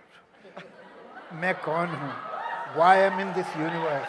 Why was I born? And so on. I think one should not think about himself or herself. Think about your work. Think about your behavior with people. Is it correct or it's wrong? But the moment you start treating like some kind of a holy unit, मैं कौन हूँ? It's meaningless. पर आपने कभी नहीं सोचा कि मैं कौन हूँ? नहीं. नहीं, it's a futile exercise and it only creates complexes in you and some kind of delusion of grandeur, which is not advisable at all. But Javed Saab, you have lived a life that hasn't always been easy. And it is a life that has been shaped by, I would say, some very strong women. Yes. Could you share? I mean, I can only respect people who respect themselves. Correct. If they don't respect themselves, why should I respect them? Achha, now I have a choice whether I look at the audience or I look at you. So I think it will be better if I sit there. No, it can cause spondylitis. अरे? So, आप क्या करना चाहते हैं? बताइए. मैं यहाँ बैठूँ. और मैं कहाँ जाऊँ? वहाँ बैठिए. अच्छा, चलिए. Now it's okay. Better? Same frame. Okay. You don't look at me, you look at them. It's okay. कोई बात नहीं. नहीं तो मैं वहाँ आ जाती हूँ. How long I'll resist? Ultimately I'll. हाँ, बोलिए. Acha, Javed Saab, who is your earliest memory of a female influence in your life? Everybody has one female in his or her life that is the mother. Is that why you said मेरे पास माँ है? मेरे पास माँ है. ये तो आप ही की iconic line हर थी एक ना? का dialogue. And you remember the mother. अब यहाँ such learned people are sitting. इनके सामने I wax eloquent about these things is rather embarrassing. But you have put me at this place. ये अजीब जो mother and child or progeny का रिश्ता है, वो unbelievable है. Even in the animal world, a fish, a deer, a tigress, a bird, it's unbelievable. अब ये हमारे यहाँ भी देखिए क्या है. दो तीन बातें मैं कहूँगा. रिश्ता कहाँ से शुरू होता है? बच्चे का माँ से. When the child is born, and the child is crying, the mother shakes the child like this. When the child is not sleeping, the mother almost violently pats the child with both the hands. अरे भाई किसी बड़े आदमी को तुम धप धप ऐसे मारो वो तो उठ जाएगा ना. ये बच्चा क्यों सो जाता है? ये बच्चा हिलने से इसको क्यों अच्छा लगता है? क्या वजह? Because the baby thinks that I am still in my mother's womb. और मदर्स वूम में जो डूम डूम डूम हार्ट बीट आती थी, तो ये जो मारती है माँ उसे इस तरह से, तो उसे वो हार्ट बीट आती है. वो अच्छा मैं वही हूँ. जब वो हिलाती है तो वो जैसे उन जूसेस में शेक होता था और स्विंग करता था, उसे लगता मैं वहीं हूँ, तो वो सिर्फ अपने को फील करता है. Now whether this is a Aborigine mother or a mother in Manhattan, an Indian mother or a mother from North Pole, every mother plays a game with the child. The mother is programmed to play this game. It is inevitable. That is peekaboo. वो छुपी तो बच्चा थोड़ा सा हिलता है, then she comes out, and the child smiles, and then she goes, what is she doing? She is gently and politely telling the child that you and me are two identities, and don't worry about it. Mother is programmed to do it. So ये तो हमारी beginning है कि हमें यही नहीं मालूम होता कि माँ और मैं दो अलग bodies हैं. And then what we do, the baby gets traumatized कि क्या माँ मेरी अलग body है और मैं अलग हूँ. So he finds a substitute, a pillow, a blanket, a teddy bear, anything which is soft and warm. ये उसे एक सब्स्टिट्यूट मिल जाता है, चलो मानिए माँ जैसी एक चीज़ है मेरे साथ. यहाँ से तो उसका रिश्ता शुरू होता है माँ से. तो ये जो औरत है, she is his first love. वो तो उसके आगे कौन हो सकती है? कोई हो ही नहीं सकती है. तो आपकी अपनी क्या मेमोरी है? मेरी my mother died when I was 8. मतलब I became 8 on the 17th of January. She died on the 18th. So accurate. How did she die? She had a very rare disease called sclerodermia. The blood stops forming in your body. It's a painful disease because the skin sticks to your bones and so on. Then you can't move your hands and fingers and so on. And I think still they have not been able, Dr. Saab would know better, they have not been able to find a cure of this disease. It happens to one woman in a million. Anyway, but I have very clear memories of her because I remember things from the age of 3. तो वो patches में है और जब 5-6 तक फिर detail में complete हो गई हैं पिक्चर्स. तो I was born in a communist family. We had a big picture of Stalin in our home. And somebody must have told me when I was 3 or 2, whatever, he's your grandfather. So for quite some time, I believed that he's my grandfather. And nobody contradicted it. I must be 6 or 7 when somebody said that it's wrong. And I was highly disillusioned. So I remember this disappointment when I was informed that it is not true. But I don't remember who told me that. So I have lovely memories of my mother. I mean, there was no Urdu in my school, Cambridge. I used to go in Bhopal. She taught me Urdu, and she had strange ways of learning the language. And, you know, my father was underground for quite some time because of Telangana movement. The Communist Party was banned. So she used to write one letter to him every day. Every day? Every day. And when she died, almost after 9 years of her married life, my father read all those letters because I think this is genetic. I also don't throw papers. So he had all the letters, and he felt that this is a book. This is a great read. So he got it published, all those letters, in a form of a book. In 1954, she died in 53. And this book in Urdu gets published even today. एक आध edition उसका छपी जाता है. And it was highly appreciated by the literary circles. Raghupati Sahai, Firaq, Krishan Chandar, Razia Sajjad Zahir, big writers wrote about that. And Delhi, Bombay University में कुछ आज से 40-45 साल पहले MA के question में ये question था MA के exam में, they write the history of Urdu letter writing from Ghalib to Sophia Akhtar, my mother's name. So now वो मेरे लिए बहुत काम आया. Although for a very long time I did not read those letters. Perhaps I thought that I won't be able to take. You felt बच्चे में एक defense mechanism बहुत strong होता है. But when I grew up, then I read those letters. And I learned so many things about myself, about my brother, about my father, about circumstances and so on, which perhaps I wouldn't have learned without her. Amazing. Javed साहब ये बताइए कि from Sophia Akhtar to now, ये जो आप हमारी movies हैं, कितना बदला है in how we show women? बदला है, पर Animal जैसी movie जब success होती है. देखिए, societies don't move in a linear manner. So many things keep happening together. मगर जैसे कहानियों में सब प्लॉट होते हैं, the same way एक मेन थीम होता है. We have to see what is the main theme. ये सब प्लॉट्स हैं, कुछ अच्छे हैं, कुछ बुरे हैं, कुछ लोगों को अच्छे लगेंगे, कुछ नहीं लिखेंगे. ऐसा बिल्कुल नहीं है कि सारी सोसाइटी एक साथ चेंज हो जाती है. कुछ लोग they withdraw, some people take very small and very hesitant step, some people move faster and so on. वो एनिमल भी है, वो भी सही है.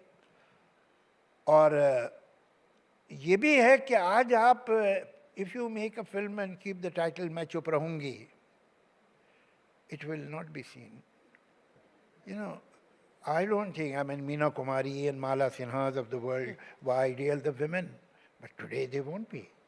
But why did Animal succeed? And when you criticized it, वो तो कुछ और I mean, I think the basic title tells you why. The title is self-explanatory. जब आपने उस पे अपनी ओपिनियन एक्सप्रेस की एनिमल पे, मैंने एनिमल पे नहीं की थी. अच्छा, मैंने ऑडियंस पे की थी. Honestly, you see, I believe that if 10 people, 12 people, 15 people have made a film with wrong values, if 10, 12 people produce a song which is vulgar, crude, obscene, that's not the problem. 140 crore people में 15 आदमी अगर परवर्ट्स हैं या उनका कुछ wrong values है तो it's okay, doesn't matter. When the thing goes in the market and becomes a super hit, that's the problem. उसका बनना, आप क्या समझती है कि 1930 में, 1920 में वल्गर सॉन्ग नहीं होते थे, रिकॉर्ड्स पे होते थे. In my childhood, which is in 40, maybe early 50s, 40s would have reflected very badly on my age. So 50s, I have heard records with very, very obscene songs and dialogue also, scenes on the record, not on HMV. They were twins. They were another brand called Twins. मगर वो किसी घर में तो नहीं सुने जाते थे. कोई बदतमीज लोग होंगे, अपना अलग कहीं सुनते होंगे, लेकिन ये कोई एक जनरल एक्सेप्टेंस तो उसकी नहीं थी.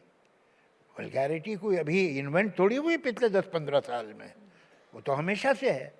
और उसमें वल्गर कहानियाँ भी हैं, बहुत ही obscene स्टोरीज, गंदे गाने भी हैं समाज में. इवन आप जो फोक सॉन्ग हैं वो ऐसा भी कोई नहीं हेलो है उनके चारों तरफ. फोक सॉन्ग भी एक से एक वल्गर मिल जाएगा आपको.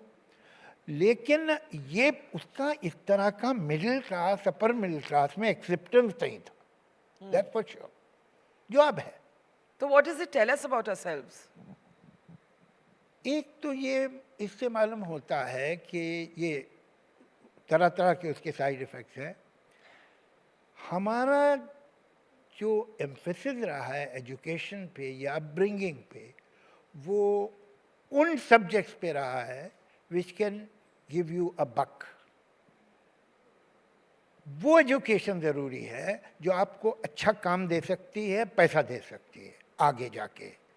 Literature, poetry, art, culture, folk art, folk music, folk tales, even mythology.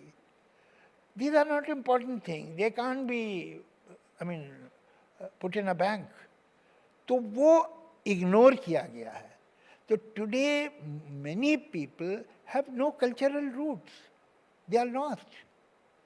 तो उनको अच्छे बुरे की या अगली और ब्यूटीफुल की या एस्थेटिक और अनएस्थेटिक की समझ ही नहीं, लैंग्वेज की समझ नहीं. तो ये सारी चीज़ें, language is a vehicle that carries culture and tradition and aesthetics, वो ही नहीं रही. Is there a movie you wrote that you would not write today? क्या आप भी बदले हैं? मैं पूरी फिल्म तो मैंने ऐसी कोई नहीं लिखी जिसके बारे में मैं बोलूं कि मैंने नहीं लिखनी चाहिए थी मुझे, या मैंने पूरा कोई ऐसा गाना नहीं लिखा जिसके बारे में मुझे लगे मुझे नहीं लिखना चाहिए. लेकिन सीन्स हैं, लाइक इन सीता और Geeta. Geeta is a very strong and aggressive girl, and then they she is replaced by Sita. And then Dharmendra comes to their house and he starts eating. And he says, मौसी क्या खाना बनाया आपने वो? तो वो कहती है मैंने नहीं बनाया, ये तो गीता ने बनाया. तो he looks at Gita with new respect. Now मतलब उसका क्राइटेरिया रेस्पेक्ट, उसकी बिजनेस पार्टनर है वो गीता, जो सड़क पे तमाशा दिखाते हैं वो दिखाती है साथ में. तब तक उसे रिस्पेक्ट नहीं हुई उसकी. उसने खाना अच्छा बना दिया तो रिस्पेक्ट हुई. I wouldn't have written this scene. I wrote that scene, I plead guilty. But I will not write this scene today. How have the women you have loved changed you? Honey थी, अब शबाना के साथ है, आपकी बहुत पुराना, अब तो मतलब अब मैं ये भी नहीं, how women you love have changed you. मैं तो बहुत बदला हूँ. I can't say that. हाँ, चलो. No, but it's a serious question. How have you been? We are all shaped and formed by those we are in relationships with. ऐसा नहीं होता. It doesn't happen on conscious level. Of course. Because if you are living with somebody, I mean anyone, so the changes come through some osmosis. And this is also a two-way street. You change your friend, partner, wife, husband, whatever. अभी time है, बाद में बदल लेना. She is going to change the husband. हाँ? हाँ. She is going to change her. कहती है मैं अभी चेंज करके आती हूँ. तो नहीं आप नहीं, मैं उनकी बात कर रहा हूँ. तो वो कब होता है? It is like asking when you grew up. Who knows? वो चेंज इतना क्वाइटली और इतना स्टिल्टली होता है कि आप you can't pinpoint when. But एक चीज मुझे याद है, आपने मुझे कभी और बताई थी. When you, in your years of struggle, you also struggled with alcoholism. You have spoken about it. Yeah. And I think you told me that Shabana, if I'm remembering this correctly, told you, Javed, no more. She gave you an ultimatum. No. Is that, am I remembering it wrongly? Not at all. But actually, when I left drinking, she wasn't around. Acha, then and I when got I my went timelines to, wrong. You must have met some other alcoholics. नहीं, आप ही की बात थी. Maybe I've mixed up my timelines. So, actually, I was toying with this idea that I should leave. I was perhaps 42 years old at that time. That I should leave, but I never told anybody. Because मुझे मालूम था, the moment I'll tell them that I am thinking of it, they'll jump on me. अभी छोड़ दो, बहुत अच्छी बात. I wanted to get prepared. I was in Kenya, and it was, the month was ending, it was 31st of July, 1991. And I decided that today is the last day when I'll drink. From 1st of August, I will not. तो मैंने एक Bacardi की पूरी bottle P. मैं एक bottle ही पीता था रात को वैसे, और मैंने छोड़ दिया. उसके बाद next day I flew to London where she was there. She came to receive me. I was smelling of alcohol, stinking. And I could see that she was, I mean, she resigned to the idea कि ये फिर वो एक यहाँ पर एक orgy होने वाली है शराब की. They, my friend Shabana, they would have beer in the day, gin in the evening, then whiskey in the night, every day. वो का दिन, आज का दिन, I have never even taken a sip of champagne. And I told her that I have left drinking. मेरा एक बात बताऊं आपको, सिगरेट मैंने कैसे छोड़ी. हाँ. I told my doctor कि डॉक्टर साहब मैं चलता हूँ अभी, ये बात को भी हो गए 30 साल के करीब.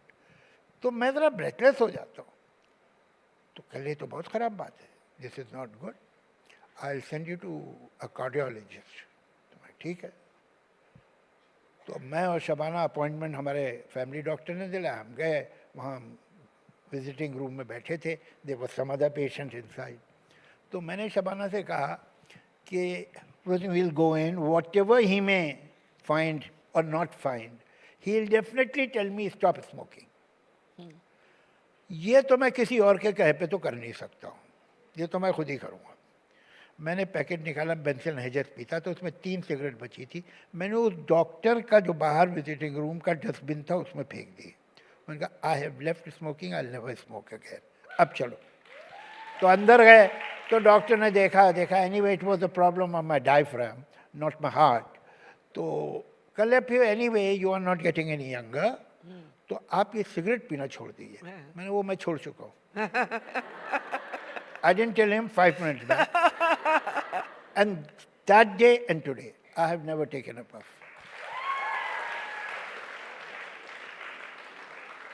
How are you as a partner to Shabana? Would you call it an equal partnership? Well, since she's not around, I can dare to say that. Why not? But don't tell her. No.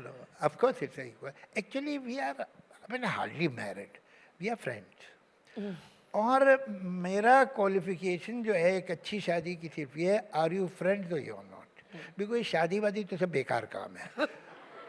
ये हुआ क्या है, यानी because it's a centuries old tradition. Yes. So this is the stone that has been rolled from the mountains of centuries, and as it was coming down the hill, it has collected lot of moss, lot of कीचड़ कचरा around this stone. तो उसका shape भी पता नहीं अंदर क्या है।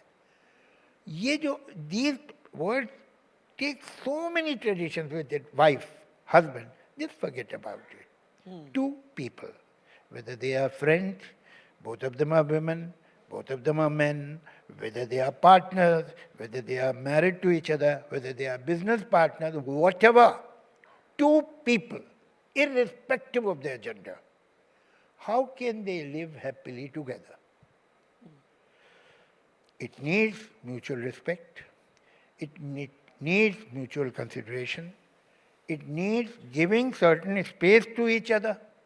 आप मेरे कितने भी पास हों, कोई तो मेरा प्राइवेट एरिया होगा, पर्सनल जोन होगा, कोई आपका भी होगा. However we may share, there will be something, there will be a little part of the world which is only mine, which is only yours. ये अगर हम एक्सेप्ट करते हैं, अगर हम ये एक्सेप्ट करते हैं कि the other person is a human being, उसका जेंडर क्या है वो सेकेंडरी बात है, पहले तो इंसान है ना, और उसके भी एम्बिशन, उसकी भी तमन्नाएं, उसकी भी आकांक्षाएं उतनी ही हैं जितनी मेरी हैं, और उन्हें पाने का अधिकार उसे भी उतना ही है जितना मुझे भी है. That's all. इतना कोई इसमें रॉकेट साइंस नहीं है, ये तो सिंपल बात है. You can only live happily together if both of you are happy. इसमें कोई बहुत बड़ी डिस्कवरी नहीं है. एक बात जरूर है, love without respect is a fraud. Love brilliant. And respect without empowerment is fake. बस. अच्छा एक बात बताओ, it's not very convenient, particularly for men. An independent, strong woman with her own opinion, her own point of view, her own ambitions, her own business is not a very convenient person. ये बात आप सुन लीजिए. Because obviously somebody who is living with you and who is not your slave, तो inconvenience तो होगी थोड़ी, लेकिन आपको मानना पड़ेगा कि ये स्लेव नहीं है भाई. ना आप स्लेव बनिए, ना उसे स्लेव बनाइए. तो आपको तकलीफें कुछ होंगी, वो आपसे डिसएग्री करेगी किसी बात पे, और वो भी करेगा डिसएग्री किसी बात पे. अच्छा, इक्वालिटी क्या है? There cannot be a single moment where two persons are equal. क्या मतलब? मैं और शबाना मूवी देखने निकले या रेस्टोरेंट में खाना खाने, उसने कहा वो जाके हम थाई फूड खाएंगे, मैंने कॉन्टिनेंटल खाना है, दोनों में से एक ही बात मानी जाएगी ना। तो उस मूवमेंट में किसी ने डोमिनेट कर लिया। मैं और शबाना पिक्चर देखने निकले, तो उसने कहा ये हिंदी पिक्चर मुझे नहीं देखनी भाई वो पिक्चर, मैं तो ये देखना चाह रहा हूँ, तो उसने मेरी बात मान ली। अलग अलग मूवमेंट्स में अलग अलग लोगों के डिसीजंस प्रिवेल करेंगे, कभी इसका कभी इसका। अगर ये रोल कॉन्स्टेंटली एक को दे दिया गया है कि इसकी ओपिनियन प्रिवेल करेगी तो गड़बड़ है, और अगर ये है कि कभी इसकी कभी उसकी तो ठीक है। मतलब अगर नेट नेट इक्वल है तो ठीक हाँ है। हाँ, कभी तो आप उसकी बात मानेगा, कभी वो आपकी बात मानेगी, हमेशा तो दोनों की ओपिनियन एक नहीं हो सकती है। तो आप कभी मान लीजिए कभी वो मान ले, लेकिन अगर ये रोल एक को डिप्यूट कर दिया जाए कि तुम्हारी ही बात मानी जाएगी, वो गड़बड़ है, चाहे वो वाइफ की हो चाहे husband. But Javed sir, one thing we don't talk about is how men are also victims of the same conditioning. अगर हम लोग conditioned हैं तो आप लोग भी तो conditioned हैं। नहीं, आप लोग तो पहले मुझे अलग रखिए बाकियों से। अच्छा, आप नहीं। हाँ, मुझे कोई शौक नहीं है। Present company excluded. I don't want to be a man. Present company excluded. Please keep me away. But you know what I'm saying? There is a burden of roles both on men and women. अरे भाई, तो तुम्हें किसने मना किया है? You are in a better position. This world still belongs to men. Yes. तुम्हारा फर्ज है ना कि तुम ठीक हो। अच्छा, औरतें, अच्छा प्रॉब्लम है क्या हो रहा है? Women are growing mentally, socially, intellectually. उनमें ग्रोथ बहुत तेज है। ये अभी तक they are dragging their feet. Problem ये है, ये अभी देखो जितने एग्जाम्स हैं up to stage, the girls excel. England में तो ये प्रॉब्लम हो गया है कि उन्होंने किस समझते 10-15 साल बाद an average chartered accountant, an average surgeon, an average architect, an average doctor will be a woman. Because जितने कॉम्पिटिटिव कोर्सेज हैं जिनमें you have to give an exam to join the course, उसमें 50 अगर उन्हें स्टूडेंट लेने तो 35 लड़कियां होती है। तो वो तो तेजी से बढ़ रही हैं। ये जो है जरा थोड़ा बेचारा पीछे रह गया। तो आज के लड़कों को क्या आप एडवाइस देंगे, सलाह देंगे? देखिए, आप एडवाइस कुछ भी दे दीजिए, एडवाइस देने में कुछ नहीं जाता, but the game has gone out of their hands.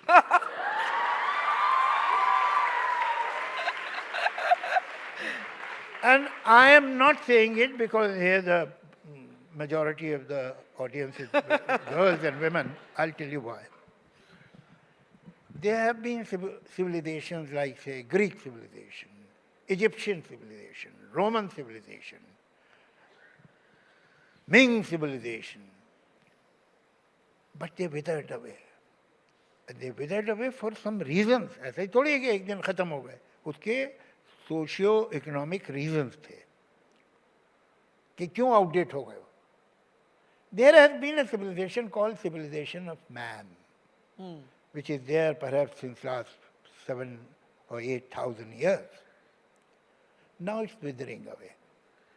Why? Is it some kind of a poetic justice? No.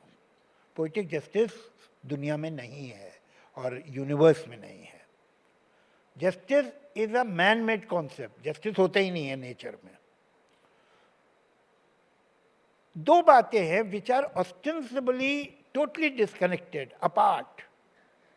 One, for many historical reasons, one doesn't have to go into it, women had a very small canvas to look at. When you have less to see, you develop an eye to see more in the less.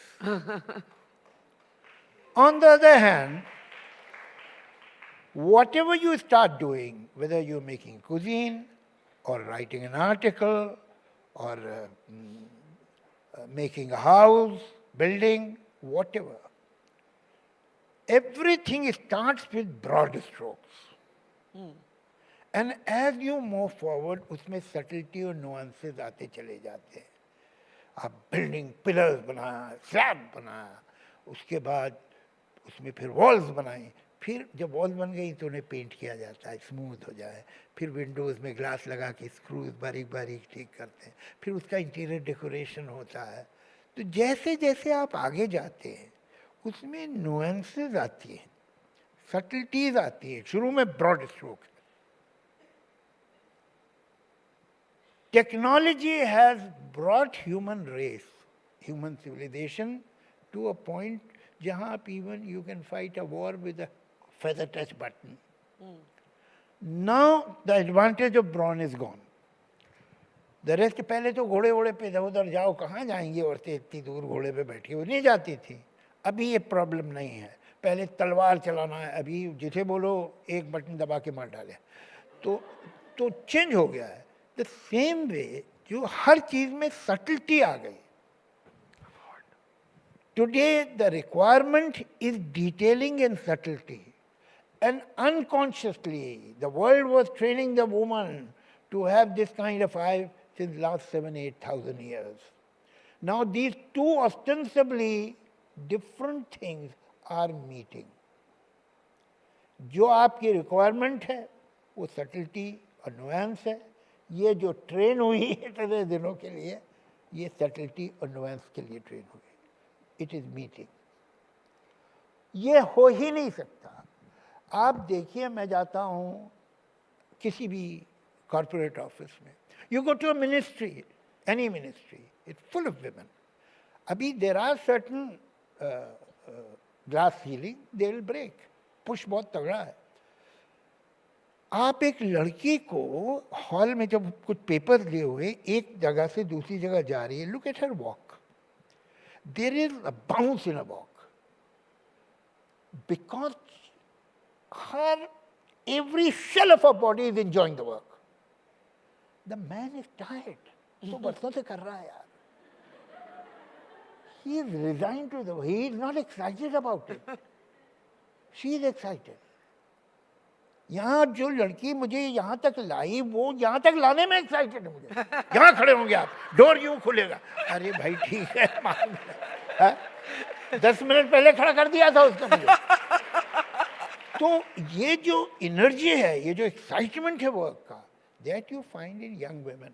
It is not in young boys anymore. Yes, I agree. Javed Saab, you have been a parent to a son and a daughter, Farhan and Zoya. आपकी parenting कितनी equal रही? नहीं, both of them are very decent children, so it means मेरी ज़्यादा parenting थी नहीं। नहीं, सच में बताइए। I'm very, very proud of both of them. They are doing good work. They are making a real good, enviable career for themselves. But at the same time, what I respect about them, that it is not at any cost. They have so many holes barred कि ये हम नहीं करेंगे, और ये अच्छी बात है। मतलब आप ये नहीं एक्सपेक्ट कर सकते कि फरहान के बैनर से या जोया के बैनर से, both of them have different production. Yeah. They cooperate also, separately भी बनाते हैं, साथ भी बनाते हैं। कि कभी कोई चीप, कोई वल्गर, कोई क्रूड फिल्म बने, ये नहीं हो सकता। उसमें कितना भी पैसा हो, they won't do it. I respect that. होता क्या है, you see, children don't do what you tell them to do. They do what you do. They see that. Again, if you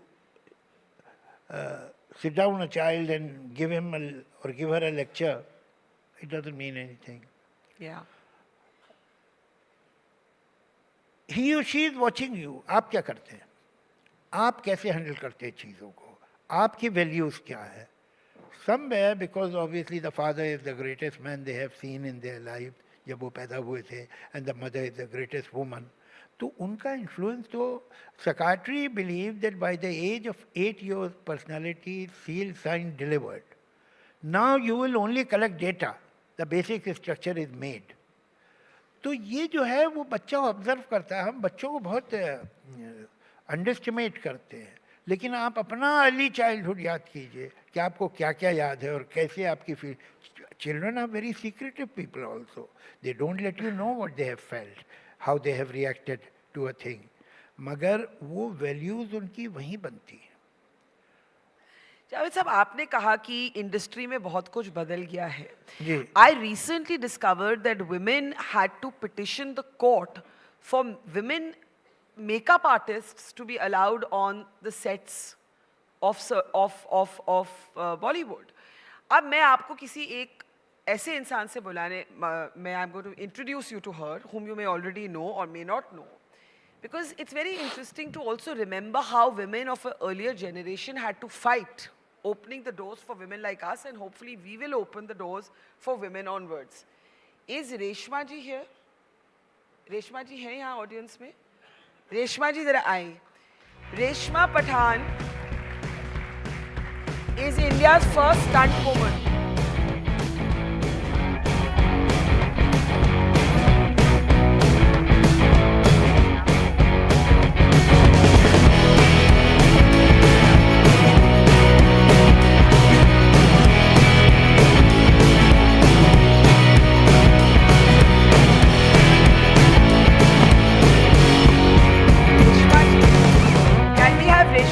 award ready, but मैं जावेद साहब को बताना चाहती हूँ. रेशमा जी, आप ज़रा जावेद साहब को बताइए कि हेमा जी का जो बसंती स्टंट्स हो रहे थे वो कौन कर रहे थे भाई?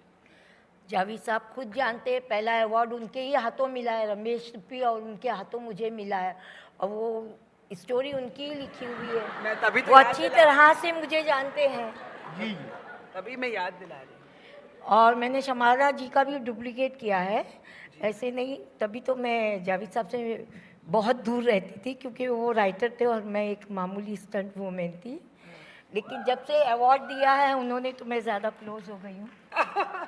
Well, हम आपको अभी जावेद साहब के हाथ ही अवार्ड देने वाले हैं. If we can please have the award come out. उतनी देर में रेशमा जी, यहाँ पे आपने जावेद साहब की बातें सुनी कि बहुत कुछ बदल गया है. आपके टाइम में to be a stunt woman कितना मुश्किल था? बहुत ज़्यादा मुश्किल था. तभी हमको कोई फैसिलिटी नहीं थी. हमें क्या कहा जाता था, गिर जाओ तो नीचे 2 गद्दे डाल दिए जाते थे, जो गिरने के बाद उसके अंदर जो पत्थर लगते थे उभरे हुए, वो हमको बॉडी पर लगते थे. और इतनी फैसिलिटी नहीं थी, और यानी बहुत टफ हम लोगों ने स्टंट किया है उस ज़माने में. और अब तो बहुत ही अच्छा हो गया. और जावेद साहब इन लोगों की स्टोरियाँ ऐसी ऐसी बनती है कि हम लोग उसी के वजह से ऊपर आ गए. शोले में मैं काम की, शोले सुपर डुपर हिट हो गई और मैं भी हिट हो गई.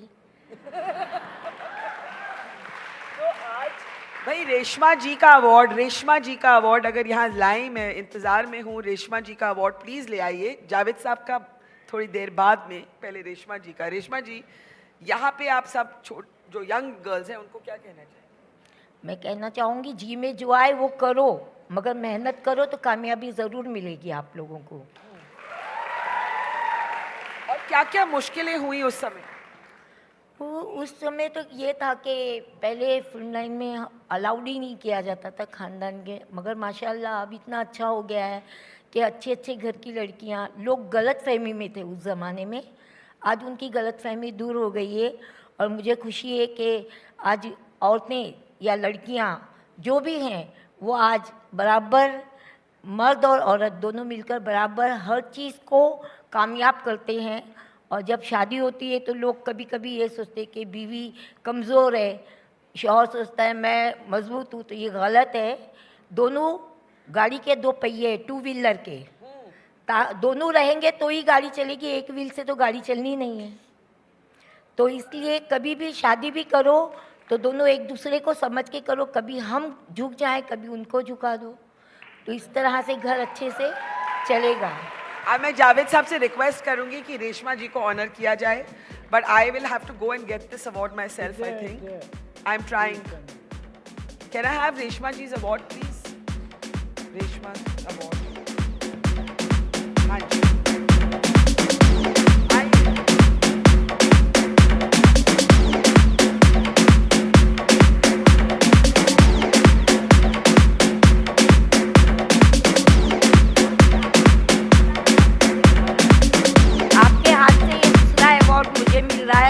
सबसे पहला अवार्ड भी जावेद साहब और रमेश तुप्पी जी के हाथ से मिला है. मुझे खुशी है कि मुझे ये सेकंड मतलब अवार्ड जो मिल रहा है जावेद साहब के हाथों मिल रहा है. Thank you, Reshma ji. Javed साहब, जाइए मत अभी, 2 मिनट और आपके साथ, 2 मिनट और, and then we will be honoring you also. आपने इतनी चीजें सुनाई, अब आप ये बताइए कि एक अगर आप मैसेज, आपने ऑलरेडी कहा है कि the age of women is here.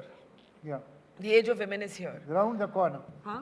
Round the corner. Round the corner. आया नहीं भी पूरा. To this hall full of men and women, what would you say in the end? Goodbye.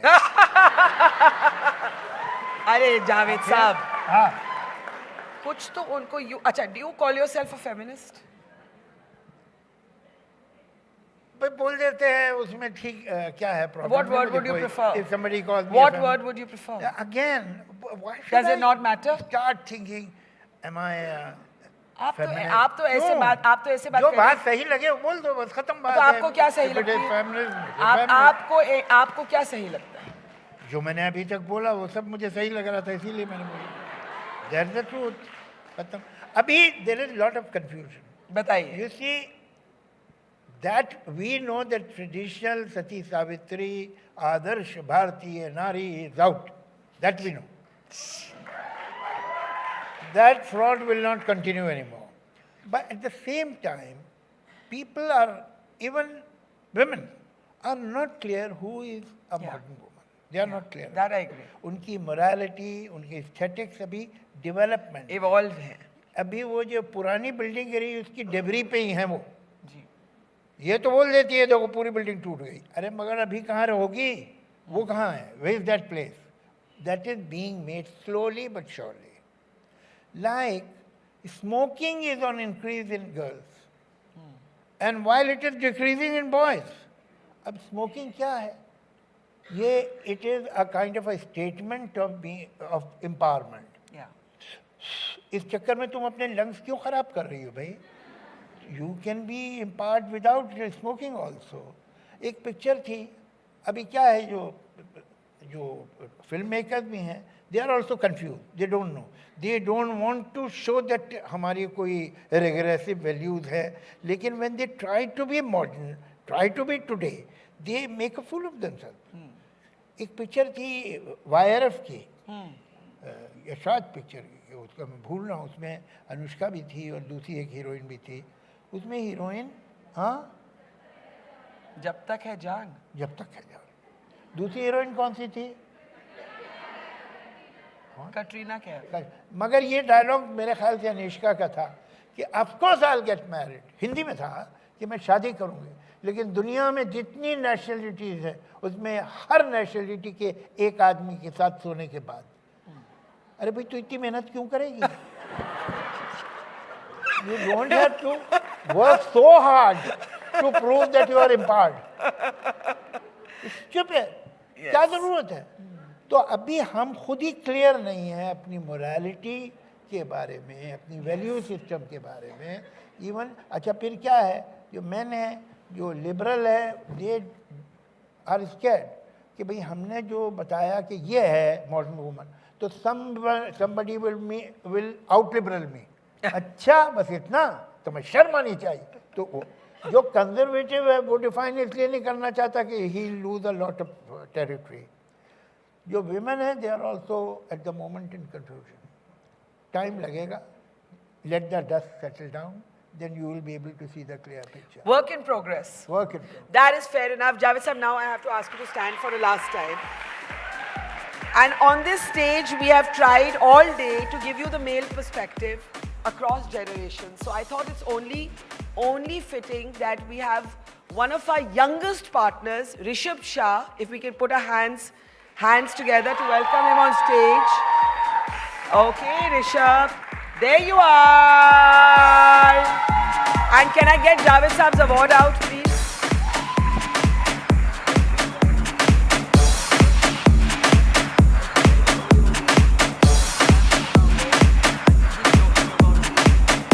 From a young man to a younger man.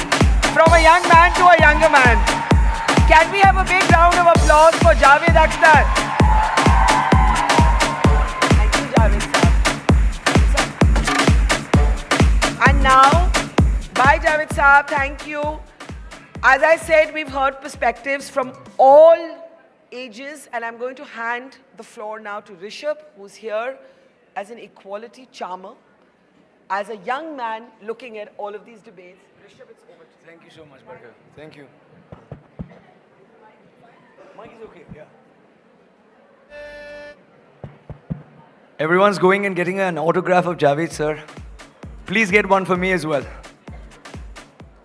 I'll keep my part a little short.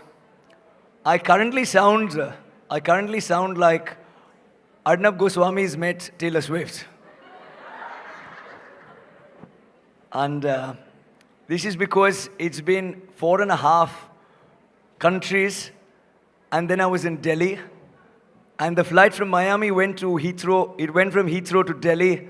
And then in Delhi, we couldn't take off because nobody could see what was happening next. I'll begin with something that I've prepared, and I've been given a piece of paper saying, Rishabh, you need to be politically correct. Everyone in this room, I'm pretty sure, believes in equality. But then we suddenly board a flight, and people in Zone 1 start behaving as if they are royalty. Those in South Bombay didn't get the joke. They only travel business class. But I just want to thank Barka for the opportunity to be able to talk to all of you and to be a part of this event. It gives me immense pride and pleasure to be associated to We the Women, and she's doing some remarkable work. I've got the opportunity to listen, to learn, and now it's my time to speak. The only problem is I sound like this, so I'm going to keep it limited, like I said. So now let's talk about the elephant in the room. And I'm not talking about Donald Trump, of course. I was told that be politically correct, so that is what I'm trying to be. 50 years ago, women were leaders of tomorrow. And even today, there are about 25 countries out of 194 that have female heads of nations. Only 10% of our Fortune 500 CEOs are actually women. And in my humble opinion, the problem is that we idolize the West too much. We look at the West and we say the West is going to solve most of our problems. I personally believe that America's problems are not India's problems.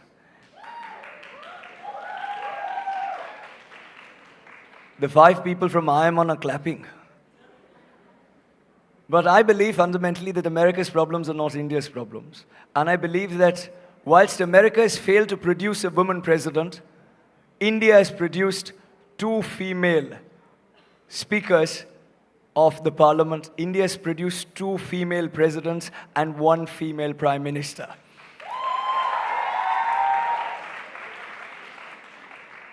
The sad reality is this, that despite women being worshipped in this country, and this is the only country where women are actually worshipped. There is no other religion where women are worshipped. You've got Ma Durga, Ma Saraswati and Ma Lakshmi that are worshipped in our culture. It's not worshipped in any other country, in any other culture. And I think, therefore, India's problems need India's solutions. So this is what I fundamentally believe in. And I'm a very strong believer on this because I feel that for far too long, the Western concept of women empowerment is not something that we should imbibe. The solution to these problems are in Indian culture. For Gen Z, and how many of you are Gen Z, make some noise. I'll use an Instagram meme which I think you'll understand better. It goes by Parampara, Pratishta and Anushasan. And the dichotomy of 2 Indias is not lost on me. I understand the fact that whilst we worship goddesses, at the same time, 4 women are raped every hour in India. Education for girls is increasing, and for every 1,000 boys, we have 1,020 girls. We're bridging the education gap. We have 70% literacy for girls and 77% for boys. But I feel the solution essentially is not Beti Padhao, or not Beti Padhao, Beti Bachao, but it is fundamentally also Bete Ko Samjhao. And that is something that is missing in our society.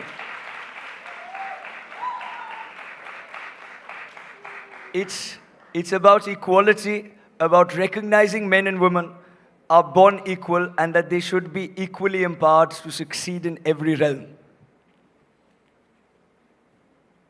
What I'm about to say next is slightly controversial, and therefore I'll leave this. Feminism has been defined today on this stage, I'm sure, by many people. But feminism for me is not about demanding more rights by pushing somebody else down. Feminism for me is the fact that everybody should be treated equally and the fact that there should be a more egalitarian society. And that is what true feminism should stand for.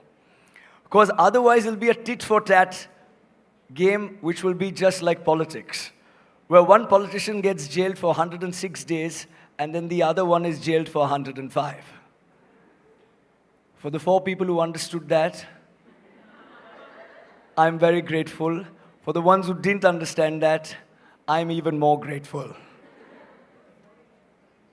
For me, what feminism is that yes, women should be fighter pilots, women should be soldiers, women should be what they want to be.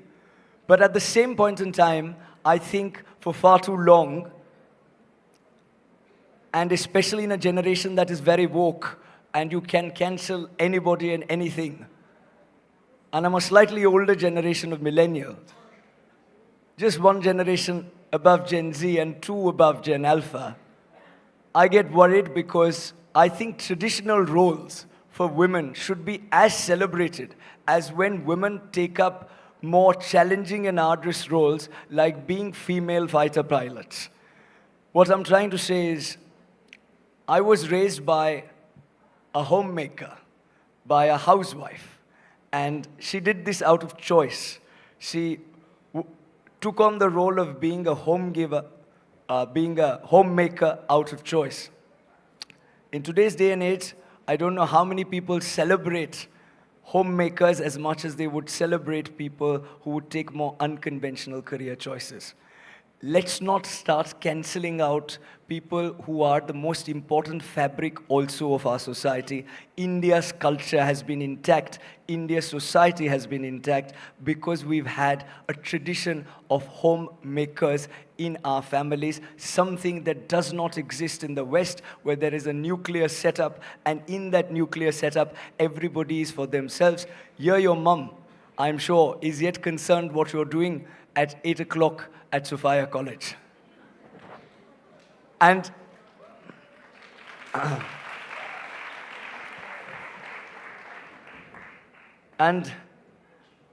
I fundamentally believe that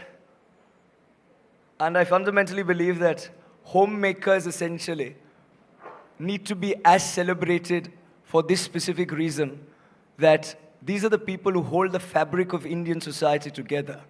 Therefore, my thing, like I said, is, and I reiterate once again, is that yes, women should make all the choices by themselves. Yes, they should definitely go and make the unconventional conventional. Yes, the impossible should be broken into I am possible, but let's not forget to celebrate those who take the conventional route and who hold the fabric of our society together.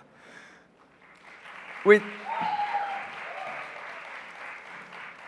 some people in the audience organically are clapping, thank you.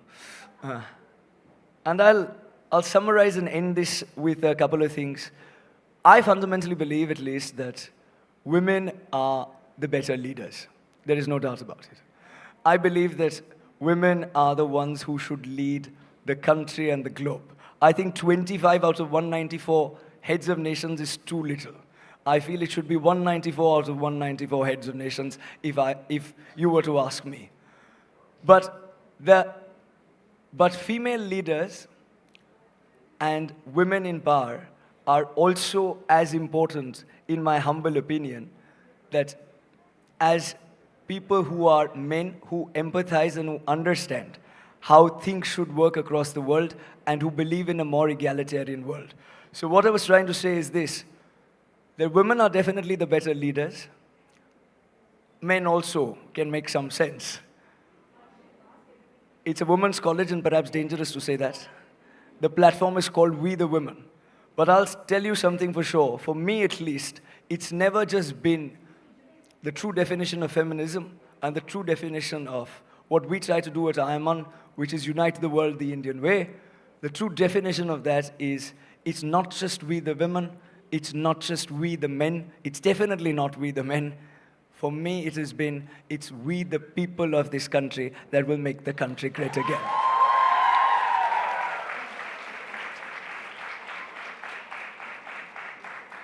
Thank you.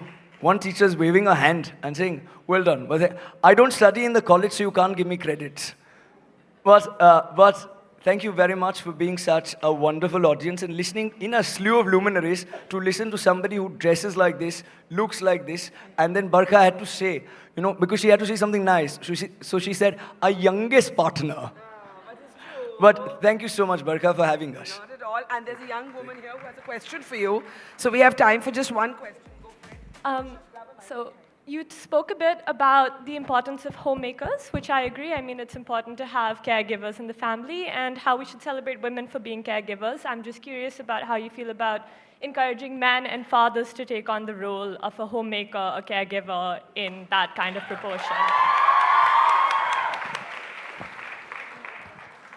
I think it's equally important, and many of my friends who are starting young families, many of them, the role has been reversed, and men are the ones who are homemakers per se.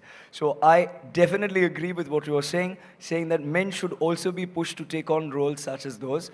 There is no denying that. Like you did mention at the very outset, the important thing is also to realize that women should also be celebrated for choices that are slightly more conventional. And men should be pushed to do things such as homemaking, which I completely agree with. Thank you, Rishabh. Thank you. And thank you for being a part of this event. Lots of love and come. Okay, are we ready to hear our next speaker? Because for those of you who are from Sophia's, how many people here are still from Sophia's? A lot. This is her alma mater, and she's going to be coming out any moment. Any guesses who? Correct. And she's actually has a very interesting monologue piece that she wants to do. She studied here and she had this very interesting idea of talking to all of you. But while we're waiting for her to get ready, anyone wants to talk about what their takeaways were after listening to the perspective of men? Come on up. Come on up.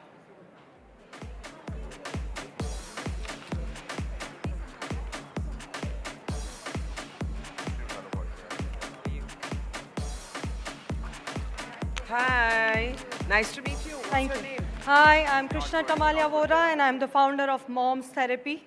There are a lot many things to take from here. To start with, I started my business at 38, which was never too late, I can say. I was a criminal lawyer for 12 years. I'm coming from a Rabari community. If you know about Rabaris, so if you have seen movie Ram Leela, from where Ram used to belong. So coming from that community, and I'm standing in front of you, you must have seen me on Shark Tank India season 1, and yeah, and many more places. So I would only say one thing to each one of you. Don't think about anything. If you dream, if you dare to dream, dare to live. That's it. Just get out from your comfort zone. And I think this is what I've learned from each one of them. And it's an amazing platform, I must say. Thank you. Thank you so much. Okay, everybody take their seats. I just want you to all be seated before we call out our next speaker. Are we ready? No, I know you're ready, but I'm waiting for a producer update. If somebody can tell me, follow me, if you're at the back, if you can tell me, or if Shirali can tell me. In the meantime, I can take one more, maybe comment from the audience. Someone on what you took away. Come on up. Come on up.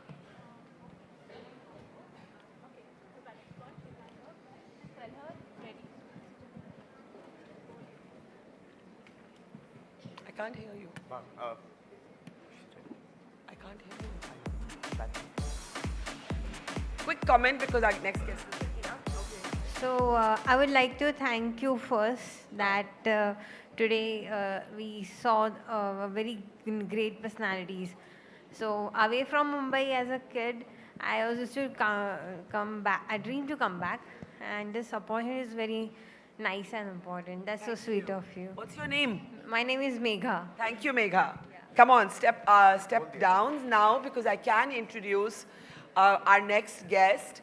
And as I said, she's one of the most eloquent, erudite actors of our time, but she's also an alum of Sophia. So I know that this moment is very special and you're probably going to reserve your loudest applause for our next guest, opening the doors for Richa Chadda.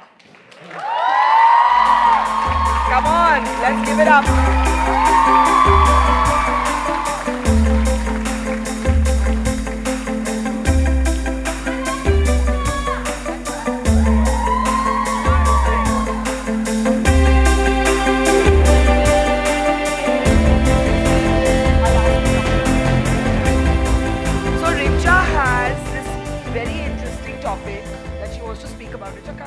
Come sit with me. I'm going to give you the mic in 2 minutes. Firstly, how does it feel to come back to your old college? Great. Any people here from the Polytechnic? Oh, still the same college, guys. Go Sophia's. What do you remember most about being here? I was in room 424 in the hostel. And what mischief did you get up? Can't say. Is that the censored sort of thing that... I just want to be a good influence when I come back here. Richa, how's life being a parent?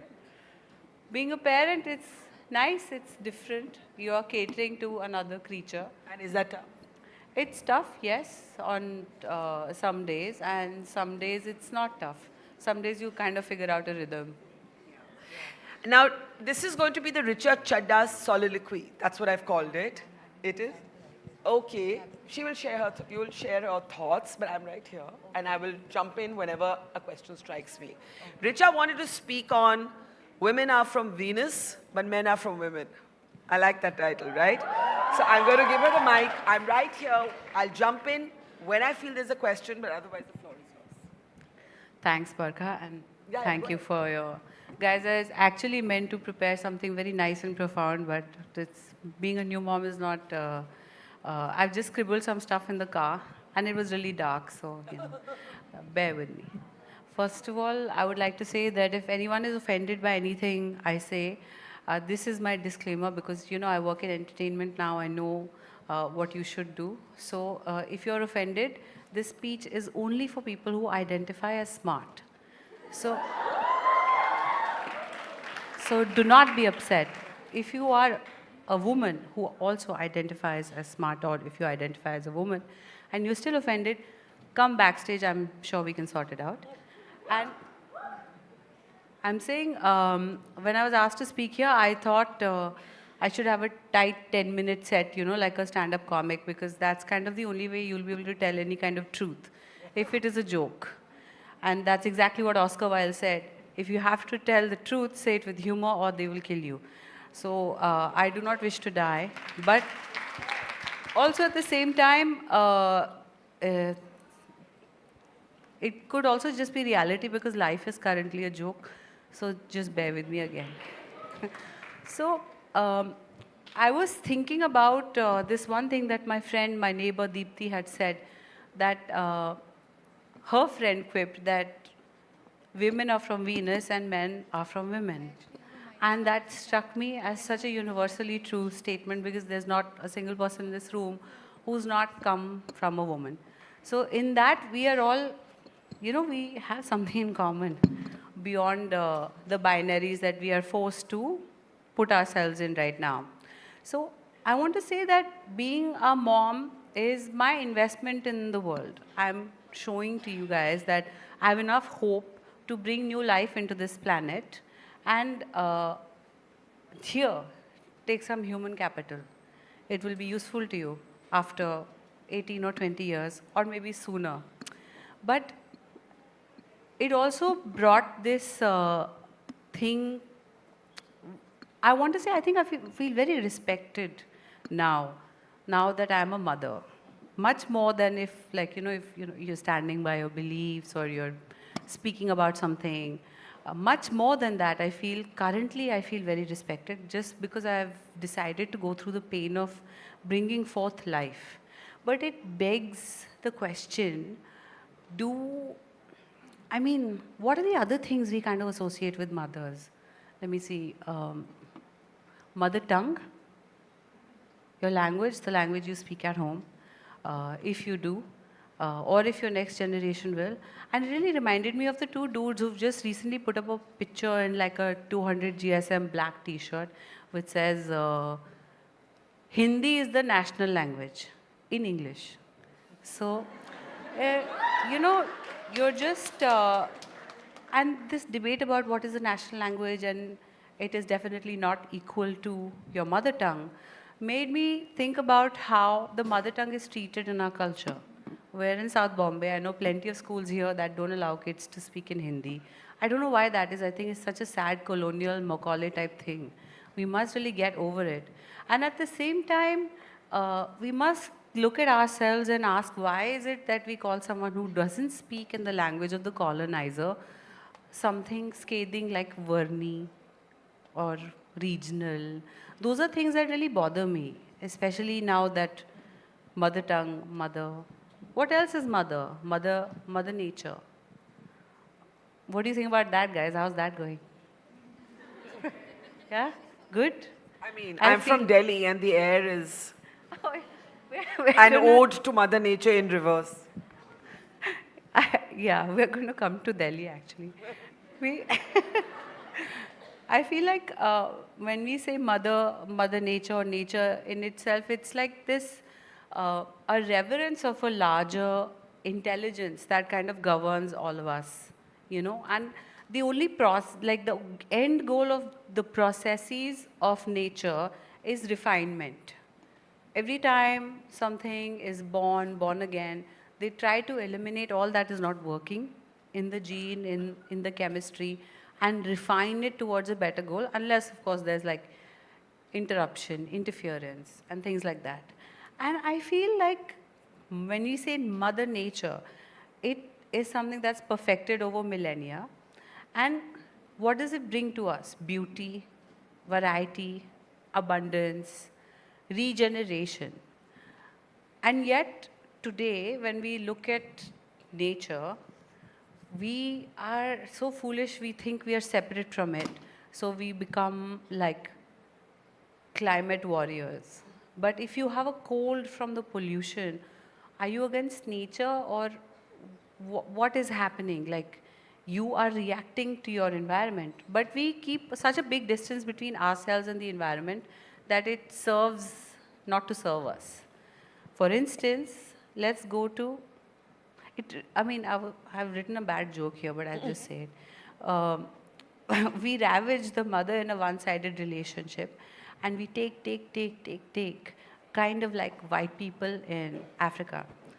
Oh, Mama Africa. Or, our own history with the indigenous people isn't so great. Again, they live closest to Mother Nature, which brings me to other things that we equate with the mother, like there's a river. Many rivers are like, yeah. And one animal is also there, topping the list of like exports for but you can't say now, can you? It's like holy and things. But it is also equated with the mother. And I wonder why are we giving this sacred status to the mother? Because the practice from it is like, I don't want to tell you to disrespect the mother, because you don't need any help there. Do it anyway. So, we talk about cities like Delhi. That is my sort of city of my childhood, where the poison from the airwaves is seeped into the air, and we are all breathing the same poison. But now, it's like you can sit in a 60 crore flat and also breathe the same air. And a baby's lungs will be smoker lungs. And they won't really have a choice. But at the same time, I feel like all of us have enough inertia, we're not doing much about it. And it's kind of like a really bad relationship with the mother. Don't you think? I mean, I think it's all quite dire in the way that you describe it, but are there any good things? Is there anything to feel better about? No, I mean, there's definitely good things like jokes. and, and also what you can do, like when, having a daughter really puts things in perspective. So when we had a girl, we went on this rampage and we planted a lot of trees with the help of Nabhangan Foundation, which Rajshri Deshpande actually runs. It does fantastic work. Because that seemed like, a lot of people thought it was generosity, but I think it was just anxiety. I was like, there's one more person who needs to breathe clean air. And there's this much time left. No, don't ignore the timer. Okay, it's not thank actually God, working. I Can we was turn off the scared. timer? In fact, yeah. No, it's fine. Yeah. So, to summarize what I've been feeling and saying is, 1975, there was a strike in Iceland. All the women struck work. Basically, they struck everything that they do. If they are in a paid job going outside the house, if they are taking care of the child at home or doing housework, they just stopped working on that one day to show to the rest of society, which is basically men, the mental burden and the indispensable nature of what women do in society. And in 5 years, they elected their first female president, who was a single mom to a 7-year-old. So I think actions speak louder, but I'm not really telling anyone to strike simply because they are women. I mean, that's so left-wing of me, but if you want to, you could totally do that. And why women don't really need time off, right? So, no ideas I hope everybody's getting your humor. I really don't know because there's so much silence I know, in this room. they're all like, okay, is she really saying all this? Sorry, I'll just stand up. Yeah, I know. Don't ignore me and the timer. Just keep going. Acha, okay. You have few minutes more, a couple of minutes more. No, I'm... You have many notes? No, I'm just saying that whenever there's a rise of authoritarianism or autocracies in the world, the first rights that we see going are the rights of women. So, again, coming back to the beginning of the thing, if you are a woman and a smart woman, this is the time to band together and find real solutions, because clearly the people in charge, they just don't know how to do it. As a new mother, yeah. How do you see the next 10 years for your child? Okay, next 2 years for your child, or next 5? That question is giving me anxiety. What if the AQI is like 5,000 or something? Yeah, we're headed that way because Yeah. it's touched 1,000 in the national capital. I thought it was more. I mean, I've been here 1,000 for a pe meter toot gaya. Haan. Haan. So Richa, now that you have done this very understated, smart, want me to intelligent stand up? piece, I want you to Okay. stand up. But I want you to now say some funnier things now. Fun things. College memory. College memory here? Yeah.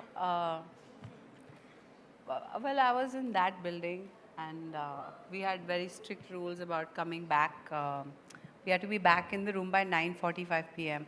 Does that still hold, guys? No. 9:30.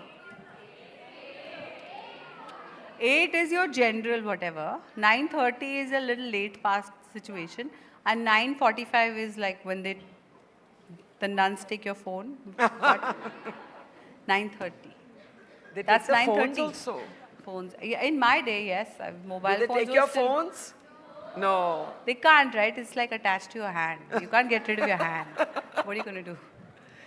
Okay, one thing you would have told yourself, one thing you would tell yourself today, throwing back to the age you were when you were here. Nothing. I just say keep going. It seems like any kind of success seems like a very linear path. It's almost very curvy all the time. So you don't get to it. You go and then you like meander. Then you go again. Thank you, Richa. Thanks. Can we hear it for Richa Chadda, please?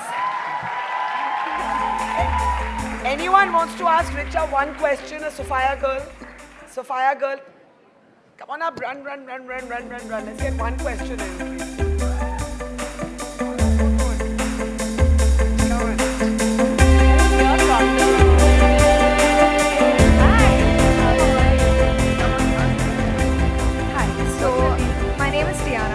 It's so good to meet you. So I wanted to ask, since we were talking about Mother Nature, and you've newly become a mother now, what or who is your biggest inspiration? My inspiration is nature, actually, in a true way.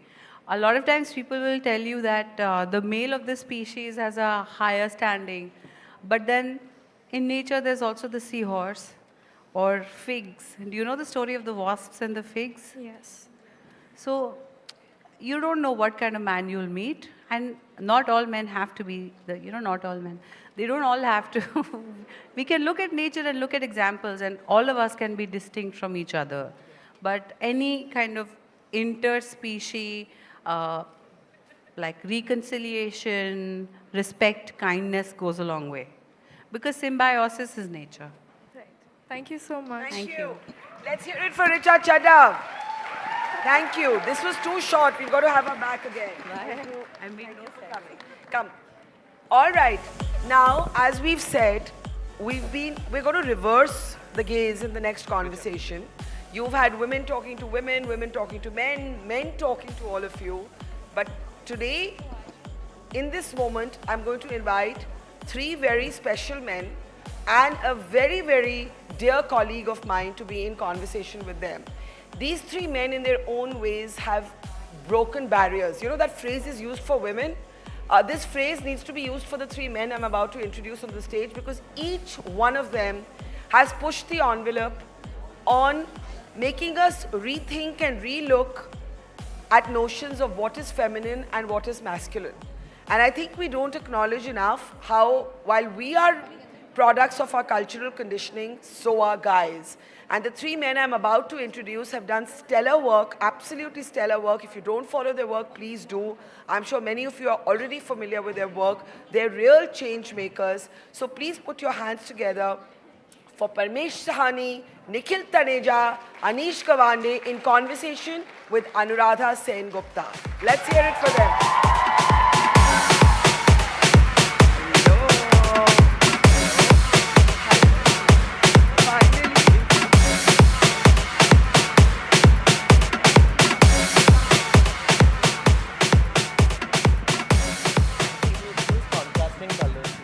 Whoa, thank you, Barkha.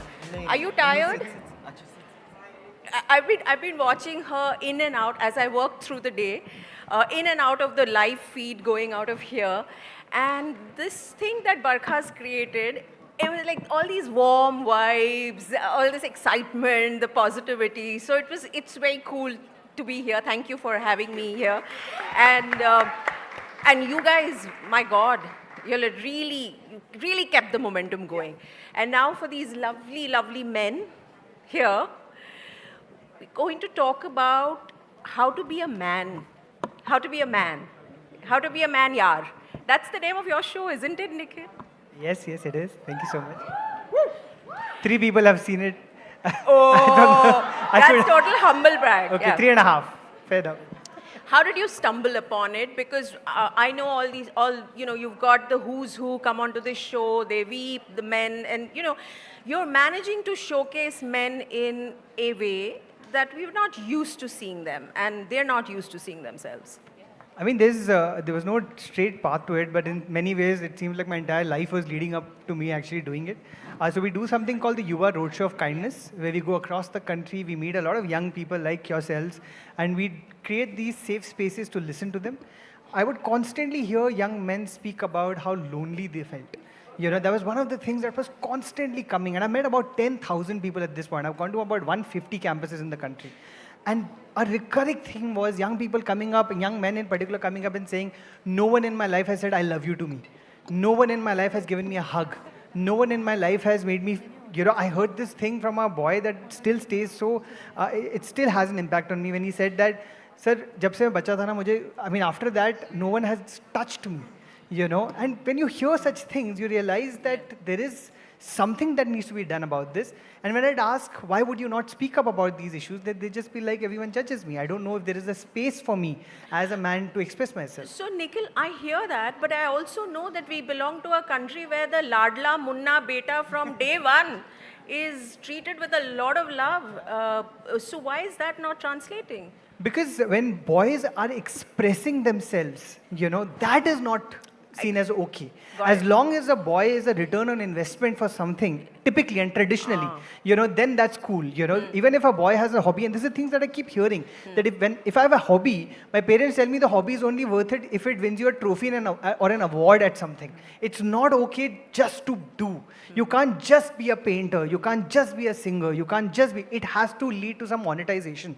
That is your purpose in society. You are the provider. You have everything that you like has to lead to some effect. Right. And again, this is not at all to say that, I kept hearing again, if I'm talking about the boys, the thing that I heard most from the girls were how they would constantly be harassed. Everywhere you go in the country, girls only speak about harassment. So you are shocked. You are constantly thinking that what's happening. Sure. And then what you want to try and do is that, okay, so far, the labor of men there has always been women's labor to make men feel less lonely. That, hey, I am here for you.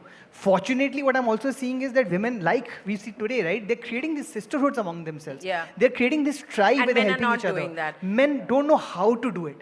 And that's where the show came from, that listen, you all keep talking about how lonely you feel, speak to each other. And you don't just have to speak to each other about finances and about, doing well and, investing in crypto. You can also have a conversation about feelings. Yeah. And that's where the show really came. Can we normalize this idea of two men having an emotional conversation with each other? Wonderful. Anish, you heard in the introduction, I'm sure, that he... Parmesh agrees with me. Yeah, he's ventured into the world of Indian politics, and it's never going to be the same again. But what is this whole thing of being a man in the world of politics? What are you expected to be? What are the traits you're expected to show? We are in the middle of waiting. We are all waiting for the Maharashtra election results, right? With bated breath. Yes. What has it been like to be? What is a man expected to do in politics? So to start off with, if you work in politics, you work with a lot of men, and only men. There are almost no women around. And when you get a group of men together, it is the worst workplace you can find in the history of humanity. So to start off with, it is a tough job, and I really think politicians should get more credit for being in that space, especially if you're queer. Yeah. But you have to kind of accept that you're jumping into the deep end of the pool, and then you have to go with it. The funniest story was 5 years ago. I had just come back from getting a bachelor's degree in comparative literature from New York City, and I'd come to Maharashtra to run. Clap for that, clap for that. No, don't clap for flex. That. Rhodes Scholar and whatnot. No, wo to baad mein aa gaya. But I had come back and I was like, okay, chalo, I will do Indian Rajniti. And I said, okay, it'll probably be in South Mumbai and it'll be in environments that I'm comfortable with. But no, I was thrown off with the Maharashtra Congress to the Janasangharsha Yatra. And the first thing I needed was a wardrobe because I didn't have clothes to wear. And I was very clear back then that I'd just come out. You didn't want to look like the No, I didn't want to wear white on white with those black Hawaii chappals, no. So that was not happening. So I was like, okay, then this is what was invented over the course of that election campaign. And what was really funny is that I was like mildly out at that point, not really very out on the campaign trail, but it was evident that I was looking very different from all the other men there. And we were on this bus and traveling across the length and breadth of Maharashtra for almost 6 months. And on month 1, there were a few sort of sniggers at the back. I used to sort of deal with them as I went to the back of the bus, etc., etc. By month 6, one of the senior politicians on that bus, I won't take any names, asked me, who's your tailor? And so, it was a really fun time. I was like, what does it mean to be a man? It means shattering all those expectations of what it means to be a man and to keep doing it bindas. Parmesh, shattering all expectations of what it means to be a man. Is it easier to do that if you're queer? Because I've heard straight guys who, and this is an absolutely authentic quote, saying that, every time I'm with a group of gay people, gay men, I feel they're just easier. They seem to have more fun. They seem to take a joke better. They're just, they're just easy in their skin. So is it easier? No, it's not easier because I think queer people, we also live in patriarchy. we also suffer from misogyny, and often a lot of these are things we internalize and replicate within queer lives, within our relationships, within the movement, and so on. So it's not easy. It's not easy being in general. I'm really glad that we have Nikhil, who through Yuva and the show are showcasing alternative ways of being so that others can imagine, see, have role models, and then articulate for themselves, and what Anish is doing in politics as well, right? It's not easy at all. I think it's as difficult being queer as it is being straight. The difference there is that society is structured and geared towards straightness. So some things become easier because, you know, people's expectations, people's mindsets, you know, society itself is largely heteronormatively geared. So many things are easier. For example, if you're straight and you might want to spend a lifetime with your partner, you have the institution of marriage. For queer people, as of now, we don't have that as well. So we have to invent alternative ways of living, of being, of loving. And it's not that we've stopped, but it's just that we have to like maybe think more creatively and that. So it's just that. But on a day-to-day basis, is it easier? I don't think so. I think it's the same.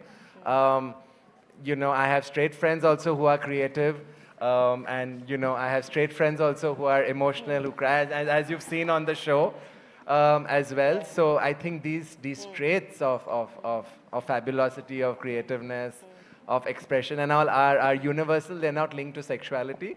And nor should they be linked to gender as that, right? I think what all of us are trying to say is that, you know, masculinity is expansive. Yeah. And if we can all, you know, embrace that expansive, wonderful nature of masculinity, we expand into like humanity in general, right? So what are the traits today that, you know, the alternative masculinity? And I would like to believe that all three of you embody an alternative idea of masculinity, you know, in the ideas you espouse, the choices you make.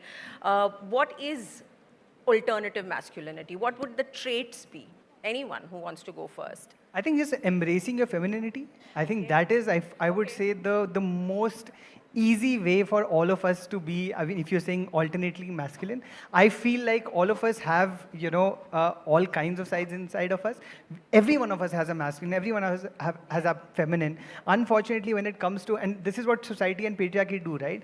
Like with women, they tell them that, you know, anytime they are slightly more masculine, you're too loud, you're too arrogant, you're too bossy. And if a man is slightly more feminine, it's always like you're too sensitive, you're too quiet, etc., etc. And all of these things are wrong, you know. Just let people be. I think all of us should have in us to be able to embrace any part of us that we enjoy, find joy in.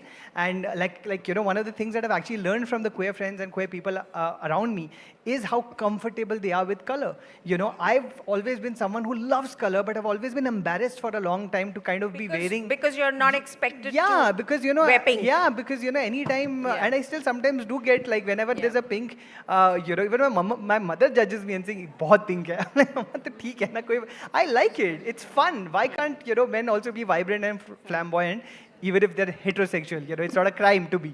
Yeah. Alternative masculinity, what do you understand by it? What would you say are the traits that would be different from traditional masculinity, toxic masculinity, which we are all very familiar with, and now alternative masculinity? You know, I think, one, if you are a man performing masculinity, you're changing what masculinity means to begin with, right? So you have to stop making it alternative and make it sort of something that is accepted as the mainstream. But I think the one thing that I'm very invested in is gender as fun, right? I think we take it a little too seriously. We take these stereotypes that are put on us very seriously. Now, I hate having a beard. I absolutely detest having a beard. But I know that I have to go on these stupid television channels, so I have to keep a beard on. And it's fun. Why? I didn't get the connection. No, you seem a little more authoritative. You seem a little more formal. I also don't look 17. Glasses also. Okay. Listen, I also, by the way, I started having a beard when I started my company because no one would take me seriously enough because my face is like very cute. I'm sorry to say, it is. No, right? 100%. Like, and the moment I had a beard, suddenly I seem more of a man than They're doing others. alternative. They are all both conforming to No, like but we're not stereotypical conforming. Then I'm not wearing what you're meant beard to and wear. pink. So you're sort of, you to compromise. You lean in sometimes. But you have to be fun with it, you know? You can't sometimes take it so seriously and take it as a sort of matter of life and death. The minute you do that, it sort of becomes something that weighs down on you and then weighs down on others as well. And then you have people sort of using that as a way to take digs at you, be able to sort of undermine your masculinity. When you can have fun with it, then I can go on having a beer and then still have ruffled hair. You know, and then you sort of play around, push the envelope, go a bit further and backward. So play is very important for alternative. Playfulness, to be Playfulness. to being playful. Parmesh? If I can just add to what Anish said, this idea of play, this idea of fun, I think no one symbolizes it more than Shah Rukh Khan.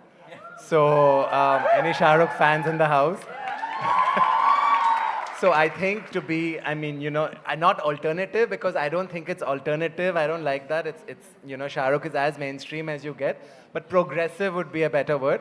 What is progressive masculinity? It is this idea of play. It is the idea of being in touch with your emotions. It is the idea of, you know, Embracing your feminine side. yeah, but you know, so to me, there is, you know, masculine and feminine are behaviors. I don't think that there are sides. I think these are coded behaviors that we have. So we have attributed over years that this is feminine. The truth is, crying is a behavior. It's not linked to any, it's not gender trait or whatever, right? In terms of that. So I think someone like Shah Rukh, who is fun, who is witty, who is emotional, who is kind, who is loving. Flamboyant. These are all flamboyant, Yes. beautiful, but also plays. You know, the idea of play would be great. So if anyone wants to know how to be a more progressive man, be like Shah Rukh. And not like Animal. So, you know, I don't know if you heard, Javed Saab was here and Barkha was talking to him, and she asked him very categorically, why did Animal, why was it such a big hit? So now, given your perspective, try and explain to us why Animal was such a hit. What did it, why did it connect with so many men, you know, and why did it become such a monster hit? You brought it up. Listen, anytime this question has been asked to me, I always point out, and it's so interesting that he said Shah Rukh Khan, because I've been asked this question a lot because my show also released in the same year as Animal, and where you had Animal on the big screen, you had, for whatever it's worth, my show on digital, and there was both sides of masculinity. But for us to be spending so much time talking about why Animal exists, while taking away at the same time a bigger hit that happened in that year in Shah Rukh Khan's Jawan and Shah Rukh Khan's Pathan, where he was constantly worshipping women.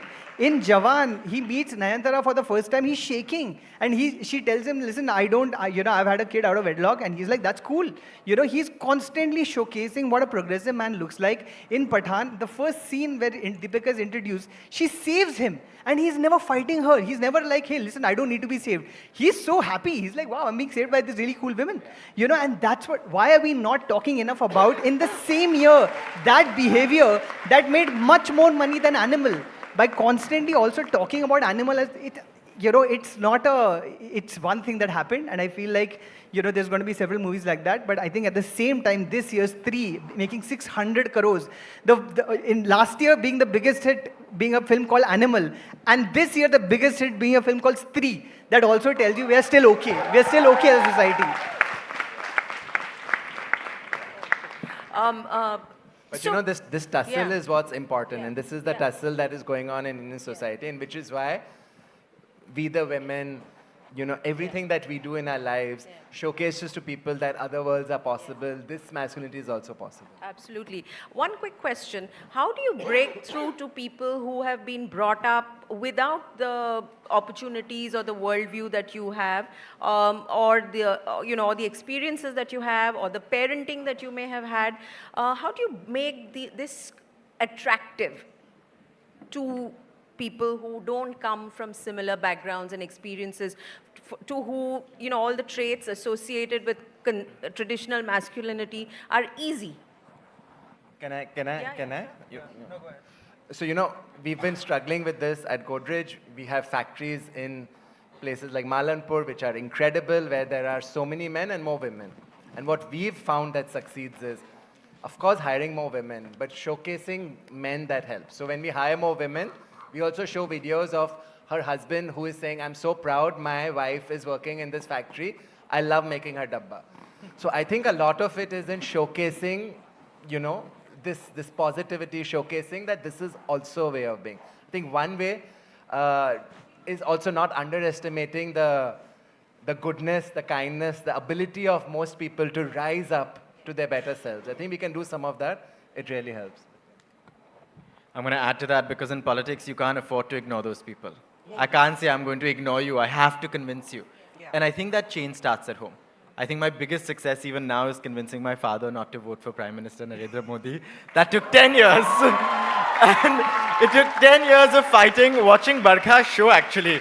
I remember screaming at each other, watching NDTV because he wanted to watch Times Now and saying, no, we're going to watch this and I'm going to change your mind. But it takes those 10 years and you have to keep fighting. You have to keep fighting, keep being invested. And boys should be treated differently when they're growing up, right? You do a thing on your show called, you'll ask your guests to look at their childhood or boyhood. Unboxing boyhood, yeah. Yeah, so that upbringing, that time is different, right? I mean, that is where it all falls I into think place. again, we need to we need to raise our children in the same way. Yeah. Any kind of children, whether it's a boy, whether it's a girl, no matter what gender the child is, it needs to be treated with the basic love and kindness that I feel like we reserve sometimes a little less for the men, a little less for the boys. Yeah. I think I always say this: we force our boys to be men before they can learn what it means to be human.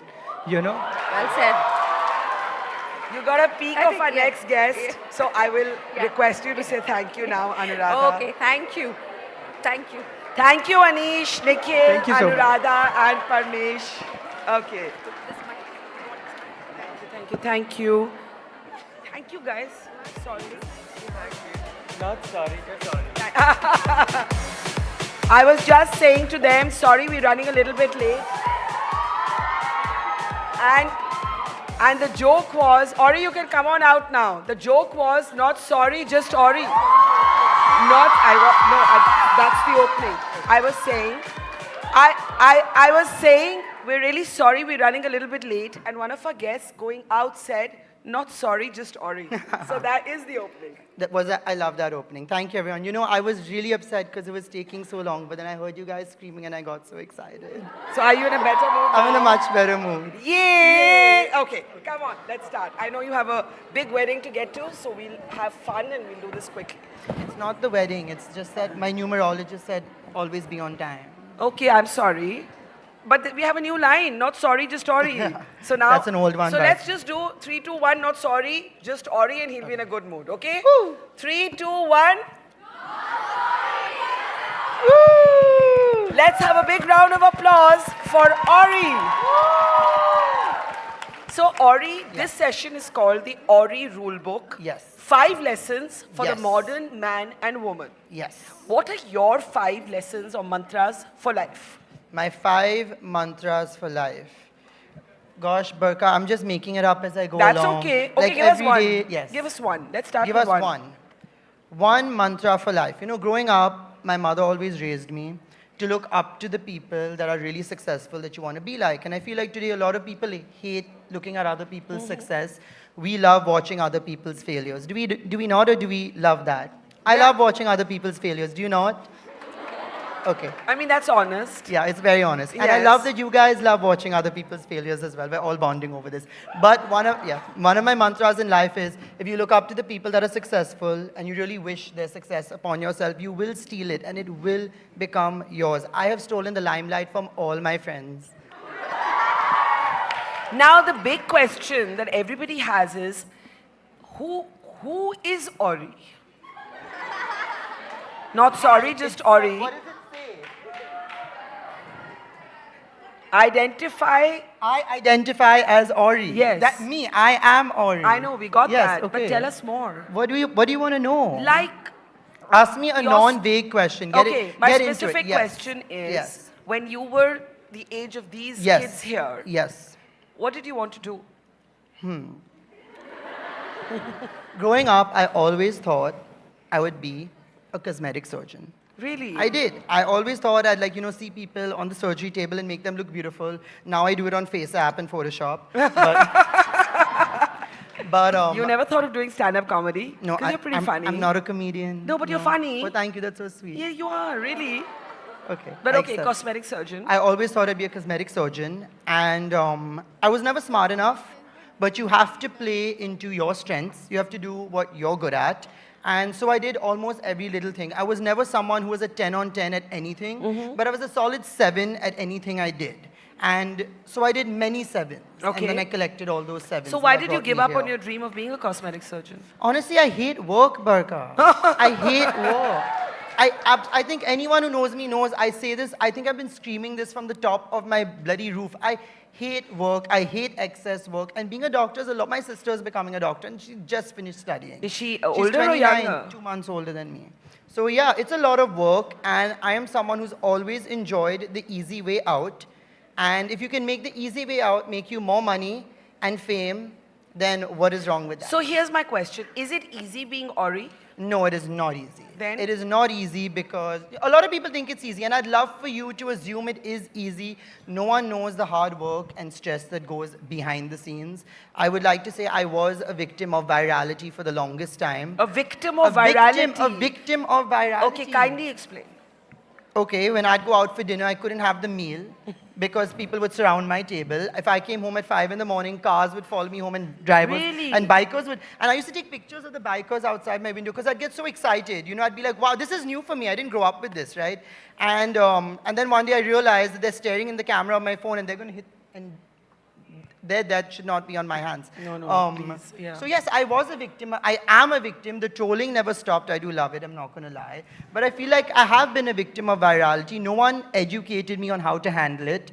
No one taught me on how to handle it. And, you know, What once... people mean, or were they just like stalking you types? They were stalking me. People were also mean. You know, the tormentators, they were very mean. I mean, I don't know, I guess I always had a thick skin or it never really Yeah. affected me. But one day I asked myself, should it affect me?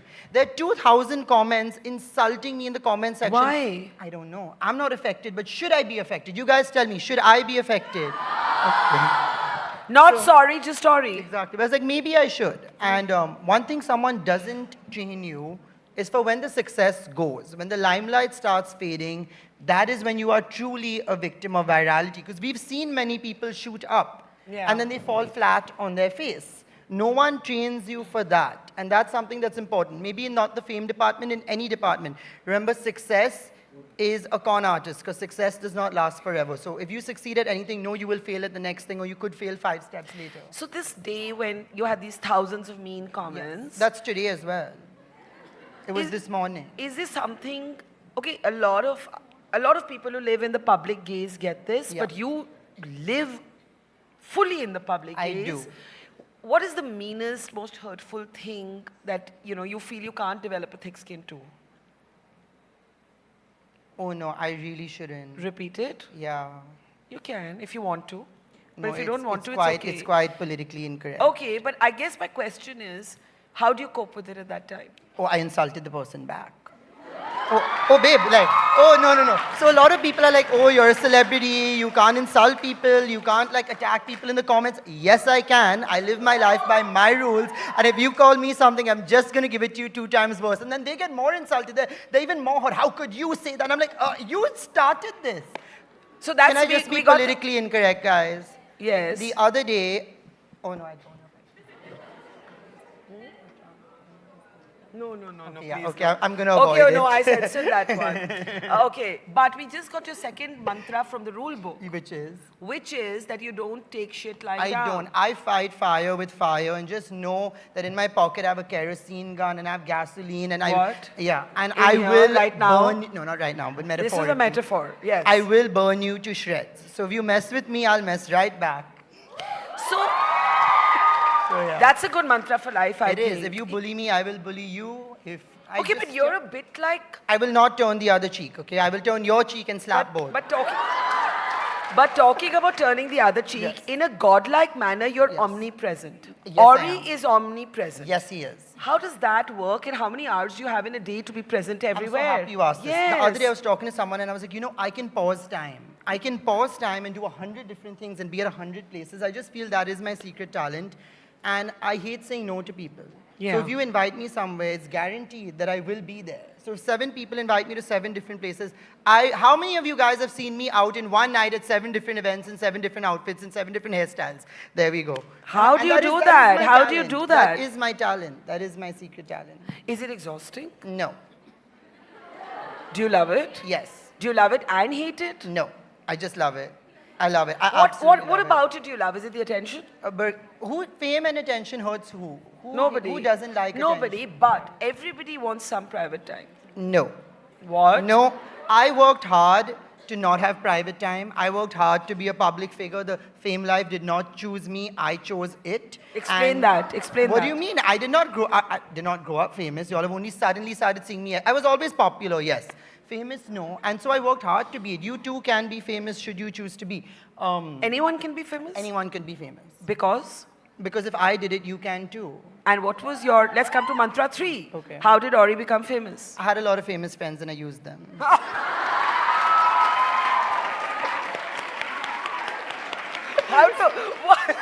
What do they feel about that? They're very supportive. They're very supportive. Okay, how do they become famous if they don't have famous friends? Never ever feel bad or feel ashamed to promote yourself.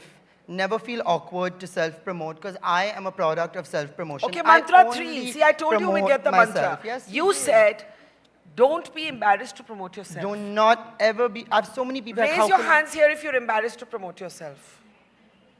That's a lot of hands. What would you say to Okay, them? raise your hand if you're honestly shy to self-promote. Be honest about it. That's more hands. That's a lot of You hands. must shamelessly self-promote. I am here wearing a t-shirt with my own face and name on it. So if anyone posts a picture, the media puts me out there, my face and name is on my own bloody t-shirt. That's how shameless I am. Were you always like this? Always. Okay, we've got 3 mantras Yes, from we you. do. Now, the next mantra, Yeah. if the age of the influencer Instagram ends, what will Ori do next? I don't really consider myself an influencer. I don't go out of my But way you're to... a phenom of the times. A phenom of the times, a celebrity, yes. A public figure, yes. I don't like... The word influencer comes with a lot of hard work. Okay. Influencers, is anyone here an influencer? We've been had, Just we've one? had some. Just one? We've had many on Okay. stage all day. Well, it is a lot of work. A lot of people like to dilute the word influencer and like, oh, you No, influencer, I wasn't oh, being. that, I that. wasn't being disparaging. I'm saying people in general. Okay, but sure. it's a full-time job. You wake up, you breathe content creation. I don't think I do that. I'm not promoting things at you. I'm not making reels or videos to sell you fashion tips. I'm just being myself, really. Yeah. But if the age of the influencer ends, what would I do? Like if social media, social media didn't always exist, and it may not, something else may take its place. I don't know, Barka. What would I do? I don't know. Oh my gosh, I've never been asked a question where I don't have an answer to it. Yay, I finally got a moment where Ori is thinking and doesn't have the repartee like that. But serious question. You mentioned in your conversation that the thing about fame and success is what happens when it goes. What happens when it goes? So let's put yes. it like that. What happens Yes. when fame and success goes? What will Ori do next? You're not going to stop. You're not going to suddenly not want that fame. You're going to want it. And So remember, then- the only thing that hurts someone famous and relevant a lot, the thing that'll hurt them the most is when it goes. Yeah. This was advice that Salman Khan actually gave me right after Big Boss. He said, you're getting a lot of attention right now. You are in the limelight, but be careful. Because while I have put you in this place of envy, the world, that spot, it's a tricky position. Do not allow people to get to you. Do not allow the jealousy of other people to get to you. And when that limelight fades, do not, he said this to me, he looked at me and said, do not go crazy. Because Okay. we've seen a lot of people go crazy when the limelight Yeah, fades. We've yeah. seen a lot of celebrities when their star, the brightest stars burn out the fastest. And when they burn out, they go absolutely cuckoo. Finally, what would you tell your 16-year-old self? Do exactly what you're doing because I'm exactly where I wanted to be 10 years ago. Yeah. Fabulous. Let's hear it for Ori. Come on, let's show him some love because he was very angry with me for being late. Thank you, everyone. What a great audience you all have been. What? What are you all saying? What? Ori the liver. Ori the liver. Are you trying to say something? Love Okay. you too. Okay, big round of applause I think for she has a Ori. question. Okay. Ori? Oh, no, I'm saying You have a question? she's struggling. Oh, Are hi. you? They're just waving and saying we love you. Okay, That's here you all. Okay, thank you. Bye. Thank you, thank you, thank you. Bye. Okay. Earlier in the day, we saw a glimpse of Reshma Patan, India's first stunt woman. And I think the question to ask is, how much has changed from then to now? women in the industry of entertainment and arts have always been disruptors. And it is my great pleasure now to welcome back on stage friends of the festival. Those who are familiar with We the Women have seen both of these guests before, opening the doors for Rohini Iyer and Reshma Patan, the disruptors of our time.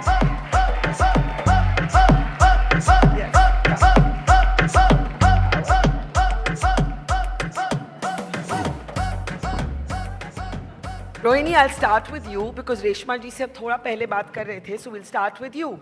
Sure. You've got this big moment that's just happened to you professionally with the entire Emmy universe, and I want you to share that news with everybody here. Okay, hi everyone. I'm just so happy to see you. Let's show Rohini some love. Hi, this is Rohini again. Hi. Okay, I can see some really excited faces here. Yeah. How's everyone doing? How's the energy? Great. Okay, so the new Emmy universe you're talking about? Okay, so I've just been elected member of the Emmys. I've just elected member of the Emmys. Just someone who has spent all her life just being crazy about the world of movies, about TV, about everything to do with cinema. I think it's a dream come true for me. Fabulous. Yeah, and I think for every Indian. We are so proud of you, Rohini. Rohini, did you ever think, we've been asking people when you were young, what did you want to do? Did you ever think you'd be here? Did you ever think you'd be here? I think I knew I would be here because when I grew up, I wanted to be Wonder Woman. Wonder Woman? Wonder Woman, yeah. Always. And I always wanted to rule the world. And I always wanted everything. And I always felt I want to take over the city. I want to take over everything. I want to make my country proud. And I want to also have a lot of global domination, which is what I'm aiming towards now. And yeah, so I think I was a little cheeky little kid, and I'm sure you know that because we've spoken many times. But what would you say to all the young girls here who have moments of self-doubt? When in doubt, just fake it.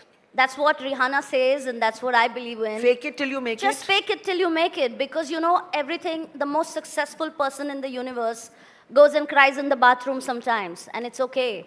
Yeah. So, we are all there and we are all in it together. And if you're not going to believe that you're going to make it, I have the saying since I was a child I believed in that if you don't see it, you can't be it. Yeah. So you have to just see it. And at some point it'll happen and you just need to believe that it'll happen.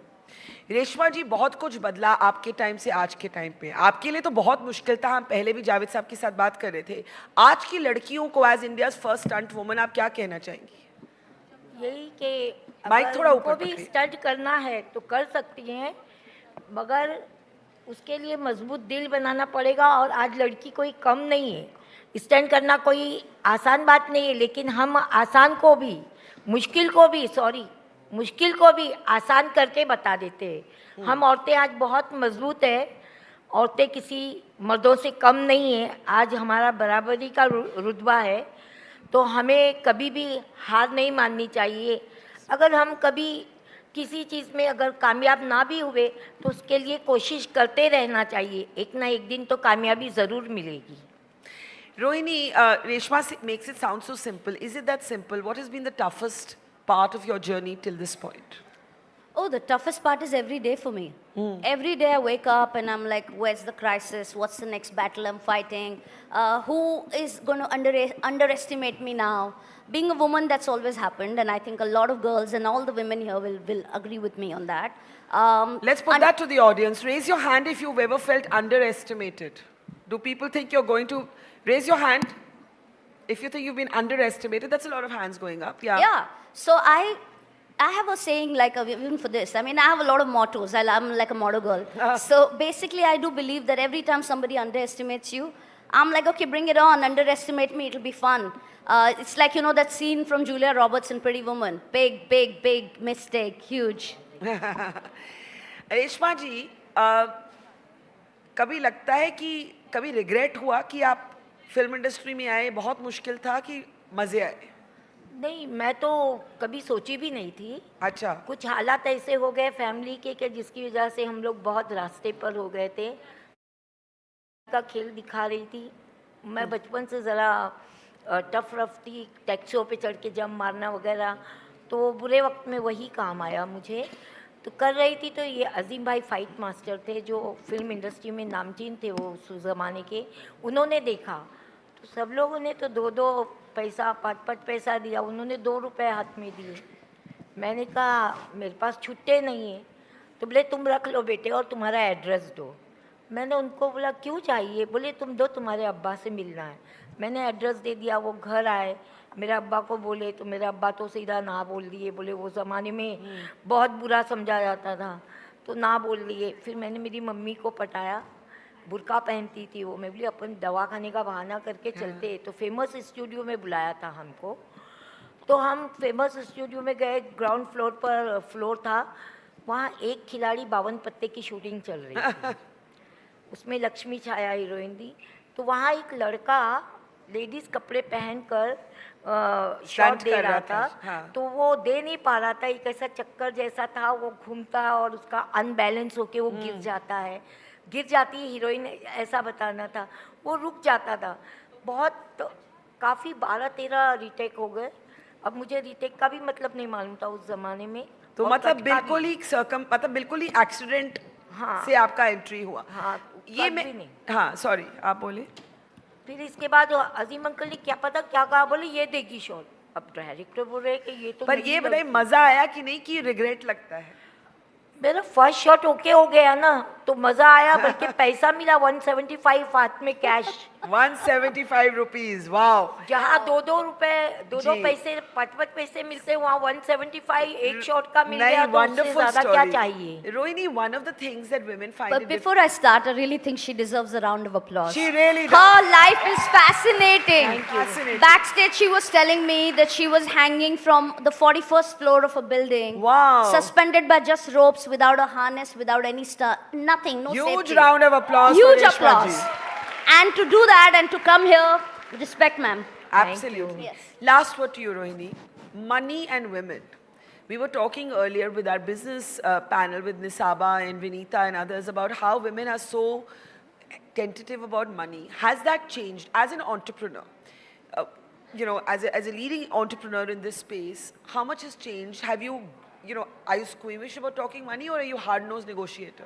I'm glad you asked me this question, Barkha, because I used to be an artist. Yeah. I'm still an artist at heart. So I was always like, try to intellectualize it and say, I don't care about money, I don't work for money, I'm here for the love of it. Yes, we all are, but I do believe that money is important. And as women, I feel we also kind of sell ourselves really short. Yeah. We are apologetic about asking for what we're worth. We are always thinking, we put a price on our value. And we put a price which is determined by other people, not by what we should actually be getting. Yeah. So I do believe that that is something that's changed down the years. I've learned through mistakes, through trial and error. But at this point, I'm like almost like L'Oreal. I'm like, I'm worth it. Pay me or I walk. Fabulous. Let's have a big round of applause for the disruptors. I want you to show them some love. Come on.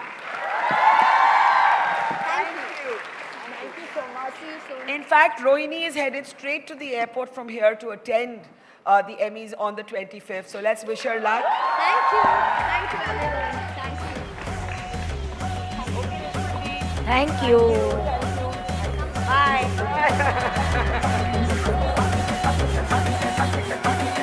Okay, are we ready for our next guest?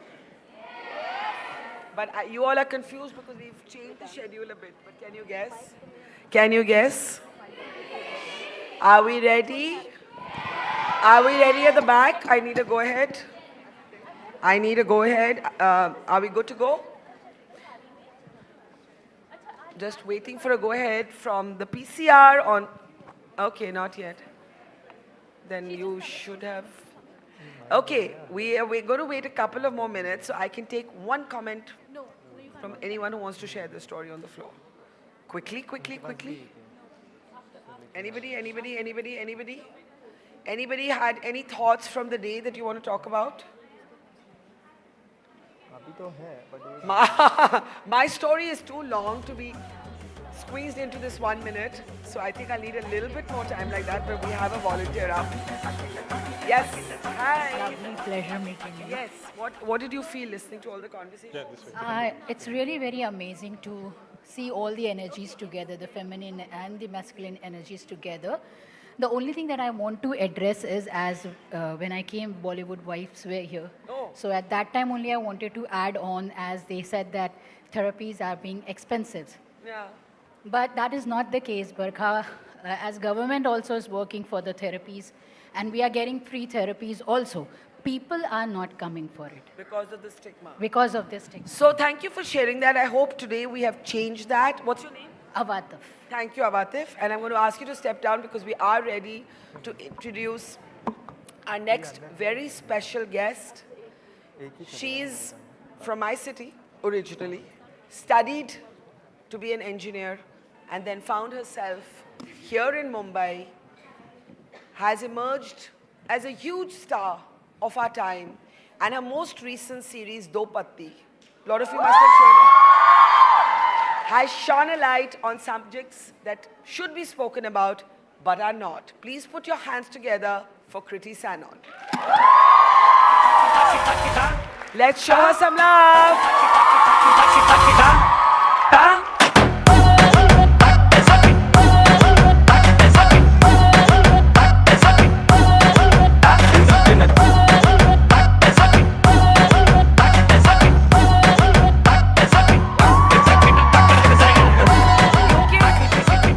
You can show her how excited you are to have Kriti in the house.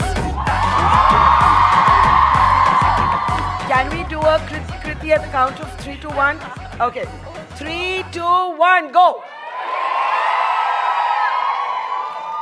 Come, come. I love you too. It's lovely to see you here. And you know, Kriti was out of the country and she's literally come straight from the airport for this event. So let's give her an extra round of applause for that. And I've come a day early only for this. Thank you. I have to say that I was too excited to be here for We the Women and also for you. I have to Oh. say that. I've been a huge fan. Thank you. And I think one of the things I've always had in my, I want to do this in life was sit across and have a conversation with you. Thank you. I'm so happy we're finally doing it. So happy. And let it be the first of many to come. Kriti, you studied to be an engineer. Were you going to be an engineer or was that you as a young girl finding your way? I think it was me as a young girl finding my way like we all sometimes are where we don't know what we want to do but we have to decide. Too soon, in fact, like when you're like, what, 8, 9, 10 and people start asking you, बड़े होके क्या बनना चाहते हो? हाँ, correct. So वो question एक बहुत early on start हो जाता है and you suddenly feel the pressure of, okay, now I have to decide, but I don't know, so what do I do? And that was me I was studious. My mom's a professor. Where does she teach? She teaches in ARST in Delhi University. She teaches physics. So, Wow. So my dad's a CA, so I had this whole like really academic environment at home and I was the firstborn, so obviously padhai karo was a major thing. Yeah, yeah. My sister got away easily and I was the one who used to get like tests and kitne marks aaye, 2 mark ka kyun chhoot gaya, all of that. And probably that's why I kind of grew up to be very studious.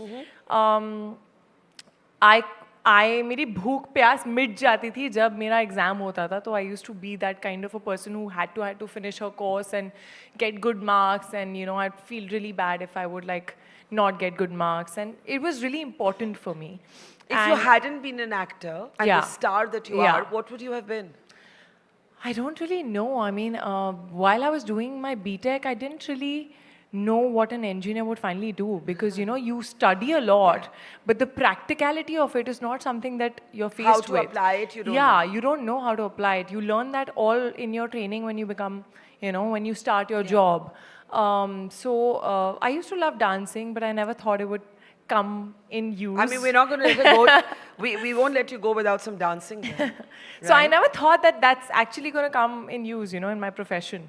Never thought of that. Never tried dramatics before. That was just like something you enjoyed doing. Yeah, I just enjoyed dancing. I loved dancing.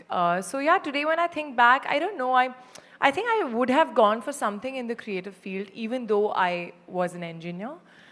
because I feel like there is a creative side to me that is always hungry and curious. And somewhere BTech also makes you curious as a person, you know. You ask a Explain lot of that. questions. Really? Yeah, you ask a lot of questions. Everything is logical. You're taught to be logical. You're taught to answer questions. So my mind works in a very logical manner. I ask a lot of questions, and that's my way of growing and learning and evolving. And I remember when I came into the industry early on, a lot of my directors were like, "Arey, ye bahut sawal puchti hai." You know, oh God. All my co-stars used to pull my leg. She asks a lot of questions. She's going to eat your head and ask you 10,000 questions. But I knew no better, and that's my way of growing and learning, you know. And I always say, ask questions, because that's the only way you'll get an answer, na? ये वाली सीटी किसने बजाई इस answer के बीच में? I know, I don't know. And I don't think they're going to confess. When you brought that, okay, before we come to the inquisitive mind and the questioning mind, what was that moment when you said, okay, I want to be an actor, not an engineer? Do you remember that moment? You know, I started modeling, and that too also, okay, you've got a height, you've got a good height, you're pretty, you should, you know, try modeling. Yeah. That's what I was told. I never really thought that I wanted to model as a career, but I was like, okay, you know, I might just gain some confidence. It'll be a personality grooming thing. Let me give it a shot as a hobby.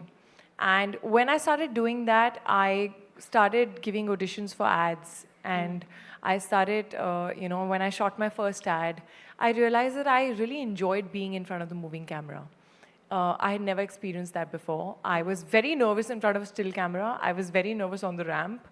But when I was in front of a moving camera, whatever little bit of acting was required in TV commercials, it just came to me a little naturally, and I enjoyed it. I really, really enjoyed it. And it started from there. And I remember Shujit Sirkar directed me in one of the ads, and he said, you know, you have that acting ka thing in you. Yeah. You should polish it, and you should do some workshops and like polish it. So that's probably the first time that I've felt like, okay, I can act, you know, and this is something I really like doing. So I want to at least give it a shot, and I want to go to Mumbai, and I want to try for films. How did your parents react? They were like, degree complete karo pehle. So they were like, No, but honestly, were they pleased? I mean, given that your mother is a prof, your father's a chartered accountant, they're professionals. You know, sometimes people like, no, are you sure? Did you have that moment? I mean, I think my parents could sense my dream as I was dreaming. And especially my mother has been extremely supportive of ki whatever you want to do in life, na, you should have no regrets. So if you feel like you want to try it, you want to give it a shot, you should give it a shot. And they both have been very, very supportive. So yes, there was this middle class thinking of a stable and secure future that every, you know, parent has. So there was this thing of you have to complete your degree, and you have to, you know, you've studied so far, and what if after this you'll have a year drop, you know, and then you won't get a job. Sure. So I promised them, you have to make a deal in all these cases, you know. So I had to promise them that I would give a GMAT entrance exam. And did you? Yeah, yes, I did. Wow. Jiska score is valid for 5 years, not valid anymore for sure. But when I moved to Mumbai, while I was auditioning... How did you do in that GMAT? I think I got like, what, 760 or something? Wow. Yeah. Wow. Not so bad. Yeah. So I was like, I will give a GMAT entrance exam, and I will also give auditions. So while I'm also trying for my dreams, I will make sure that you feel okay. Yeah. And I'll get a good score. And I remember I shot my Telugu film का first schedule, और first और second schedule के बीच में 2 महीने का gap था.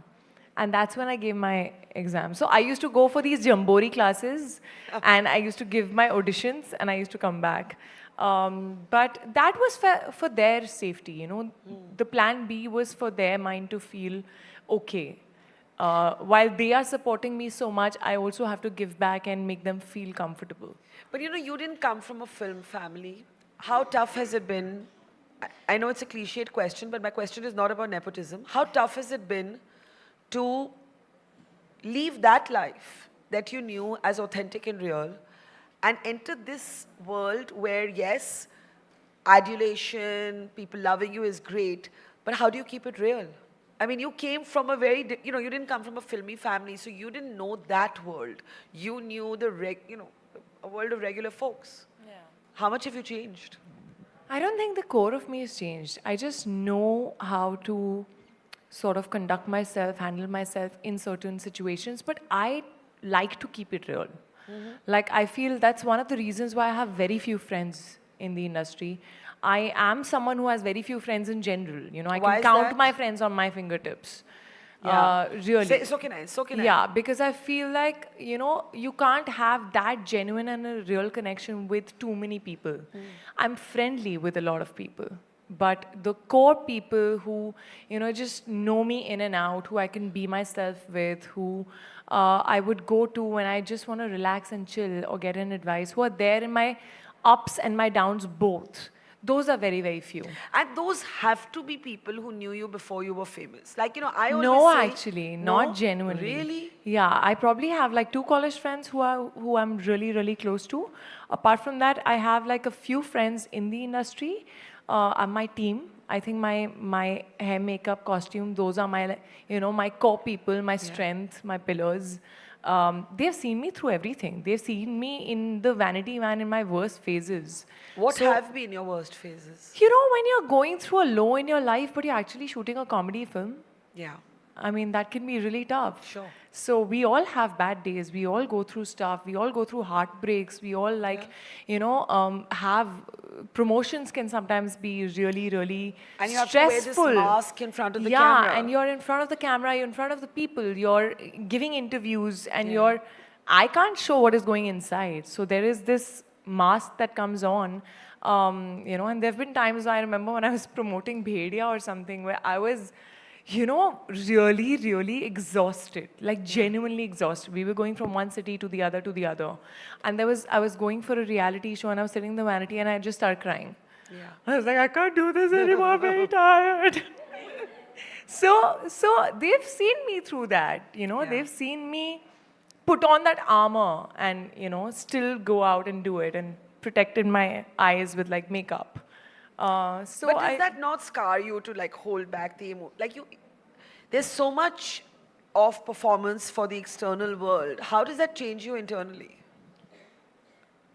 You know, you have to surround yourself with real people.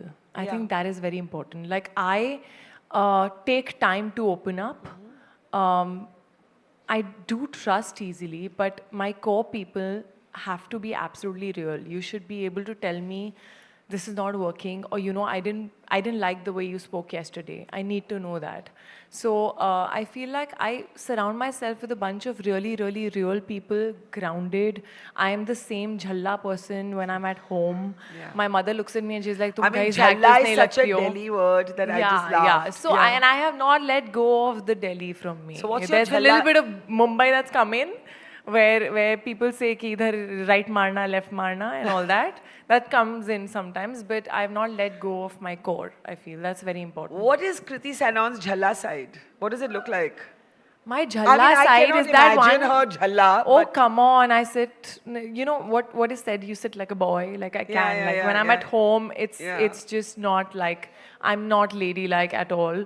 That one day after days of working when I get, which is like I call it a rest day, you know, where I don't want to do anything. I just want to be in my pajamas. I don't want to even take a shower. And I just want to like binge and watch something, be with my puppies, stay at home, have chai, you know, just look like absolutely drained and exhausted and be okay with it. Now tell me, as a young contemporary woman, Do Patti, there was a huge round of applause when I was introducing you and talking about it. Such an important series. When you look at Do Patti and you look at where, you know, where you started and where you are today, what has that arc been like? What has that arc been like? What are movies and roles that you, and we all do this, had to do just to get a foot in the door that you maybe wouldn't do today? Because you're not comfortable with them as women?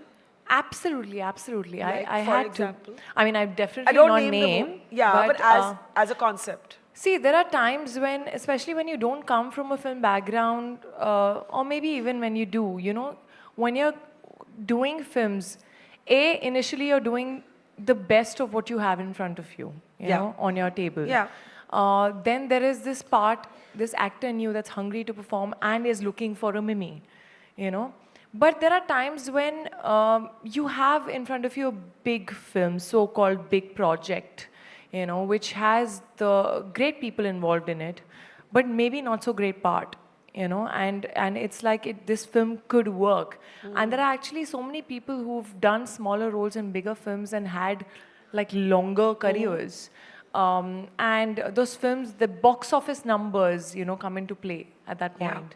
And you have a lot of chatter around you. You have people advising you that, listen, you can't just do a mimi.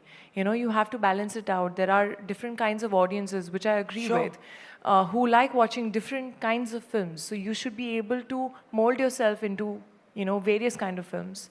And you feel like, okay, fine, you know, okay, I'm doing this. I should also probably do this. Doesn't have the greatest role, doesn't excite me as an actor, but yeah, it could work at the box office, and you know, more people would see it. Yeah. And you take those decisions. I think over time, those mistakes are also important. Because I realize when I don't have my heart in it, and when I don't have that exciting a part, and I do it for the reason of being a project, it never works. Yeah. The film only doesn't work. Like I think somewhere it's a sign by God. Yeah. Those films don't work. They don't work themselves. They don't work for me.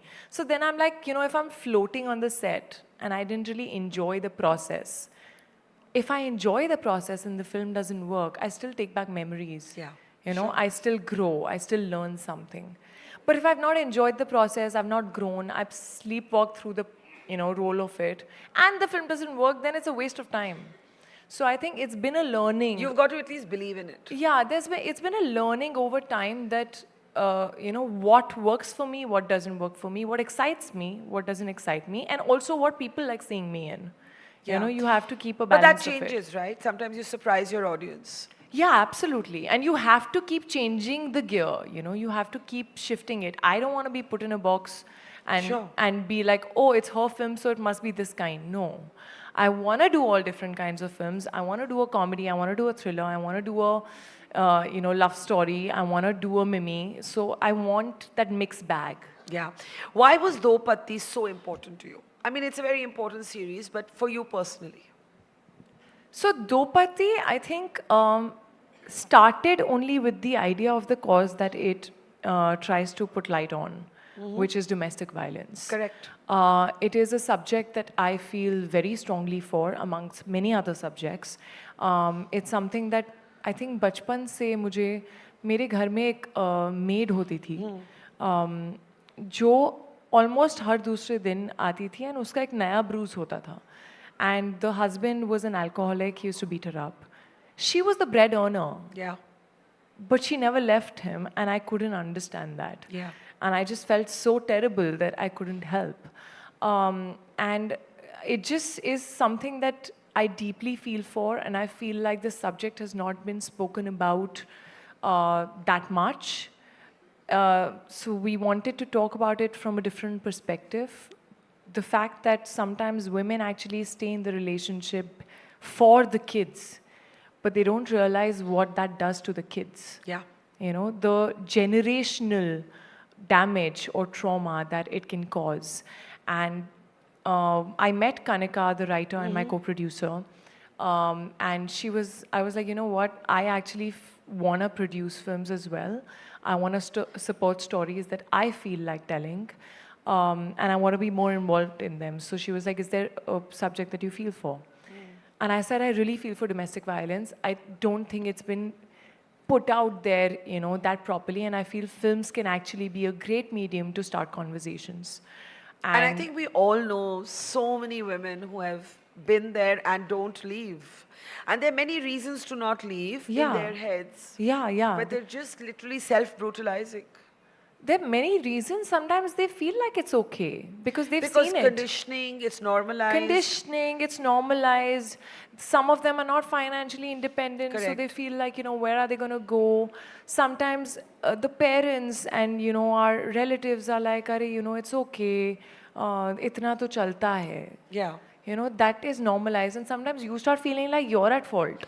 You know, maybe I am doing something wrong that he's behaving like this with me. Yeah. So I think just those things need to be spoken about a lot more.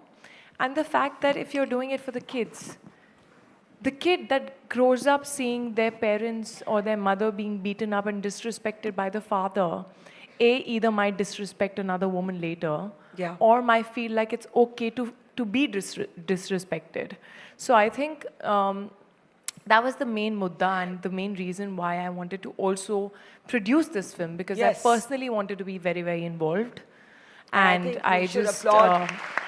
It's such an important conversation. And I cannot tell you, Barkha, there are so many women Yeah. who have sobbed. There was someone who I knew personally who just hugged me and said, you know, and she's gotten out of a toxic relationship, but she said, you know, if I would have seen this film before, I would have probably stepped out earlier.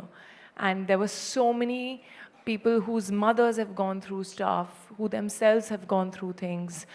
I got so many messages that I just suddenly felt like, okay, maybe the number that I was thinking is way more than what was in my head. You know, government data tells us that 95% of women who've been abused know the person who's abused them.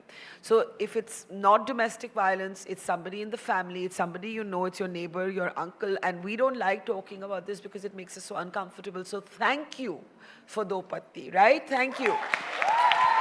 I want to ask you towards the end, how tough has it been to be a woman in the industry? Are things changing? Are they changing slowly? Has a lot changed? I know you weren't here before, so you're speaking as a kind of outsider, self-made woman in this industry, but even so. I think a lot is changing. The change is slow, Yeah. but it's still in the right direction. What is slow? Pay parity, not enough interesting पे parity roles? तो is very slow पे parity तो मुझे लग रहा है दूसरी तरफ से कम होना शुरू हो जाएगी हमारी बढ़े ना बढ़े बट आई फील पे parity is very slow but in general I feel like I also feel women need to value themselves and take a stand and be okay saying no. Yeah. You know? Have you said no? Have you started saying no? Yeah, of course. I have started saying no. And I think there was a point, you know, we always work from a sense of, from a place of insecurity and fear. You know, and that insecurity and fear of losing on to work, of not getting the best projects, of someone else getting the project that you want to do, makes you say yes and compromise and be like, हाँ, ठीक है, okay, fine. But I think if you don't value yourself, nobody else will. So you have to take a stand. And in terms of also the kind of roles that you want to do and not want to do, you know, you have to be okay with losing a project if that's not something that you feel is in sync with you. You know, and that is something that I've learned. Now, you're a superstar, you've been a producer. What next? Are you going to be an engineer?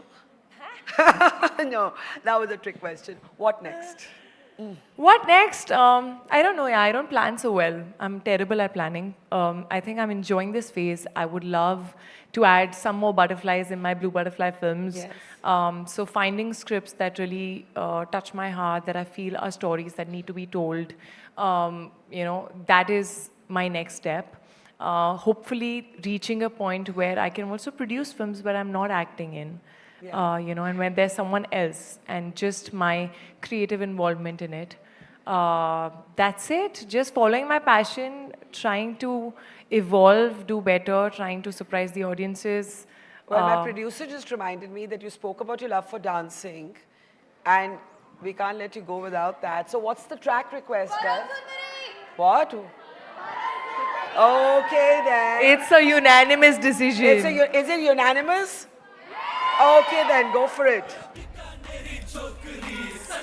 One girl, come on. Okay, one more. That's it, that's it. Yes, stand here. One minute with it.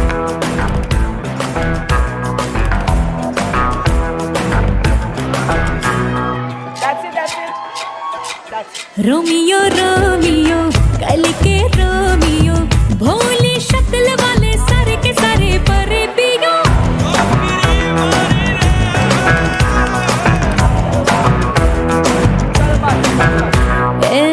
Romeo Romeo भड़के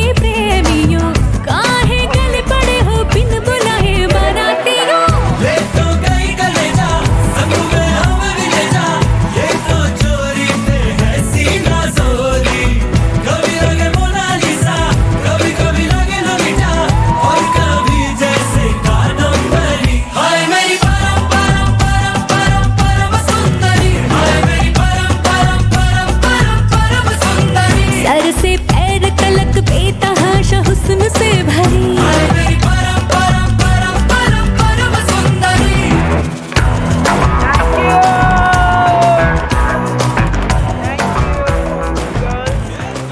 Thank you, girls. Come on, come on. Okay. If you do this now, then we'll have a stampede.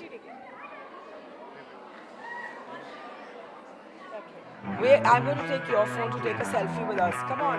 Come on, everybody.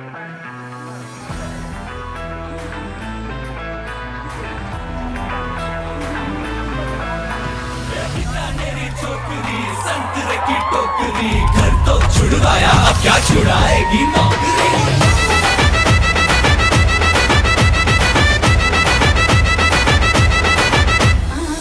Romeo Romeo कल के Romeo भोले शक्ल वाले सारे के सारे परे पियो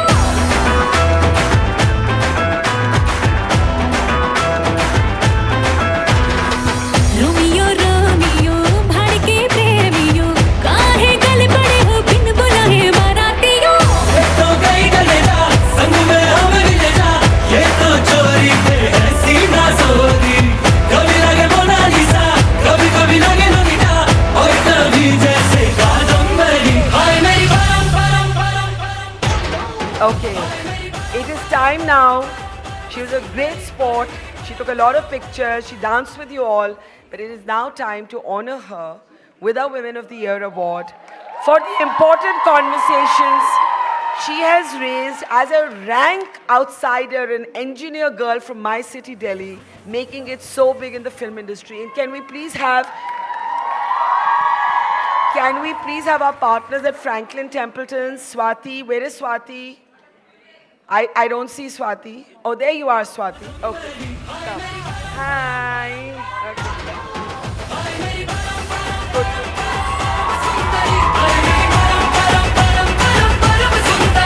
Let's show us some love, guys.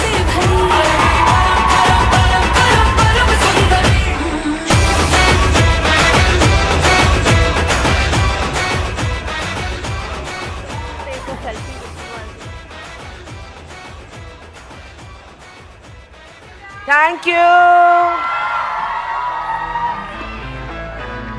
We'll try and find that photo and send that to whose phone it is on. Bye.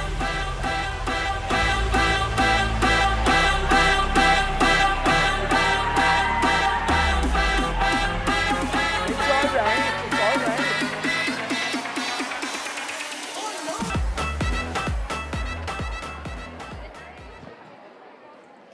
Okay. We have two very cool women coming up, and then the finale to you is a secret, so you have to wait for it. Okay.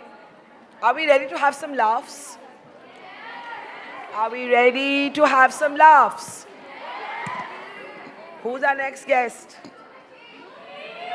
Are you all going to go 3, 2, 1? Okay. Okay, I was told that she was, but now we are waiting for a cue on when she'll be there. In the meantime, girls, settle down. Settle down, settle down. Do you all use humor as a shield? Who wants to talk about that? Come on up. Humor as a shield? Come quickly. I saw a hand there. If you don't come quickly, you lose your chance. Okay, wait. Hold on. I'm told our next very special guest, a woman I love, I admire. She's funny, she's spunky, she speaks her mind, and she does it so funnily that you're just holding your sides laughing. Can we please put our hands together for the amazing Sumukhi Suresh? Finally in person.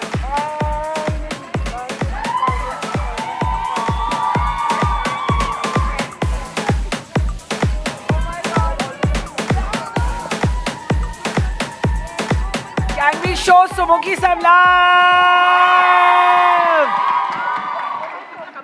Yeah, no, nobody's going to go. They're all going to take their seats. Come on. Okay, Sumukhi, come. Take it. So this is mostly going to be Sumukhi's mic, And I'm just going to do not even, we were going to do 20 questions, but I'm actually just going to do 20 words. And you all are going to help me with some of the words. Okay.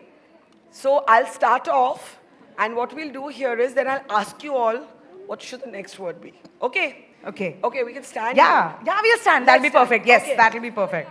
Okay. Hi. Hi. Oh, nice. Okay, cool. Okay. You guys have been here since morning? You look super fresh for it. Give it up for you guys. Wonderful. And let me tell you, this is the first time I'm meeting Barkha. Can you imagine? Yeah. That's just crazy. We behave like we're besties, which we are. In my head, she is. Okay. First time she messaged me saying, hey, Sumi, come on. I was... can I say it? Yes. I was shitting bricks, guys. I was like, oh my God, she's been at Kargil. Now she wants to message me. I was very scared, but she's been super kind and our last conversation was so good. So thank you so much. We've just been doing these computer conversations and now here we are. Yeah, and I don't know if this has been done already, but even if it's been done, I would like one more time. Please give it up for her. For this entire event. It looks so gorgeous. See, I got 3 hugs. I'm very smart like that. Yeah. Okay, what's our first word? Any words? We're going to give it a prompt and she's going to monologue. Yeah, give me a word, I'll Right? talk about it. So let's, okay. Freedom. Freedom. Oh my God. Freedom for me is... Go for it. Okay, cool. Okay. Thank you. Love is... Oh, I wish love was freeing. You know, it's so sad. Actually, love could be so freeing, right? Yeah. Okay, let me give you guys an anecdote. This time I went to Bangalore. I just got back from Bangalore today. And I met my... yeah, I know. How many of you guys from Bangalore? Anyone from Bangalore, give me a cheer. One person, Papa. Rest of them were like... Because the moment she said, I'm sorry, I was like, what the hell?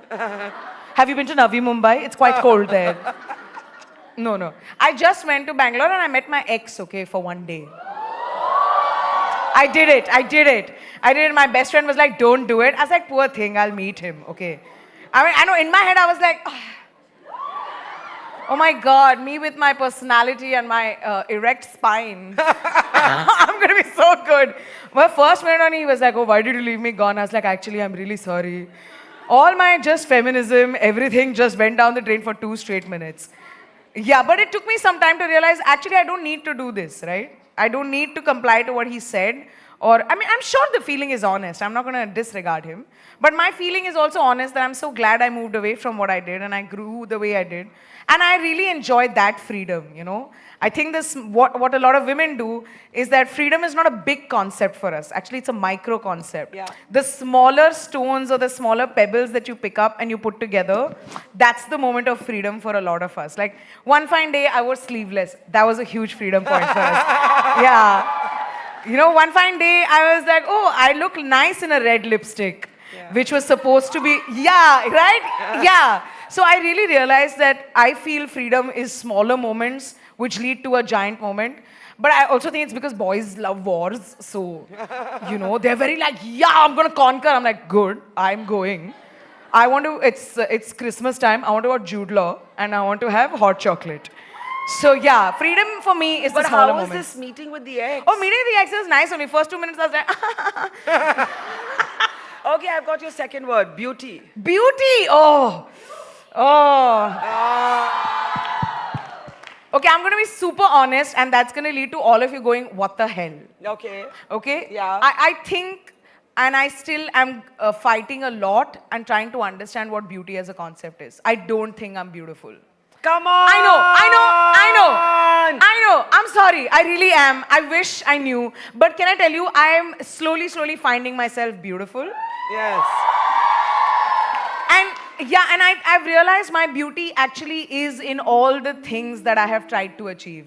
Like it is, you know when they say that, oh, she has great personality, beauty lies in the inside. I recently realized it does lie in the inside. It's just we underestimate it too much. I'm not saying external. That's not what I'm saying. But I think I have found my beauty through the fact that I can be funny. The fact that I genuinely, when I smile with the most honest thought ever. Yes. Yeah, and that I really think that makes me beautiful. Also, of course, it helps that genes gave me a dimple. So, which I didn't realize. So for me, beauty is, I think if it's outwards, it's slightly, shaky. it may make you feel bad today, it may make you feel great tomorrow, but something that never makes you feel bad is whatever you've worked to build inside. Like if you are the funny girl, or if you are the shy girl, or if you are a savage girl, or whatever you are, or you are the girl you are the mom of the group, you take care of yourself, like that, truly I think going back to that really makes me beautiful. So funny girl in me, that's the most beautiful girl in me. French fries. French fries. You guys. French fries. Okay. How many, okay, tell me the best, this side of the audience. Best French fries in Mumbai, give me. The J. The J, okay, cool. Okay, left. McD, okay, McDonald's. Was college crowd, got it, no problem. Very sweet. You guys are just getting into post-graduation, maybe that's why. At the back, any favorite French fries, what do you call that, group? Whose canteen? BRK canteen. What's BRK canteen? Oh! Nice, yeah. The more the oil has been heated forever, and the potatoes waiting like, please fry me, babe. The more tasty it is. I understand that. I completely understand. I think French fries for me is sharing. Yeah. I don't think I've ever liked it when I've eaten it alone. I've always loved it when my bestie's trying to take it away from me and I'm hating on her. Because you know, your French fries is, what happened? Are you guys discussing that? Yeah, it's true they're or all not? That's fighting over cute. fries. You believe, okay, cool. No, I do believe that French fry sharing is truly the most fulfilling. No, see, this is why.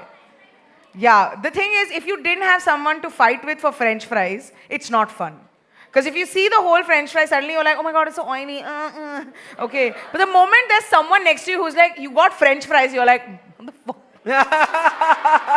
I told you not to order salad. I told you to order French fries. Why are you ordering a salad? No, I'm on a diet, but do you think one fry counts? Yeah, one fry counts. Don't eat. Okay, so I think French fries is about fighting and sharing. I wouldn't love French fries if I wasn't able to share. I don't think French fries is a sin. Not at all. Yeah, I don't think so. Not I think it truly is a reward. Okay. It is. It really it's the cure for PMS. That's what it is. You know, it really makes you feel happy, and then that bloating after that. Okay. Lovely. Next word, dating. The patriarchy and dating Oh, both came together. Dating. So we'll take both. Dating. Okay, we'll take both. We'll Yeah. take dating and we'll take patriarchy. Okay, Yeah. dating. How many of you guys below 20 here? Give me a cheer. Oh my God. Okay, I need to talk to one person. Okay, how many of you guys okay, no, I don't talk to front row. You guys are too confident. You guys are too like, ask Ask what's my name, it's Shilpa, what you'll do. I don't want to deal with this only. Okay, who is dating here who is below 20? Wait, like proper dating or situationship dating? Okay, I spoke to you. You're raising your hand, no? Hi. What's your name? Get her a mic, Zara or Tara? Get her a mic. Sarah. Not Zara, not Tara. There she is. She has the mic. Sarah. Hi, Sarah. Sarah, love your outfit. Give it up for Sarah. Sarah, are you dating somebody right now? Yeah, but first can I say I really love you? Oh! Oh my God, are you saying? You're the cure to my PMS. Oh! You guys. Oh my God. But wait, you're dating right now? Yeah. Who are you dating? A guy. Oh! You never know. Okay, cool. A guy. Okay, without telling name, tell us sun sign. Leo. He's a Leo. And what are you? Aquarius. Leo and Aquarius is tough, bro. Wait, did someone scream the name? No. Katega. Yeah, little bit. But because the thing is, Leo is also aggressive. Aquarius is very shana. You guys are neither here nor there. If I'm fighting with you, if I'll be like, you lied to me, you'll be like, what is a lie? But what is lie? Who is lying? If is hiding truth lying and all, you put me in one spin. Okay, cool. How did you guys meet? We're childhood friends, actually. What? Childhood friends. It's Katega. First of all, you are in childhood right now, babe. What are you saying, Sarah? Sarah, how old are you exactly? I'm 17. Sarah! Sarah! This is not dating. This is a play date, Sarah! Saru! Okay, stop. Okay, wait. Sarah, tell me 3 things you love about him.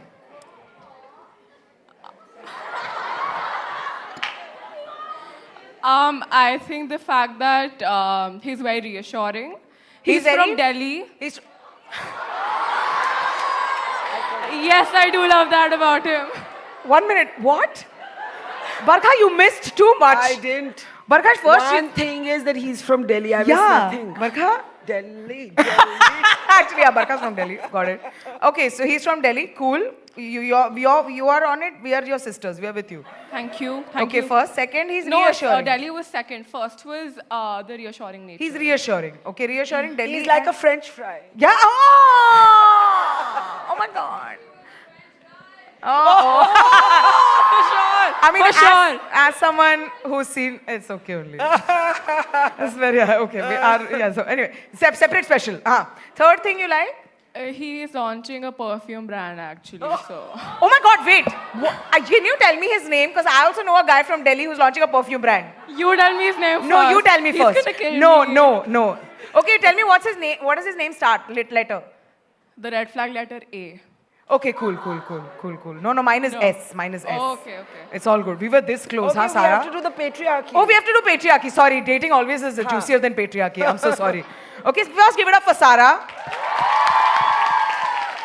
Sarah, please do well. Please be happy. If he doesn't treat you well, all of us will beat him. I'll watch your videos. Yeah. No, you watch my videos. It's fine. You message me. I'll do that. I'll catch him. I'll do that. Yes, perfume right now. I'll burn it. Yes, thank you. I will burn it for Love you. you. Okay, Sarah? Yeah. Patriarchy. You know, I think I'm a product of patriarchy. Yeah, I am a product of patriarchy. Are you all a product of patriarchy? Yes. Yeah. Yeah. And I think I was telling this that this is my most favorite thought. Is that I know so I dated someone for 10 years. Okay, that same boy. Yeah, I know. Yeah, I'm damn stupid.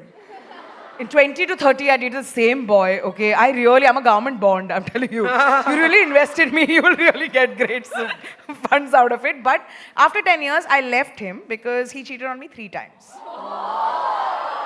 Officially. Unofficially, I don't know the body count. I know. I'm really sorry. The thing is, first time he cheated, I was like, it's his fault. Second time, I did the classic thing. I'm like, maybe it's me. Oh no. I know. I completely agree. Third time he cheated. Sir, what's your name? Yeah. Arjun? It's Arjun's fault. That's what it is. Okay, and I think... Wait, Sarah, let me finish the thought and I'm coming to you.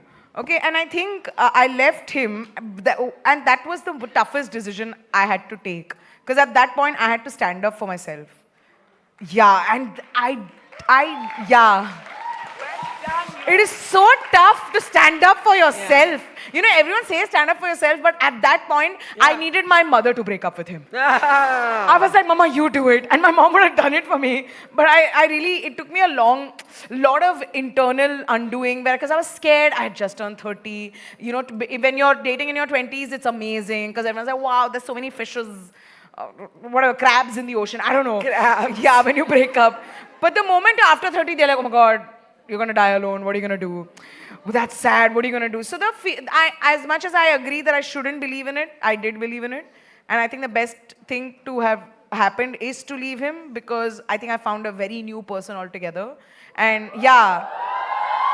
And patriarchy is truly very internal. You know, that question in your mind when you're trying to do something for yourself, that's the product of patriarchy. It's also because you've been told to come back home at 6 o'clock. Yeah, don't play after 6 o'clock, because demons are coming out. They are. Okay, and you know, constantly I feel like girls are just taught to doubt every decision. Therefore, you know, when they say, you know, women in business, it is so big because they are really killing it by making sure that they have gone past it and taken and are trusting their thoughts, are trusting their instincts, and are okay with failure and succeeding. You know, these are things boys are never going to figure out. And I think in my patriarchy scale of I was born into patriarchy, or I'm a product of patriarchy, I think now I'm 60% my own. Patriarchy has, I think. But I'm being very honest, I'm a work in progress. So every time I take a step back and I'm like, can I take this call without patriarchy getting into my head? Yeah. That's one. It's going to be a lifelong thing. It is going to be. But I'm definitely going to try to get it to 100% no patriarchy. I'm putting my all efforts on it. So last prompt, yes. mom. Single, singer. Mother. Mother. Oh my God. Singer or mother? Both are common only actually. You know my mom, yeah, I'll tell you. Yeah, I love my mom. How many Tamilians in the house? Give me a cheer. So cute. Classic Tamilians. Ooh. Sorry. North Indians, you scream for us. Classic South Indian. Where is your friend from? She? Where is your friend from? Where are you from? Tamil Nadu, Kerala. Wow, very good. Found each other now? Now, where are the Delhi girls? Give me a cheer. Talk to these two. You catch these two. Okay, make sure that they have fun. You know how to have fun. No, Delhi girls really, the word go is beat them up. I've had to, yeah, so Delhi yeah, girls. exactly. And I've had Delhi some girls. great Delhi friends who have figured this out for me. Yep. My mom, you know, okay, I feel, I don't know if you guys tell me, 20s I really hated my mom. I was like, oh my God, she's the worst. Okay, how can she do this to me, la la la. And then I realized as I turned 30 that she's truly a great character. She also, I think I'm her best friend. And what a great, you know when they say, no, your mom's your best friend, no, you are your mom's best friend. It's just 20s goes into wasting your time and hating your mom, loving your dad. Then you realize that moms are more useful. And dads are literally paperweights, okay? Papa, really, no. I'm a daddy's girl. So now if I call my dad, I'm like, Appa, ammak phone kudu. And my father's like, no, say hi to me. I'm like, hi, give phone to mom. And my mom will talk, my mom will gossip about everyone. She's like, you know, and my mom also wants to gossip about my sister-in-laws. Who will she go to? I'm like, don't go outside house, come to me only. Just come and tell me. And I really like this recent thing about her, is that now she doesn't want me to get married. She's like, do whatever you want. Okay, she says this today, tomorrow she's like, so when are you getting married? I was like, got it. Okay, so I think moms are conundrum. And I think they are always going to be confusing. If your mom's great, perfect. If your mom's confusing, it just gets better. Moms can never be the worst, I think. I think that, yeah, because my mom is the reason I have a career, so give it up for her. Yeah. Okay, my last comment is not a word, but an award.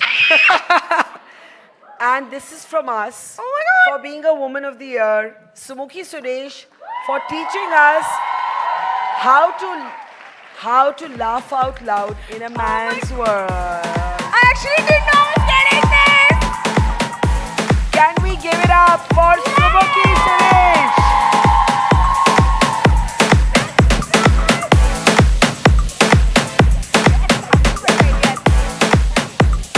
Thank you so much, you guys. Please have a great evening and give it up for Barka Dutt again!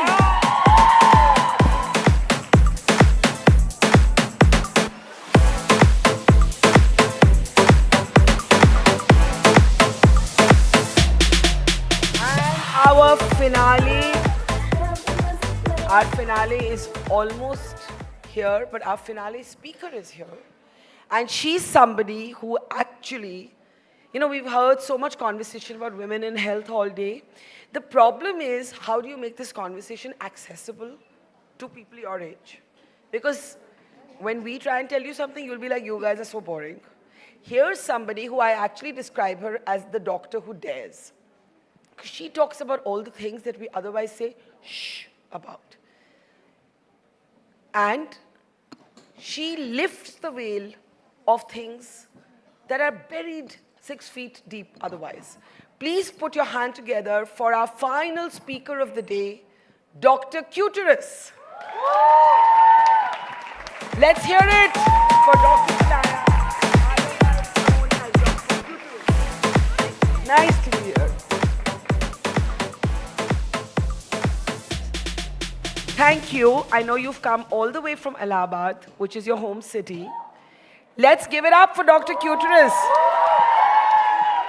The name is an obvious play on uterus and cuteness, or I made that up. Why did you feel the need to take on this persona? I mean, you're a qualified doctor, a medical doctor, but you wanted a language, maybe a youthful language to communicate with people in, or a larger audience? Hi, thank you for having me. I think just hold the mic up a bit. Huh? The branding of the uterus has not been very good. You know, we always think uterus ko saaf karna hai, detox karna hai. And I didn't like that. I think if you think about it, the uterus is the very first home we all ever have. We all have very fond memories of our first home, except when it comes to the uterus. Wahan aake to bas matlab it's all the bad stuff. So I think I wanted to rebrand the uterus for other people as how I see it in my head, which is a very cute, warm and welcoming, healthy space. And women's health really does not get any attention at all. So I think that was the main intention behind really going and, you know, talking about everything that... And you have like close to 2 million followers on Instagram now. So please do follow her. Please do follow her account. I'm following it and it's amazing. And you actually talk about all the things that nobody talks to young women about. The uterus, sex, sexual health, reproductive rights. I mean, everything.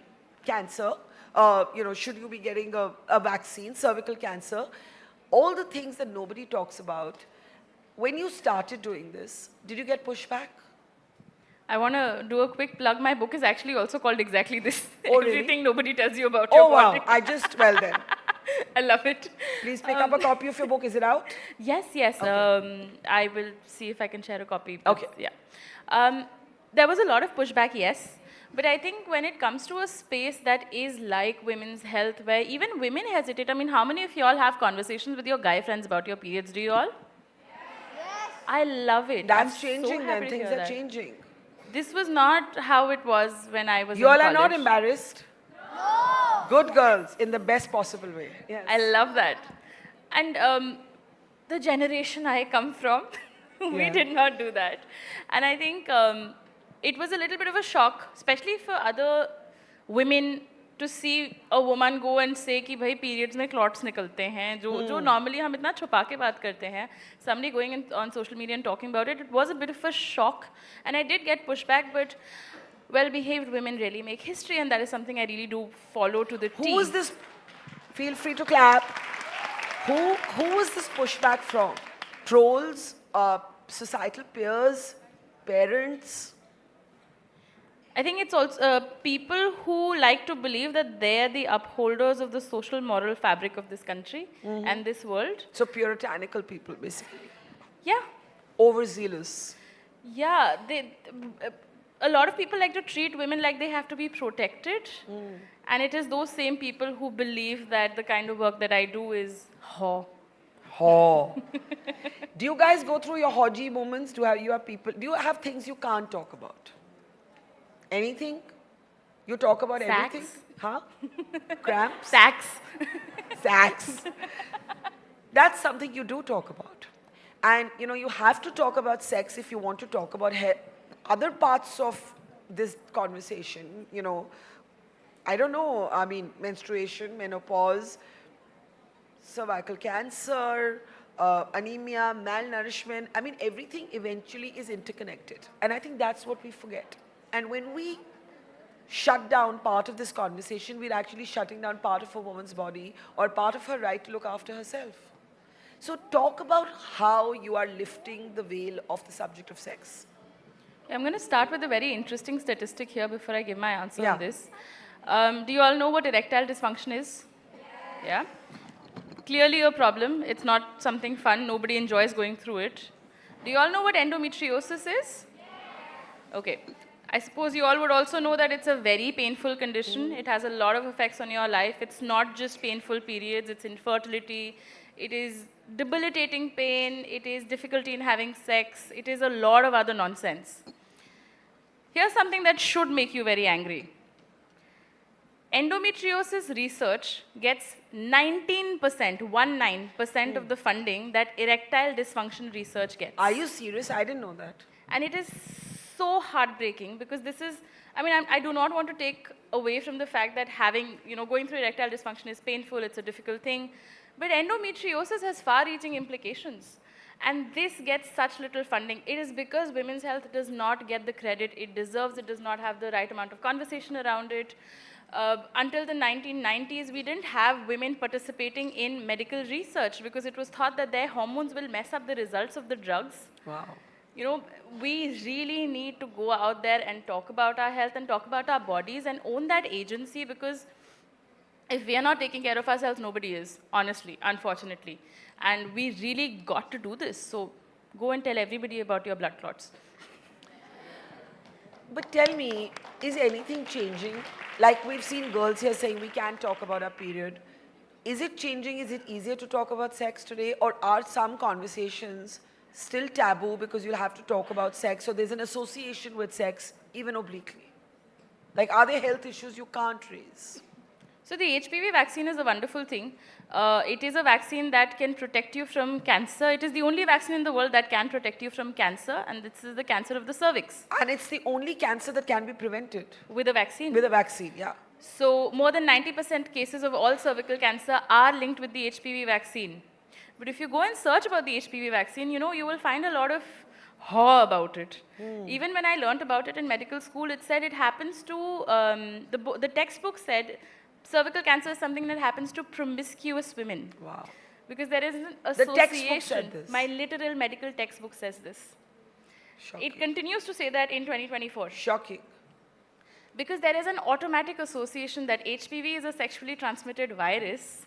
That means that if you give this vaccine to somebody, they're going to go start banging everything that moves, which means if you want to protect the morality of women, you must not give them this vaccine. There is so much misinformation around this vaccine. So the shame around our bodies and around sex has far-reaching implications. It's not just कि हम बात नहीं कर सकते.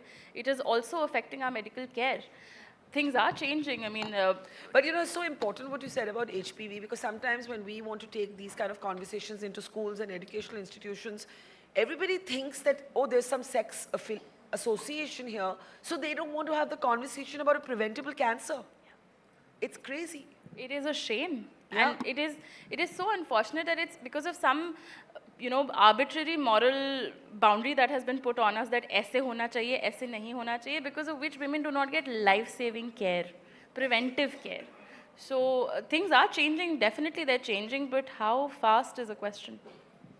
Now tell me, Dr. Cuterus, I can't even call you Tanaya because I'm so used to thinking of you as Dr. Cuterus. What do you want the girls and the boys here to know? You know, things that you think everybody should know, but there's shocking ignorance about. I think I'm going to hammer this point home after this talk very well. Please get your vaccine. If you're under 26 years of age, you can get the cheaper vaccine, which is 2,000 per dose. So please, please, please, please, please get it. It is one of the best things you can do for your health. Second thing, sutta chhod do, please. You do not understand how poorly it's going to impact your health.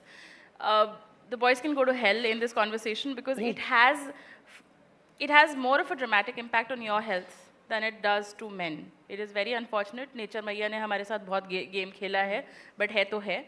And the third thing, this is for everybody, no matter what kind of sexual act you're involved in, anal, oral, vaginal, please make sure you're using condoms. Condoms are the only contraceptive in the world that protect you from sexually transmitted infections, and most STIs do not have any symptoms.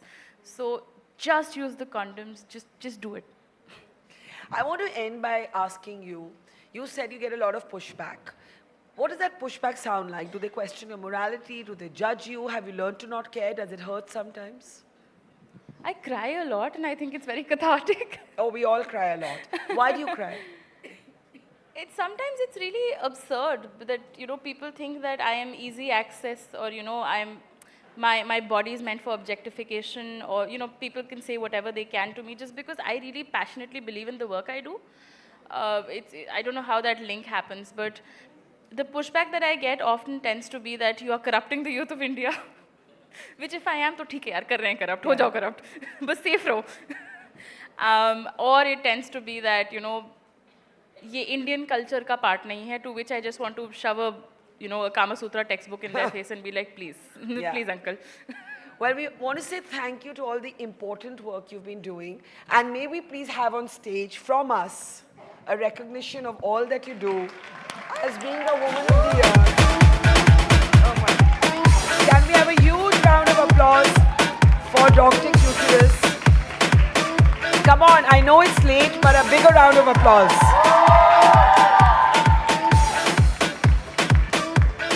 And now for our finale, but I need the music track for it. Do you have the music track, if you can confirm? Do you have it? In the meantime, I'm going to tell you a little bit about what we're going to show you as our finale, which we've been keeping top secret. How many of you saw a video, a viral video, of children in Lucknow, who were street children, doing a Sabyasachi show? How many of you saw it? You all saw it? So our secret finale, but I can't bring them out till we have the music track, for their fashion show. No, for their fashion show, we've got to have the track, because they're going to do a fashion show here. And what we did was we actually flew these children from Lucknow to the city of Mumbai, because we felt that they should get a larger stage. Right? And I'll tell you another interesting thing.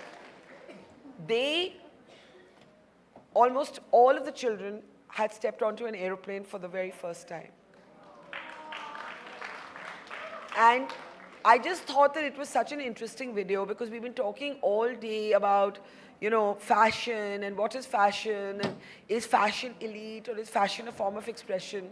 And just the thought of these children, many of whom come from really, really poor households, who've never had the money to even buy an air ticket, actually just embracing Sabyasachi and those beautiful red outfits which they make themselves. I just thought it was an extraordinary moment. So as soon as we have their fashion show ready, I'm going to bring them up on stage. You've been a great audience, and you're going to wait just another couple of minutes so that they can be ready. But in the meantime, I want somebody to come up and just talk to us about what you're thinking or feeling right now, because all of you said that you're very cool about talking about anything you want to. Is it really that easy? Yeah? Okay. I'm told the music is ready, so should we go for the fashion show instead? Yeah? So I'm going to let it play, and then they can open the door. Can we do it?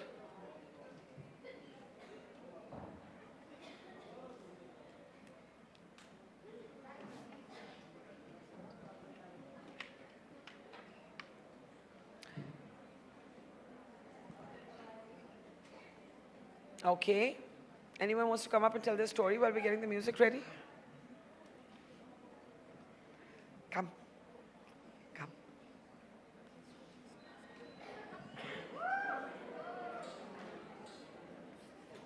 What's your name? Hi, I am Anjika. Yeah. And so I myself am from Lucknow. Oh, wow. And I saw this video of these children, and What did you feel when you saw that video?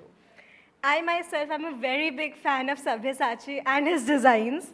And seeing these people replicate it so gracefully just melted my heart away. And then everyone telling their story, who wanted to become a makeup artist or who actually did the makeup. We're going to hear from them in person. I'm just literally waiting to give them some music so they can actually recreate the show. Do we have the music?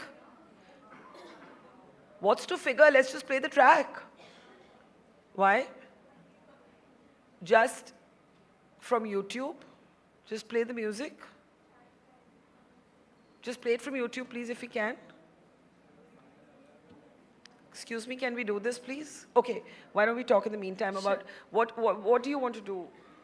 What do you do right now? Right now, I'm a psychology student. I'm a second-year psychology student, and I am planning to take up clinical psychology. Yeah, so I'm planning to take up clinical psychology as my career if everything goes well. Okay, so are we ready now? I think we're ready, so step off stage.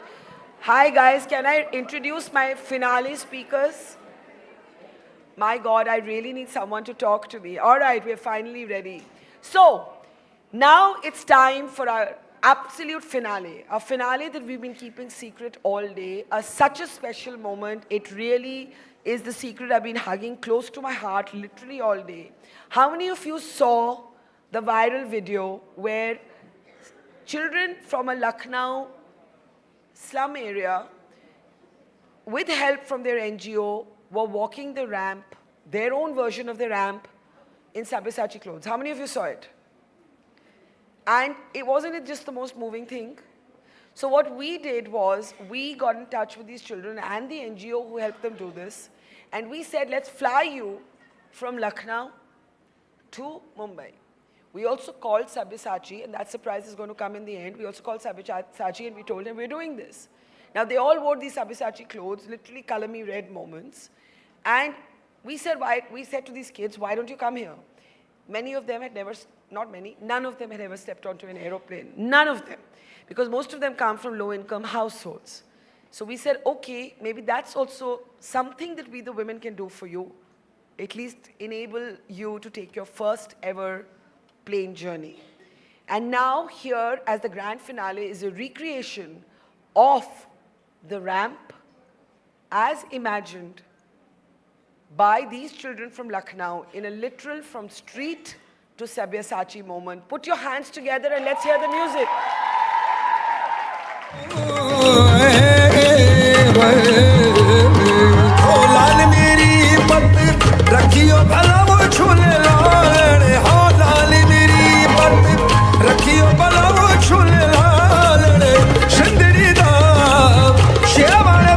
Shahbaz Kalandar, Damadum Mast Kalandar, Anita Bela Lambar, Damadum Mast Kalandar, Anita Bela Lambar, Damadum Mast Kalandar, Shaki Shahbaz Kalandar, oh Lal Meri Pat, Rakhiyo Wala Jule Lal, Sindri Da, Sheavan Da, Shaki Shahbaz Kalandar, Damadum Mast Kalandar, Anita Bela Lambar, Sagi Shahbaz Kalandar, Damadum Mast Kalandar, ho Lali Meri ho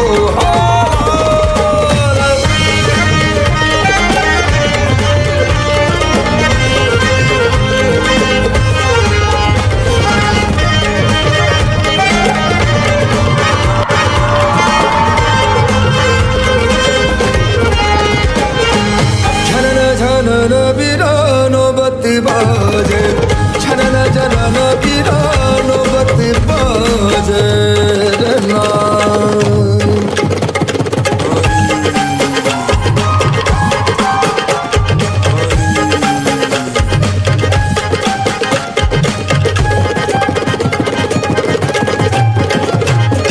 Janana Janana Virano Batti Baje Janana Janana Virano Batti Baje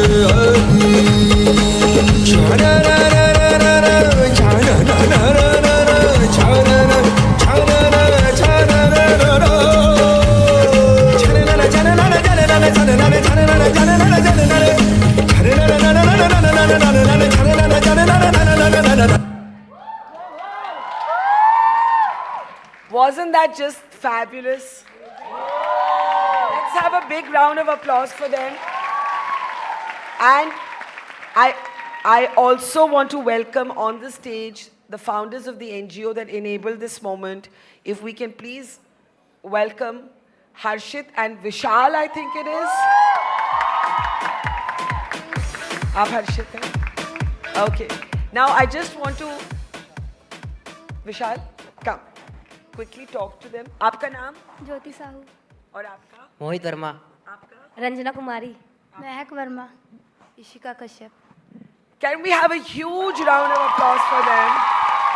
And a huge round of applause for Harshit and Vishal. आप ये बताइए कि ये आप लोगों ने कैसे सोचा सब्यसाची के फैशन शो करने का? सब्यसाची का हम लोग बहुत पहले से ये हम लोग का इंस्पिरेशन है कि हम लोग उनको बहुत ही मानते हैं और उन्हीं की अधिकतर वीडियो बहुत डाल भी चुके हैं पहले. ये एक रील वायरल हुई है, इसके पहले हम लोग बहुत सारी रील्स डाल चुके हैं इसकी. कैसे इंटरेस्ट हुआ? हाँ, स्टार्टिंग से ही इंटरेस्ट था हमारा और हमारे फ्रेंड्स हैं वो सब उनका भी स्टार्टिंग से इंटरेस्ट था सिलाई वगैरह में और हम लोग स्टार्टिंग से उनको फॉलो भी करते आ रहे हैं. उनकी ड्रेसेस को देख रहे हैं, समझ रहे हैं, हम लोगों को अच्छा लगता है और हम लोग उनके जैसे करने की कोशिश करते रहते हैं. तो ये कपड़े किसने बने? मैंने बनाया है. हाँ? मेरी पूरी टीम ने बनाया. मेरे साथ और भी कुछ लोग काम भी करते हैं. आपका नाम क्या है? रंजना कुमारी. और आपने बनाया? Yes ma'am. वाओ. और किसने सिखाया आपको? सीखा है खुद ही? नहीं, थोड़ा बहुत आता है, थोड़ा बहुत भैया से भी कुछ ना कुछ बताते हैं। और आपका नाम क्या है? महक वर्मा। और सब्यसाची ही पसंद है कि बहुत सारे फैशन डिजाइनर्स को आप फॉलो करते हैं? सब्यसाची के सर के साथ साथ हम लोग नैन्सी त्यागी को भी हम लोग फॉलो करते हैं और उनकी जितने भी वीडियोस हैं उनकी हम लोग सारी वीडियोस देखते हैं और उनकी बनाई हुई ड्रेसेस को भी हम लोग कॉपी करते हैं। अच्छा, आज आप एरोप्लेन से आए, पहली बार था? Yes ma'am. कैसा था? बहुत अच्छा एक्सपीरियंस रहा। डर लगा था? Yes ma'am. Yes ma'am. तो मतलब हिल रहा था? हाँ, यस मैम। फेवरेट डिजाइनर कौन है? नैन्सी त्यागी है। नैन्सी त्यागी, क्योंकि उनकी स्टोरी से लगता है कि भाई आपकी भी स्टोरी वैसे हो सकती है। यस मैम, हम लोग उनको फॉलो करते हुए आ रहे हैं अभी शुरू से। Incredible. Harshit, tell us something about ये आइडिया आया कहाँ से? मैम, हम लोग 2013 से एक स्कूल चला रहे हैं लखनऊ में, जहाँ पे हमारे पास लगभग 400 बच्चे हैं जिनको हम लोग पढ़ाते हैं। बेसिकली हम लोग स्लम में काम करते हैं, वहाँ पे पढ़ाई के बाद बहुत सारा समय होता है जो आज के दिन में मुझे लगता है हर बच्चे के पास बहुत समय होता है। पढ़ाई के बाद बच्चा या तो पबजी खेल रहा होता है या गेम खेल रहा होता है। हम लोगों ने क्या किया कि इन बच्चों को बिजी रखने के लिए कि तुम्हें बिजी रहना है, इसलिए हम लोगों ने बच्चों को, जैसे महक हमारे यहाँ बहुत अच्छी मधुबनी और वर्ली बनाती है, जानती है, रंजना सिलाई करती है, इशिका बहुत अच्छा मेकअप करती है।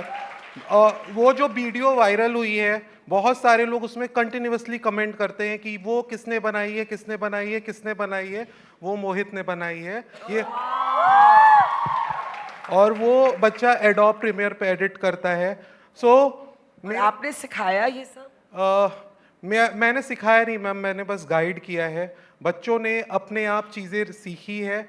बस हम लोग उस पिता की तरह है कि हाँ, तुम्हें खेलने नहीं जाना है, तुम ये काम करो। तुम्हें बहुत सारे बच्चे हैं मैम हमारे यहाँ जो कितने बच्चों के साथ आप काम कर रहे हैं? करेंटली हमारे पास मैम अभी 400 बच्चे हैं। और ज़्यादातर लोअर इनकम हाउस?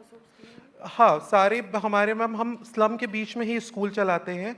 सारे जो बच्चे होते हैं नॉर्मली सब लेबर क्लास के ही बच्चे होते हैं जो हमारे साथ जुड़ते हैं और हमारे साथ वो स्कूल में हमारे कंटिन्यू करते हैं। विशाल जी, उम्मीद क्या है, कैसे इन बच्चों को ये सारे इंटरेस्ट और ये स्किल्स देख के आगे क्या बनना चाहेंगे सारे बच्चे? मैम, बस जो सोच है हम लोगों की, ये सोच है कि ये बच्चे अपने पैरों पे खड़े हो सके। पढ़ाई के साथ साथ एक्स्ट्रा करिकुलर बहुत ज़्यादा ज़रूरी है। हम लोगों को, हमारी टीम को ऐसा लगता है। वैसे भी ये इंटर पास आउट करेंगे, ग्रेजुएशन करेंगे, लेकिन शायद इनके पास वो रिसोर्सेज नहीं है कि वो उस चीज़ को अचीव कर सकें। तो खुद इतना कैपेबल बन जाना है। हमारा एक ही मोटो है कि इनको ओनरशिप दे दें। जब ये ओनरशिप जान जाएंगे तो एंटरप्रेन्योरशिप की तरफ भी पहुंच जाएंगे। तो कोशिश है। ये बताइए कि आप, मतलब जैसे कि हर्षित भाई ने बताया कि स्लम के बीच में ही स्कूल चलता है, तो आपकी फैमिली में पिताजी माताजी क्या करते हैं? मेरे पापा फ्रूट का एक ठेला लगाते हैं और मम्मी हाउसवाइफ है। अमेजिंग। आपकी? मेरे पापा लेबर हैं और मेरी मम्मी दूसरों के घर में जाती हैं बर्तन धुलने। मेरे पापा पेंटिंग का काम करते हैं। अच्छा। और मम्मी हाउसवाइफ। अच्छा। और आपकी? मेरे पापा लेबर हैं और मम्मी हाउसवाइफ है। मम्मी हाउसवाइफ है, पापा प्राइवेट जॉब। अब मुझे ये बताओ, सब्यसाची तो एक बहुत एलीट, महंगे कपड़े बनाते हैं। आप लोगों को मतलब इतना इंटरेस्ट उनमें, वो कह सकते हैं लोग कि वो एलीट है ना, कि हमारे तो मतलब रीच से बाहर है, लेकिन आपने इस वीडियो से दिखाया कि फैशन सबके लिए। यस मैम, जो भी हम लोगों के डोनेशन के भी कपड़े आते हैं तो उससे मिक्स मैच करके कि ये इस पे अच्छा लगेगा, तो इससे हम लोग क्रिएट कर सकते हैं कोई अच्छी ड्रेस। जो न्यू आई, अभी भी सब्यसाची की ड्रेस आ रही हैं, तो हम लोग उसको भी रिक्रिएट कर रहे हैं। अच्छा, मुझे ये बताइए, अगर आप लोग सब्यसाची जी को कोई मैसेज देना चाहें, अगर वो ये देख रहे हो, तो आप क्या बोलेंगे? मिलना चाहते हैं सर से। हाँ, क्या? हम लोग सब्यसाची सर से मिलना चाहते हैं। Yes ma'am. मिलना चाहते हैं। तो सब्यसाची जी को हमने फ़ोन किया और वो है न्यूयॉर्क में, लेकिन उन्होंने आपके लिए कुछ भेजा है। Can we please have from Sabyasachi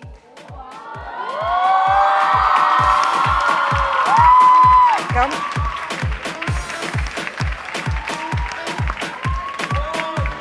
a contribution? आ जाओ आप। This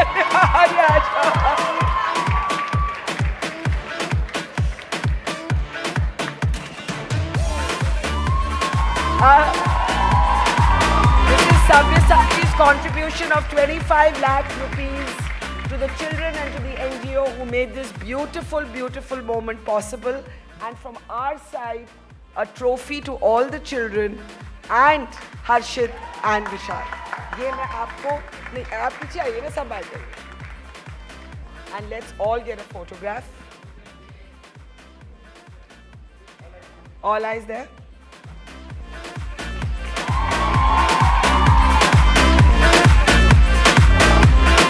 A huge, huge, huge, huge round of applause for these incredible children. आप कुछ कहना चाहेंगे? बहुत अच्छा लग रहा है सर. सब्यसाची जी ने ये अपने दिल से भेजा है आपके लिए. Thank you so much sir, आपने हम लोगों के लिए इतना सोचा. Thank you so much. Harshit ji कुछ कहना चाहेंगे? हम लोग मैम बस जब वीडियो बनाने के लिए बच्चों को मोटिवेट करते थे तो बस हम लोग को लगता था कि ये लोग अपना समय ना वेस्ट करें. मैम ये आपका प्लेटफॉर्म जो है बहुत बड़ा प्लेटफॉर्म है हम लोगों के लिए. लास्ट में 2013 से मैं काम कर रहा हूँ. कोई एक्सपेक्टेशन नहीं है, तभी हम लोग इस काम में हैं. बट मैम अब ना जैसे ये बच्चे हमारे बड़े हो रहे हैं और जो ये बच्चे कर रहे हैं, सो बीइंग सब भैया बोलते हैं और अब हम लोगों की मैम एक ना रिस्पॉन्सिबिलिटी बनती है इन बच्चों के प्रति. अभी मैं आपको बताऊं मैम, हम लोग पिछले 3 सालों से एडमिशन नहीं ले रहे अपने स्कूल में. जो बच्चे हैं हम उन्हीं को रिसोर्सेज नहीं कंप्लीट कर पा रहे. ऐसा कोई हमारे पास इतने बड़े फंड्स नहीं है जिससे हम लोग वो मीट आउट कर पाए. बट उन्होंने ना जब हमारी बस एक वीडियो शेयर करी, हमारे पेज पे मुश्किल से 1500 फॉलोअर्स थे और 1300 के आसपास वीडियो थी. और हम लोग बस सोचते थे कि बच्चे बना रहे हैं और बच्चे सीख रहे हैं और इनको आएगा लाइफ में और कुछ अच्छा कर ले जाएंगे. और हमारे यहाँ से बहुत सारे बच्चे हैं मैम. अभी 1-2 साल में एक बच्चा IPL में है, 110% हमारे यहाँ का. आर्ट कॉलेज हर साल लखनऊ आर्ट कॉलेज से हमारे बच्चे मैम पास आउट हो रहे हैं. कई अच्छे एज अ RJ हमारे यहाँ से बच्चे हैं जो एज अ RJ आज वर्क कर रहे हैं कानपुर में. सो हम लोगों ने मैम कभी कोई एक्सपेक्टेशन नहीं रखा. बट उन्होंने जब मैम वीडियो शेयर करी, रातों रात मैं थोड़ा सा समय लूँगा मैम, रातों रात ये वीडियो वायरल हुई और नेक्स्ट डे मेरे पास बरखा मैम का मैसेज था और उनके पर्सनल आईडी से मेरे पास मैसेज था. और हम लोग मैम को भी फॉलो कर रहे हैं काफ़ी समय से. मैम ने कहा नहीं हर्षित ये करना है. मेरा एक चीज़ कहना है आप सभी से, आप सब लोग सोशल मीडिया चलाते हो, अगर हम सोशल मीडिया को पॉजिटिवली यूज़ करें. आज ये ना हम बताएं, मैम का जब मेरे पास फ़ोन आया, उसके बाद मैम की टीम से फ़ोन आया, तो मैंने एक ही चीज़ बोला, अरे आप मुझे बस फ़्लाइट का टिकट दे दो, मैं आने के लिए रेडी हूँ बिकॉज मेरे बच्चे फ़्लाइट में बैठना चाहते हैं. मैं बहुत क्लियरली मैंने ये चीज़ बोली. बरखा मैम मतलब टीम से तुरंत आया, नहीं हम दोनों साइड का फ़्लाइट का देंगे और बच्चों को अच्छा से अच्छा. हम उतने में ही खुश थे. हमें ये जो आज मिला है ये एक बहुत बड़ी चीज़ है और एक बहुत बड़ी रिस्पॉन्सिबिलिटी है. Thank you so very much. और एक चीज़ मैं और ऐड करना चाहूँगा कि हम लोगों के बच्चों की किस्मत कहीं ना कहीं एक बंद ताले में कैद थी. उसको चाबी के माध्यम से सब्यसाची सर ने खोला. और मतलब thank you so much ma'am. Not at all. ये हमारा ऑनर है आपसे और आपके बच्चों के से मुलाकात करने के लिए. They're amazing artist, you are amazing people to have given them this chance. Please कभी भी आप मेरा एक चीज़ कहना है. मुझे मालूम है हम लोग जिस कम्युनिटी में काम करते हैं उसको जवारन कम्युनिटी बोला जाता है. मैं ये चीज़ ज़रूर ऐड करना चाहूँगा. जवारन वो लोग होते हैं जो आम के लिए डलिया बनाते हैं. जो लखनऊ बेल्ट है उसमें हरदोई है और आसपास बहुत सारा आम का खेती होता है. सो ये जो कम्युनिटी है, ये कम्युनिटी बेसिकली डलिया बनाने का काम करती है. वक्त के साथ वो काम जो है वो ख़त्म हो गया और वो जो आर्टिस्ट थे वो लेबर बन गए. और आज के दिन में मैम इस स्टेज पे आके वो बच्चे फिर से आर्टिस्ट बन गए, उनके पेरेंट्स आर्टिस्ट बन गए. अभी बरखा मैम ने बोला हर्षित आप क्या करते हो. जिनके खून में अगर कलाकारी है ना, आप उनको कलाकारी नहीं सिखा सकते हो, आप बस उनको मोटिवेट कर सकते हो. Thank you. I will give the last one. आप पकड़ो. लास्ट वर्ड इसको पकड़ के बच्चों को ही दूंगी. अब सपना क्या है? मेरा सपना है कि मैं आर्ट एंड क्राफ्ट का एज ए टीचर बनूं. मेरा सपना है कि मैं आगे चल के एक बहुत बड़ी मेकअप आर्टिस्ट बनूं. मेरा सपना है कि मैं फैशन डिज़ाइनर बनूं. मेरा सपना है कि मैं एक अपनी खुद की बेकरी खोलूं. और मेरा सपना है कि मैं एक अच्छा फिल्म डायरेक्टर बनूं. आप कैमरा से फोटोज भी ले रहे थे ना? Yes. I just want to say that the fact that Sabyasachi could trigger this in them, this creativity, this imagination is what I think fashion is about. You know, people say, oh, this is elite, this is not elite. No. I think we've seen that a designer like Sabyasachi appealed to their creative imagination and they were set free. And I want to thank Sabyasachi for his contribution to Innovate for Change and to the girls and boys here and to Harshit and Vishal, our special thank you and our gratitude. Thank you so much. थोड़े तो खुश लगी, आप बहुत sad लग रहे हैं. कुछ नहीं मैम, बहुत रिस्पॉन्सिबिलिटी लेके आए थे हम लोग. जब ये बच्चे आ रहे थे मैम, मतलब 1 महीने, आज से 2-3 महीने पहले मैम महक यहाँ पे खड़ी है, इसकी मदर चाह रही थी कि इसकी शादी कर दे. अभी इसकी उम्र क्या है? अभी महक मैम 17 में है, अभी इंटरमीडिएट में है. ये हम लोग ना बड़ी रिस्पॉन्सिबिलिटी के साथ बॉम्बे आए थे और कई सालों से हम लोग चाह रहे थे कि ये कुछ ऐसा हो. अगर आज ये बच्चे आए, मतलब मैम आप सोचिए, ये जो बच्ची यहाँ पे खड़ी है, ज्योति नाम है, हम लोग उसको जो बोलते हैं. बहुत अच्छा केक बेक करती है, कुकर और कढ़ाई में बेक करती थी. कौन सा फेवरेट रेसिपी आपका? बेकरी? हाँ. क्या? Cake. Choco lava cake. Chocolava cake. Amazing. You know, we could go on, we could listen to these children for hours, but I just want to give a big gratitude to Sabyasachi, a big gratitude to Harshit and Vishal, and my biggest gratitude to the children here. Let's all get a photograph. Vishal could go next. हाँ. मैं जब आ रहा था तो बच्चों से बोला था कि डरने का नहीं, बात करने का वहाँ जा कर के. और बच्चों ने बोला था कि जा रहे हैं मुंबई के समंदर से मिलने. मुंबई के समंदर पे आकर के अपने मोतियों को मिलाने लाए हैं. Lovely. Can we please give it up for the wonderful, wonderful team from Lucknow? Wonderful, absolutely wonderful. आइए. And that brings us to the close of this event. Thank you for being a wonderful audience. And see you next year. Thank you, Sophia College. Thank you to the students here. Thanks to the whole team backstage. And thank you for being an absolutely wonderful audience.